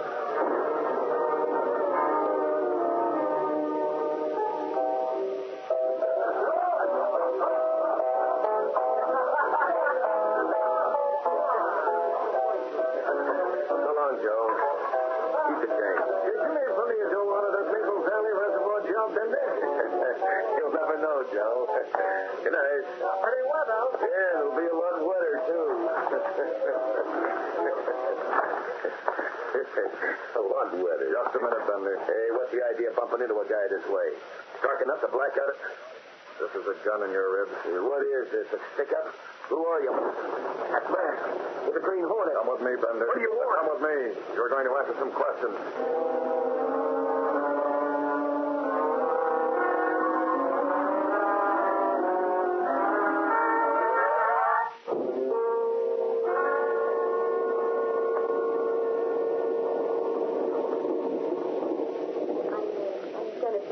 Hotter upstate than it is here in the city, Senator. Yes, Miss Darcy.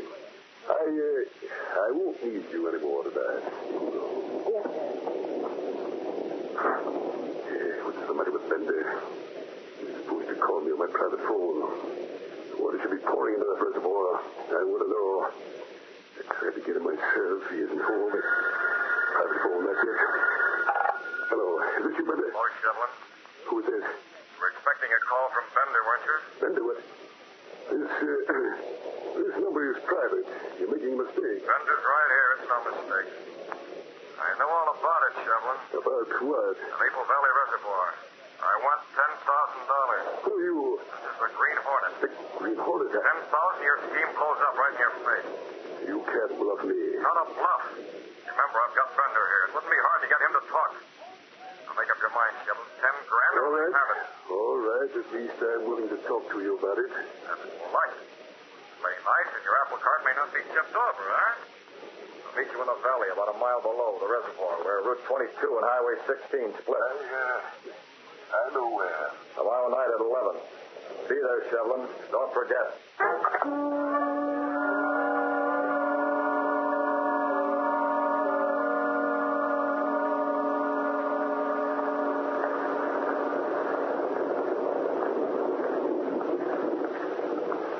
You make a phone call, yes? All set. Tomorrow night at 11. Where is Bender? You give him gas from gun, Mr. Britt. He's in his car, unconscious. What do we do between now and tomorrow night, please? You take care of Bender? Oh, I keep him unconscious till then, yes. Good. I'll take the Black Beauty and head back to town. I want to be at the Sentinel tomorrow. I'll meet you at 11 in the evening. Oh, where is meeting? The junction of Route 22 and State Highway 16 in the valley here, Cato. And take care of Bender.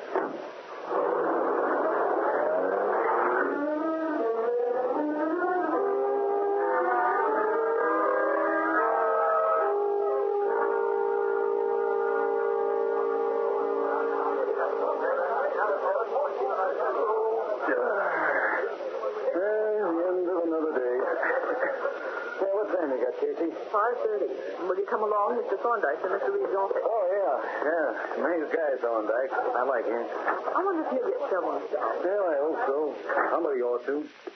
Yeah. Still raining. All day and since yesterday. This rain has me a little worried, Reed. Maple Valley Reservoir. Don't be foolish, Thorndike. You have men up there, haven't you? Well, yes, but if something unforeseen occurs... Forget it. Say, Lowry. What gives, boss? I've got to head for home. I have an appointment tonight. Oh, will you and Miss Kay keep Mr. Thorndike from getting the jitters? Now that his work's done, he has plenty of time for worrying, so keep him occupied. You might show him around the Sentinel. Perhaps he's never seen a great newspaper at work.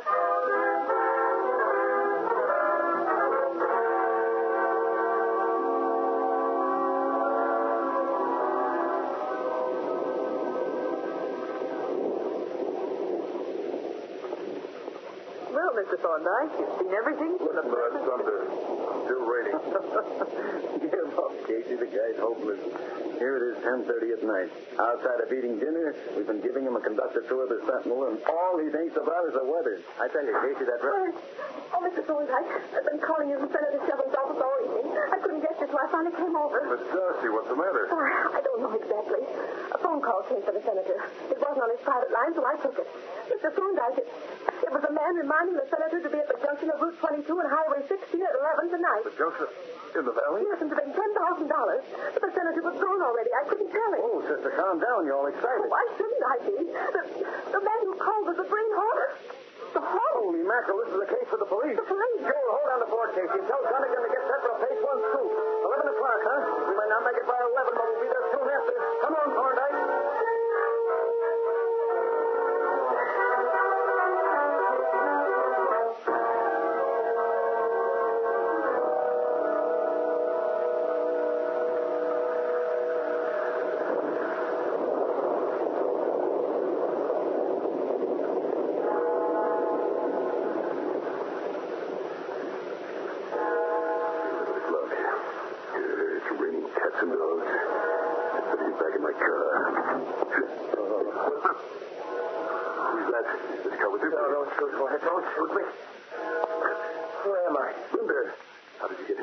Shevlin, I brought him. The Hornet. I'm in the back seat. Got a gun. How about that $10,000, Shevlin? Oh, Hornet. It's totally super. Go, Shevlin. Money talk. Yes. Yeah, here you are. Thanks. You Dr. Kunt, but if it isn't all here... Good. I showed your secretary. What's that? My secretary? Yes, I called this evening. Just wanted to remind you. I got no answer on that phone. He doesn't know I'm mixed up in anything crooked. You ruined me. Oh, no, isn't that too bad? Now that I think of it, she was a little surprised. But that's your tough luck, Shevlin. I got the money in that car coming. The car. What's this, please? Get out of here. Get out. I will, Shevlin, but first... No, don't shoot me. Don't get back. Is this for you, Thunder, or just use my fist? This kiddo. Don't keep to the police or I remind you to send us 10,000 to the Red Cross, will you? Let's get to the Black Beauty. But, Mr. Britt, I don't understand. You don't understand what, Tito? Even when police get here, even when they find those two, what good is that? It's not possible they prove they are criminals. Don't worry about that, kiddo. But I do worry. How police know unless Senator said talk? They not talk. I said don't worry. Let's go, Cato.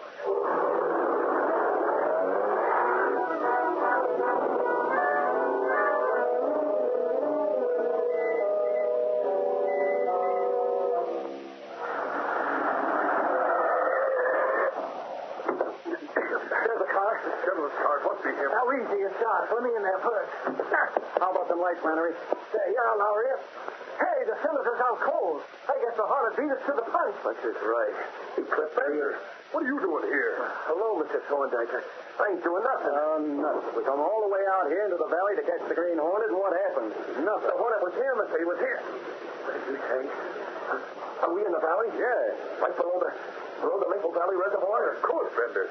How long's it been raining? Since yesterday, coming down in buckets. What's the matter with you, Bender? Oh, poor fellow must be out of his head. Yesterday. Since yesterday. We'll be drowned. That concrete wall is in a cave any minute. Now let me out of here. Yes, so it's true, I tell you. If we stay here, we'll be drowned. Mr. Thorndike, we'll drown. Now listen, you gotta believe me. I was being paid by Shevlin. I saw them steal support. You what? Yeah. I saw it, all of them. Then I told the some in it so it wouldn't be seen. That damn won't hold, I tell you. You'll get jailed for this, mister. And Shevlin, who cares about jail? Well, I'll drown, I tell you. Now let me out. Good Lord, Lowry, he knows what he's talking about. We've got to get to the dam. We've got to open the emergency sluices and drain the water off. If we're police, women, and children in the town. We've got to get there at once.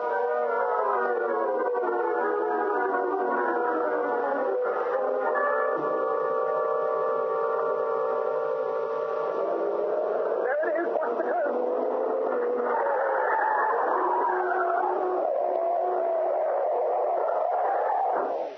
Davis!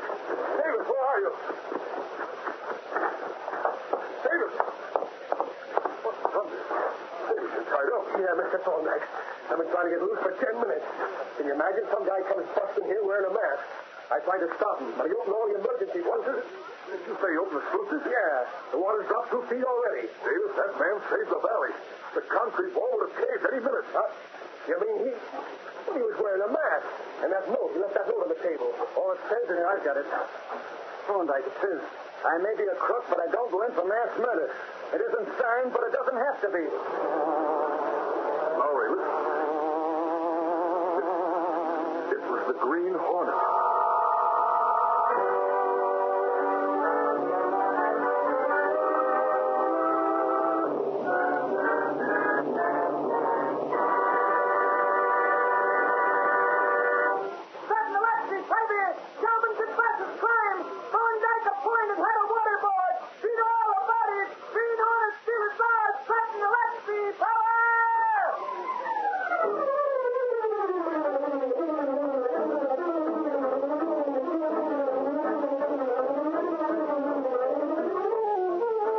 Stay tuned for more high-stakes action with the Green Hornet, right here on Golden Age Radio, rumble.com/C/GAR. Proudly brought to you by streetgl.com. The Green Hornet.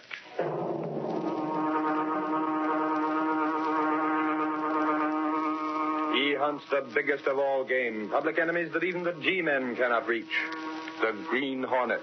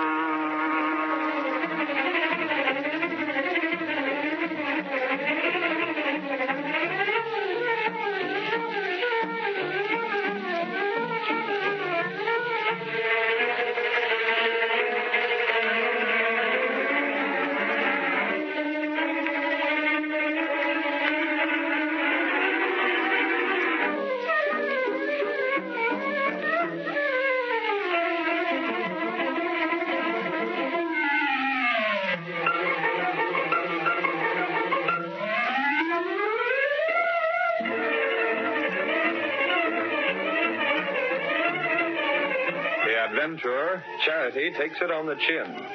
The events and characters depicted in this drama are fictitious. Any similarity to actual persons, living or dead, is purely coincidental.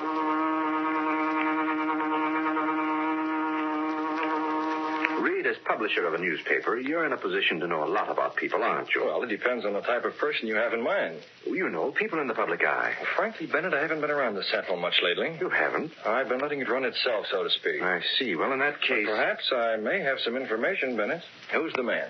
As you know, the Welfare Board is trying to get an extra $1 million for... Considering it right now, one of my best reporters is at the meeting. Do you know that I'm connected with the Welfare Board? You, Bennett? For the past month, I've been serving as treasurer for the Special Charity Fund. The charity relief is handled separately from the regular welfare money? Yes, that's it. I took this position without pay simply to help out. Oh, doesn't your regular business keep you pretty tied down? It would, only my work as treasurer on the charity fund is practically routine. Well, how do you mean? I have nothing to do with the actual disbursement of the money. Oh, naturally. The setup requires 2 signatures on each relief check, mine and Tinker's. Tinker? Oh, he's head of the welfare board, isn't he? Yes. As I was saying, we each sign the checks. But in order to facilitate matters, I've been putting my signature on blank checks.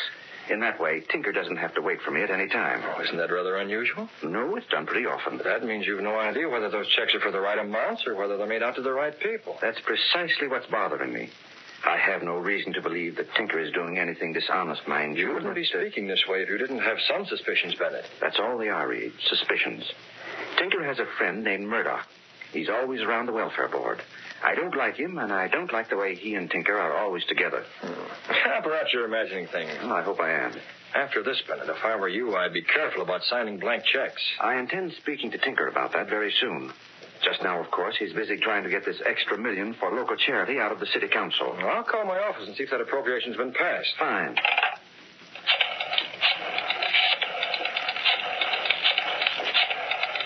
Charity's a fine thing, Bennett, but all that money can be a great temptation for the wrong people. And with an extra $1 million coming... Oh, let me have Miss Case, please. Miss Case? Mr. Reed. Has Lowry brought back any news from the city council meeting? Oh, they have, huh? It's already in the papers. Oh, thanks, Miss Case. I'll be in very soon. Well? The city council okayed the extra $1 million for charity, Bennett. Remember what I told you about those checks.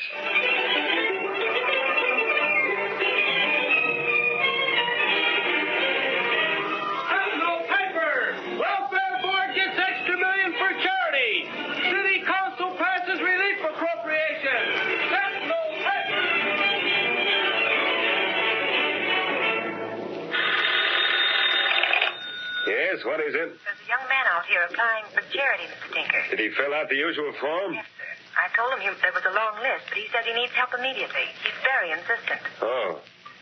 All right, send him in. I'll settle it. Another one, Tinker? The sixth one today. Murdoch, perhaps you'd better go into that other office. Sure, Tinker. After all, this ain't supposed to be any of my business. If anyone gets an idea that Murdoch and I are taking a cut of that charity money, it might mean... My name's Drake, Mr. Tinker. Girls, close the door. Come in. Look, Mr. Tinker, it ain't for me. It's my wife. She ain't feeling so well. Drake, it takes time to care for people. Cases like yours must go through a regular routine. Can't hand out charity to everyone who comes asking for it. Your case will be investigated, same as arrest. Yes, but can I get something special for my wife? The doc says she needs medicine right away. Your name is on the list, and we'll investigate.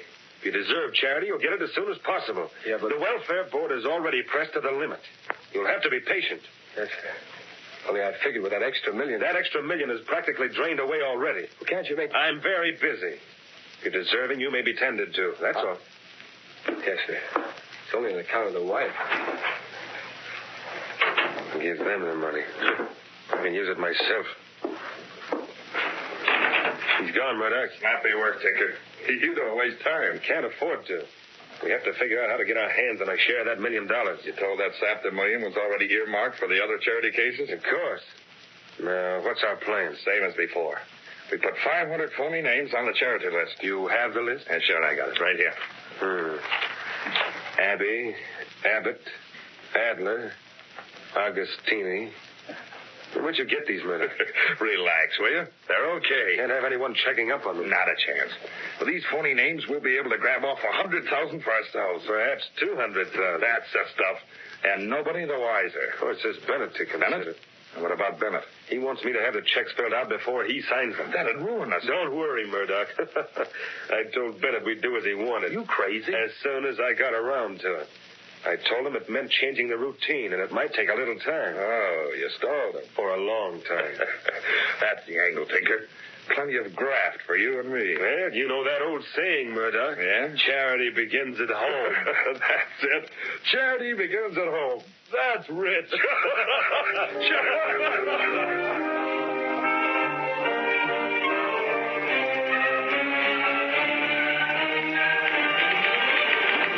Casey, there's one thing me and Clicker want to know. If you want to borrow money, I'm busy. What are we working for? Are we newspaper men or charity investigators? If I ask me, the only people I know are newspaper men, and you're not in that class. Will you stop pounding that typewriter? Don't tell me you two are sore because Mr. Reed sent you out on a door-to-door job. Sore? You ought to see my feet. They don't pave the sidewalks with mattresses in this town. After walking 20 miles, I know. Why is Mr. Reed so anxious for us to talk to people who are on charity rolls? He thinks there's something going on. Yes? Lowry and Miss Binney are here, Mr. Reed. Oh, send them right in. All right, you two. You can ask Mr. Reed all those questions instead of bothering me with them. Hello, Miss Benny. Lowry. Oh? You got any interviews? Mr. Reed, we must have talked to about 200. Yeah, we posed as investigators for the welfare board. If we'd had a list, we wouldn't have wasted so much time going from one door to the next. Tinker refused to release his list. Why? Well, Lowry's reason sounds all right.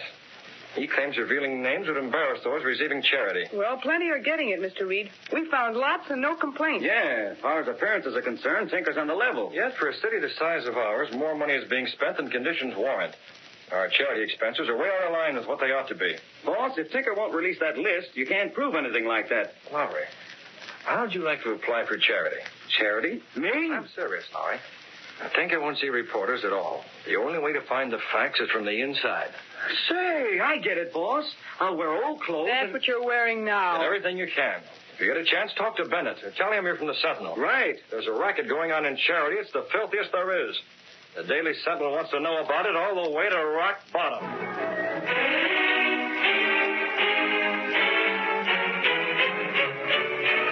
Look, lady, I've been coming here to the welfare board every day for a week. I'm sorry, we're doing all we can. Here I am again. The name's Lawrence. Sorry, don't use yet. Boss, I tell you, I'm getting no place. Stick with it, Lowry. You talked to Bennett yet? I'll keep trying, but these hard benches are sure wearing my pants awful thin.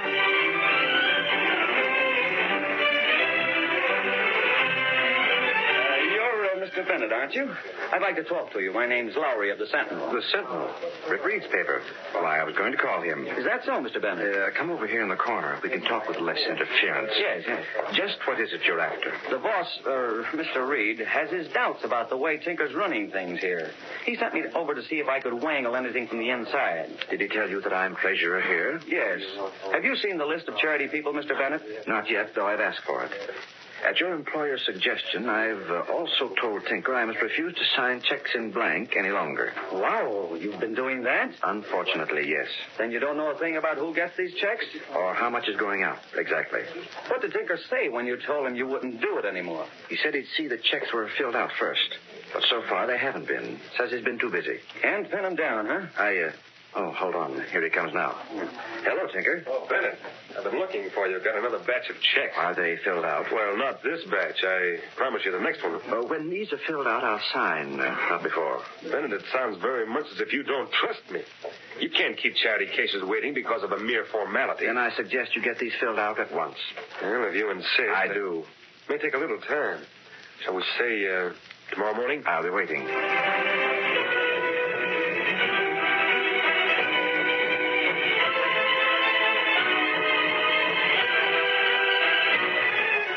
I was right there when Bennett talked to Tinker, boss. I'm going to see him this noon and get the lowdown. You seen Tinker this morning, eh? About the checks? Yes, and if Tinker stalls any more, we'll know there's something funny. Hey, Lowry, I thought you were going to see Bennett this noon. Well, he is, Miss Benny. Well, try and find him. Tinker, what's biting you? Plenty. Look at this teletype from police headquarters, Mr. Reed. General alarm to all police. Be on lookout for Treasurer Bennett of the Welfare Department. Bennett disappeared. He hasn't been seen since last night. And you know what? All the files and records of the welfare board have disappeared with him. So the police think Bennett's responsible. For plenty. The police believe he swiped the charity money. What? Where did they get that idea? From Tinker. He says the money is gone. When Bennett didn't show up this morning, Tinker says he got suspicious and checked up. So the police learned of Bennett's disappearance from Tinker. What about Mrs. Bennett? She insists Bennett has gone away on a trip. Where? That's just it. She won't say. Yes? Dunnigan, Britt. I'm doing a remake on the front page. What do you think of that guy Bennett absconding with that charity dough? Got a headline? Have it in a second. Lowry. Yeah, boss? Go over to Bennett's home. Grab a statement from his wife. Go with him, Miss Benny, for pictures. Come on, Lochinvar. Here's the headline, Britt. Shoot. Solid across page 1. Bennett absconds with charity cash. Kill it. It's too strong. What? You heard me. The Sentinel's going to convict Bennett before he's had a chance. Blast it, Reed. What further proof do you want?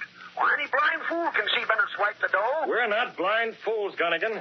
Those are orders. Oh, if your father was still running this newspaper, I'll do it, but I don't like it. You don't have to.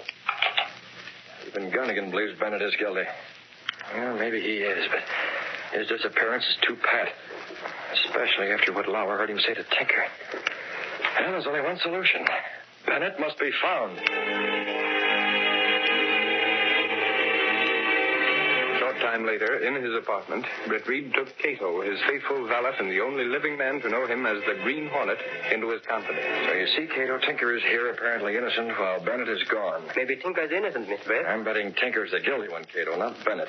If Tinker and this pal of his, Murdoch, have been milking the charity funds, Bennett's demand to have the checks filled out would have revealed it.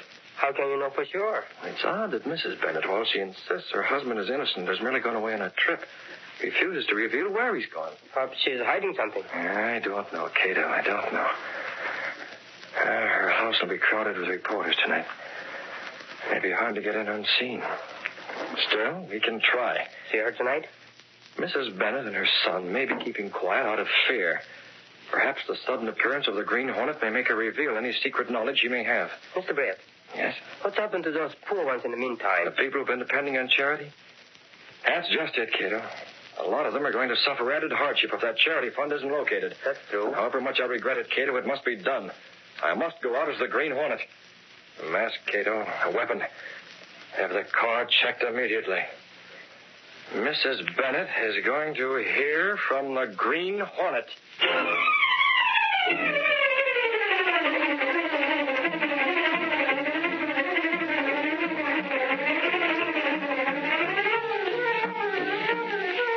The curtain falls on Act 1 of our Green Hornet adventure.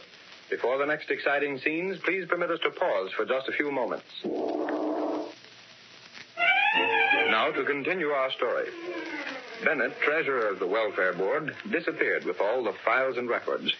The police believed that Bennett had absconded with the charity funds, but Britt Reed, unconvinced of Bennett's guilt, assumed the role of the Green Hornet to uncover those who were really guilty.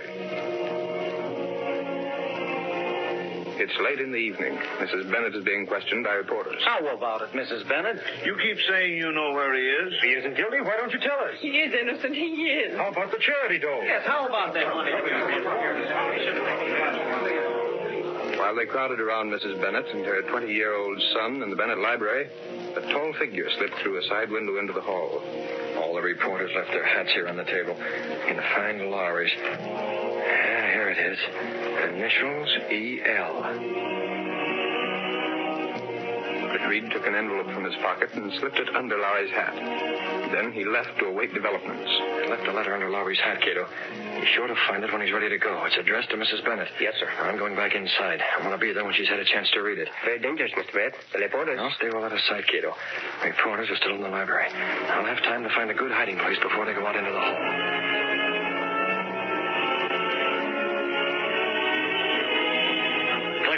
Lowry. Get behind these drapes. Huh? Come on. I want to ask Mrs. Bennett a couple of questions when this mob leaves. Maybe she'll talk then. My mother has nothing more to say. You'll have to leave. Looks like you'll have a chance soon. They're all going out into the hall. Okay, Mrs. Bennett, if you won't talk, why, it's your headache, not ours. You know your own mind.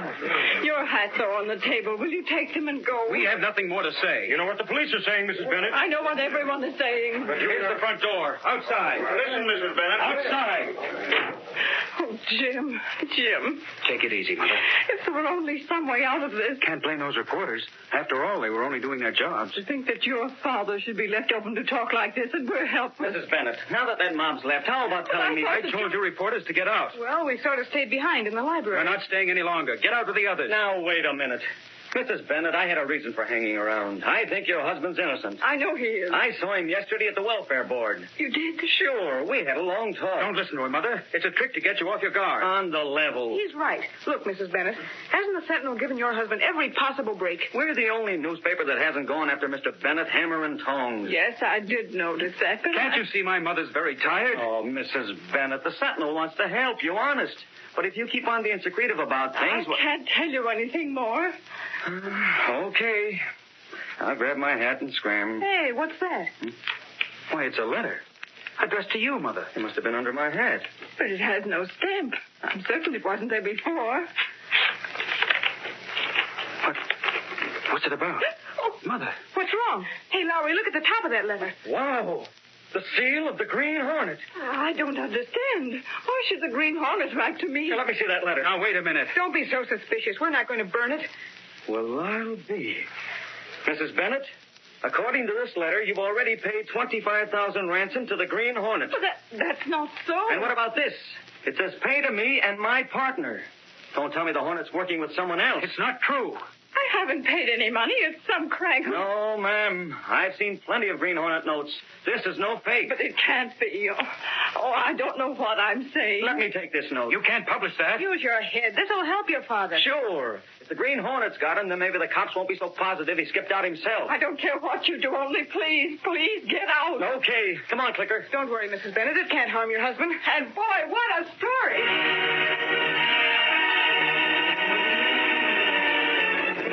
Leaving his mask and gun in the car, Britt Reed, once more the presentable publisher of the Sentinel, walked into a drugstore and entered the phone booth.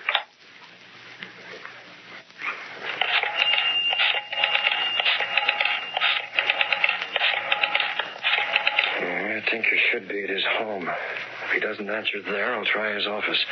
Got to arrange for him to call on Murdoch.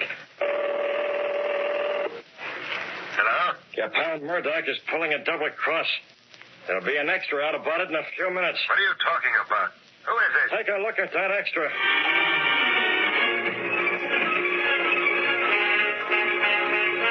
All right, Cato, now you get to a phone. Call Murdoch and keep his line busy. After that extra comes out, I don't want Ticker to be able to get Murdoch on the phone. Stay on the phone till you hear me in Murdoch's home, and join me there. It's right around the corner. Now get going.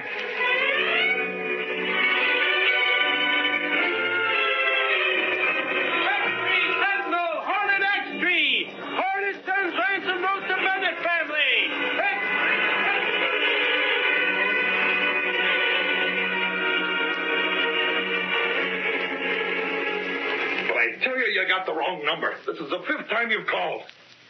Well, look it up, then. Hang up, Murdoch. Huh? Who the devil? I said hang up. What's this, a stick-up? Take a good look, Murdoch. Yeah, I'll move into the light. Why, I've seen pictures of that mask. You're the Green Hornet. Seen the paper, Murdoch? Then have you plugged me with that gun? I'm keeping my Read eyes. it. Yeah. Okay. Green Hornet sends... How do you like it? Collected $25,000 from... Who's your partner? It says here... Partner? Who do you think? Tinker wouldn't be fool enough. No? But the sap pulling a bonehead play like this. Maybe he figures 25,000 extra is worth going after. Say, Tinker didn't tell me nothing about you, Hornet. Why should we tip you off? What are you doing here? See what that ransom note says about Bennett? You mean about him going to be released? Do you think he will be? He can't be released. That ain't the plan. Maybe Tinker figures the same thing applies to you. You're in with Tinker. Why else would I be here? Huh? Why should Tinker cut you in on a charity graft? With you out of the way like Bennett, he can grab it all for himself. What? No, listen, Hornet. Let me call Tinker. He's not at home. But then where else would he be? If he ain't home, he must be out at the farm with Bennett. I'll fix it up. He can't cut me out. Go ahead, phone. You're not calling anybody. Listen, Hornet. I'll stay out of it. I don't want nothing. You yellow crawling crook. He sent you over to get rid of me. But you don't have to. I don't want none of the dough. Put the rod down. You're shaking, Murdoch. No, Racket. Stop it. Got it. Gas. And gas will hold him for a few minutes. When he comes to, we'll go after Tinker. I made sure he believes Tinker's at the place where Bennett is held prisoner. Now to take care of Tinker. If he's been unable to get Murdoch on the phone, he'll be here any second. Cato, you've been watching the door? Yes, sir. Someone coming now. Good. Stand beside the door, Cato. Give him a chance to see me before you do the job. I understand. You ready, Cato? All ready. I've been trying to get you on the phone, Murdoch. Have you seen the Sentinel? Yes, he saw it. You're not Murdoch. Green Hornet. Then it's true Murdoch is double-crossing. No. Yes. My throat. What? Grab his arm. He's going with us. What do we do? Murdoch will recover soon. He'll head for the farmhouse then. We follow and get Tinker there with him.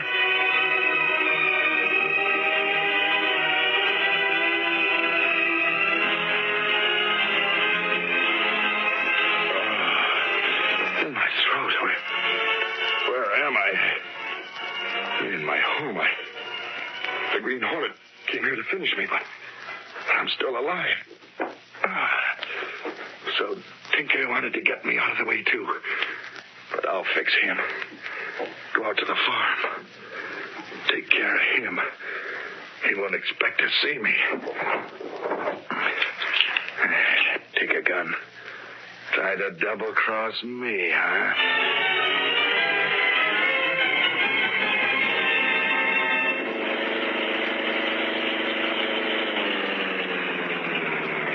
Cato. As we figured, Murdoch led us right here to the farmhouse where Bennett is kept. Yeah, there's Murdoch's car up ahead. Yes, sir. We'll take Tinker out now and put him in the back room of the farmhouse where Murdoch will find him. You call the police so they'll be here soon. Yes, sir. And I'll stay around to make sure Murdoch doesn't start using that gun before they get here. Once the police find Bennett, they'll get the whole story. Gotta go slow. And that Tinker trapped me. Not after I got out of his first scheme to bump me off. He won't get a second chance. Put on the lights. Who is it? Help me. Oh, it's just you, Bennett. Where's Tinker? I've seen nobody. How long are you going to keep me tied up here, Murdoch? You can't. Don't lie to me, Bennett. Where's Tinker? Where's the Green Hornet? I don't know what you're talking about. Talk to me that way, will you? Well, I'm staying right here until Tinker shows up. He figures he's finished me. Now he'll come for you. I'll put out the light and wait for him. While Murdoch waited, Tinker, in another room, recovered consciousness. I'm in the farmhouse. Realizing where he was, he moved stealthily through the old house until he reached the room where Bennett was tied. He opened the door. Is anyone in here? I've been expecting you, Tinker. Murdoch. Yeah. You and your pal thought you could double-cross me and grab all the dough, didn't you? What? You sent the Green Hornet around to my place to put me on the spot, huh? But it didn't work. What are you talking about? The Green Hornet was working for you. Is that the best talking you can think of? Don't try to pull a wool over my eyes, Murdoch. If I ever get to the police... Shut up, you. I know when I'm being double-crossed, Tinker. Now, see here. You listen to me. Figured by this time I'd be finished, huh? You ain't satisfied with our neat little scheme to grab off a couple $100 grand from the welfare board and pin the rap on Bennett. You were the one who wasn't satisfied. You calling the Hornet, not me. Talking won't do you no good. Put down that gun. Pray me, will you? No such thing. I didn't think... This gun doesn't have gas, Tinker. When I take care of you and Bennett, I'll find that Green Hornet and... Rob it, Murdoch! The police. Let's get out of here. I'll take him. Thank the Lord you got here. Don't move, Tinker. Search him. Why, you... Try to get past me, will you? Good work, Doyle. Mr. Bennett, are you all right? Yes, if you'll untie me. I demand that you arrest Murdoch. He's tried to shoot me.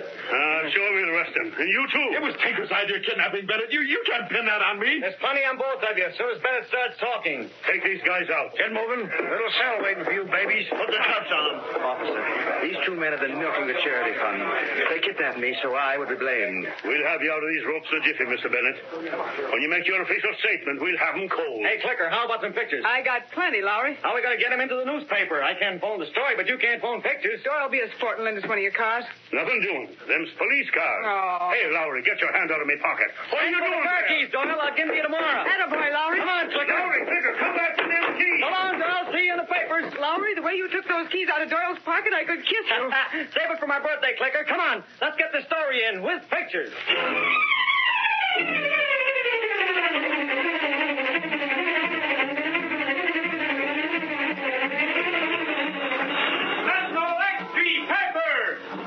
Graft smashed!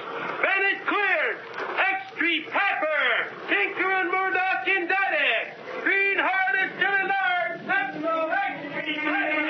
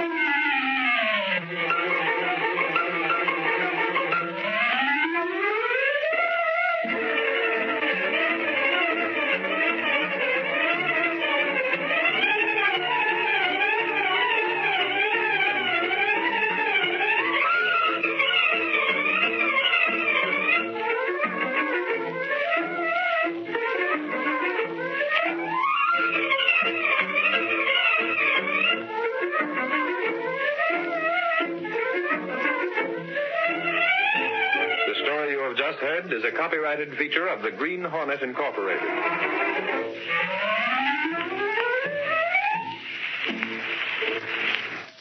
Don't go far.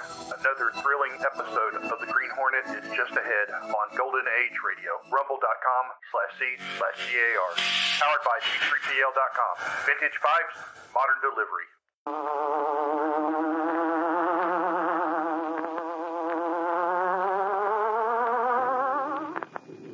He hunts the biggest of all game, public enemies who try to destroy our America.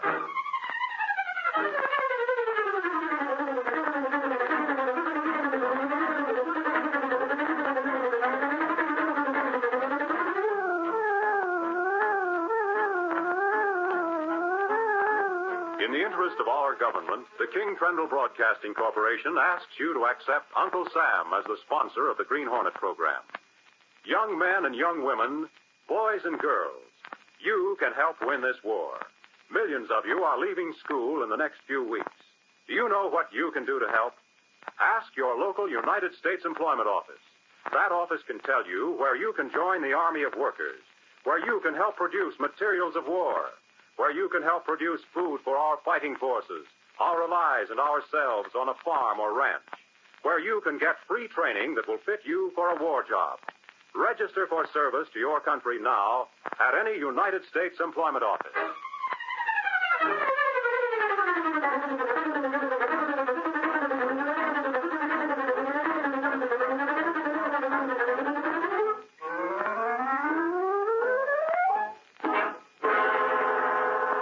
With his faithful valet Cato, Britt Reed, daring young publisher, matches wits with racketeers and saboteurs, risking his life that criminals and enemy spies will feel the weight of the law by the sting of the Green Hornet. Ride with Britt Reed in the thrilling adventure, Invasion Plans for Victory. The Green Hornet strikes again.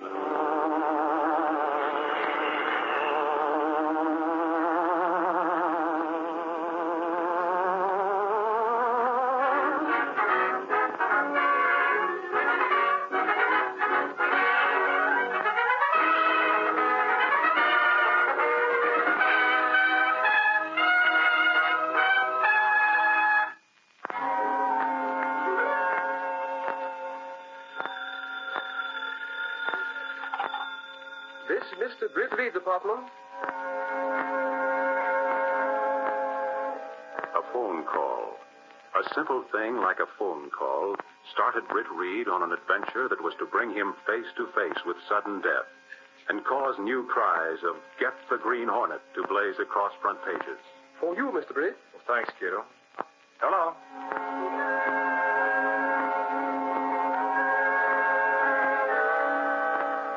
Axford lounged in the living room as Cato entered. Hey, heard the phone ringing, Cato. Was it for me? For Mr. Britt. I take evening paper, please. Ah, but hold on. Got to read the latest news and find out who I should be mad at. Mr. Britt wants paper in bedroom. I'll borrow, please? Oh, all right. Then if Reed wants it. I don't know why it is. It was Reed, the owner of the Sentinel. We don't get but one copy of it here at the apartment. I'll check on it and see you as soon as I can get. Goodbye. Here's newspaper. Thank you. That's fine. What's Axford doing? He was reading paper. Oh, here we are. Personal column. That's a funny thing, Cato, how people can conceal things by printing them for everyone to see. Yes, sir. Oh, here's the ad I'm looking for. Johann Kinder. Very important that you call on Mother tonight. Oh, is there a special meaning in small ad? Yes. Cato, you've heard me speak of Jack Mercer. Oh, yes, many times. You friend in college. Well, Jack Mercer's been flying planes. It was he who just telephoned. He wants me to go to his home in the suburbs right away. He spoke of this ad. I drive car for you? Yes, but not the Black Beauty. We'll take the convertible.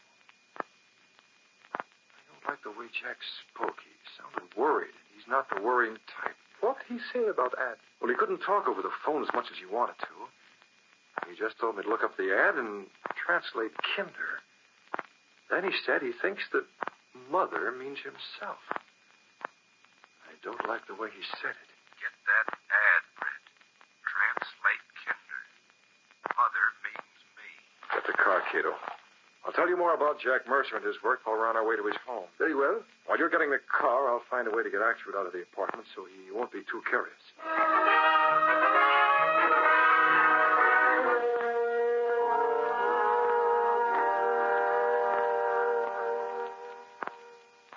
Okay, Reed. And hang around the cops' headquarters just in case there's a new development on that case me and Lowery were handling. Thanks, Axford. I'll be more at ease with you on the job. Good night, Reed. Good night. I don't like the way Jack said it. Get that ad, Rick. Translate Kinder. Mother means me. Cars, Vinny. Oh. All right, Cato.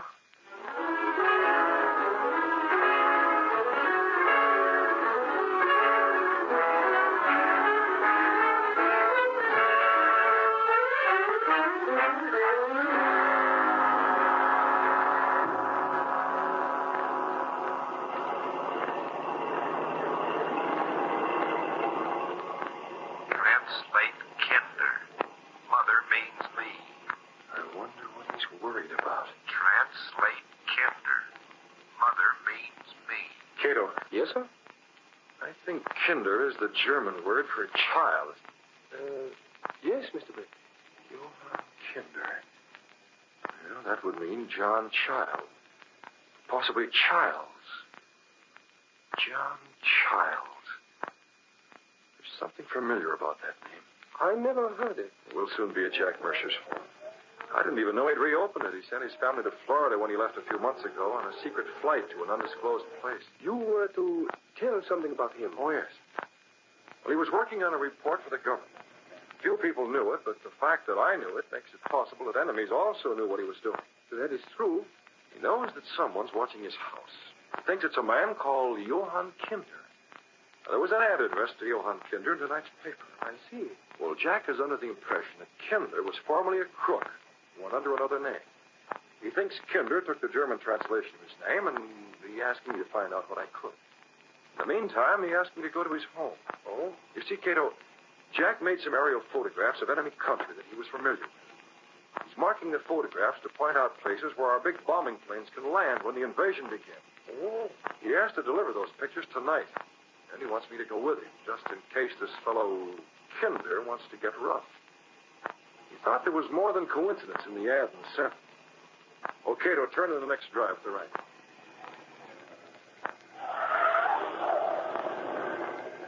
Stop here.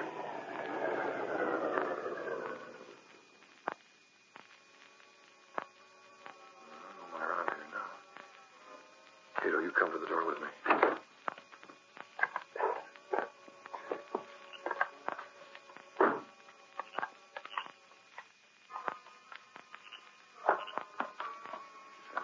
Agents got their hands on Mercer's photographs. The job would have to be done over again. I want you to stand right by the door until Mercer's in the car with me. And I'll keep watch till you join us. Yes, Mr. Britt. Did you ring bell? No, I thought he'd be waiting. Oh, the door's unlocked. Well, you wait here. I'll go in and get him.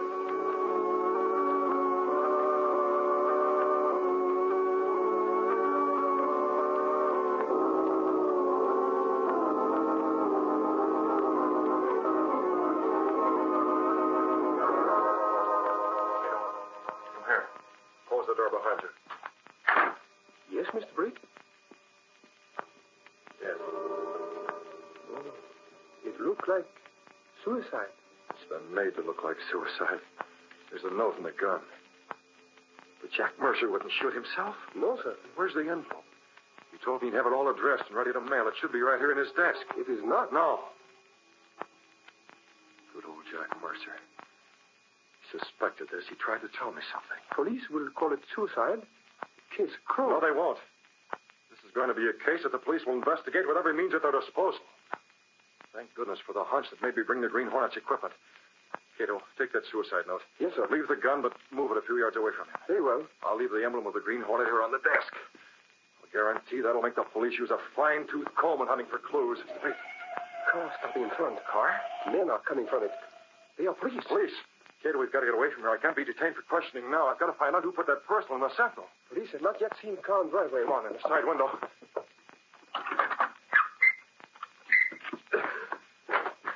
The car. Get in, I'll drive. Hey there, wait. Hang on. We're going straight through that fence in the rear. Up the little law.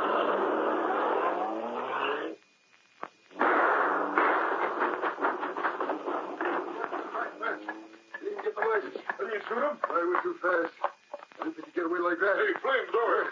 Find out more about the guy across the street and report a shot being fired. What's inside the house? It's homicide, and the guy that did it is the Green Hornet.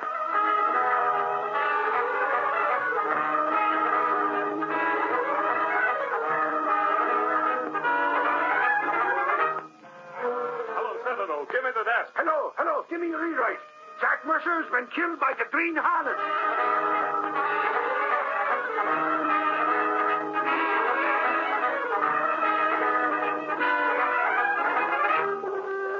Mercer shot by Green Hornet. Hornet strikes again. Green Hornet eludes police. Beat King of Air's latest victim of the Green Hornet. Get the Green Hornet. Hornet strikes again. Get the Green Hornet. Dead or alive, get the Green Hornet. Get the Green Hornet. Dead or alive, get the Green Hornet.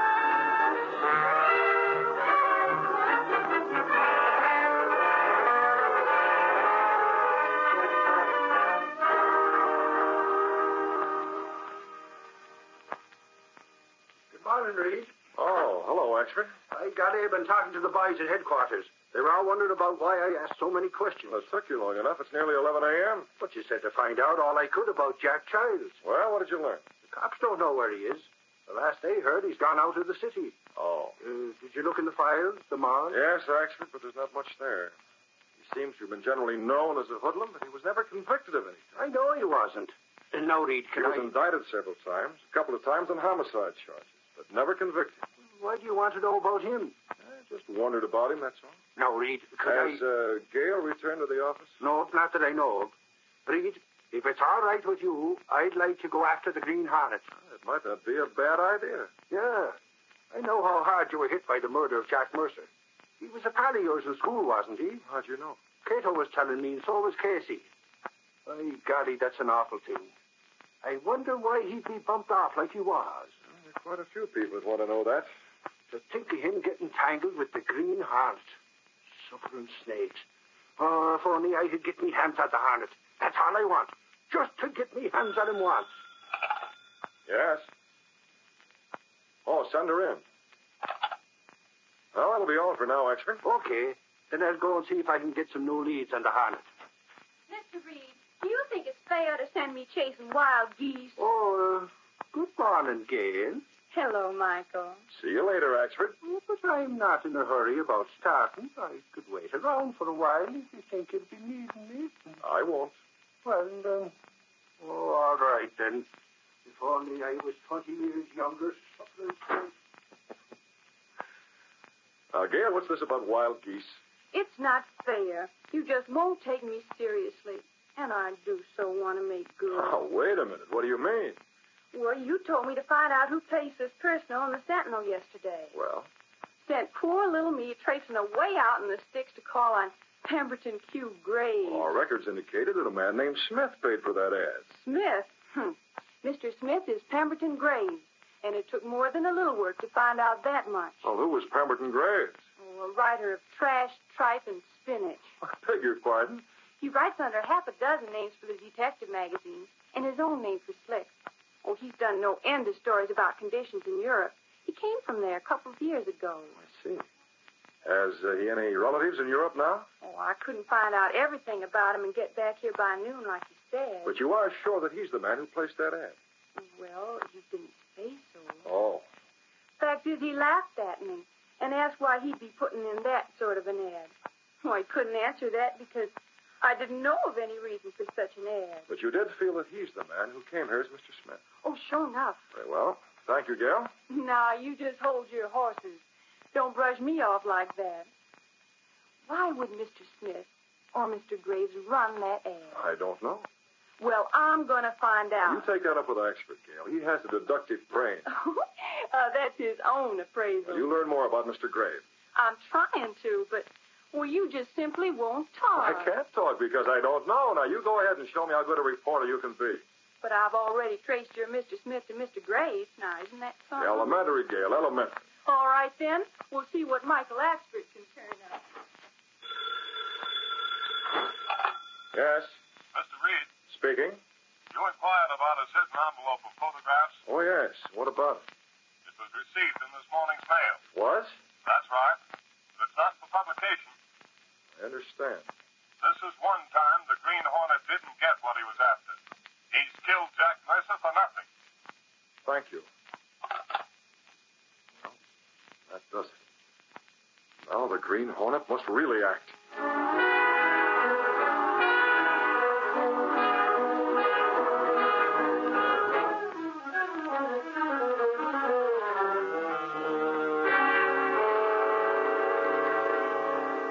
Cato, I spent the whole afternoon making sure that Mr. Jackson really had the envelope of marked photographs. He does have them? Yes. The authorities think Jack Mercer mailed them before he was shot.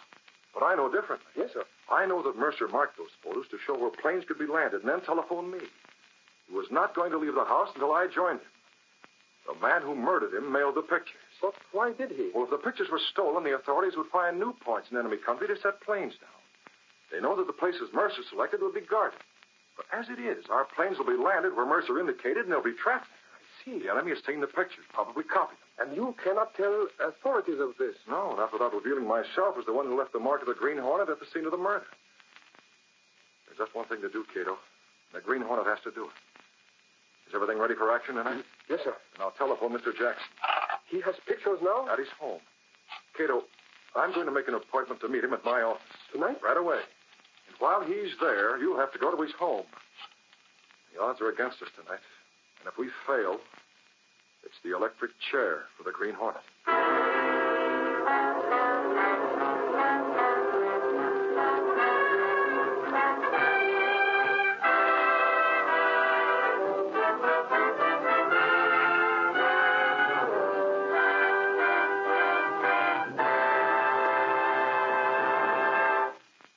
What's Britt Reed going to do to prevent the capture of untold numbers of heavy planes when America starts the offensive drive into enemy country?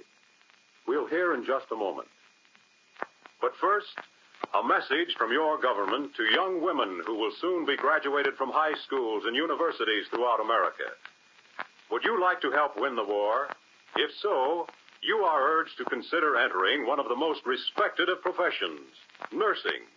Thousands of registered nurses have joined the armed forces of the United States. Thousands of student nurses are needed to replace them.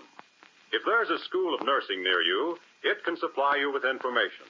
If there's none in your neighborhood, apply at the nearest office of the United States Employment Service or write the State Nurses Association. Enroll now as a student nurse. Not only will you be doing your part to help win the war, you will be learning a profession which will enable you to serve humanity throughout your lifetime.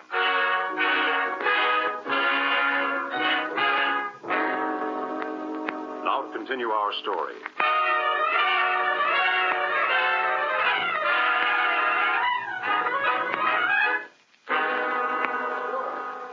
It's evening. Britt Reed is in the large lobby of the Sentinel building with a man named Jackson. I didn't know whether the information would be of any value to you, Mr. Jackson. It might be, Reed. It seemed like more than coincidence. The name Johann Kinder translates to John Childs, and there was a murderer, at least a suspected murderer, named Childs. I'll have the file of clippings you gave me on Childs gone over. Very well. As you say, there might be something to it. There's a strange coincidence in the fact that the murder took place on the night this fellow Kinder was to call Mother. Can I take you home? My car's just around the corner. No. Oh, by the way, Jackson, I'm not at all certain that Mr. Pemberton Q. Graves is the man who inserted that ad. We'll have Mr. Graves watched and see if we can't get a line on Jack or John Childs. The murder of Jack Mercer hit me hard. I want his murderer captured. We all do. This Green Hornet... Maybe John Childs is the Green Hornet. Oh, Reed, I have doubts about that. Well, thanks again, Reed. We were lucky that Mercer's work wasn't stolen. Jackson, are you sure the murderer didn't see it? Well, how could he? Mercer mailed it before he was killed. But you're not sure. Well, the Hornet wanted those pictures. If they'd been anywhere else but in the mail, he'd have had them. Good night, Reed. Good night.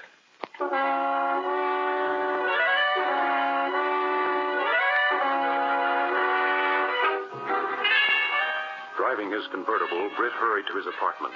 He dashed to his bedroom and then stepped through a panel hidden in a closet. A narrow passage built within the wall of the apartment house itself led down creaky stairs, connected with a building on an adjacent side street. The building was run down, windows boarded up. No one could guess that behind those walls was the hiding place of the Black Beauty, streamlined car of the Green Hornet. Cato was already in the car. A mask, Cato. Here. Move over. I'll drive now. Yes, Mr. Britt. Did you get to Jackson's place? Yes, sir. On that sticker, as you say. Good. Now to get there before Jackson does. The headlights flicked on. A photoelectric cell intercepted the beam and started a small electric motor. As the great car rolled forward, a section of solid wall swiveled silently up. The car rolled through, turned into the street. Behind it, the wall settled into place. The Green Hornet was in action.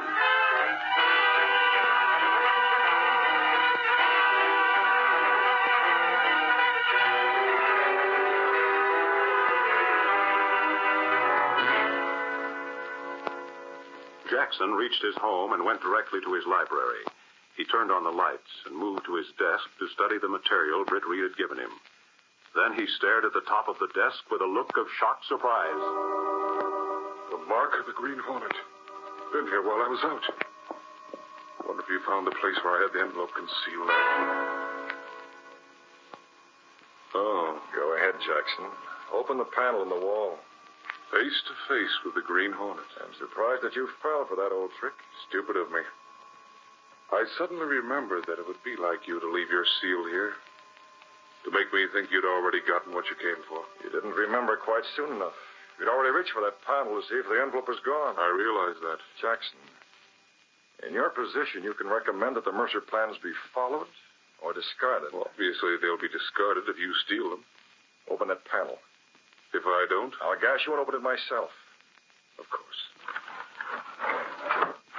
There it is. I'll take the photographs. They'll be worthless to you? Oh, you're wrong. They'll be worth a lot to me. They'll clear me of a murder. What?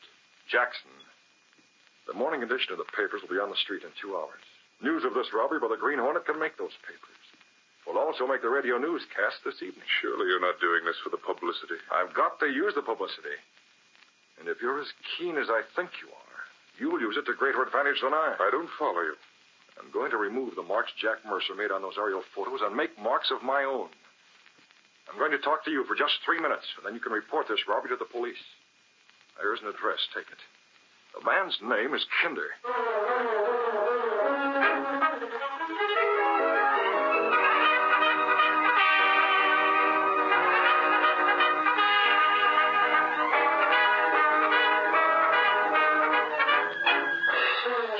Snakes. The Hornet has struck again. He stole confidential plans from Jackson's home.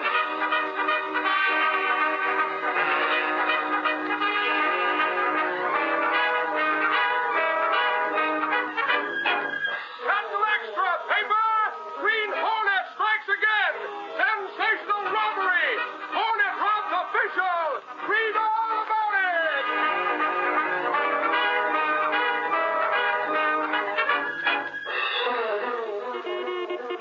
This is your Sentinel reporter coming on the air. Tonight, the Green Hornet struck again. Once more, as the signal.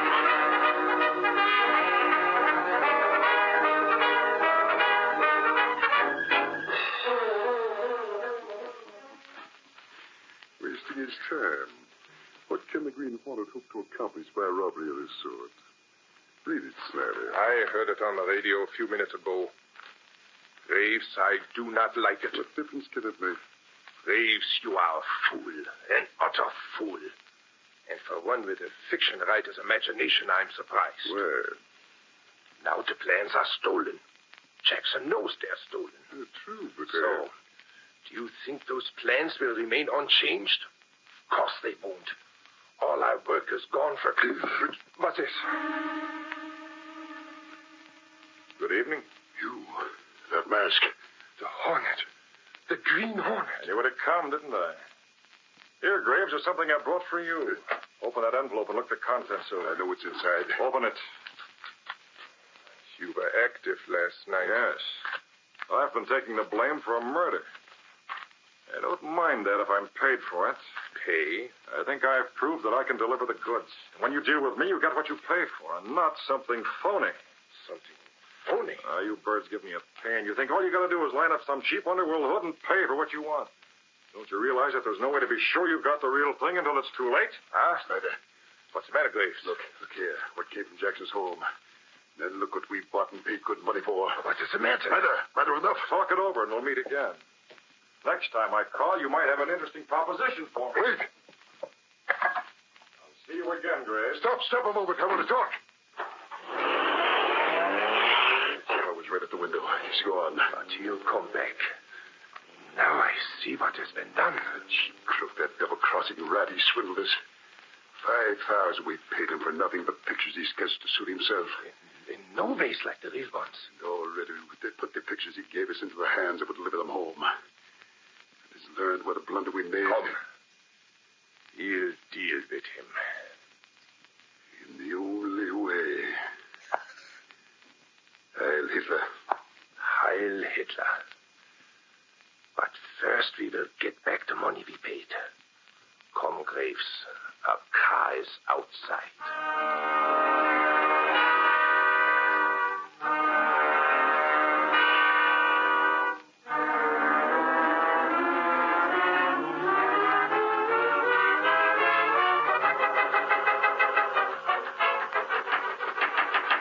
Who is it? Open the door, Giles. Oh, you. What's up, Graves? Stand back, you rat. What's the idea of the rod? You will learn. Crossing rat. Oh, your big still. Where's our money? What's the idea of busting in here with a gaff like this? You know the idea. We've learned the truth. You sold us plans which were worthless. You're It crazy. was the Hornet who killed Mercer, just as the paper said. What, The Hornet killed him. You tried to make us think you had been there. I tell you I was. The Hornet got rid of the suicide note I left. You never even saw the original plans. You made sketches from your imagination. That's a lie. It is you who lies. There's the money we gave you. If you think I'm going to give it back, You do so now. Now, look here, Graves. Be sensible about it. The Hornet got there after I did. I don't know how he knew about Mercer. He took the suicide note to make it look as if he had done the job. I gave you the real plans. I swear I did. Liar, crook. I did, I tell you. I'm giving it to you straight. It's a Hornet that's doubling on you. He's trying to steal my stuff. He's trying to put me in bed with you. The Hornet killed Mercer. He didn't. I tell you, he didn't. I got the real plans. The Hornets are the phonies. I got you the real ones, and I killed Jack Mercer. Jackson. Shoot. You know, take a look. I'll get him. No, don't shoot. That does it. All right, line up here, the three of you. Wait. There's a mistake. No mistake. We heard all of us said. We heard your convincing story that you murdered Jack Mercer. We heard that these two paid you for it. Well, that's enough. It's the Green Hornet. He's the guy. Oh, you two fatheads, you thick-skulled saps. You fell for the Hornet's trap. You took the bait, hook, line, and sinker. You're not yet beaten. No? Well, we'll see about that. Hey, Jackson, there's a car outside. It looks like that one we heard about. There it is. Hear it? The Green Hornet.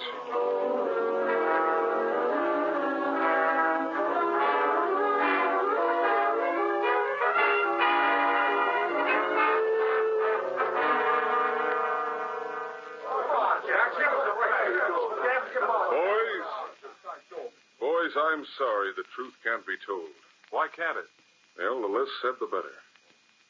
We've captured two men of the Gestapo, Snyder and Graves. Graves has relatives in concentration camps.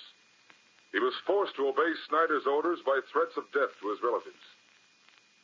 But we're going to let the plans go back to Europe. Let our enemy think they know where our big planes will land. We'll change our plans accordingly. I see. For obvious reasons, it must not be known that Graves and Snyder are captured. Men will take their places. Men who are on our side. Who will gather vital information on other spies. But that means that the Green Hornet... Yes, gentlemen. It means that I'm relying upon you leading men of the press to cooperate. It means that the Green Hornet will have to take the blame for the murder of Jack Mercer and the robbery of the plans from my home. I'm sorry, but that's the way it's got to be. Mr. Jackson. Yes, Mr. Reed? The Hornet's been blamed for so many things. I don't think you'll mind being blamed for one or two more. No, I don't think you'll mind. You know, sometimes I wonder about those other, shall I say, crimes of his.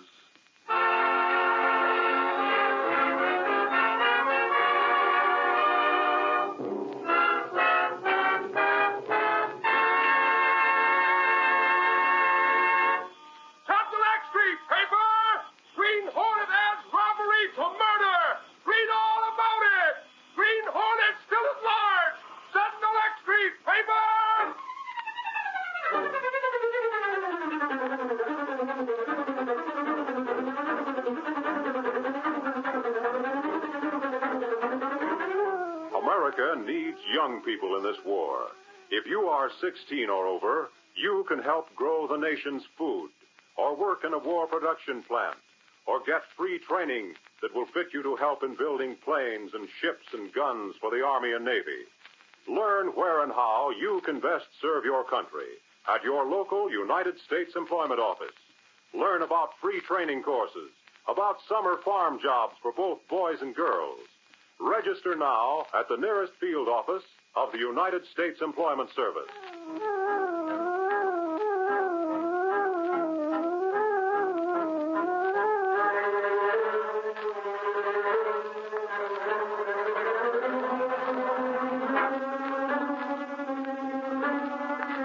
You have just heard the adventure, Invasion Plans for Victory.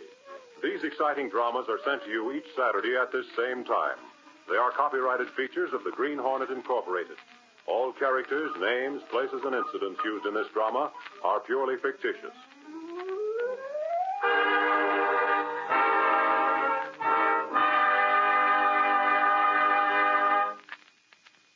This program has come to you from the studios of WXYZ in Detroit. This is the Blue Network. The Green Hornet writes again. Stick around for the next chapter only on Golden Age Radio. Rumble.com/C/GAR. Your source for classic sounds brought to you by G3PL.com.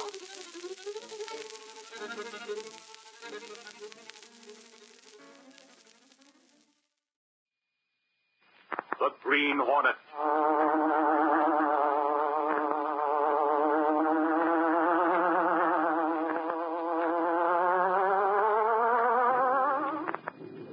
He hunts the biggest of all game, public enemies who try to destroy our America.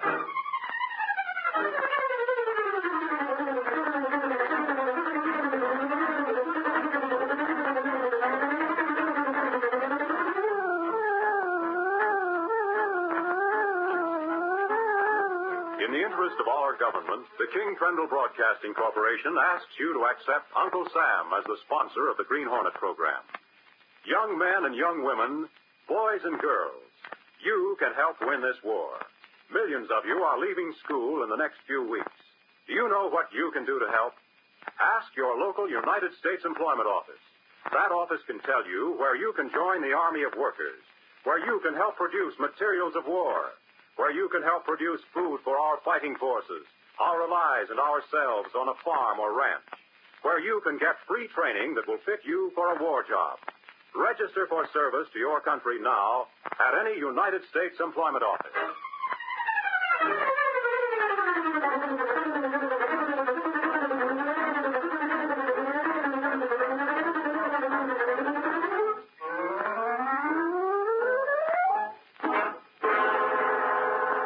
With his faithful valet Cato, Britt Reed, daring young publisher, matches wits with racketeers and saboteurs, risking his life that criminals and enemy spies will feel the weight of the law by the sting of the Green Hornet. Ride with Britt Reed in the thrilling adventure, Invasion Plans for Victory. The Green Hornet strikes again.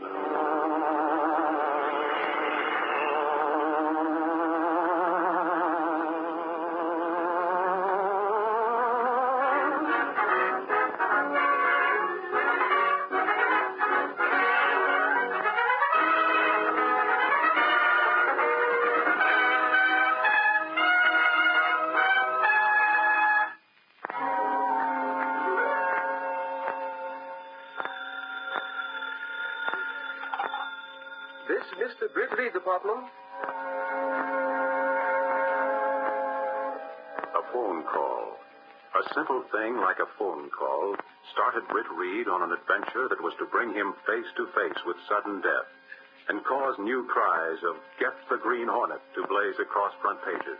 For you, Mr. Britt. Well, thanks, kiddo. Hello.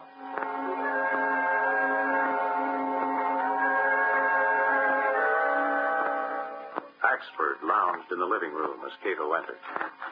Hey, heard the phone ringing, Cato. Was it for me? For Mr. Britt. I take evening paper, please. But hold on. Got to read the latest news and find out who I should be mad at. Mr. Britt, want paper in bedroom. I'll borrow please? Oh, all right. Then if Reed wants it. I don't know why it is. It was Reed, the owner of the Sentinel. We don't get but one copy of it here at the apartment. I'll check on it and see you as soon as I can get it. Goodbye. Here's newspaper. Thank you.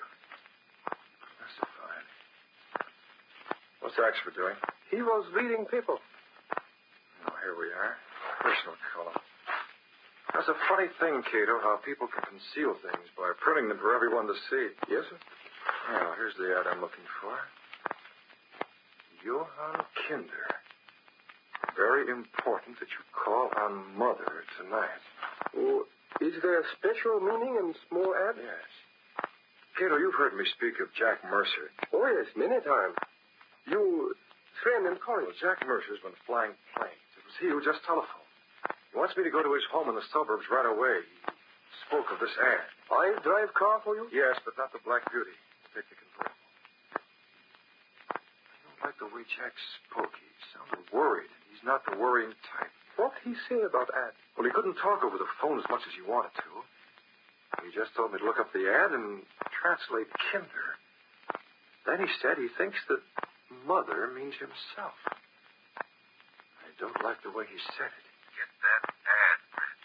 Translate Kinder. Mother means me. Get the car, Cato. I'll tell you more about Jack Mercer and his work while we're on our way to his home. Very well. While you're getting the car, I'll find a way to get Axford out of the apartment so he won't be too curious.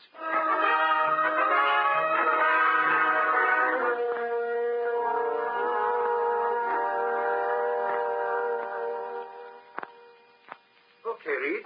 I'll hang around the cops' headquarters just in case there's a new development on that case me and Lowry were handling. Thanks, Axford. I'll be more at ease with you on the job. Good night, Reed. Good night.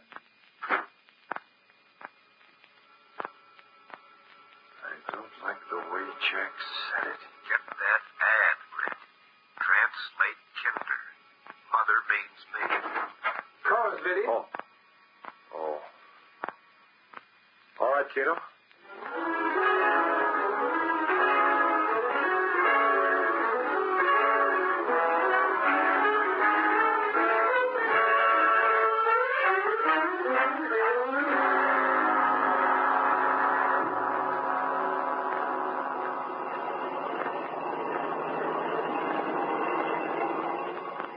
Translate Kinder. Mother means me. I wonder what he's worried about. Translate Kinder. Mother means me. Cato. Yes, sir? I think Kinder is the German word for child.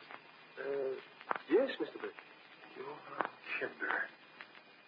Well, that would mean John Child. Possibly Childs. John Child. There's something familiar about that name. I never heard it. We'll soon be at Jack Mercer's. I didn't even know he'd reopened it. He sent his family to Florida when he left a few months ago on a secret flight to an undisclosed place. You were to tell something about him. Oh, yes. Well, he was working on a report for the government. Few people knew it, but the fact that I knew it makes it possible that enemies also knew what he was doing. That is true. He knows that someone's watching his house. He thinks it's a man called Johann Kinder. Now, there was an ad addressed to Johann Kinder in tonight's paper. I see. Well, Jack is under the impression that Kinder was formerly a crook who went under another name. He thinks Kinder took the German translation of his name, and he asked me to find out what I could. In the meantime, he asked me to go to his home. Oh? You see, Cato, Jack made some aerial photographs of enemy country that he was familiar with. He's marking the photographs to point out places where our big bombing planes can land when the invasion begins. Oh. He asked to deliver those pictures tonight. And he wants me to go with him, just in case this fellow Kinder wants to get rough. He thought there was more than coincidence in the ad and sent. Okay, to turn to the next drive to the right.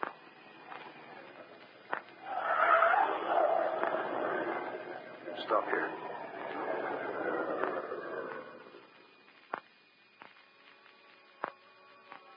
I'm around here now. Cato, you come to the door with me.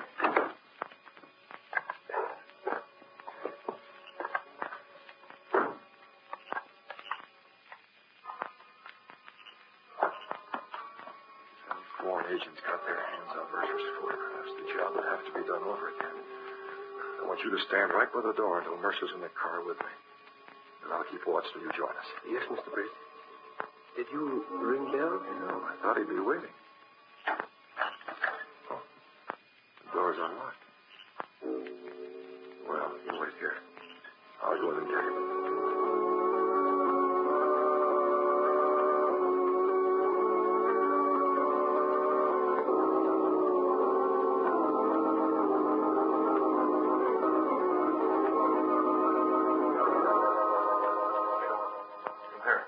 Close the door behind you. Yes, Mr. Brick? Yes. Oh, it looked like suicide. It's been made to look like suicide. There's a note in the gun. But Jack Mercer wouldn't shoot himself? No, sir. Where's the envelope? He told me he'd have it all addressed and ready to mail. It should be right here in his desk. It is not. No. Good old Jack Mercer. He suspected this. He tried to tell me something. Police will call it suicide. Case closed. No, they won't. This is going to be a case that the police will investigate with every means at their disposal. Thank goodness for the hunch that maybe bring the Green Hornet's equipment. Cato, take that suicide note. Yes, sir. Leave the gun, but move it a few yards away from him. Very well. I'll leave the emblem of the Green Hornet here on the desk. I'll guarantee that'll make the police use a fine-tooth comb in hunting for clues. Hey, car stopping in front. Car? Men are coming from it. They are police. Police? Cato, we've got to get away from here. I can't be detained for questioning now. I've got to find out who put that parcel in the sentinel. Police have not yet seen the car and driveway. Come on, in the side window.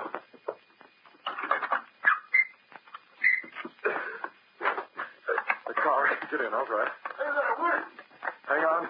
We're going straight to that fence in the rear. Up to the alarm!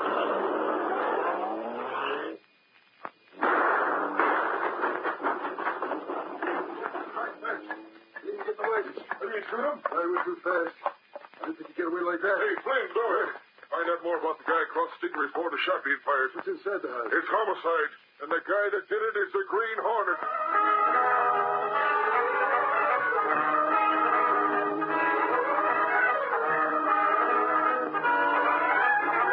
Hello, Sentinel. Give me the desk. Hello. Give me the rewrite. Jack Mercer has been killed by the Green Hornet.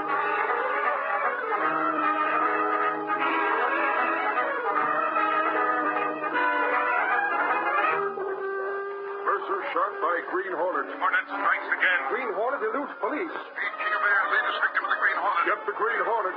Hornet strikes again. Get the Green Hornet. Dead or alive, get the Green Hornet. Get the Green Hornet. Dead or alive. Get the Green Hornet.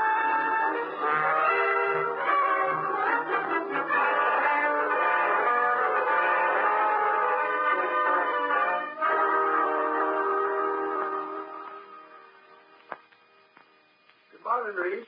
Oh, hello, Axford. I got here, been talking to the boys at headquarters. They were all wondering about why I asked so many questions. Well, it took you long enough. It's nearly 11 a.m. But you said to find out all I could about Jack Childs. Well, what did you learn? The cops don't know where he is. The last they heard, he's gone out of the city. Oh. Did you look in the files, the Mars? Yes, Axford, but there's not much there. He seems to have been generally known as a hoodlum, but he was never convicted of anything. I know he wasn't. And now, Reed, He was indicted several times, a couple of times on homicide charges, but never convicted. Why do you want to know about him? I just wondered about him, that's all. No, Reed, Has Gail returned to the office? No, it's not that I know of. Reed, if it's all right with you, I'd like to go after the Green Hornet. It might not be a bad idea. Yeah. I know how hard you were hit by the murder of Jack Mercer.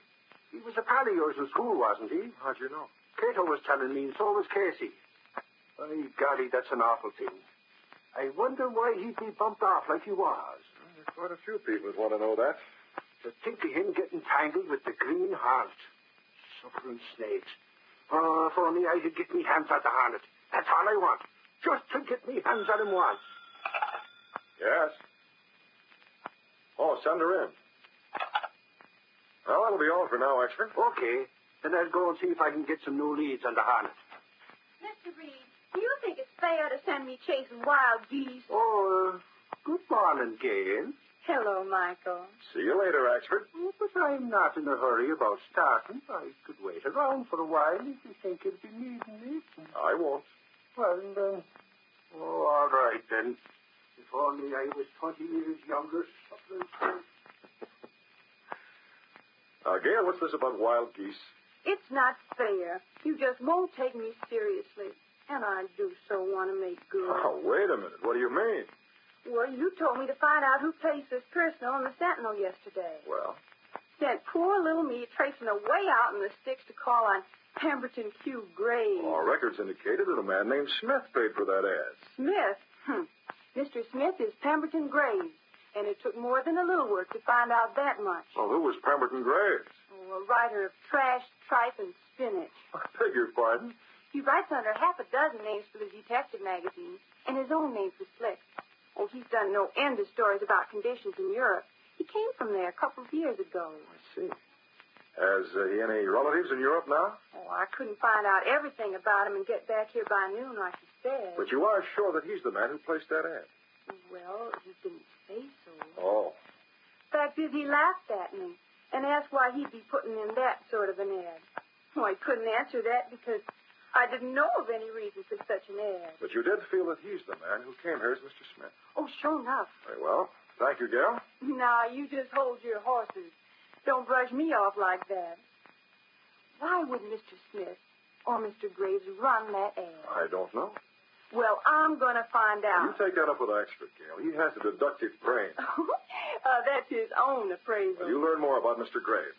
I'm trying to, but, well, you just simply won't talk. I can't talk because I don't know. Now, you go ahead and show me how good a reporter you can be. But I've already traced your Mr. Smith to Mr. Graves. Now, isn't that something? Elementary, Gail, elementary. All right, then. We'll see what Michael Axford can turn up. Yes, Mr. Reed, speaking. you inquired about a certain envelope of photographs. Oh, yes. What about it? It was received in this morning's mail. What? That's right. But it's not for publication. I understand. This is one time the Green Hornet didn't get what he was after. He's killed Jack Mercer for nothing. Thank you. Well, that does it. Now the Green Hornet must really act.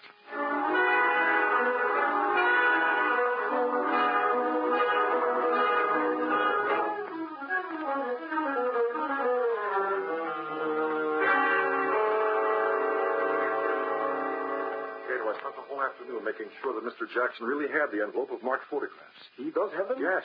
The authorities think Jack Mercer mailed them before he was shot. But I know differently. Yes, sir. I know that Mercer marked those photos to show where planes could be landed and then telephoned me. He was not going to leave the house until I joined him. The man who murdered him mailed the pictures. But why did he? Well, if the pictures were stolen, the authorities would find new points in enemy country to set planes down. They know that the places Mercer selected would be guarded. But as it is, our planes will be landed where Mercer indicated, and they'll be tracked. I see. The enemy has seen the pictures, probably copied them. And you cannot tell authorities of this? No, not without revealing myself as the one who left the mark of the Green Hornet at the scene of the murder. There's just one thing to do, Cato. The Green Hornet has to do it. Is everything ready for action tonight? Yes, sir. Then I'll telephone Mr. Jackson. He has pictures now? At his home. Cato, I'm going to make an appointment to meet him at my office. Tonight? Right away. And while he's there, you'll have to go to his home. The odds are against us tonight. And if we fail, it's the electric chair for the Green Hornet.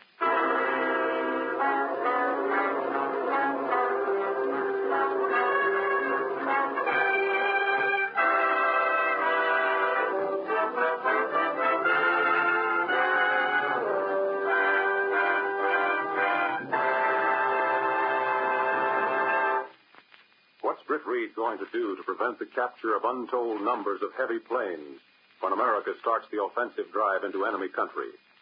We'll hear in just a moment. But first, a message from your government to young women who will soon be graduated from high schools and universities throughout America. Would you like to help win the war? If so, you are urged to consider entering one of the most respected of professions, nursing. Thousands of registered nurses have joined the armed forces of the United States. Thousands of student nurses are needed to replace them. If there's a school of nursing near you, it can supply you with information. If there's none in your neighborhood, apply at the nearest office of the United States Employment Service or write the State Nurses Association. Enroll now as a student nurse. Not only will you be doing your part to help win the war, you will be learning a profession which will enable you to serve humanity throughout your lifetime.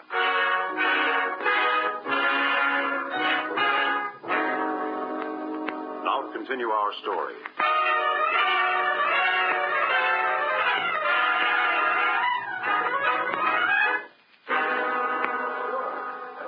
evening. Britt Reed is in the large lobby of the Sentinel building with a man named Jackson. I didn't know whether the information would be of any value to you, Mr. Jackson. It might be, Reed. It seemed like more than coincidence. The name Johann Kinder translates to John Child, and there was a murderer, at least a suspected murderer, named Child. I'll have the file of clippings you gave me on Child's gone over. Very well. As you say, there might be something to it. There's a strange coincidence in the fact that the murder took place on the night this fellow Kinder was to call Mother. Can I take you home? My car's just around the corner. Well. Oh, by the way, Jackson, I'm not at all certain that Mr. Pemberton Q. Graves is the man who inserted that ad. We'll have Mr. Graves watched and see if we can't get a line on Jack or John Charles. The murder of Jack Mercer hit me hard. I want his murderer captured. We all do. This Green Hornet... Maybe John Childs is the Green Hornet. Oh, Reed, I have doubts about that. Well, thanks again, Reed. We were lucky that Mercer's work wasn't stolen. Jackson, are you sure the murderer didn't see it? Well, how could he? Mercer mailed it before he was killed. But you're not sure. Well, the Hornet wanted those pictures. If they'd been anywhere else but in the mail, he'd have had them. Good night, Reed. Good night.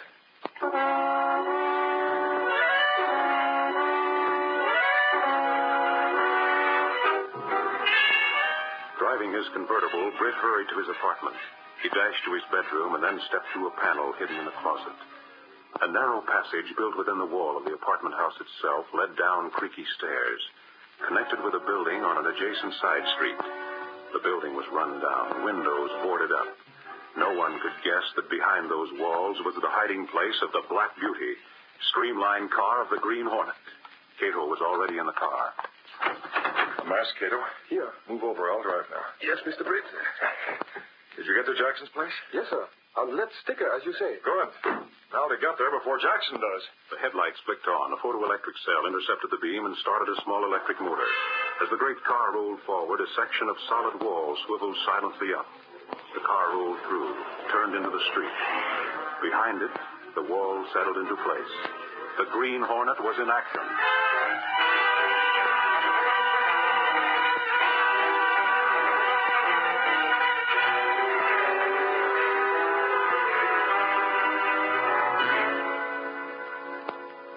Jackson reached his home and went directly to his library. He turned on the lights and moved to his desk to study the material Britt Reed had given him. Then he stared at the top of the desk with a look of shocked surprise. The mark of the Green Hornet. Been here while I was out. Wonder if you found the place where I had the envelope concealed. Oh. Go ahead, Jackson. Open the panel in the wall. Face to face with the Green Hornet. I'm surprised that you fell for that old trick. Stupid of me. I suddenly remembered that it would be like you to leave your seal here. To make me think you'd already gotten what you came for. You didn't remember quite soon enough. You'd already reached for that panel to see if the envelope was gone. I realize that. Jackson, in your position, you can recommend that the Mercer plans be followed or discarded. Well, obviously, they'll be discarded if you steal them. Open that panel. If I don't? I'll gas you and open it myself. Of course. There it is. I'll take the photographs. They'll be worthless to you? Oh, you're wrong. They'll be worth a lot to me. It'll clear me of a murder. What? Jackson, the morning edition of the papers will be on the street in 2 hours. News of this robbery by the Green Hornet can make those papers. We'll also make the radio newscast this evening. Surely you're not doing this for the publicity. I've got to use the publicity. And if you're as keen as I think you are, you'll use it to greater advantage than I. I don't follow you. I'm going to remove the marks Jack Mercer made on those aerial photos and make marks of my own. I'm going to talk to you for just 3 minutes, and then you can report this robbery to the police. There's an address. Take it. The man's name is Kinder.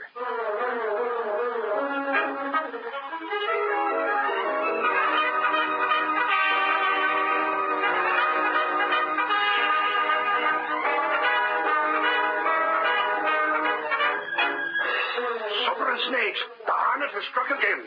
He stole confidential plans from Jackson's home.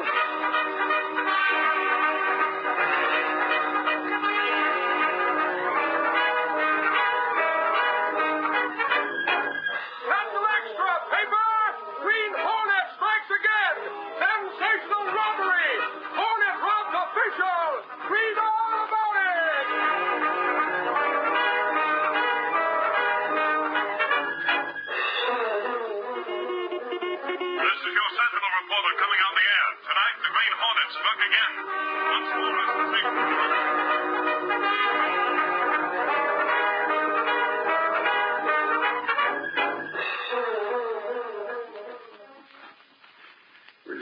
Sam, what can the Green Hornet hope to accomplish by a robbery of this sort?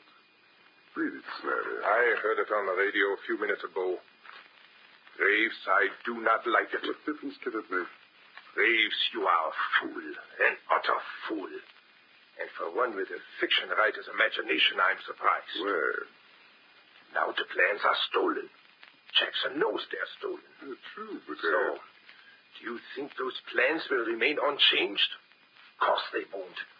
All our work is gone for... What's this? Good evening. You. That mask. The Hornet. The Green Hornet. I knew it had come, didn't I? Here, Graves, there's something I brought for you. Open that envelope and look the contents over. I know what's inside. Open it. You were active last night. Yes. Well, I've been taking the blame for a murder. I don't mind that if I'm paid for it. Pay? I think I've proved that I can deliver the goods. And when you deal with me, you get what you pay for, and not something phony. Something phony? You birds give me a pain. You think all you got to do is line up some cheap underworld hood and pay for what you want. Don't you realize that there's no way to be sure you've got the real thing until it's too late? Snyder. What's the matter, Graves? Look here. What came from Jackson's home. Then look what we've bought and paid good money for. What does it matter? Matter enough. Talk it over and we'll meet again. Next time I call, you might have an interesting proposition for me. Wait. I'll see you again, Graves. Stop a moment. I want to talk. I was right at the window. He's gone. But he'll come back. Now I see what has been done. The cheap crook, that double-crossing rat, he swindled us. 5,000 we paid him for nothing but pictures he sketched to suit himself. In no ways like the real ones. Already, they put the pictures he gave us into the hands that would deliver them home. And has learned what a blunder we made. Come. You deal with him. In the only way. Heil Hitler. Heil Hitler. But first we will get back the money we paid. Come, Graves. A car is outside.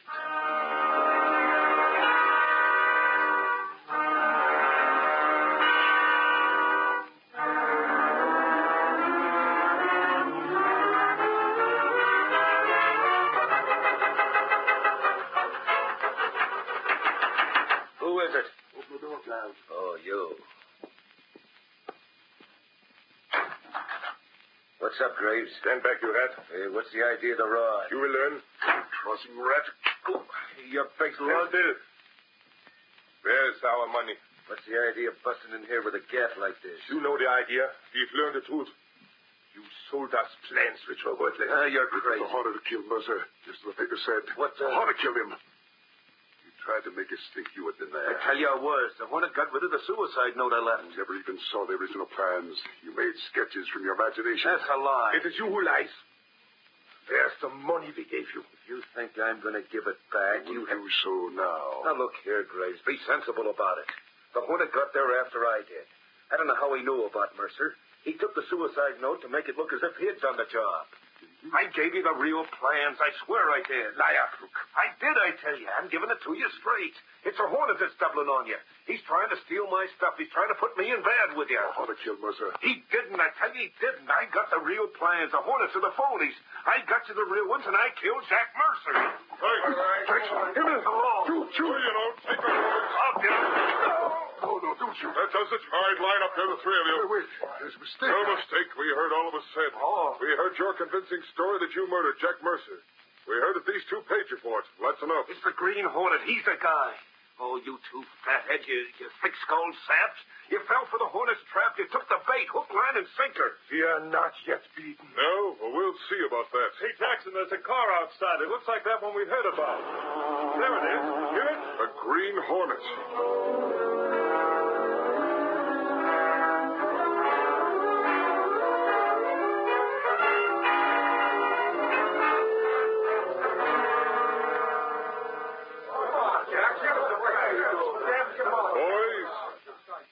Boys, I'm sorry the truth can't be told.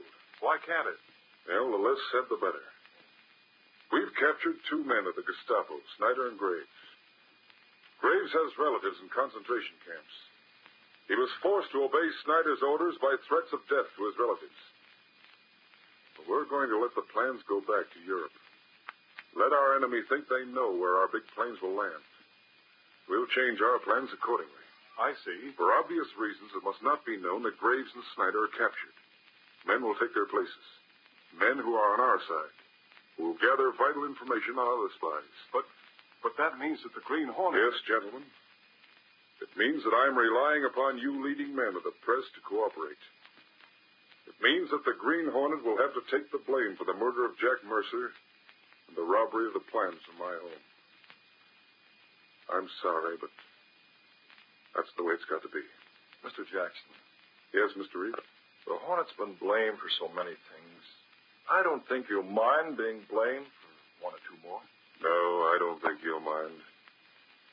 You know, sometimes I wonder about those other, shall I say, crimes of his.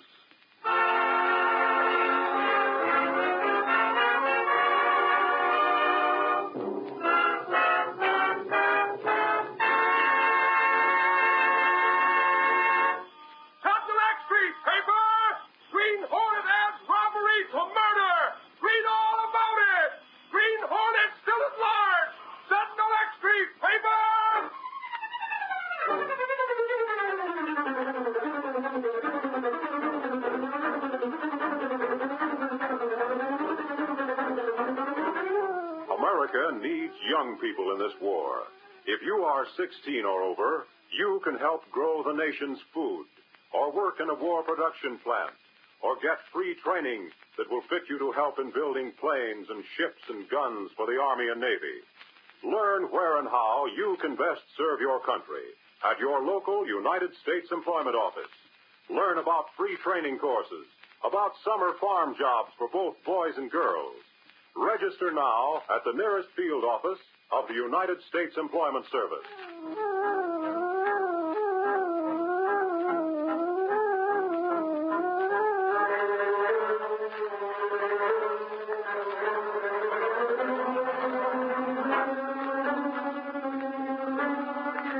You have just heard the adventure, Invasion Plans for Victory.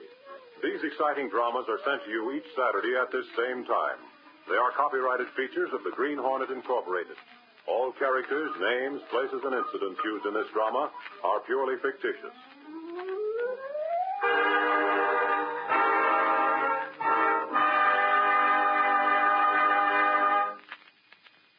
This program has come to you from the studios of WXYZ in Detroit.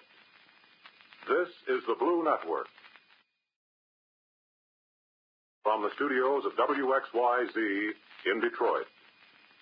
This is the Blue Network. Stay tuned for more high-stakes action with the Green Hornet, right here on Golden Age Radio, rumble.com/C/GAR. Proudly brought to you by streetgl.com. The Green Hornet.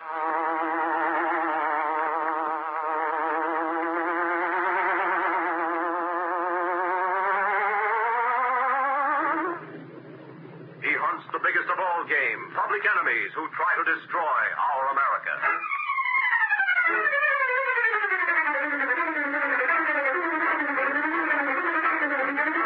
In the interest of our government, the King Trendle Broadcasting Corporation asks you to accept Uncle Sam as the sponsor of the Green Hornet program. Have you ever worked on a farm? Do you want a farm job? Then you are needed to help produce food for victory. America must plant, grow, harvest, and process more food than ever before. Food for our armed forces, food for our allies, and food for our army of war production workers. If you have ever worked on a farm, you can help win the battle of food production. If you've ever worked on a dairy farm, there's a job waiting for you, especially if you know how to operate a milking machine. Register now at your nearest United States Employment Office.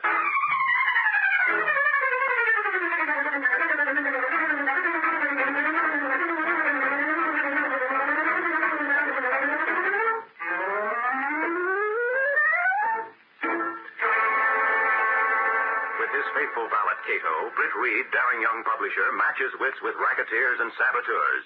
Risking his life, the criminals and enemy spies will feel the weight of the law by the sting of the Green Hornet.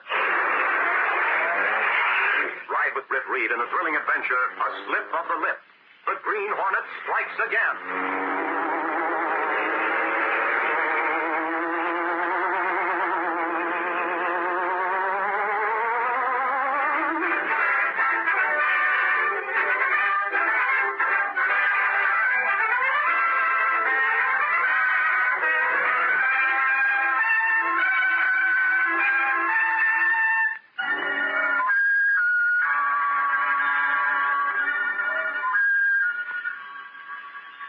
The city was dimmed out. Along the riverfront, when gray troop ships and merchant vessels tied up at dark piers, there were no streetlights. Everywhere, on telegraph poles and the walls of buildings, were terse signs. A man just lately off a supply convoy cupped his hands around a match as he lit his cigarette. He read one of the signs by the flickering light. Serve in silence. Slip of the lip may sink a ship. Yeah, boy, but they didn't sink any of ours.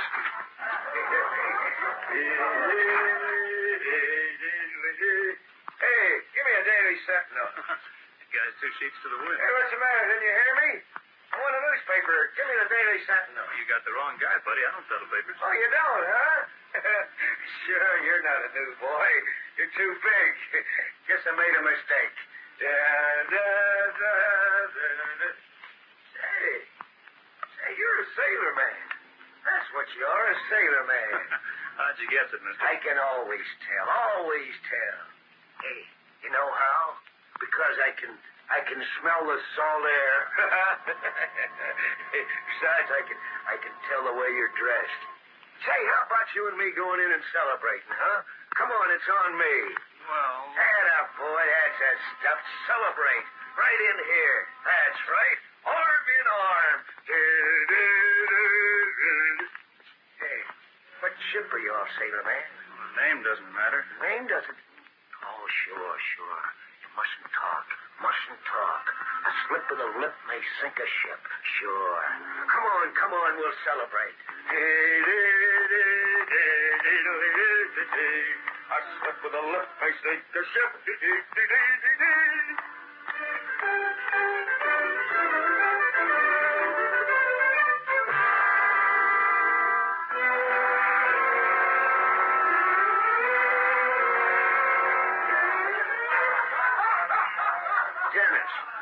His name, Dennis. Just got off the ship. What's in the package, sailor man? Oh, it's nothing. Just the cameras and stuff. Taking pictures is nice. Real nice. I like to take pictures. Oh, I got some pictures of the ship. Some pictures of my pals. Pictures of the ship? Well, that's nice. Hey, come on, let's drink to your ship. Here we are. Drink to the... Broke the glass. Hey, what's that? That's a fight. There are war fights in this place. Fight! Yay, boy, a fight! Come on, let's get in it. I love fights. Hey, where's the man? Put that chair out. It's too late. I already threw it.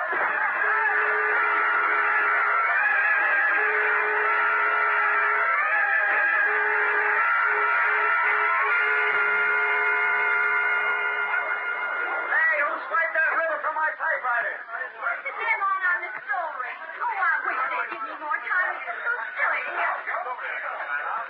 Hello? Daily Sentinel? Hold it out, come on.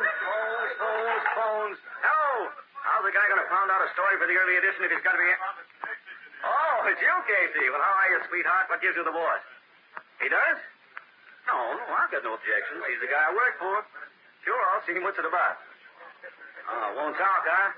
The same to you, dearie, and bingo. Oh, yes, I think that's horrible. No, what I think you should do is talk to a policeman. Aunt Sue doesn't handle that kind of a problem. Oh, man, perhaps he just wanted to do a little celebrating. How old is he? Oh, why, of course, and just off a boat? Yes, ma'am, that's what I'd do if I were you. Of course, you might put an ad in the personal column. Yes, ma'am. You're welcome. And they're ration sugar. Oh, I wish Mr. Gunnigan hadn't given me this job. I don't want to be Aunt Sue. Somebody's got to be tagged with Mabel Brownlee on vacation. I think you do just dandy. Now, look, come on. Come on where? This case just called. Mr. Reed wants to see us. Us? I bet I've done something wrong. Don't worry, Gail. Maybe the boss will let you be Aunt Sue permanently. Oh, no, Lowry. He couldn't do that. I'm a reporter. You never know. You never know.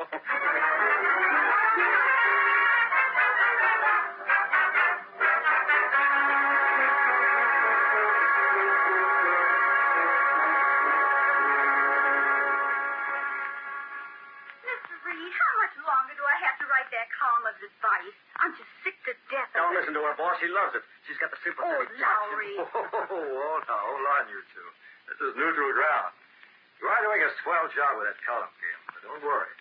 Miss Browning will be back tomorrow, and you're back to your regular reporting. You're too good a reporter to waste. I just wanted to commend you on the column, that's all. Boss, did you say commend or condemn? Oh, it sure is a relief to know I don't have to be Aunt Sue anymore. Well, just imagine the silly questions people ask. I was just talking to some woman named Dennis, and she's all upset about her son not showing up at home after he called her from the city. He's a deckhand on a ship. Yeah, you gave the old doll a brush off fast. Told her that Sonny Boy might be celebrating or that you should call the police. Is that a way to talk to a nice old lady? Oh, she should call the police. Okay, that takes care of that. Now, Lowry, you answered a police call last night, didn't you? Police call? Oh, yeah. Down on the waterfront, a brawl in some cafe. Oh, I've got it right here. This morning's paper? Yeah, it's right on page 3. Burying my stuff. Well, there wasn't anything important about it, was there? Nah. That's why it's on page 3. You know those waterfront spots, boss? They're always having brawls. Yeah, especially that one. The Tidewater Inn. It's a fancy name, but it's not so fancy. What do you mean, especially? Well, I thought I remembered the name, Lowry, so I had the back files checked. Hmm? Well, here's an item from 2 weeks ago. Waterfront fight at Tidewater Inn. 2 arrested. Now, this is 3 weeks ago. Proprietor of Waterfront Dive, question. Tidewater Inn, so on. Hired 2 more. That's awful regular, Mr. Reed. Well, I talked to the police. They say there's always a lot of noise in these places, but they're watching it. Now, that whole area from Water Street down to Spruce and from 10th to 2nd is Wait, just a... Odd. What, Kim? Well, this woman I was just talking to on the phone. Her son called her from Water Street and 2nd. His name is Dennis, and he Water and 2nd. That's where the Tidewater is. Maybe the kid got picked up when the police raided that place. Perhaps. Gail, call the police and check on it. Yes, sir. Lowry, I'll talk to Gunning and see if he'll give you a roving assignment. I want you to cover the waterfront for a while. Maybe there's something going on there. Right, boss. I'll call this instant, Mr. Reed. Be seeing you, boss. Here, let me get that door, Gail.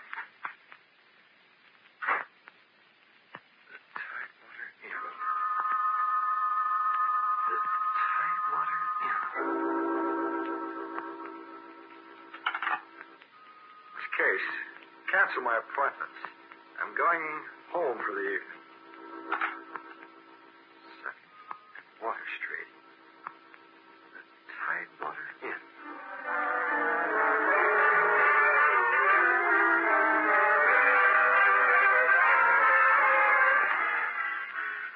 Cato. Is that you, Mr. Briggs?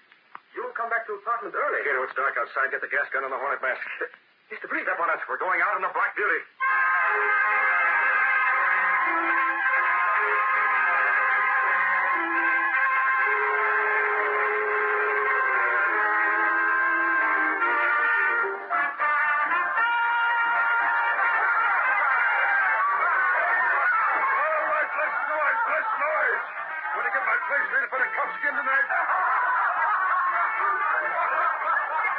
Business was booming at the Tidewater Inn. The tables in the bar were crowded, and the burly owner lounged near the rear door of the place. A little dark-skinned man with a cap pulled low over his eyes slid up to him. Excuse me. Hey, what you taking him asleep for? Please, you not talk so loud. Oh, strange settlement in this port town I never seen before. What are you? Malayan, Indonesian, Polynesian, or what? Please, not so loud. If you are owner of this place, I ask you to come outside. Hey. I have plenty of money. You look. Listen. $20 bill. Who's out there? Someone wants to talk to you. With $20, I'd talk to you. Where outside? In the alley. Okay, give me that 20. In the alley, eh? Lead the way, bully boy.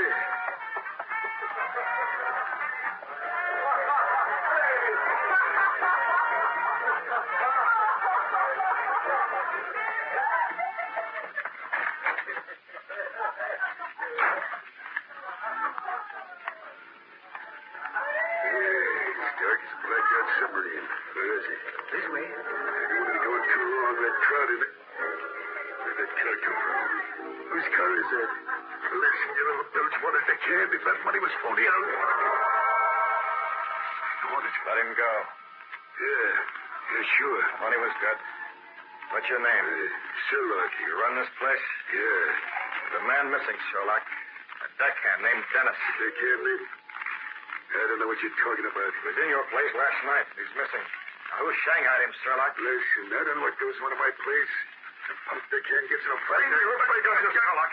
You're bigger than I am, but I'm going to make you talk with my fist. I'll put you down to my size, then I'll make you talk. Now, put up your hands. Put them up.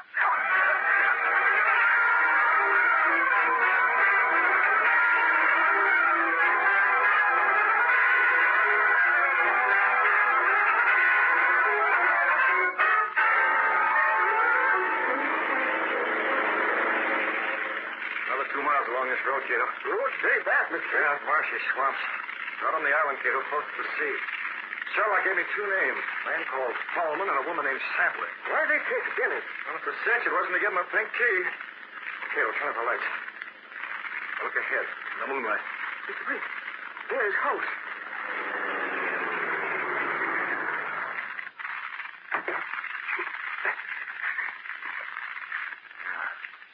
It must be the place. Follow me, Cato. From here on, we travel on foot. Mr. Brink, Cato, that was a gun. Come on.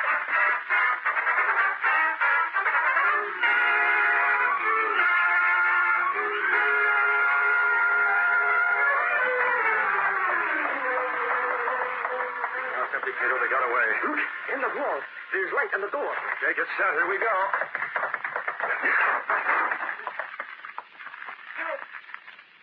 Look, the chair. You're tied up. You must be Dennis. My name's Dennis.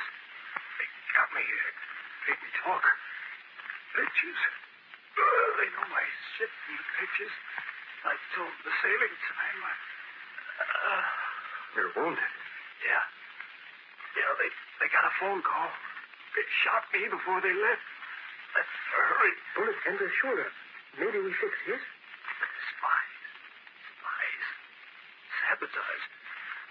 They'll sabotage the ship. I'm weak. I'm gonna pass out. Dennis, what ship? What's the sailing time? Dennis, what's the name of your ship? Yeah. You can stop them. My ship is... You're wearing a mask. You're the Green Hornet. I'm your friend. Tell me. No, you're a spy like them. No. Mr. Brink, he has fainted.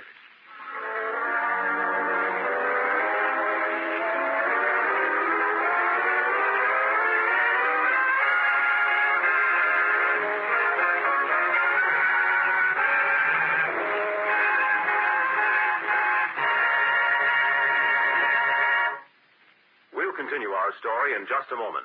But first, a message to Americans. This is a war between 2 worlds. Ours is a free world consisting of free peoples. Put yours to work for the defense of freedom everywhere by buying defense bonds and stamps every payday or every week. If you need your money before your bonds mature, you can cash your bonds anytime 60 days after purchase. For our own savings, to help our country to victory, let's put our dimes and dollars into the nation's war chest.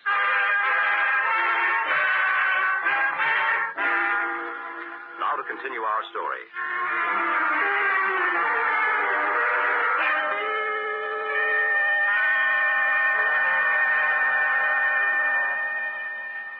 Dennis was still unconscious after an hour. Britt Reed and Cato had bandaged his wound and were trying to revive him. Not much hope. We've got to try. That ship might be sailing at any time, perhaps even tonight. Dennis. Foreman. What about Foreman? Foreman? Tidewater. Wet tidewater. He's very weak. Better for him to get some sleep and a good doctor, yes? Well, he's in no danger, but... Well, yes, we won't be able to learn any more. Here, I'll carry him. What do we do? Well, we'll carry him to the Black Beauty. Pass through a village coming out here. You leave him at some house and ring the bell before we go. Sure to get care that way. But then what we do, Mr. Brick? There's no use getting him to talk anymore. I was afraid of this mask. The only words he did mumble were... Yes, tidewater. Maybe at about ocean. Tide come in, perhaps. Maybe that's where farming go. Yeah, it might be, but I don't know. Tidewater. What? Keto, that's it. The ocean? No, right back where we came from. The Tidewater Inn. What? What? That is so, of course. Well, the faster the better. You take the wheel, Kato. I'll handle Dennis. Okay, now turn around. We'll leave him at some house and back to the city. Fast, Kato.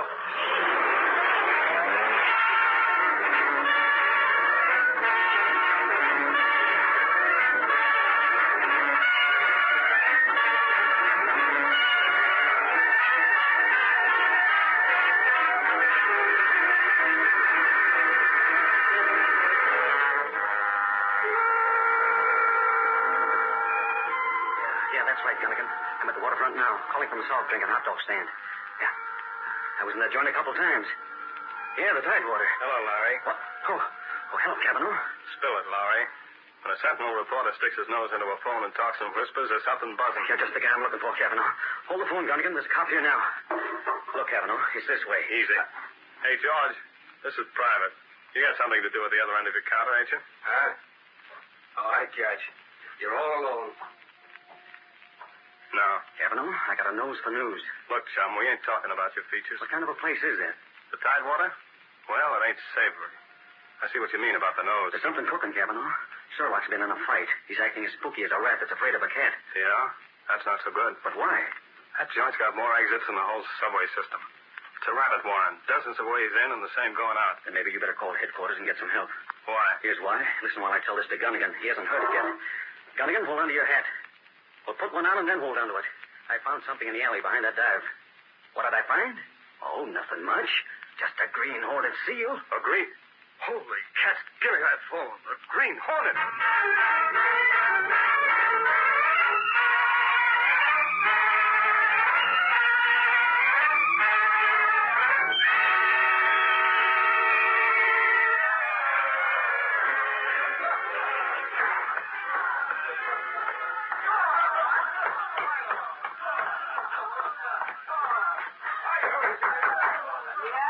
Okay, it's me. Nice and quiet. Quiet. With that racket downstairs? That noise is good. It's a good front. Exactly. How do I look? Oh, wait, I need a stronger light. Over the mirror. Foreman. Why, you're a dead ringer for Dennis. No, not dead, Sherlock. Dennis is dead. I'm alive. Boy, you sure look like him. Oh, he's got to. He's going aboard the ship, isn't he? How'd you do it? Sally's pretty fancy with a makeup kit. Yeah, I can see. Hey, wait a second. Won't work, Foreman. Won't work? What won't work? You can't stay aboard that ship. Sure, you can get by for a couple of hours, but staying on for days, well, I'm seeing no Dennis right down to the ground. Don't be a sap. Who said it was staying? Well, you said I'm not staying. A couple hours and I get off again. Wait a minute. I don't get it. That ship's going out before dawn, ain't it? Yeah. It's going to be part of a convoy, ain't it? Yeah. Well, then ain't it going to be your job to go out there with it? When you get to the submarine zone, you flash your light over the side at night so the stuff can spot the convoy. That's the way it used to be, Sherlock. I'm no fall guy. What do you mean? Listen, too many of them U-boat commanders don't bother to steer clear of the boats us agents are riding on. They torpedo that ship just as well as any other. I don't like a watery grave, Sherlock. So what's the answer? This is the answer. Yeah, that's just a package. Sure, and we'll get by the guards. It's nothing but some clothes to use aboard ship and Dennis's camera and so on. I still don't get it. Only this ain't really a camera, Sherlock.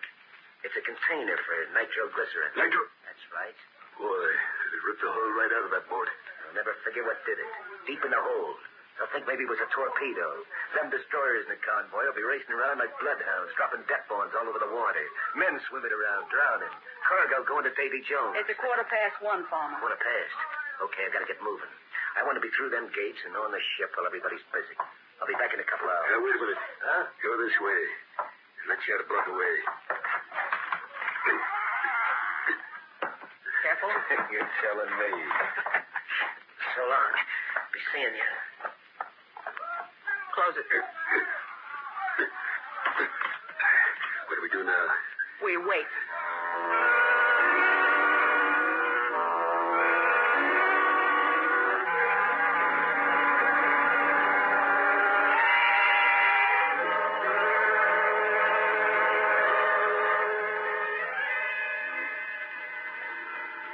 nuts, Larry. I said you're nuts. Are you sure the Green Hornet... This is a seal, Cavanaugh. I know what I'm talking about. And I know I'm getting tired waiting and watching. It's a break for you. You're standing still, aren't you? No cracks. What about the other cops? Aren't they ever going to show? I don't know. The department's short-handed, Lowry. There's a couple of ships leaving on the early tide. Get what I mean? Oh, transports? Lend-Lease cargo stuff.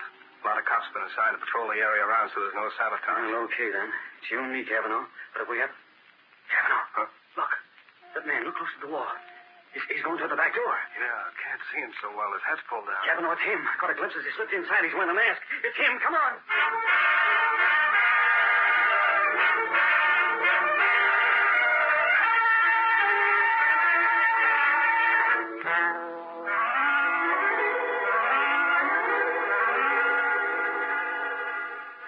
Go downstairs, Sentry.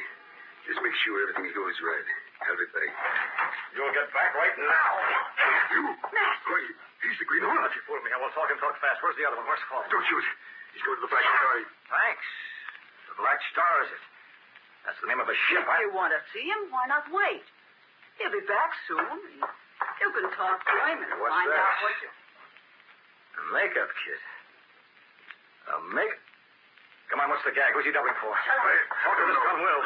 I tell you, You don't have to. I can add it up.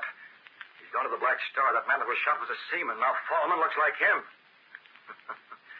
Thanks. I can read it in your face. Thanks. Police. Police, I gotta get out. Hornet, we'll talk about this later. We gotta get out. I'm not getting out. You're staying right here, but thanks for showing me the way. No, don't shoot. Take it fast. Goodbye. Please. I'll tell. Out this door, Cavanaugh. Holy mackerel. Come on, Sherlock. What happened to the game? It wasn't me. The Green Hornet was Green Hornet. Get him. I don't care about nothing. He shot me. I'm dying. Get the Hornet. Went to a ship, the Black Star. The Black... That dumb sap, he isn't dead. Don't he know the Hornet used gas on him? When he wakes up, he'll be behind bars, ready for a long Cavanaugh, for Pete's sake. Huh? Did you hear what this lug said? The ship he mentioned, the Black Star. Isn't that one of the boats that's going to head out on convoy? The Black... Laurie, you're right. Sabotage. Call the chief, Cavanaugh. They got to watch out for the Green Hornet.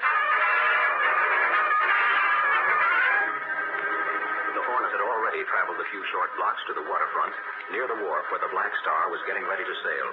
Cato waited further along the waterfront in the bar as the Hornet went on alone. By the time the police were warned and the guards at the gates were doubled, a wet figure was already climbing up one of the lines that held the ship to the pier. His clothes were sodden from swimming. Water dripped from his shoes and his hat. It was dark, pitch dark. No one could see him or the mask that he wore over his face. The mask of the Green Hornet.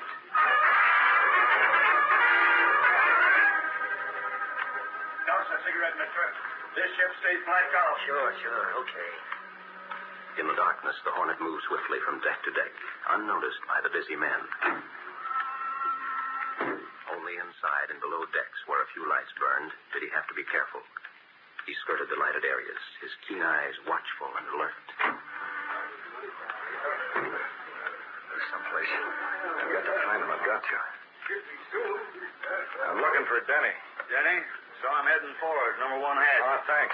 Come on, you guys. We shut off in the Noir. Number 1 hatch. Number 1 up forward. Want you to travel fast. Almost just got me. Number 1. Hello, Foreman. Who are you? I'm Denny. That was a shot in the dark, Mr. But it weren't your Foreman. I've been looking for you. Green Hornet. That's right. Now, there's one more. Stand back. I've got nitroglycerin. Stand back or I'll blow us both to bits. Nitroglycerin? I'm taking it, Foreman. Stay away. You wouldn't dare, Foreman. Get back. Get back, I tell you. You're yellow, Foreman. You're yellow clean through. You're afraid to drop that nitro. You're afraid...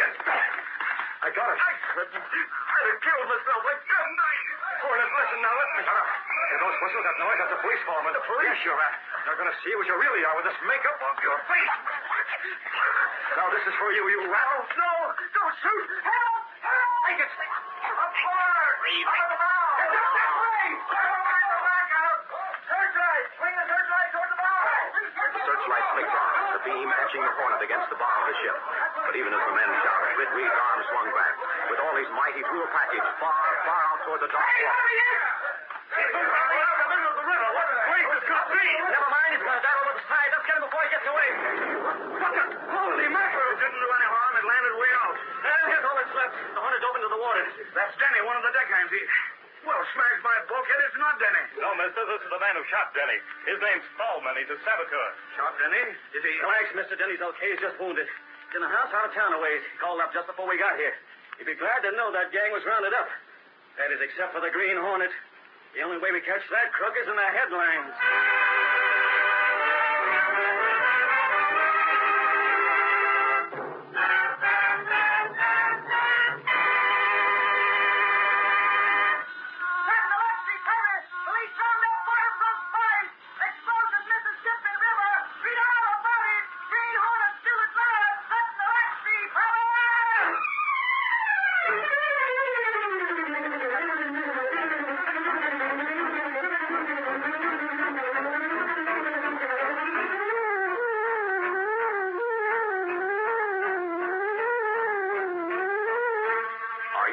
School this month or next? Are you taking a summer vacation? Then you'll want to do your bit in this all-out war for freedom. Young people, boys and girls, are needed to help in war production, both in factories and on the farms. Learn now to serve your country on a war job. Free training and sometimes pay while learning is offered young men and women with a knack for machine work. For full information, to learn how you can best serve your country, to learn about free training courses and jobs in factories and on farms, go to the nearest United States Employment Office. The address is in your phone book, or ask your post office.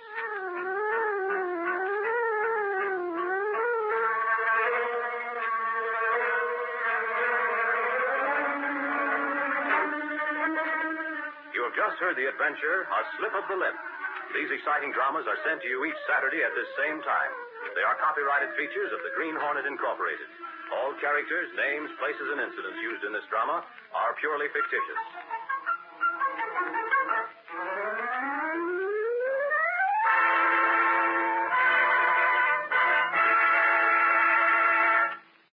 Don't go far. Another thrilling episode of The Green Hornet is just ahead on Golden Age Radio. Rumble.com/C/CAR. Powered by G3PL.com. Vintage pipes, modern delivery.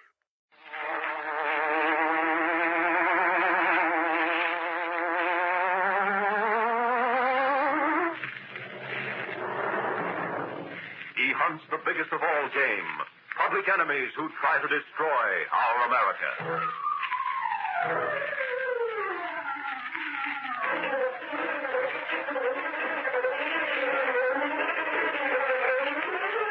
In the interest of our government, the King Trendle Broadcasting Corporation asks you to accept Uncle Sam as the sponsor of the Green Hornet program.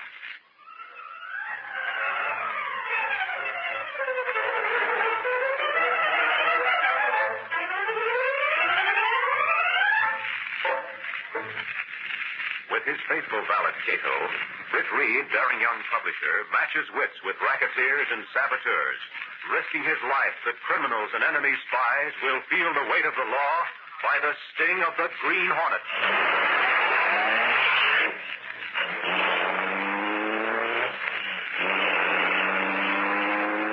Ride with Britt Reed in the thrilling adventure, Murder Trips a Rat. The Green Hornet strikes again.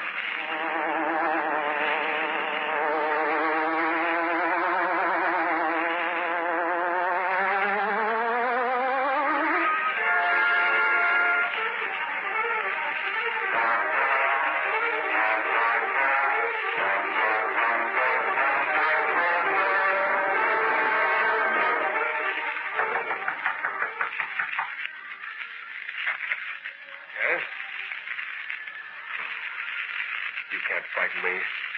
I told you I was going to the police, and I meant it. Now get out. Get out.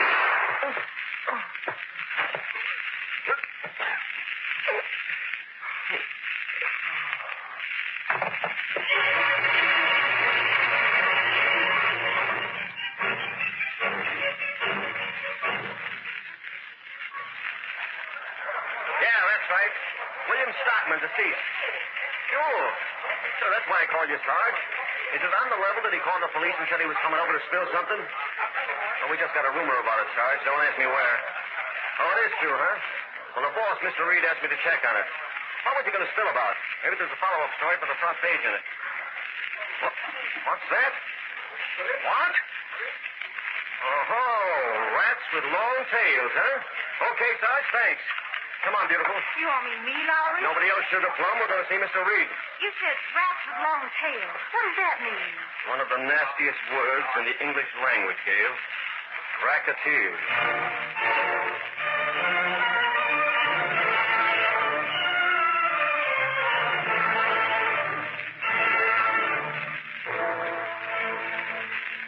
What's the matter, boss? You're not impressed. I guess you didn't hear about it, Lowry. Hear what, Mr. Reed? The police commissioner just phoned.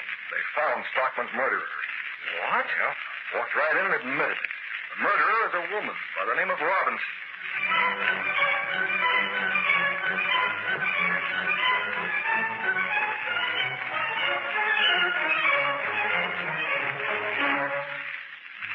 She won't talk to me, Gail. But she says she will talk to another woman. You dames stick together, don't you? I reckon it's up to me then, Lowry. Yeah? Well, don't mess it up. What in the world do you mean? I mean brains. I don't know how much you've got, but for the sake of page 1, use them, will you? Are you calling me dumb? Do I have to? Miss Manning. Yes? This way. You can talk to Miss Robinson. Go on. Here, take this list of questions. I declare, Lowry, don't you think I know my way around? Yeah, on the dance floor. Now, here, take it. It's a list of some of the questions I was going to ask. We got to get something out of this interview. Things. Well, that murder of a man. That's her waiting in the third booth. You can talk through the wire screen.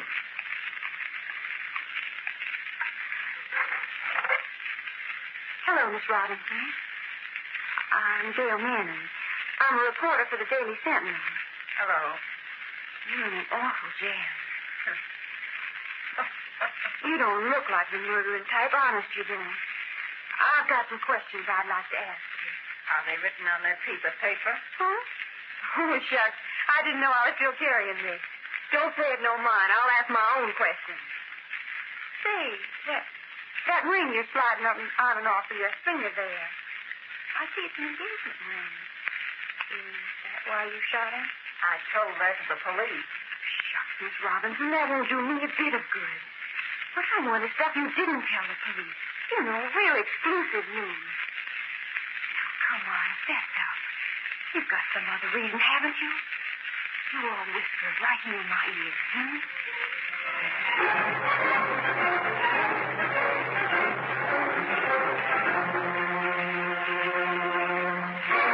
What's that? Oh, boss, I tell you, she's nuts. I am not. Why didn't you ask the questions I had written down instead of trying to do things your own way? Golly, Lowry. Girl's got to stand on her own 2 feet. Well, never mind, Laura. You couldn't get in to see the prisoner, and Gail did. She's got her own road to hoe. There's no reason why she should just be a mouthpiece for your question. But she didn't pick up a thing, boss. Why, listen, if I talked to that dame, I'd have gotten an exclusive life story signed, sealed, and ghost written for the Sentinel by yours truly. I didn't even think of that. Well, why not?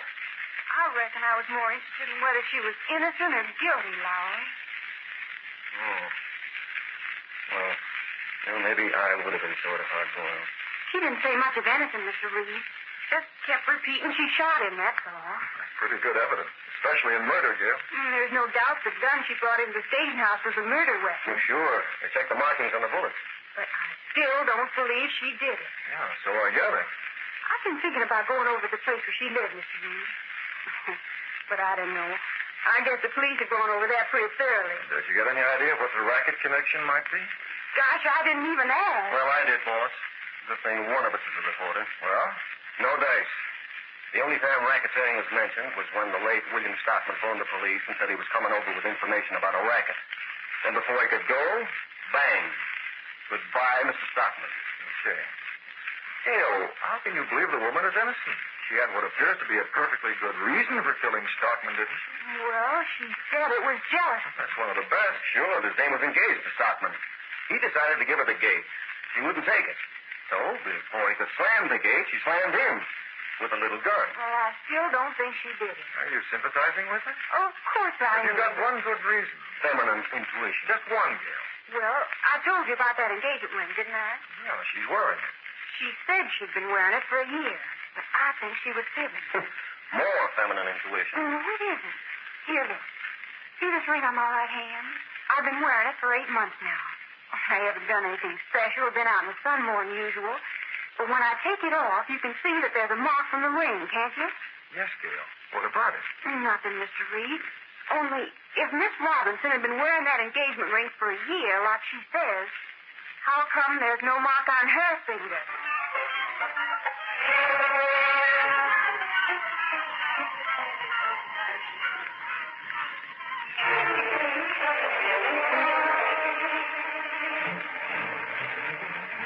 Manning isn't as dumb as she acts, Cato.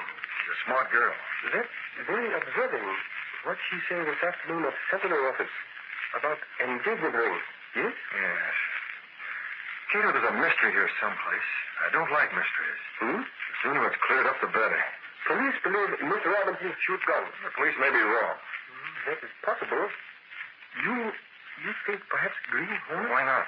At least we can try, even if nothing happens. Maybe something happened to Green Hornet. We've taken chances before. Man who continues gambles, not always lucky, Mr. Briggs. Sorry, Cato. We could play it safe. After all, the woman did confess. To all intents and purposes, that murder is solved. And yet? Yes, I understand. It's growing dark outside, Mr. Briggs. You want Hornet's mask on the gun? Yes. We're going out in the Black Beauty. Very good, Mr. Briggs. Oh, where we go? To Miss Robinson's apartment, Cato. I want to take a look at her place. Come on.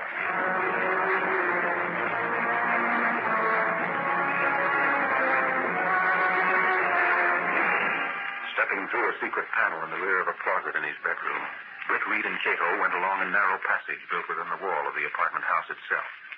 This passage led to an adjoining building which fronted on a dark side street. Though supposedly abandoned, this building served as the hiding place for the sleek, superpowered Black Beauty, streamlined car of the Green Hornet. You drive, Cato. I want to check on the gas weapon, make sure it's ready if we need it. Very good, Mr. Briggs. Where is the apartment? Here's the address. Go ahead. Yes, sir. Cato pressed a button. The great car roared into life. The section of wall in front raised automatically, then closed as the gleaming Black Beauty sped into the night.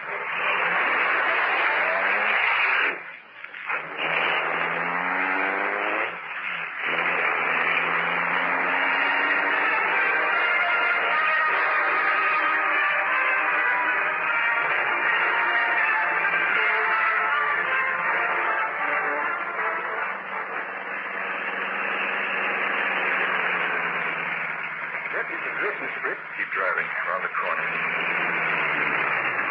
Into the alley. We'll park there. Already? Yeah. We can't go in the front way, Cato. Most likely the homicide squad's detailed the policeman to guard Miss Robinson's apartment. He'll be right outside her door. So, then we use fire escape, yes? There it is, waiting for us. The windows will be locked, but we can take care of that. Once we're inside, we'll look around carefully. I understand. There's one thing more.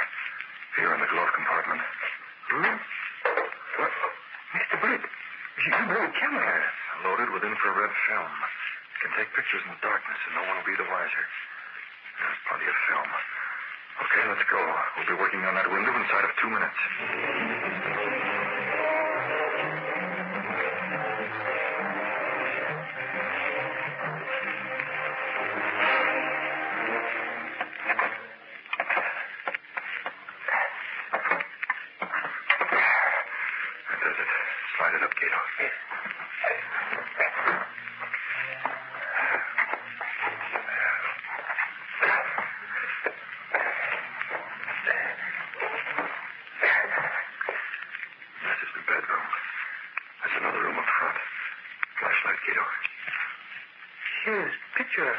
Dressing table, Mr. Britt? No. To Mabel with love. Bill. That is picture of dead man, yes? Yeah. So far, it appears that engagement was authentic. Does it? Yes. Picture been here for a long time. Notice scratches from picture frame on surface of dressing table. Those scratches prove just the opposite, Cato. This picture's new. What do you mean, Mr. Britt? Some other picture frame made those marks, Cato. Look at that frame. Look at the bottom. Huh? Oh. Bottom of picture frame covered with silk pads. That's what I mean. This frame couldn't make those scratches in a million years. Miss Robinson or someone else substituted Stockman's picture for another one. But they overlooked that one detail. wonder whose picture it was. Yes. Perhaps that might be key to mystery. Where do you go, Britt? We'll take a look at the front room. Put out that light. The policeman will be in the hall. He might notice it under the door. That's it. Quiet now. Very dark in this farm.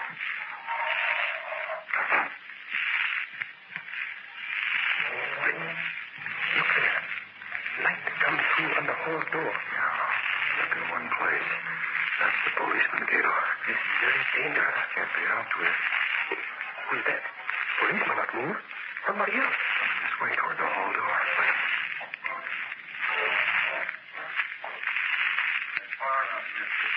Something you want? Oh, one of them curiosities.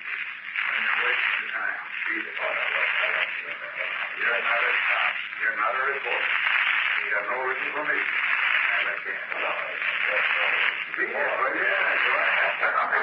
Mr. Britt, look on the door. Shadows move around. They're fighting. They fight. It's over now. One of them's down. Yes, but which one? Which is... Stand still, Gato. Whoever it is, he's coming in. Don't move. It's dark. Maybe it's policeman. Isn't it?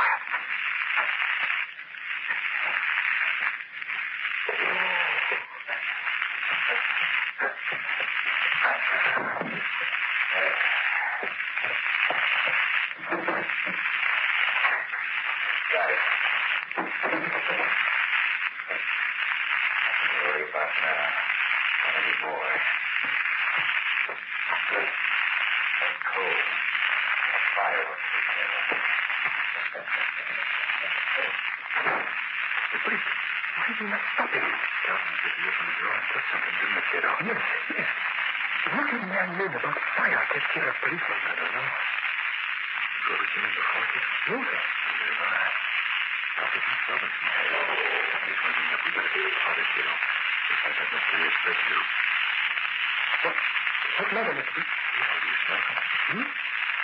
Smoke, Mr. Britt. It smells smoke. There was a massive flame. Close that door. Mr. Britt, we must get out. Yes, sir. But wait, what about that policeman? We can't leave him here. Come on, Gato. We've got to get him out.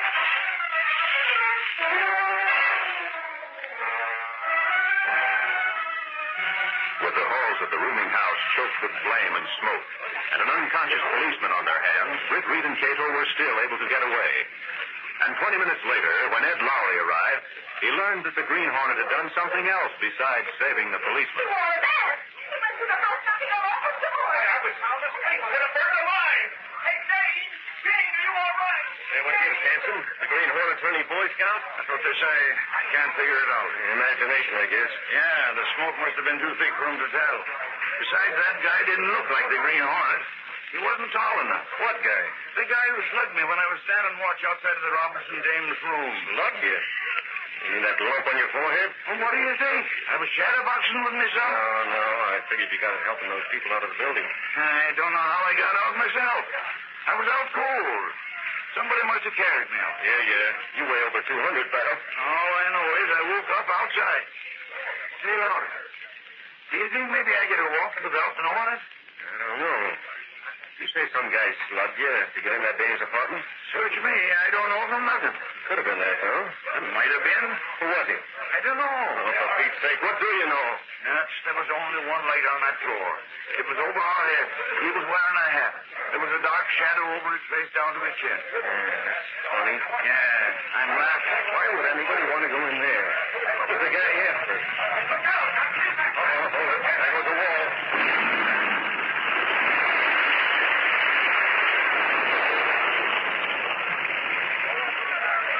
Well, that's that. Nothing left but a heap of bricks. You'll never find out now. Lowry. Ed Lowry. Oh, go away, Gail. I'm busy. It was arson, Lowry. Will you stop bothering me? I'm trying... What's that? Arson? Yes. Yeah? Well, how'd you find out? Well, I asked the fire chief. He said they found a pile of kerosene soaked rags underneath the steps on the first floor before the fire got the better of them. I reckon that means somebody set the fire on purpose, doesn't it? You said it, baby. That's what arson means. I guess that guy was after something, huh? Yeah, and he covered his tracks. And I mean covered. The fire chief found something else, Lowry, or one of his men did. Yeah, what? Be careful. Half of it's burned off already. Well, come on, give. Here. Isn't there something familiar about that? Familiar? Holy mackerel, I'll say there is. You must be slug-nutty, Hanson. I thought you said that guy was too small. Too small for what? That was the Green Hornet. Look, here's his seal. What in the world has the Hornet got to do with that murder in the first place? Answer me that. Golly, I don't know, Lowry. Where do you think he is now?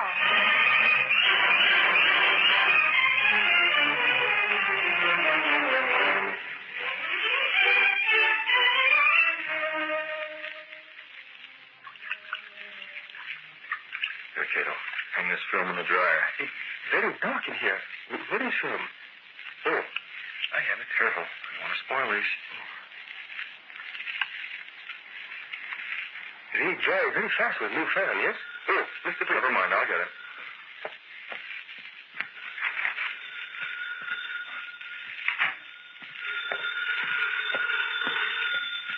Hello? Hello, that's you, boss? Oh, Lowry. Sort of late for a phone call, isn't it? Sure, but Gunnigan wanted you to know, boss. Maybe there is something to what Gail Manning said about that Robinson name. About Miss Robinson being innocent? A lot of peculiar things have been happening. The house burned down. Whose house? The Robinson thieves' house. The cop on guard there got slugged. The house was set on fire. Wait, slow down. I'm a little tired. I can't... Oh, you've been asleep, huh? Not exactly. The house was set on fire. Who did it, Lowry? It looked like it was the Green Hornet. The Green Hornet? No. Yeah. What's he got to do with this shindig? Maybe Miss Robinson can answer that one, Lowry. Where are you, at the police station? No. Well, why not? Somebody ought to talk to Miss Robinson to find out... Somebody's going to, all right, boss. You know who. Somebody besides... Oh, yeah. Well, after all, Lowry, Miss Manning talked to her before. I guess she's the logical one. I might drop over there myself. What's that, boss? Thanks for the news, Lowry. Good night.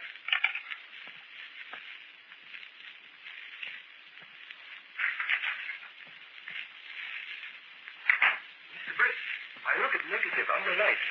Picture very clear. I think perhaps print will show face of man very well, yes? Better than we saw it in the room? Oh, it's much better.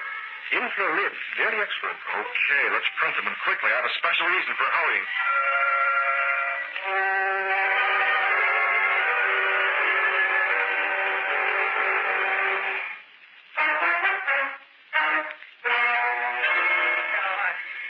I don't know anything about the Green Hornet. That's mighty peculiar, Miss Robinson. Don't you think so? Oh, please, You're awfully nervous about something. Now, honestly, you didn't commit that awful murder, did you? I said I did, didn't I? You be careful how you try to protect someone else. You find yourself in an electric chair. Oh, no, I won't. You didn't kill that Stockman fellow, did you? Who did it? You can tell me. Stop that. Stop prying at me. I've said all I'm going to. I did it. I did it. I did it. I did it, I tell you. Why, you're just as nervous as a hound dog looking for a fart. Here they are, Mr. Reed. Well, I declare. Mr. Reed. Hello, Miss Manning. What are you all doing around here? Lowry called me and gave me the dope on the phone. This is Miss Robinson, I take it. What is this, a pink tea? Oh, you know how newspapermen are, Miss Robinson. When it comes to asking questions, they're worse than police. Ask Hanson, he'll tell you. Huh? Oh, yeah, sure. I hope you've listened to Miss Manning and decided to change your statement, Miss Robinson. After all, nothing. I'm standing on my rights. Put me back in my cell. I'm not going to talk to these smarties any longer. What the? It's all right. Not a problem. Listen, Racket. Kind of a monkey wrench. You shouldn't have touched that, Mr. Reed. Fingerprints. Sorry, I forgot. Mr. Reed, that car sounded like the Green Hornet. Did it? I didn't notice, Gail. What's it all about?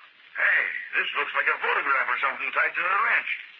Just a man's face cut from the rest of the picture. There's something written on the bag. Yeah. You want the whole picture? Find this man. Huh. Say, Hanson, show that to Miss Robinson. Yeah. Take a look. Do you know him? I never saw him before in my life. You're not very good at lying, are you? Say, I know this lug. That's Spade Conroy. I got a good idea where to find him, too. Well, I declare, Miss Robinson fainted. What's this all about? You find Spade Conroy, Hanson. Maybe you'll get the answer. We sure will, Mr. Reed. You coming with us? I'd like to, and I'm too tired. You go ahead, Hanson. I'll read about it in the Sentinel tomorrow.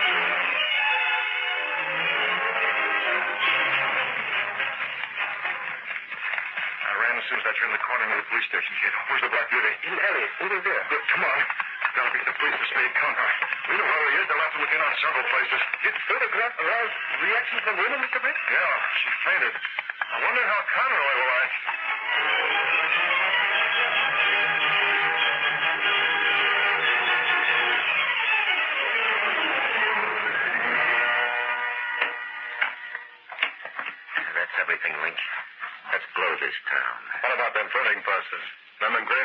they're worth dough. Yeah, they're worth a long jail sentence, too. What do you care about that? You rubbed out Stockman. Sure. I was gonna squeal. No, what I mean is if they nabbed you, you're up on a murder rap. That's bigger than counterfeiting any day. Don't ever pin that rap on me. The dame is gonna take it. Hey, you mean you're double-crossing her? That's right. But you said you was going to see that she got clear once you were able to cover your tracks. The best way to cover my tracks is to pull out. The only reason it didn't blow sooner is I had to go to her apartment and get my photograph out from behind her bookcase. That would have been the payoff. Yeah, that's right. They'd have known she wasn't engaged to Stockman then. But she ain't engaged to me, neither. What do you mean? You gave her a ring? Why, sure. So she'd do what I asked her to. Go in and say she bumped Stockman off, see? She's nuts about me. When she hears you're gone and that you didn't arrange her alibi, she'll talk. She'll talk plenty. Yeah, so what? They'll never find me. Besides, she can prove easy she was in Kansas City when Stockman was shot. She won't face trial. Yeah? She'll face it all right. She'll be an accessory after the fact. You ought to be a lawyer. Come on. Well, okay. Okay, but What are those cars? They look like police cars. Yeah, you're right. Well, we spotted them just in time. I told you we had to beat it. Now, come on. We can go out the back way before they get here. Come on.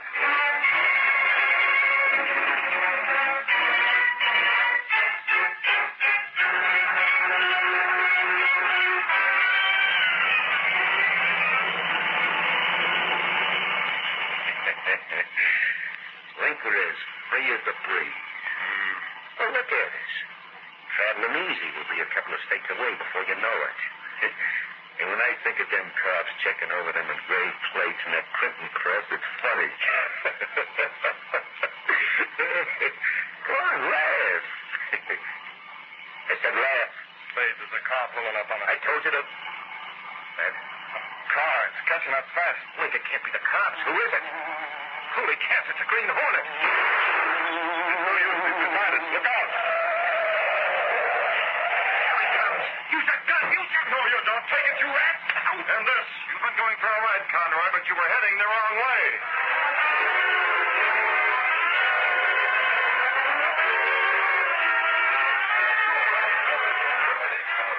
What's going on here? Did I miss anything? Hey, Gail, what gives? It's a counterfeiting plant, Lowry. Yeah, the whole way out. But we didn't catch anybody. We was looking for Spade Conroy to ask him some questions, but he was gone when we got here. Spade Conroy? Well, who's that out in the alley? Out in the alley? There's nobody out in the alley. What are you talking about? I ought to know. I fell over them as I came in. Two guys out cold, and one of them is Conroy. Well, I'll be... Come on, you men. There they are. Turn your flashlights on them. Well, doggone if it ain't. Hey, what's that on his chest? It's a photograph. Hanson, I declare. Isn't this the same one Conroy's face was cut from? Yeah, that's what it is, Miss Manning. It's... am I seeing things? Lowry, he's pulling somebody along. Look, who is it? Why, it's you, Hanson. Me? So this is the lug who socked me. This picture was taken last night in that Robinson dame's apartment. Holy mackerel, that's real evidence, Hanson. I'll bet the slug will talk plenty when he wakes up. And if he doesn't, the other guy will, and so will Miss Robinson. Hanson, I reckon you all just solved that murder. Well, what do you know? What do you know? But say, how'd they get here? Who took care of them? That's easy, Hanson. The one crook who never gets caught. The Green Hornet.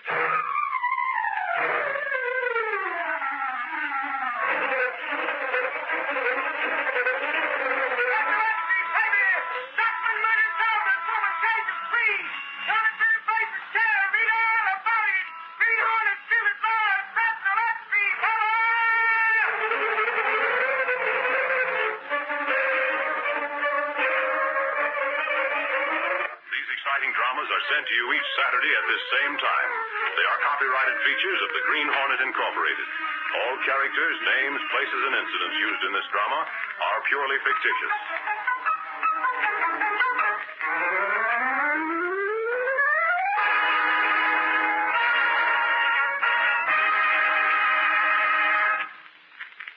This program has come to you from the studios of WXYZ in Detroit.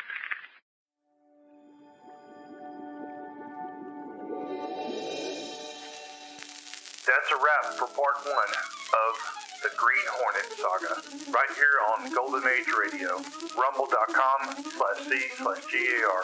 From crooked politicians to trolley disasters, the fight for justice never stops. We'll see you in part 2, brought to you by G3PL.com, where the past comes alive.